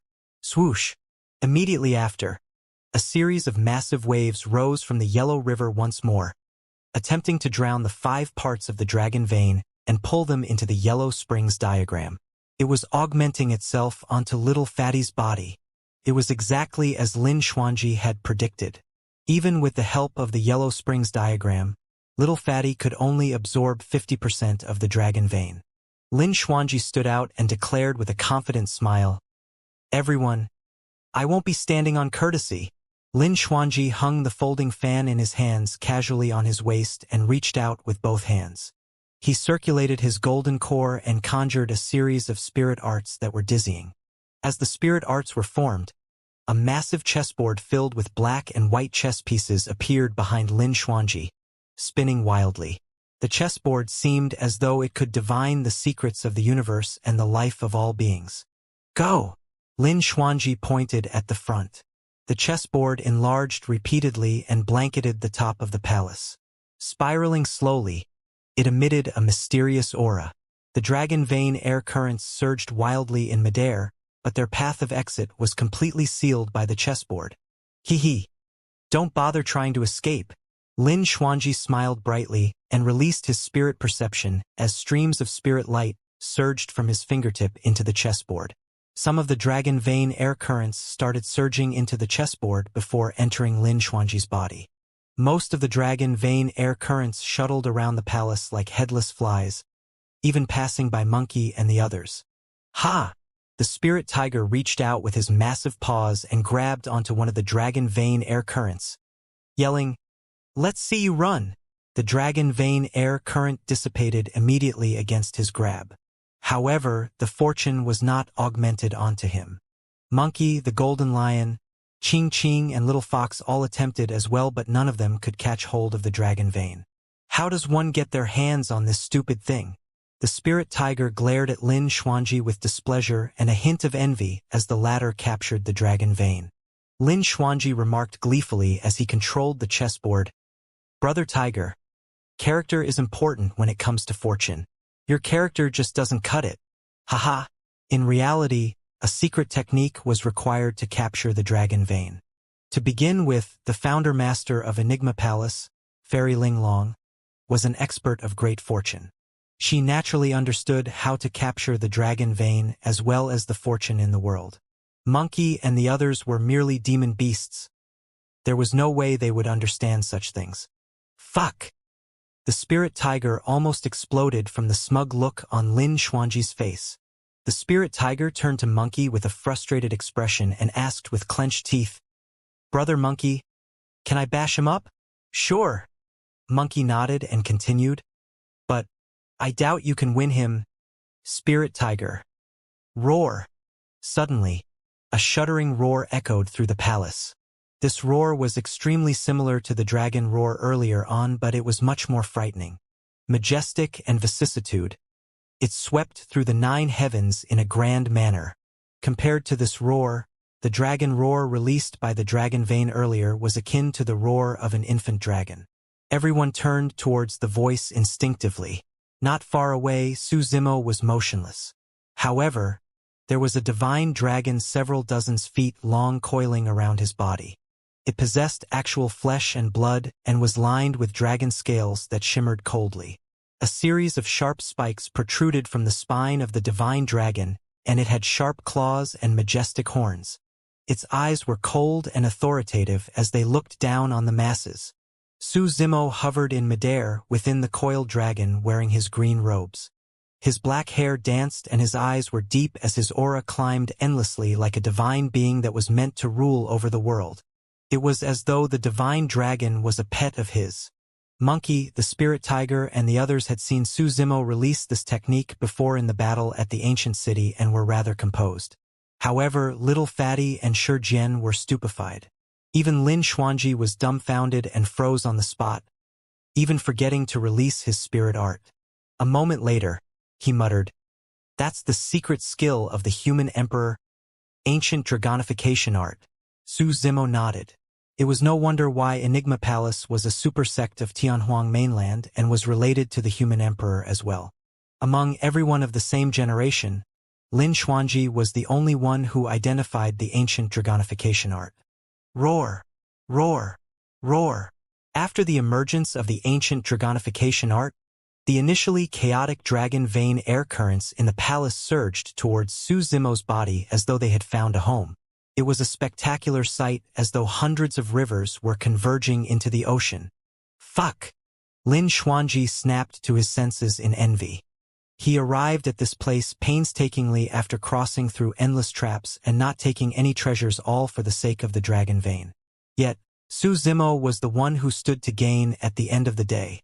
Su Zimo, I'll fight you! Lin Xuanji shrieked and circulated his golden core with all his might. His hands formed seals even faster and spirit energy surged even more wildly. A powerful suction force was produced from the chessboard at the top of the palace. However, the stronger the suction force was, the faster the dragon vein air currents converged towards Su Zimo. In less than 10 minutes, 80% of the remaining 50% dragon vein was snatched away by Su Zimo, leaving only 20% for Lin Xuanji. Ha ha ha! That's your due desserts! The spirit tiger roared in laughter at Lin Xuanji's frustrated expression. Good job, brother. Piss him off to death. Little Fox smiled brightly and said aptly, Mr. Lin, your character can't cut it either. In truth, it was only a stroke of inspiration for Su Zimo to release the ancient dragonification art. He had not thought that he would steal away 80% of the remaining dragon vein from Lin Xuanji after releasing the secret skill. Part of the reason was because the dragon vein air current had a closer connection to the aura of the ancient dragonification art. Another person was because this was a secret skill of the human emperor that was created using the secrets of heaven and earth. It was not surprising that it could steal away the fortune from Lin Xuanji's hands. The dragon vein that was formed after tens of thousands of years was gradually divided among Little Fatty, Su Zimo, and Lin Xuanji. Little Fatty took up 50% with the help of Tumsek's Yellow Springs diagram. With the help of the ancient dragonification art, Su Zimo obtained 40%. Lin Xuanji tried his best to release the secret skill of Enigma Palace, but only managed to obtain 10% in the end.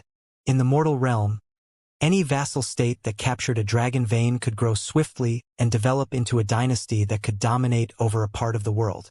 Fortune was something that was illusory, and there would be no immediate rise in one's strength after obtaining it. However, it had a huge impact for the future of the cultivator. The greater the fortune, the more opportunities and encounters that would occur. In fact, it could even reach the extent of converting disasters to blessings and altering one's fate. Lin Xuanji gripped his fists tightly and glared at Su Zimo with indignance. He was so worked up that his teeth were chattering. Su Zimo, you're really a jinx. Su Zimo shrugged his shoulders with an innocent expression. Little Fox laughed. Mr. Lin, You said it yourself that the dragon vein will go to whoever is capable of capturing it, and you won't regret it at all. I won't regret. I won't regret. Lin Xuanji panted and said gloomily, but I'll feel spite. Monkey and the others watched by the sidelines with gloating expressions as they burst into laughter. Naturally, all of them wished for Su Zimo to obtain the dragon vein. I've realized that nothing good ever comes out of bumping into you. Lin Xuanji sighed and turned even more moody when he thought about what happened during their first encounter at the Dragon Bone Valley. It was the same thing the previous time round. That dragon egg should have been his. However, it was consumed by this seemingly frail scholar and a useless dog. Fuck. Fuck. Fuck. Lin Xuanji hopped in rage when he thought about what happened in the past. He rushed in front of Su Zimo and asked spitefully, "Where's that big black dog? Where did it go? I've got to get closer to it now that we haven't seen one another for so many years." Su Zimo spread his hands to both sides and smiled faintly. "It's not with me. Your plans are going to fail again." He could tell right away that Lin Xuanji was harboring designs on Night Spirit again. How unlucky! Lin Xuanji wished that he could slap himself right now as he glared at Su Zimo begrudgingly. "Once we leave this place, let's part ways. I've got to keep my distance from you in the future. I've discovered that everything in this world has their counters. You are born to jinx me." Su Zimo coughed gently and patted Lin Xuanji on the shoulder, saying with a fake serious tone, "Let's not talk about jinxing and whatnot. That's going to hurt our relationship." Humph! Lin Xuanji rolled his eyes. Right then, a sigh echoed from the voids. The next moment, the palace went into dead silence. Everyone stood motionlessly on the spot, as though their limbs were bound by an invisible force. Their expressions were frozen and their eyes were filled with confusion, surprise and fear. A faint repressing aura engulfed downwards. Against the pressure, all of them felt insignificant like ants. There was another existence in that palace. An existence that was far more powerful than everyone present.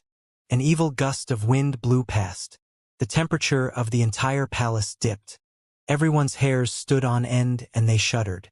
Ah! Little Fox was frightened and reverted to her true form, burrowing herself into Su Zimo's embrace as she shuddered. Even the spirit tiger and the golden lion who were manly were now trembling in fear, let alone her. "Could you show yourself, senior?" Su Zimo took a deep breath and surveyed his surroundings before asking. The aura emanated by the existence was extremely scary.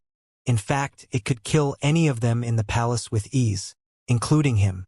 Rather than lose his wits, Su Zimo chose to stand out and converse with the existence directly. "Someone has finally arrived after so many years." The voice rang again, filled with sadness and emotions. Everyone was shocked when they heard that. There was probably only a single person in the tomb who would spout such words. Everyone turned towards the sound. The skeleton that sat in front of the electric pool shifted sinisterly. Possibly because it had not moved for tens of thousands of years, the skeleton creaked as though it could scatter at any moment. Immediately after, right in front of everyone, the skeleton stood up. Pest! Everyone gasped. The golden lion's fur stood on ends and made his entire body seem much larger.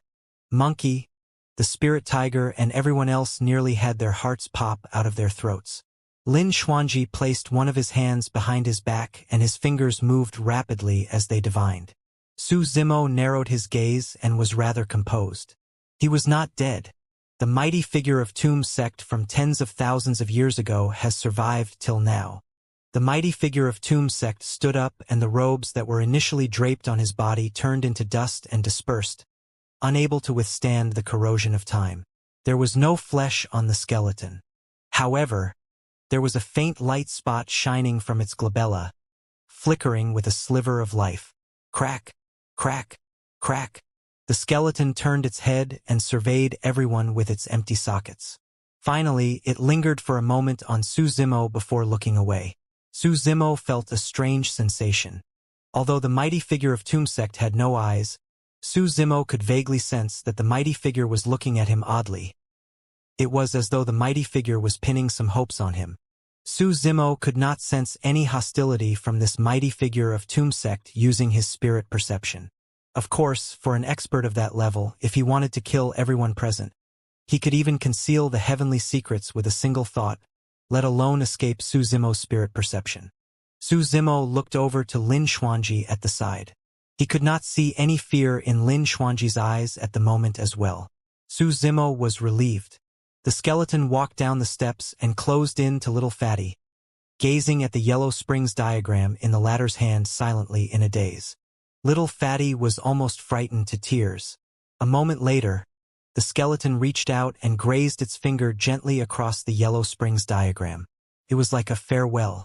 Little Fatty was almost scared out of his wits in the face of the skeleton and could not think about anything else. He propped up the Yellow Springs diagram with both hands, unsure whether he should hold on to it or pass it over. Senior, I'm only here to retrieve this utmost treasure of tomb sect from the orders of the elders. I did not know that you were still alive. Little Fatty's voice was almost whimpering. Senior, although I've got a lot of flesh on my body, I'm not delicious. He was completely scared out of his wits. Fatty! Su Zimo called softly. At that moment, Su Zimo used a Sanskrit secret skill from the Buddhist sects that had the effect of clearing one's mind. Little Fatty had lost his rationality completely at the moment. If he did not sober up, there would be the danger of him veering off onto the wrong path in his future cultivation due to this trauma. His sobbing stopped and his eyes widened, slightly lost. Fatty, sober up, Su Zimo said darkly. If this senior wanted to harm you, he would have done so a long time ago. There's no need for him to let you take away the Yellow Springs diagram and leave the dragon vein of this place for you. When he heard that, little Fatty was enlightened and his initially flustered heart calmed down gradually. The skeleton looked at Su Zimo deeply and nodded. Although it was a seemingly insignificant action, it was a form of recognition. Or rather, it was the mighty figure of tomb sect expressing his gratitude to Su Zimo. This treasure has followed me for more than 10,000 years. To think that it still degraded to such a state in the end. The skeleton retracted its palm and looked at little Fatty before saying slowly, keep this Yellow Springs diagram well. Once you advance to nascent soul realm, use it as your destiny dermic weapon. Even if it can't reclaim its glory of the past, you'll have to repair it to the state of a Dharma treasure. The pretext of the Yellow Springs diagram turning into a Dharma treasure was for little Fatty to advance to the Mahayana realm. However, how difficult was it to achieve that? Even this paragon who was once a titular disciple of tomb sect in the past right before them did not manage to finish that advancement. Don't worry, senior. I'll do my best. Little Fatty nodded furiously and put the Yellow Springs diagram away with utmost importance. The skeleton surveyed its surroundings and looked at the nervous spirit tiger, Ching Ching and everyone else, saying gently, there's no need to be afraid. I died a long time ago. The only thing remaining in my skeleton is a remnant of my consciousness. 50,000 years ago, I failed to break through to the Mahayana realm and was almost at the end of my lifespan. As such, I could only set up this astral dragon sputum lair and await the future generation. Everyone was confused. Since he was already dead, how did his consciousness manage to survive till now? The skeleton seemed to understand everyone's confusion and explained, by making use of this tomb, my remnant consciousness fused into the dragon vein and concealed this heavenly secret. That was how I managed to remain here. Now that the dragon vein has been absorbed, I'm about to dissipate too. Everyone was enlightened. The skeleton continued, the reason why I left this remnant consciousness was to prevent the Yellow Springs diagram from falling into the hands of outsiders. The final test of this tomb is me. Upon hearing that, everyone had conflicted expressions and felt trepidation. It was obvious what the skeleton was implying. If one of them in the group harbored evil intentions and designs on the Yellow Springs diagram, they would have been dead by now. Although it was only a remnant consciousness of a conjoint body mighty figure, it was strong enough to kill any of them present. Su Zimo's mouth twitched. The thoughts of this mighty figure of tomb sect could not be described simply as being cautious. It was more like he was twisted, Who would have expected that there would be a final test even after passing through all the various ones at the start? At the same time, it was the scariest and most fatal test. Su Zimo's heart skipped a beat as he turned to Lin Xuanji at the side. There was no hint of surprise in Lin Xuanji's eyes, as though he had predicted this. Indeed, Su Zimo sneered internally. What a crafty person! Back when they first entered, a thought crossed Su Zimo's mind when he saw that nothing in the palace seemed to have been touched. Could Lin Xuanji truly be so considerate? It was only at this moment that he finally understood. Lin Xuanji had expected this scene before them long ago. The skeleton turned and walked towards Su Zimo. There are 4 distinct auras coming from you, the skeleton said slowly, from the immortal, Buddhist, and fiend sects, as well as a demonic chi. Yes, Su Zimo nodded. Naturally, the secrets in his body could not be hidden from a conjoint body mighty figure. Good. Very good. The skeleton nodded repeatedly, seemingly pleased. The skeleton retrieved an ancient book from the stone shelf at the side and wiped away the dust on it before handing it to Su Zimo. Take this book with you. If you can fulfill my wish, you will definitely bring about blessings for the masses. Su Zimo retrieved the ancient book and flipped it open gently. He merely took a quick glance before his expression changed. The ancient book recorded trial methods for how mortals should cultivate and form golden cores if they had no spirit roots. Of course, all of those methods ended in failure. However, there were a lot of thoughts and conclusions described behind the methods. When he witnessed Su Hong reach the end of his lifespan and the pitiful lives of the citizens of Yen country as their corpses sprawled everywhere, Su Zimo made a vow that he would create a Tao and alter the fates of the masses. For anyone else, this ancient book would be equivalent to trash. However, it was extremely important for Su Zimo. The failed attempts and methods were precious experiences left behind by their predecessors. It would save him a lot of time and effort. The skeleton said, I've lived for more than 20,000 years and most of my time was spent on this. It's a pity that I did not manage to find a path further. If you have the heart to do so, I can only rely on you to continue down this path. If even someone like you can't do it, I'm afraid this is probably a dead end. Su Zimo was someone who cultivated the path of immortals, demons, fiends, and Buddhism. If even he could not create a path and establish a brand new Tao, there would probably be no one else in this world qualified to do so. Of course, given Su Zimo's current cultivation realm, experience, and knowledge, he was way too far from being able to establish a Tao. Su Zimo bowed deeply towards the skeleton and declared earnestly, My sincere gratitude, Senior. This book is of utmost importance to me. All right. The skeleton nodded and the light spot on its glabella had already grown faint. After pondering for a moment, it turned and pointed towards the electric pool at the back that flashed purple. This is a purple electric pool, and it can be used to refine one's body and weapons. There's an ancient manual in the middle of the electric pool, and it's one of the cultivation techniques of the Void Thunder Manual, known as the Purple Thunder Manual. It's a heaven-grade cultivation technique and contains a myriad of techniques. Apart from mental arts, there's also dermic arts. Take it with you. Su Zimo was delighted when he heard that. Cultivation techniques had 4 grades: heaven, earth, dark, and light. Ethereal Peak did not even have a dark-grade cultivation technique or dermic art. Only aristocratic families and upper sects possessed dark-grade cultivation techniques and dermic arts. Earth-grade cultivation techniques and dermic arts were limited to super sects, and they were not allowed to be imparted or leaked to outsiders. Although there were many cultivation techniques and dermic arts on the stone shelves, Su Zimo saw that they were mostly light-grade. Even if there were any at dark-grade, they were individual volumes and were incomplete. But now, there was a heaven-grade cultivation technique right in front of Su Zimo. This was a divine opportunity. Furthermore, this was a section of the Void Thunder Manual. Su Zimo possessed the power of thunder within his body to begin with.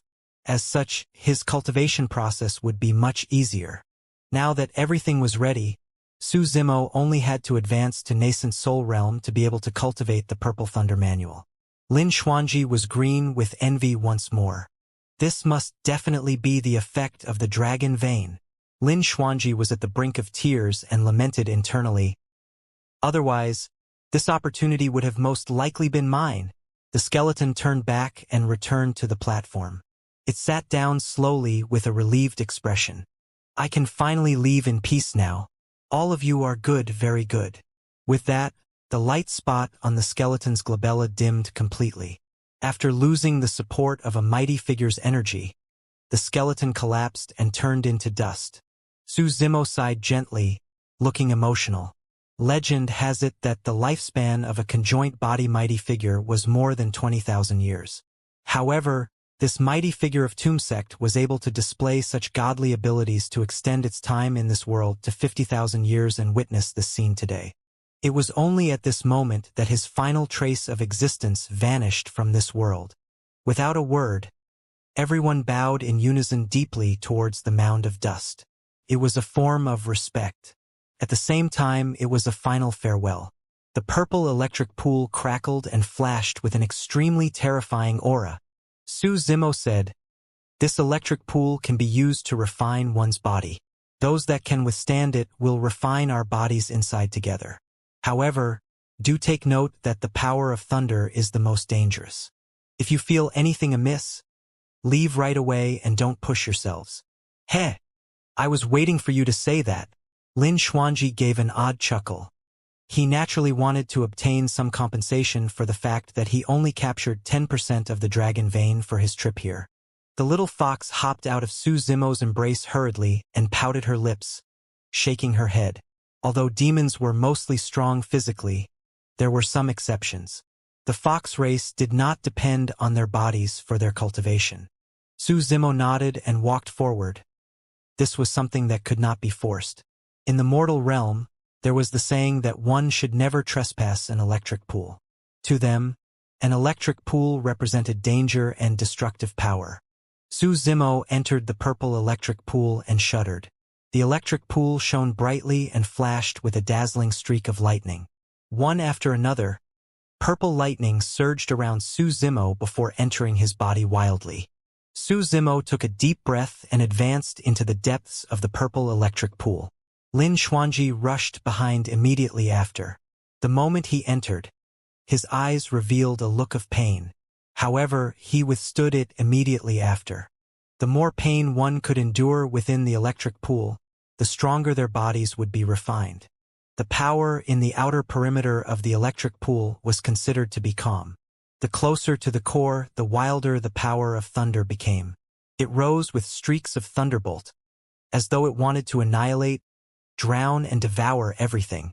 One could only truly experience the meaning of the wrath of thunder in the center of the electric pool. Monkey, the spirit tiger, the golden lion and Qing Qing followed behind Lin Xuanji. The four of them belonged to demon races that placed emphasis on the strength of one's body. There was naturally no way they would miss an opportunity as such. Initially, Little Fatty and Shi Jian had no intention of entering. However, when they saw everyone rush in, including Lin Xuanji, it seemed as though the electric pool was nothing terrifying and they were both tempted. "Should we linger for a moment at the outer perimeter of the electric pool?" Shi Jian suggested. "Yes." Little Fatty's eyes flickered as he said, "I think that's fine. We shouldn't be in danger as long as we don't venture deep into the electric pool. Let's go." The two of them entered the electric pool. Ah! Ah! The moment they entered, they shrieked. It was the worst for Shi Jian. His flesh was split. His hair stood on end and smoke rose from all his 7 orifices. To begin with, Puppet Sect was not bothered about body tempering. Before he was electrocuted unconscious, Shi Jian scurried out, looking extremely wretched with a blackened face. The little fox sniffed and said with confusion, "Strange. Why is there the smell of delicious roasted meat?" Shi Jian nearly spat blood when he heard that. Little Fatty was slightly better off than Shi Jian. After all, his body had just undergone a transformation due to the fog released by the Yellow Springs diagram. As such, it was not injured by the electricity. Even so, Little Fatty was in immense pain as his fat body twitched repeatedly. "Isn't this just suffering for nothing?" Little Fatty lamented internally. "I'm having a good life eating good food, enjoying good sleep with a nice round body. Why should I be torturing myself like this? It did not take long for him to exit. Right now, there were only 6 people in the electric pool. Su Zimo, Lin Xuanji, Monkey, the Spirit Tiger, the Golden Lion and Qing Qing. Although they were all in the electric pool, their positions varied. The difference between the 6 of them was also clear. Su Zimo had arrived at the center of the electric pool and assumed a lotus position. The blood qi in his body surged as he absorbed the rampant power of thunder to refine his body. Unexpectedly, Lin Xuanji was the closest to the center of the electric pool. It was no wonder why he was this generation's successor to Enigma Palace. His methods were endless. His strength was unpredictable, and even his physique was terrifying to such an extent. Monkey was slightly behind Lin Xuanji. Behind Monkey was the Spirit Tiger. In truth, the Spirit Tiger's bloodline was the most ordinary among all of them. Thankfully, he had cultivated the marrow cleansing section of the Void Thunder Manual and was able to swap blood through his marrow. By accident, he managed to absorb 4 claws of unknown origin into his body as well. The Spirit Tiger's physique was also transforming silently. After the Spirit Tiger was the Golden Lion and Qing Qing. The 6 of them found the limit which they can endure in the electric pool and sat down, taking in the power of thunder for their cultivation. A scroll made of beast skin hovered in the middle of the electric pool. Su Zimo reached out and retrieved the beast skin before unfolding it. At the top corner of the beast skin, there were 3 words, Purple Thunder Manual. This was a section in the Void Thunder Manual which was crafted by the Thunder Emperor and was a heaven-grade cultivation technique. If one could cultivate a heaven-grade cultivation technique upon advancing to nascent soul realm, not only would they be able to cultivate at a terrifying speed, their essence spirits would also be much stronger than the essence spirits that were cultivated with light-grade cultivation techniques. It was the difference between heaven and earth. A powerful essence spirit meant that one would be able to manipulate more dermic powers and was stronger. Su Zimo took a quick glance before putting the Purple Thunder Manual carefully into his storage bag. This cultivation technique was going to be his strongest support for his immortality cultivation after he advanced to the nascent soul realm. At the same time, Su Zimo gained an immense curiosity towards the Een Spirit section of the Mystic Classic of the 12 Demon Kings of the Great Wilderness. The Een Spirit section came after the Core Formation section and corresponded to the nascent soul realm of the Immortals. Without cultivating a Een Spirit, Su Zimo would not be able to see the cultivation techniques of the Een Spirit section. Su Zimo was certain that the Een Spirit section Dai Yu imparted to him was a heaven-grade cultivation technique. He did not know what was its limits. Furthermore, Dai Yu had imparted to him the Mystic Classic of the 12 Demon Kings of the Great Wilderness. Up till this point, he could only manage to summon 7 Demon Kings with 5 more that had yet to appear. Su Zimo was looking forward to whether another Demon King would appear with the Een Spirit section. As he experienced the berserk power of thunder, a thought crossed his mind and he withdrew 27 supreme-grade flying swords from his storage bag. That was the set of flying swords required to form the Illumination Sword formation. Prior to this, the supreme-grade flying swords were tainted by the blood of powerful demon beasts and their powers would diminish after prolonged exposure. Su Zimo was also contemplating about how he could upgrade the set of flying swords. Now, with the help of the electric pool, he could truly refine the 27 flying swords once again. Although he could not raise their grades, he could boost their power by imbuing them with the power of thunder. The resultant impact would be even greater with 27 of them together. The increase in power of the Illumination Sword formation would be seen even clearer. Su Zimo waved his hand and the 27 flying swords scattered around him into the purple electric pool, shining with streaks of lightning on their blades. Everyone that entered the tomb had obtained opportunities for themselves respectively. At that moment, a group of cultivators arrived above the tomb. There were several thousands of them. Their leader was a scrawny man that resembled a bamboo pole. He stood in midair with a cold expression, glaring down as his eyes flickered. Fellow Taoist Lung Ming, this place where we're at is where the tomb is? A man behind the scrawny cultivator walked over. He had a haughty expression and a frightening aura as his eyes flashed with electric currents. A sect badge hung on his waist with the words Zephyr Thunder. The person who spoke was the legacy disciple of one of the 9 immortal sects, Zephyr Thunder Palace, Su Cheng. Su Cheng was also the leader of more than 1,000 Zephyr Thunder Palace disciples who had entered the ancient battlefield. The scrawny cultivator was the other legacy disciple of Tomb Sect this time round, Lang Ming. Lang Ming withdrew a geomantic compass and started calculating. A moment later, he nodded. There should be no mistake. This should be where the tomb is. He glared down coldly at the formation of the terrain beneath him. Gradually, a look of realization flashed in his eyes as he nodded. No wonder it's so secretive. It's the astral dragon sputum lair. Since we've located the tomb, let's head down, Su Cheng said. There's no need. Lang Ming shook his head. The dragon vein here has already dispersed, meaning that someone has arrived before us. There's no need for us to barge in. We can just wait outside to collect the rewards. That works too. Su Cheng nodded and surveyed his surroundings, raising his voice intentionally. The treasures in the tomb are secondary. There's a cultivation technique in there that I'm determined to get my hands on. Nobody shall fight me for it. The legendary Purple Thunder Manual, right? Another voice sounded behind the two of them. A man with a deathly aura arrived beside the two of them. The person was extremely ugly with a pale face and purplish lips. He resembled the malevolent ghosts in hell. Behind him was a towering giant that was a full 30 feet tall.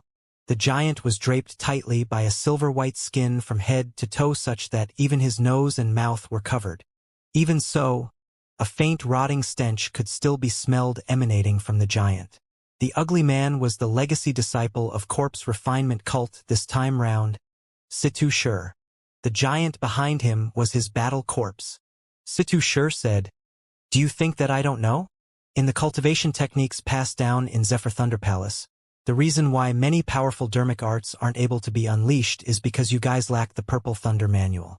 Su Cheng's eyes flashed with a hint of disdain as he said indifferently, "I'm sure you're not here solely for revenge, huh, Brother Situ?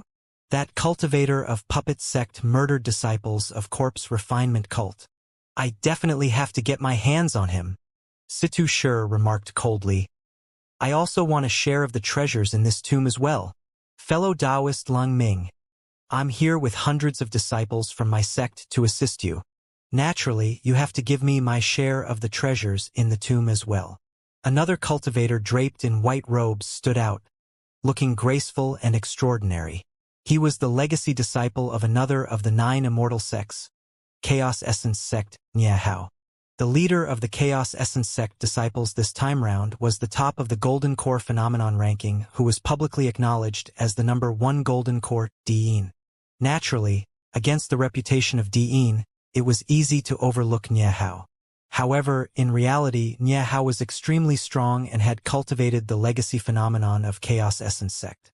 If not for a monster incarnate like Diin, he would have been the leader of the Chaos Essence Sect disciples. Lang Ming smiled faintly. "Everyone, don't worry. I only wish to retrieve the legacy utmost treasure of Tomb Sect. You guys can split the remaining treasures among your disciples." He surveyed the ground and smiled indifferently with extreme confidence, as though he could peer through all the obstacles. In order to prevent any accidents, he sought help from 2 major immortal sects, Zephyr Thunder Palace and Chaos Essence Sect. Along the way, corpse refinement cult of the 5 heretical doctrines joined them. With the backing of the 3 super sects, Lang Ming was confident that the Yellow Springs diagram was definitely his. "My dear junior brother, I heard that you found some helpers for yourself too. Let's see what sort of people you've sought help from." Fufufu. Within the tomb, Lin Xuanji, Monkey, the Spirit Tiger, the Golden Lion and Qing Qing left the electric pool one after another. Su Zimo was the final one to leave. In part, it was because his physique could withstand the refinement of thunder for a longer duration. At the same time, he was refining the sword formation. Right now, he had already completed the sword formation. Although the 27 flying swords were still at supreme grade, each of them had streaks of purple lightning coiling them. Aside from the sharpness of the blade itself, there was now the tough and righteous power of thunder that could suppress evil. Su Zimo furrowed his brows gently. Fatty, put away the treasures of this place. Let's leave as soon as possible. I've got a feeling that something is amiss. Yes. Little Fatty nodded. It was way too strange that his senior brother, Lang Ming, had yet to show himself. Furthermore, they had spent a long time in this tomb. Other things might happen if they continued staying here.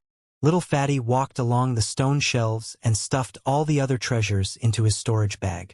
Apart from some of them that he would use for himself, he would hand the rest over to the sect. It would be a huge merit on his part. With that merit and the acknowledgement of the Yellow Springs diagram, Little Fatty's status in the sect would definitely surpass Lang Ming, although he had joined later. Let's leave. Little Fatty waved his hand after wiping the treasures clean, and everyone returned from where they came from.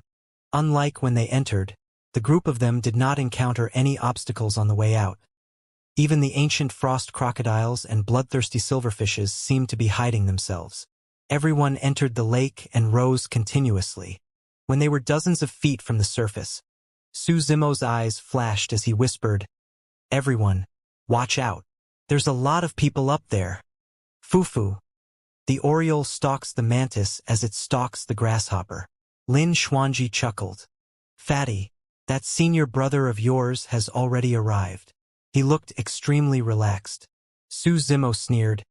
It isn't easy being an oriole. Swoosh. Before long, splashes appeared on the lake as Su Zimo's group rushed out and hovered in midair. They were surrounded by several thousand murderous cultivators, and all of them had endless greed in their eyes. For cultivators stood in 4 directions and looked down with a torrential aura. They were none other than Lang Ming of Tomb Sect, Su Chong of Zephyr Thunder Palace, Situ Shur of Corpse Refinement Cult, and Nye Hao of Chaos Essence Sect. Senior brother, you've come indeed. Little Fatty glared at a scrawny cultivator and grit his teeth. Fufu. Lang Ming smiled faintly. Junior brother, I truly hadn't expected you to arrive here a step before me. But... He changed the topic and retracted his smile, shaking his head. Everything you've done is for naught and merely to set things up for me. You're too naive to fight with me. Senior brother, the sect master said that whoever gets their hands on the Yellow Springs diagram wins. You've already lost the fight, Little Fatty said deeply.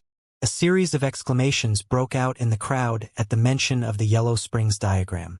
That renowned emperor weapon had been with the underworld emperor for many years. Although its grade had fallen, it was still a rare utmost treasure.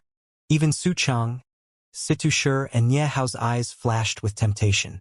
How naive! Lang Ming shook his head with a mocking gaze. Junior brother, you're still naive as ever. Before you refine it to become your destiny-dermic weapon, the Yellow Springs diagram belongs to no one still. I can naturally snatch it away from you. The commotion here was rather great and many cultivators in the vicinity were already rushing over. Situ Shur frowned slightly and said with a deep voice, Let's settle this as soon as possible lest outsiders get to be the oriole. Lang Ming nodded and glared at Little Fatty with a cold gaze before saying slowly, Junior brother, don't blame me for not taking into account our relationship as sect mates. I'll give you 2 options to choose. The first option is to hand over the Yellow Springs diagram alongside all the treasures in the tomb. I will then spare your life. The second option? There's no need to say anything more. Lang Ming was interrupted by Little Fatty before he could finish. Little Fatty gripped his fists tightly and snarled word for word. I'll never hand the Yellow Springs diagram to you. He went through immense danger and found it with his own capabilities. Why should he hand it over to Lang Ming? Well, well, well. Lang Ming nodded with an endless killing intent in his eyes. You chose this, so don't blame me for not giving you any chances. Little Fatty withdrew a flying sword from his storage bag with a resolute expression without any bit of fear. Lang Ming glanced briefly at Su Zimo and the others with a mocking gaze before jeering. Junior brother, I've got to say that you've truly grown. To think that you would know how to seek help, that's impressive. However, these few people and some beasts are your backing? When they heard the word beasts, Monkey and the others revealed wrathful looks. The spirit tiger was murderous as he glared at Lang Ming fiercely before chuckling. Bamboo pole, you had better run away later. Otherwise, if I get my hands on you... Ha ha ha. Lung Ming chuckled. Junior brother, you can't be naive enough to think that you can fight me with these nobodies? Nobodies? Little Fatty laughed as well. There were a total of 9 of them. Apart from Monkey, the Spirit Tiger, Ching Ching, the Little Fox and the Golden Lion who were demons, which of the remaining 4 were nobodies? He was a legacy disciple of Tomb Sect. Shi Jian was a legacy disciple of Puppet Sect. Lin Xuanji was their generation's successor of Enigma Palace. Although Su Zimo had no sect or faction currently, there was probably nobody in the ancient battlefield who would dare claim that he was a nobody. Everything else aside, the name Su Zimo was enough to scare people to death. What, you don't believe me? Lung Ming burst into laughter. Since that's the case, let me introduce to you these few true paragons of Tianhuang mainland, so that you'll understand how you die at least. This is the legacy disciple of corpse refinement cult, Situ Shi. Situ Shi had a cold gaze and glared at Shi Jian as though he was looking at a dead man. Shi Jian said softly, "Leave that man to me," Lin Xuanji whispered. "Although that man has no golden core phenomenon, he is not weak. The 30-foot-tall battle corpse behind him is already showing signs of evolution into a silver corpse." The battle corpses of corpse refinement cult were differentiated by levels. A corpse was the lowest level and was extremely weak. They could be destroyed easily with weapons, fire, and water. Iron and bronze corpses came after. Normally, golden cores of corpse refinement cult were able to control bronze corpses. Above bronze corpses were silver corpses. Lung Ming pointed to another person and smiled leisurely. This fellow Taoist is Nie Hao from one of the 9 immortal sects, Chaos Essence Sect. Chaos Essence Sect? Su Zimo murmured, and a figure that resembled an emperor flashed through his mind. Dean of Chaos Essence Sect. That person was truly frightening, and was the strongest foe Su Zimo had encountered by far. Lin Xuanji remarked nonchalantly, "He is Di Yin's junior brother. The only reason why he's not so well known is because of Di Yin's reputation, but he does have some skills." Su Zimo did not have much knowledge about the paragons of the various supersects, but Lin Xuanji knew everything at the back of his hand. Su Zimo turned to Lin Xuanji. "We'll leave that guy to you since you seem so nonchalant." "It's fine." Lin Xuanji waved it off and pouted. "I'm not together with you guys. Most of the benefits within the tomb were taken by you guys, and I only got a fraction of it." "Mr. Lin, are you thinking of running away?" The little fox wanted to agitate Lin Xuanji psychologically, but he did not fall for it. Without even blushing, Lin Xuanji said sincerely, "A gentleman knows that he should not stand in the face of danger. Don't worry, once the battle starts, I'll definitely be the first to run and not create trouble for you guys. This is Su Chang, the number 1 golden core of one of the 9 immortal sects, Zephyr Thunder Palace." Lung Ming's voice sounded once more as he left Su Cheng's introduction for the last.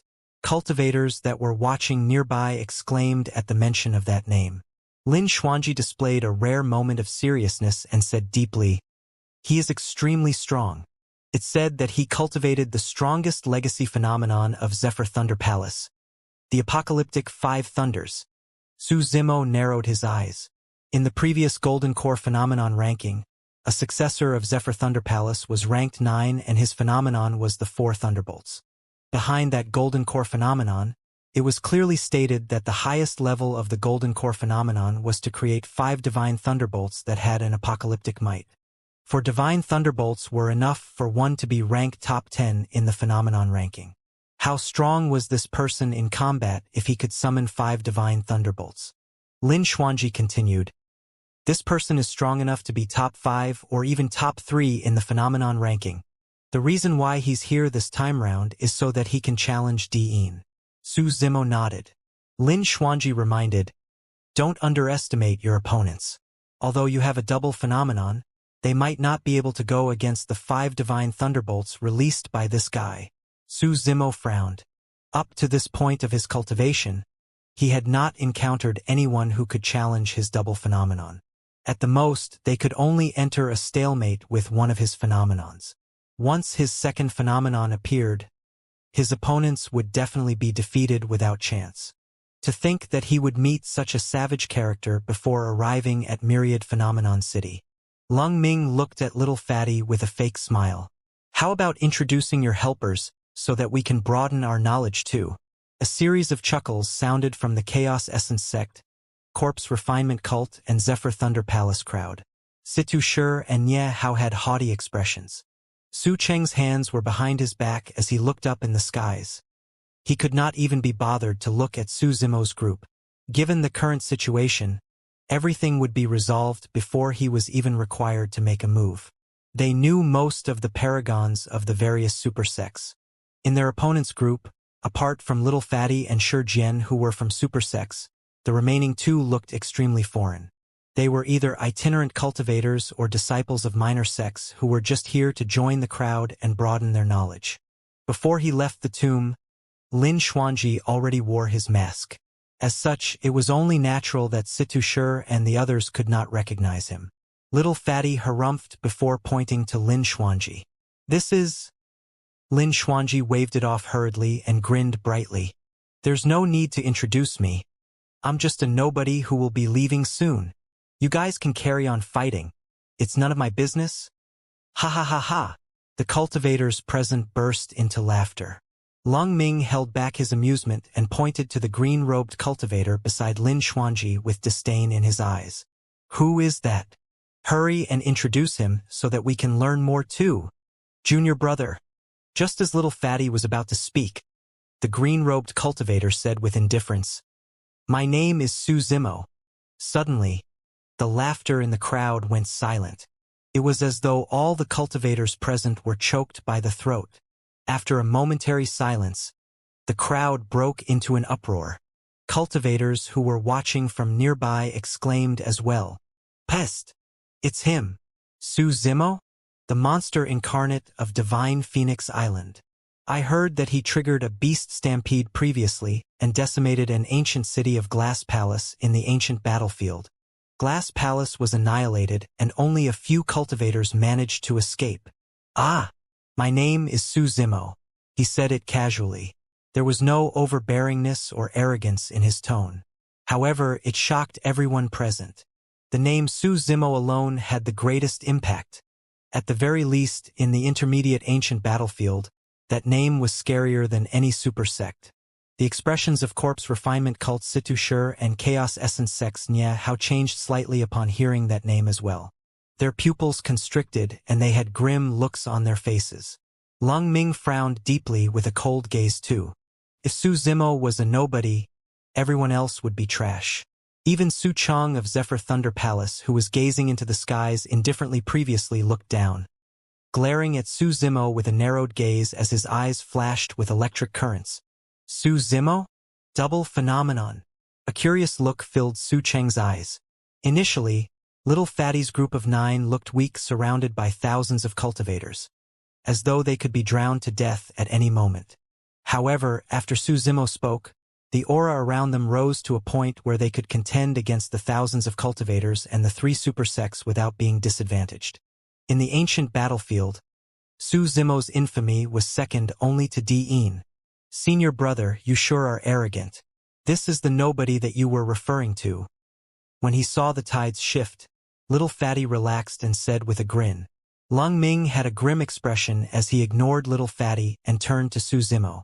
He greeted with cupped fists before saying darkly, Fellow Taoist Su, I've heard of your reputation a long time ago. Indeed, your reputation precedes you now that we're meeting in real life. Su Zimo had an indifferent expression and could not be bothered. Although killing intent surged within Lang Ming, he chuckled in a fake manner before saying, Fellow Taoist Su, this is a fight between disciples of Tomb Sect. As long as you're willing to stand by the sidelines and not interfere, I will definitely compensate you for it.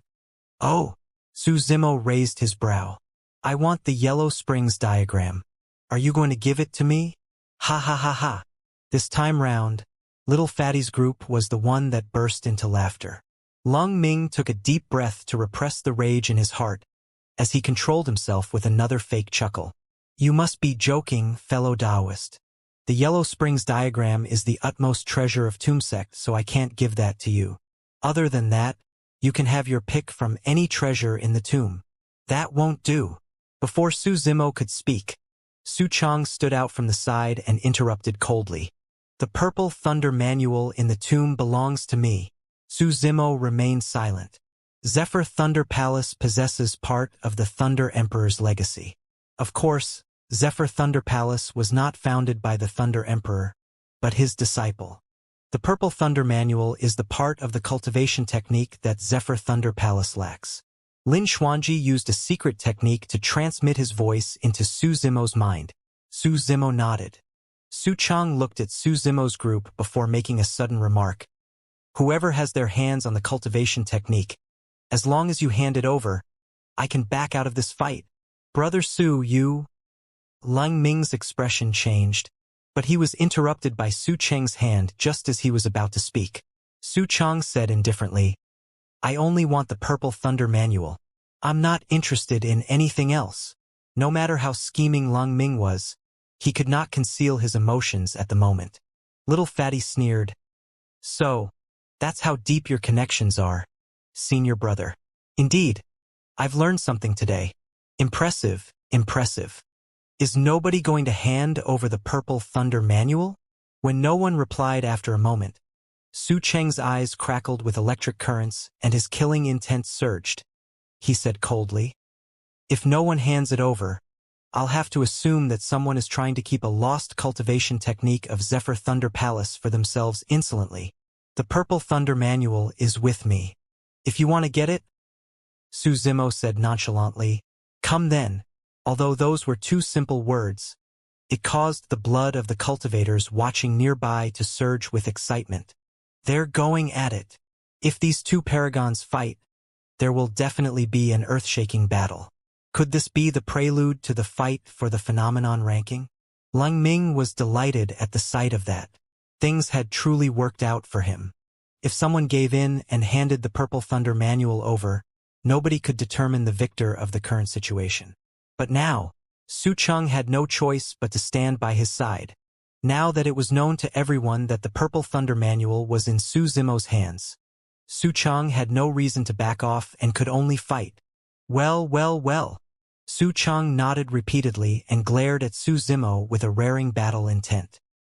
His aura rose continuously as he said slowly, I was intending on sparing you for now and only fight after we arrived at Myriad Phenomenon City. But since you have a death wish, you can't blame me for this. The tension was high and they were on the cusp of a massive battle just because of a single disagreement. Oh my! A playful voice sounded from the crowd. Since it's so happening here, let me join in the fun. When the voice sounded, cultivators of Corpse Refinement Cult, Chaos Essence Sect and Zephyr Thunder Palace retreated hurriedly to create a path. It was as though they had seen the plague. A group of cultivators walked over briskly. The cultivators wore dark blue robes and their leader had his hands behind his back. He had a nonchalant attitude and walked over, licking his grisly red tongue. It was one of the 5 heretical doctrines, Poison Sect. In Poison Sect, every single cultivator carried a myriad of toxic poisons in their bodies, and anyone that came into contact with any single poison could lose their lives. The 7 lethals of Poison Sect was even more notorious. It did not matter what one's cultivation realm was, they would most likely die upon contact with the 7 lethals. Although there were only slightly more than 100 Poison Sect cultivators, it was enough to send chaos through the Corpse Refinement Cult, Chaos Essence Sect, and Zephyr Thunder Palace cultivators, causing the latter to retreat. Su Chang looked at the young man leading the pack and frowned slightly. Du Run? Whose side are you on? Lin Xuanji seemed to have recalled something and whispered to Su Zimo with a gloating expression. I guess that they're here to take revenge on you. Su Zimo was not surprised. 20 years ago, in the elementary ancient battlefield, Xiaoning was poisoned and nearly lost her life. In his wrath, Su Zimo annihilated the Poison Sect faction in the ancient battlefield. Duran rubbed his chin and asked despite the obvious situation, Fellow Taoist Lang Ming, I heard that you guys are in trouble? Indeed. Lang Ming was not bothered to guess Du Ren's intentions. Du Ren laughed. I can help you out, but I want a share of the treasures in the tomb. All right. Lung Ming was delighted and replied hurriedly, That's for sure. As long as you're on my side, you'll definitely have a share of the treasures in the tomb. Du Ren turned to Su Zimo slowly and jeered with a venomous glare. Su Zimo, do you remember a poison sect cultivator named Du Kai, whom you killed in the ancient battlefield 20 years ago? I'm his older brother, and today, I'm here to claim your life. Du Ren's smile was unsettling, resembling a malevolent ghost from hell. Su Zimo had a calm expression as he withdrew blood quencher from his storage bag before nodding. You came at the right time. I'll kill you guys together.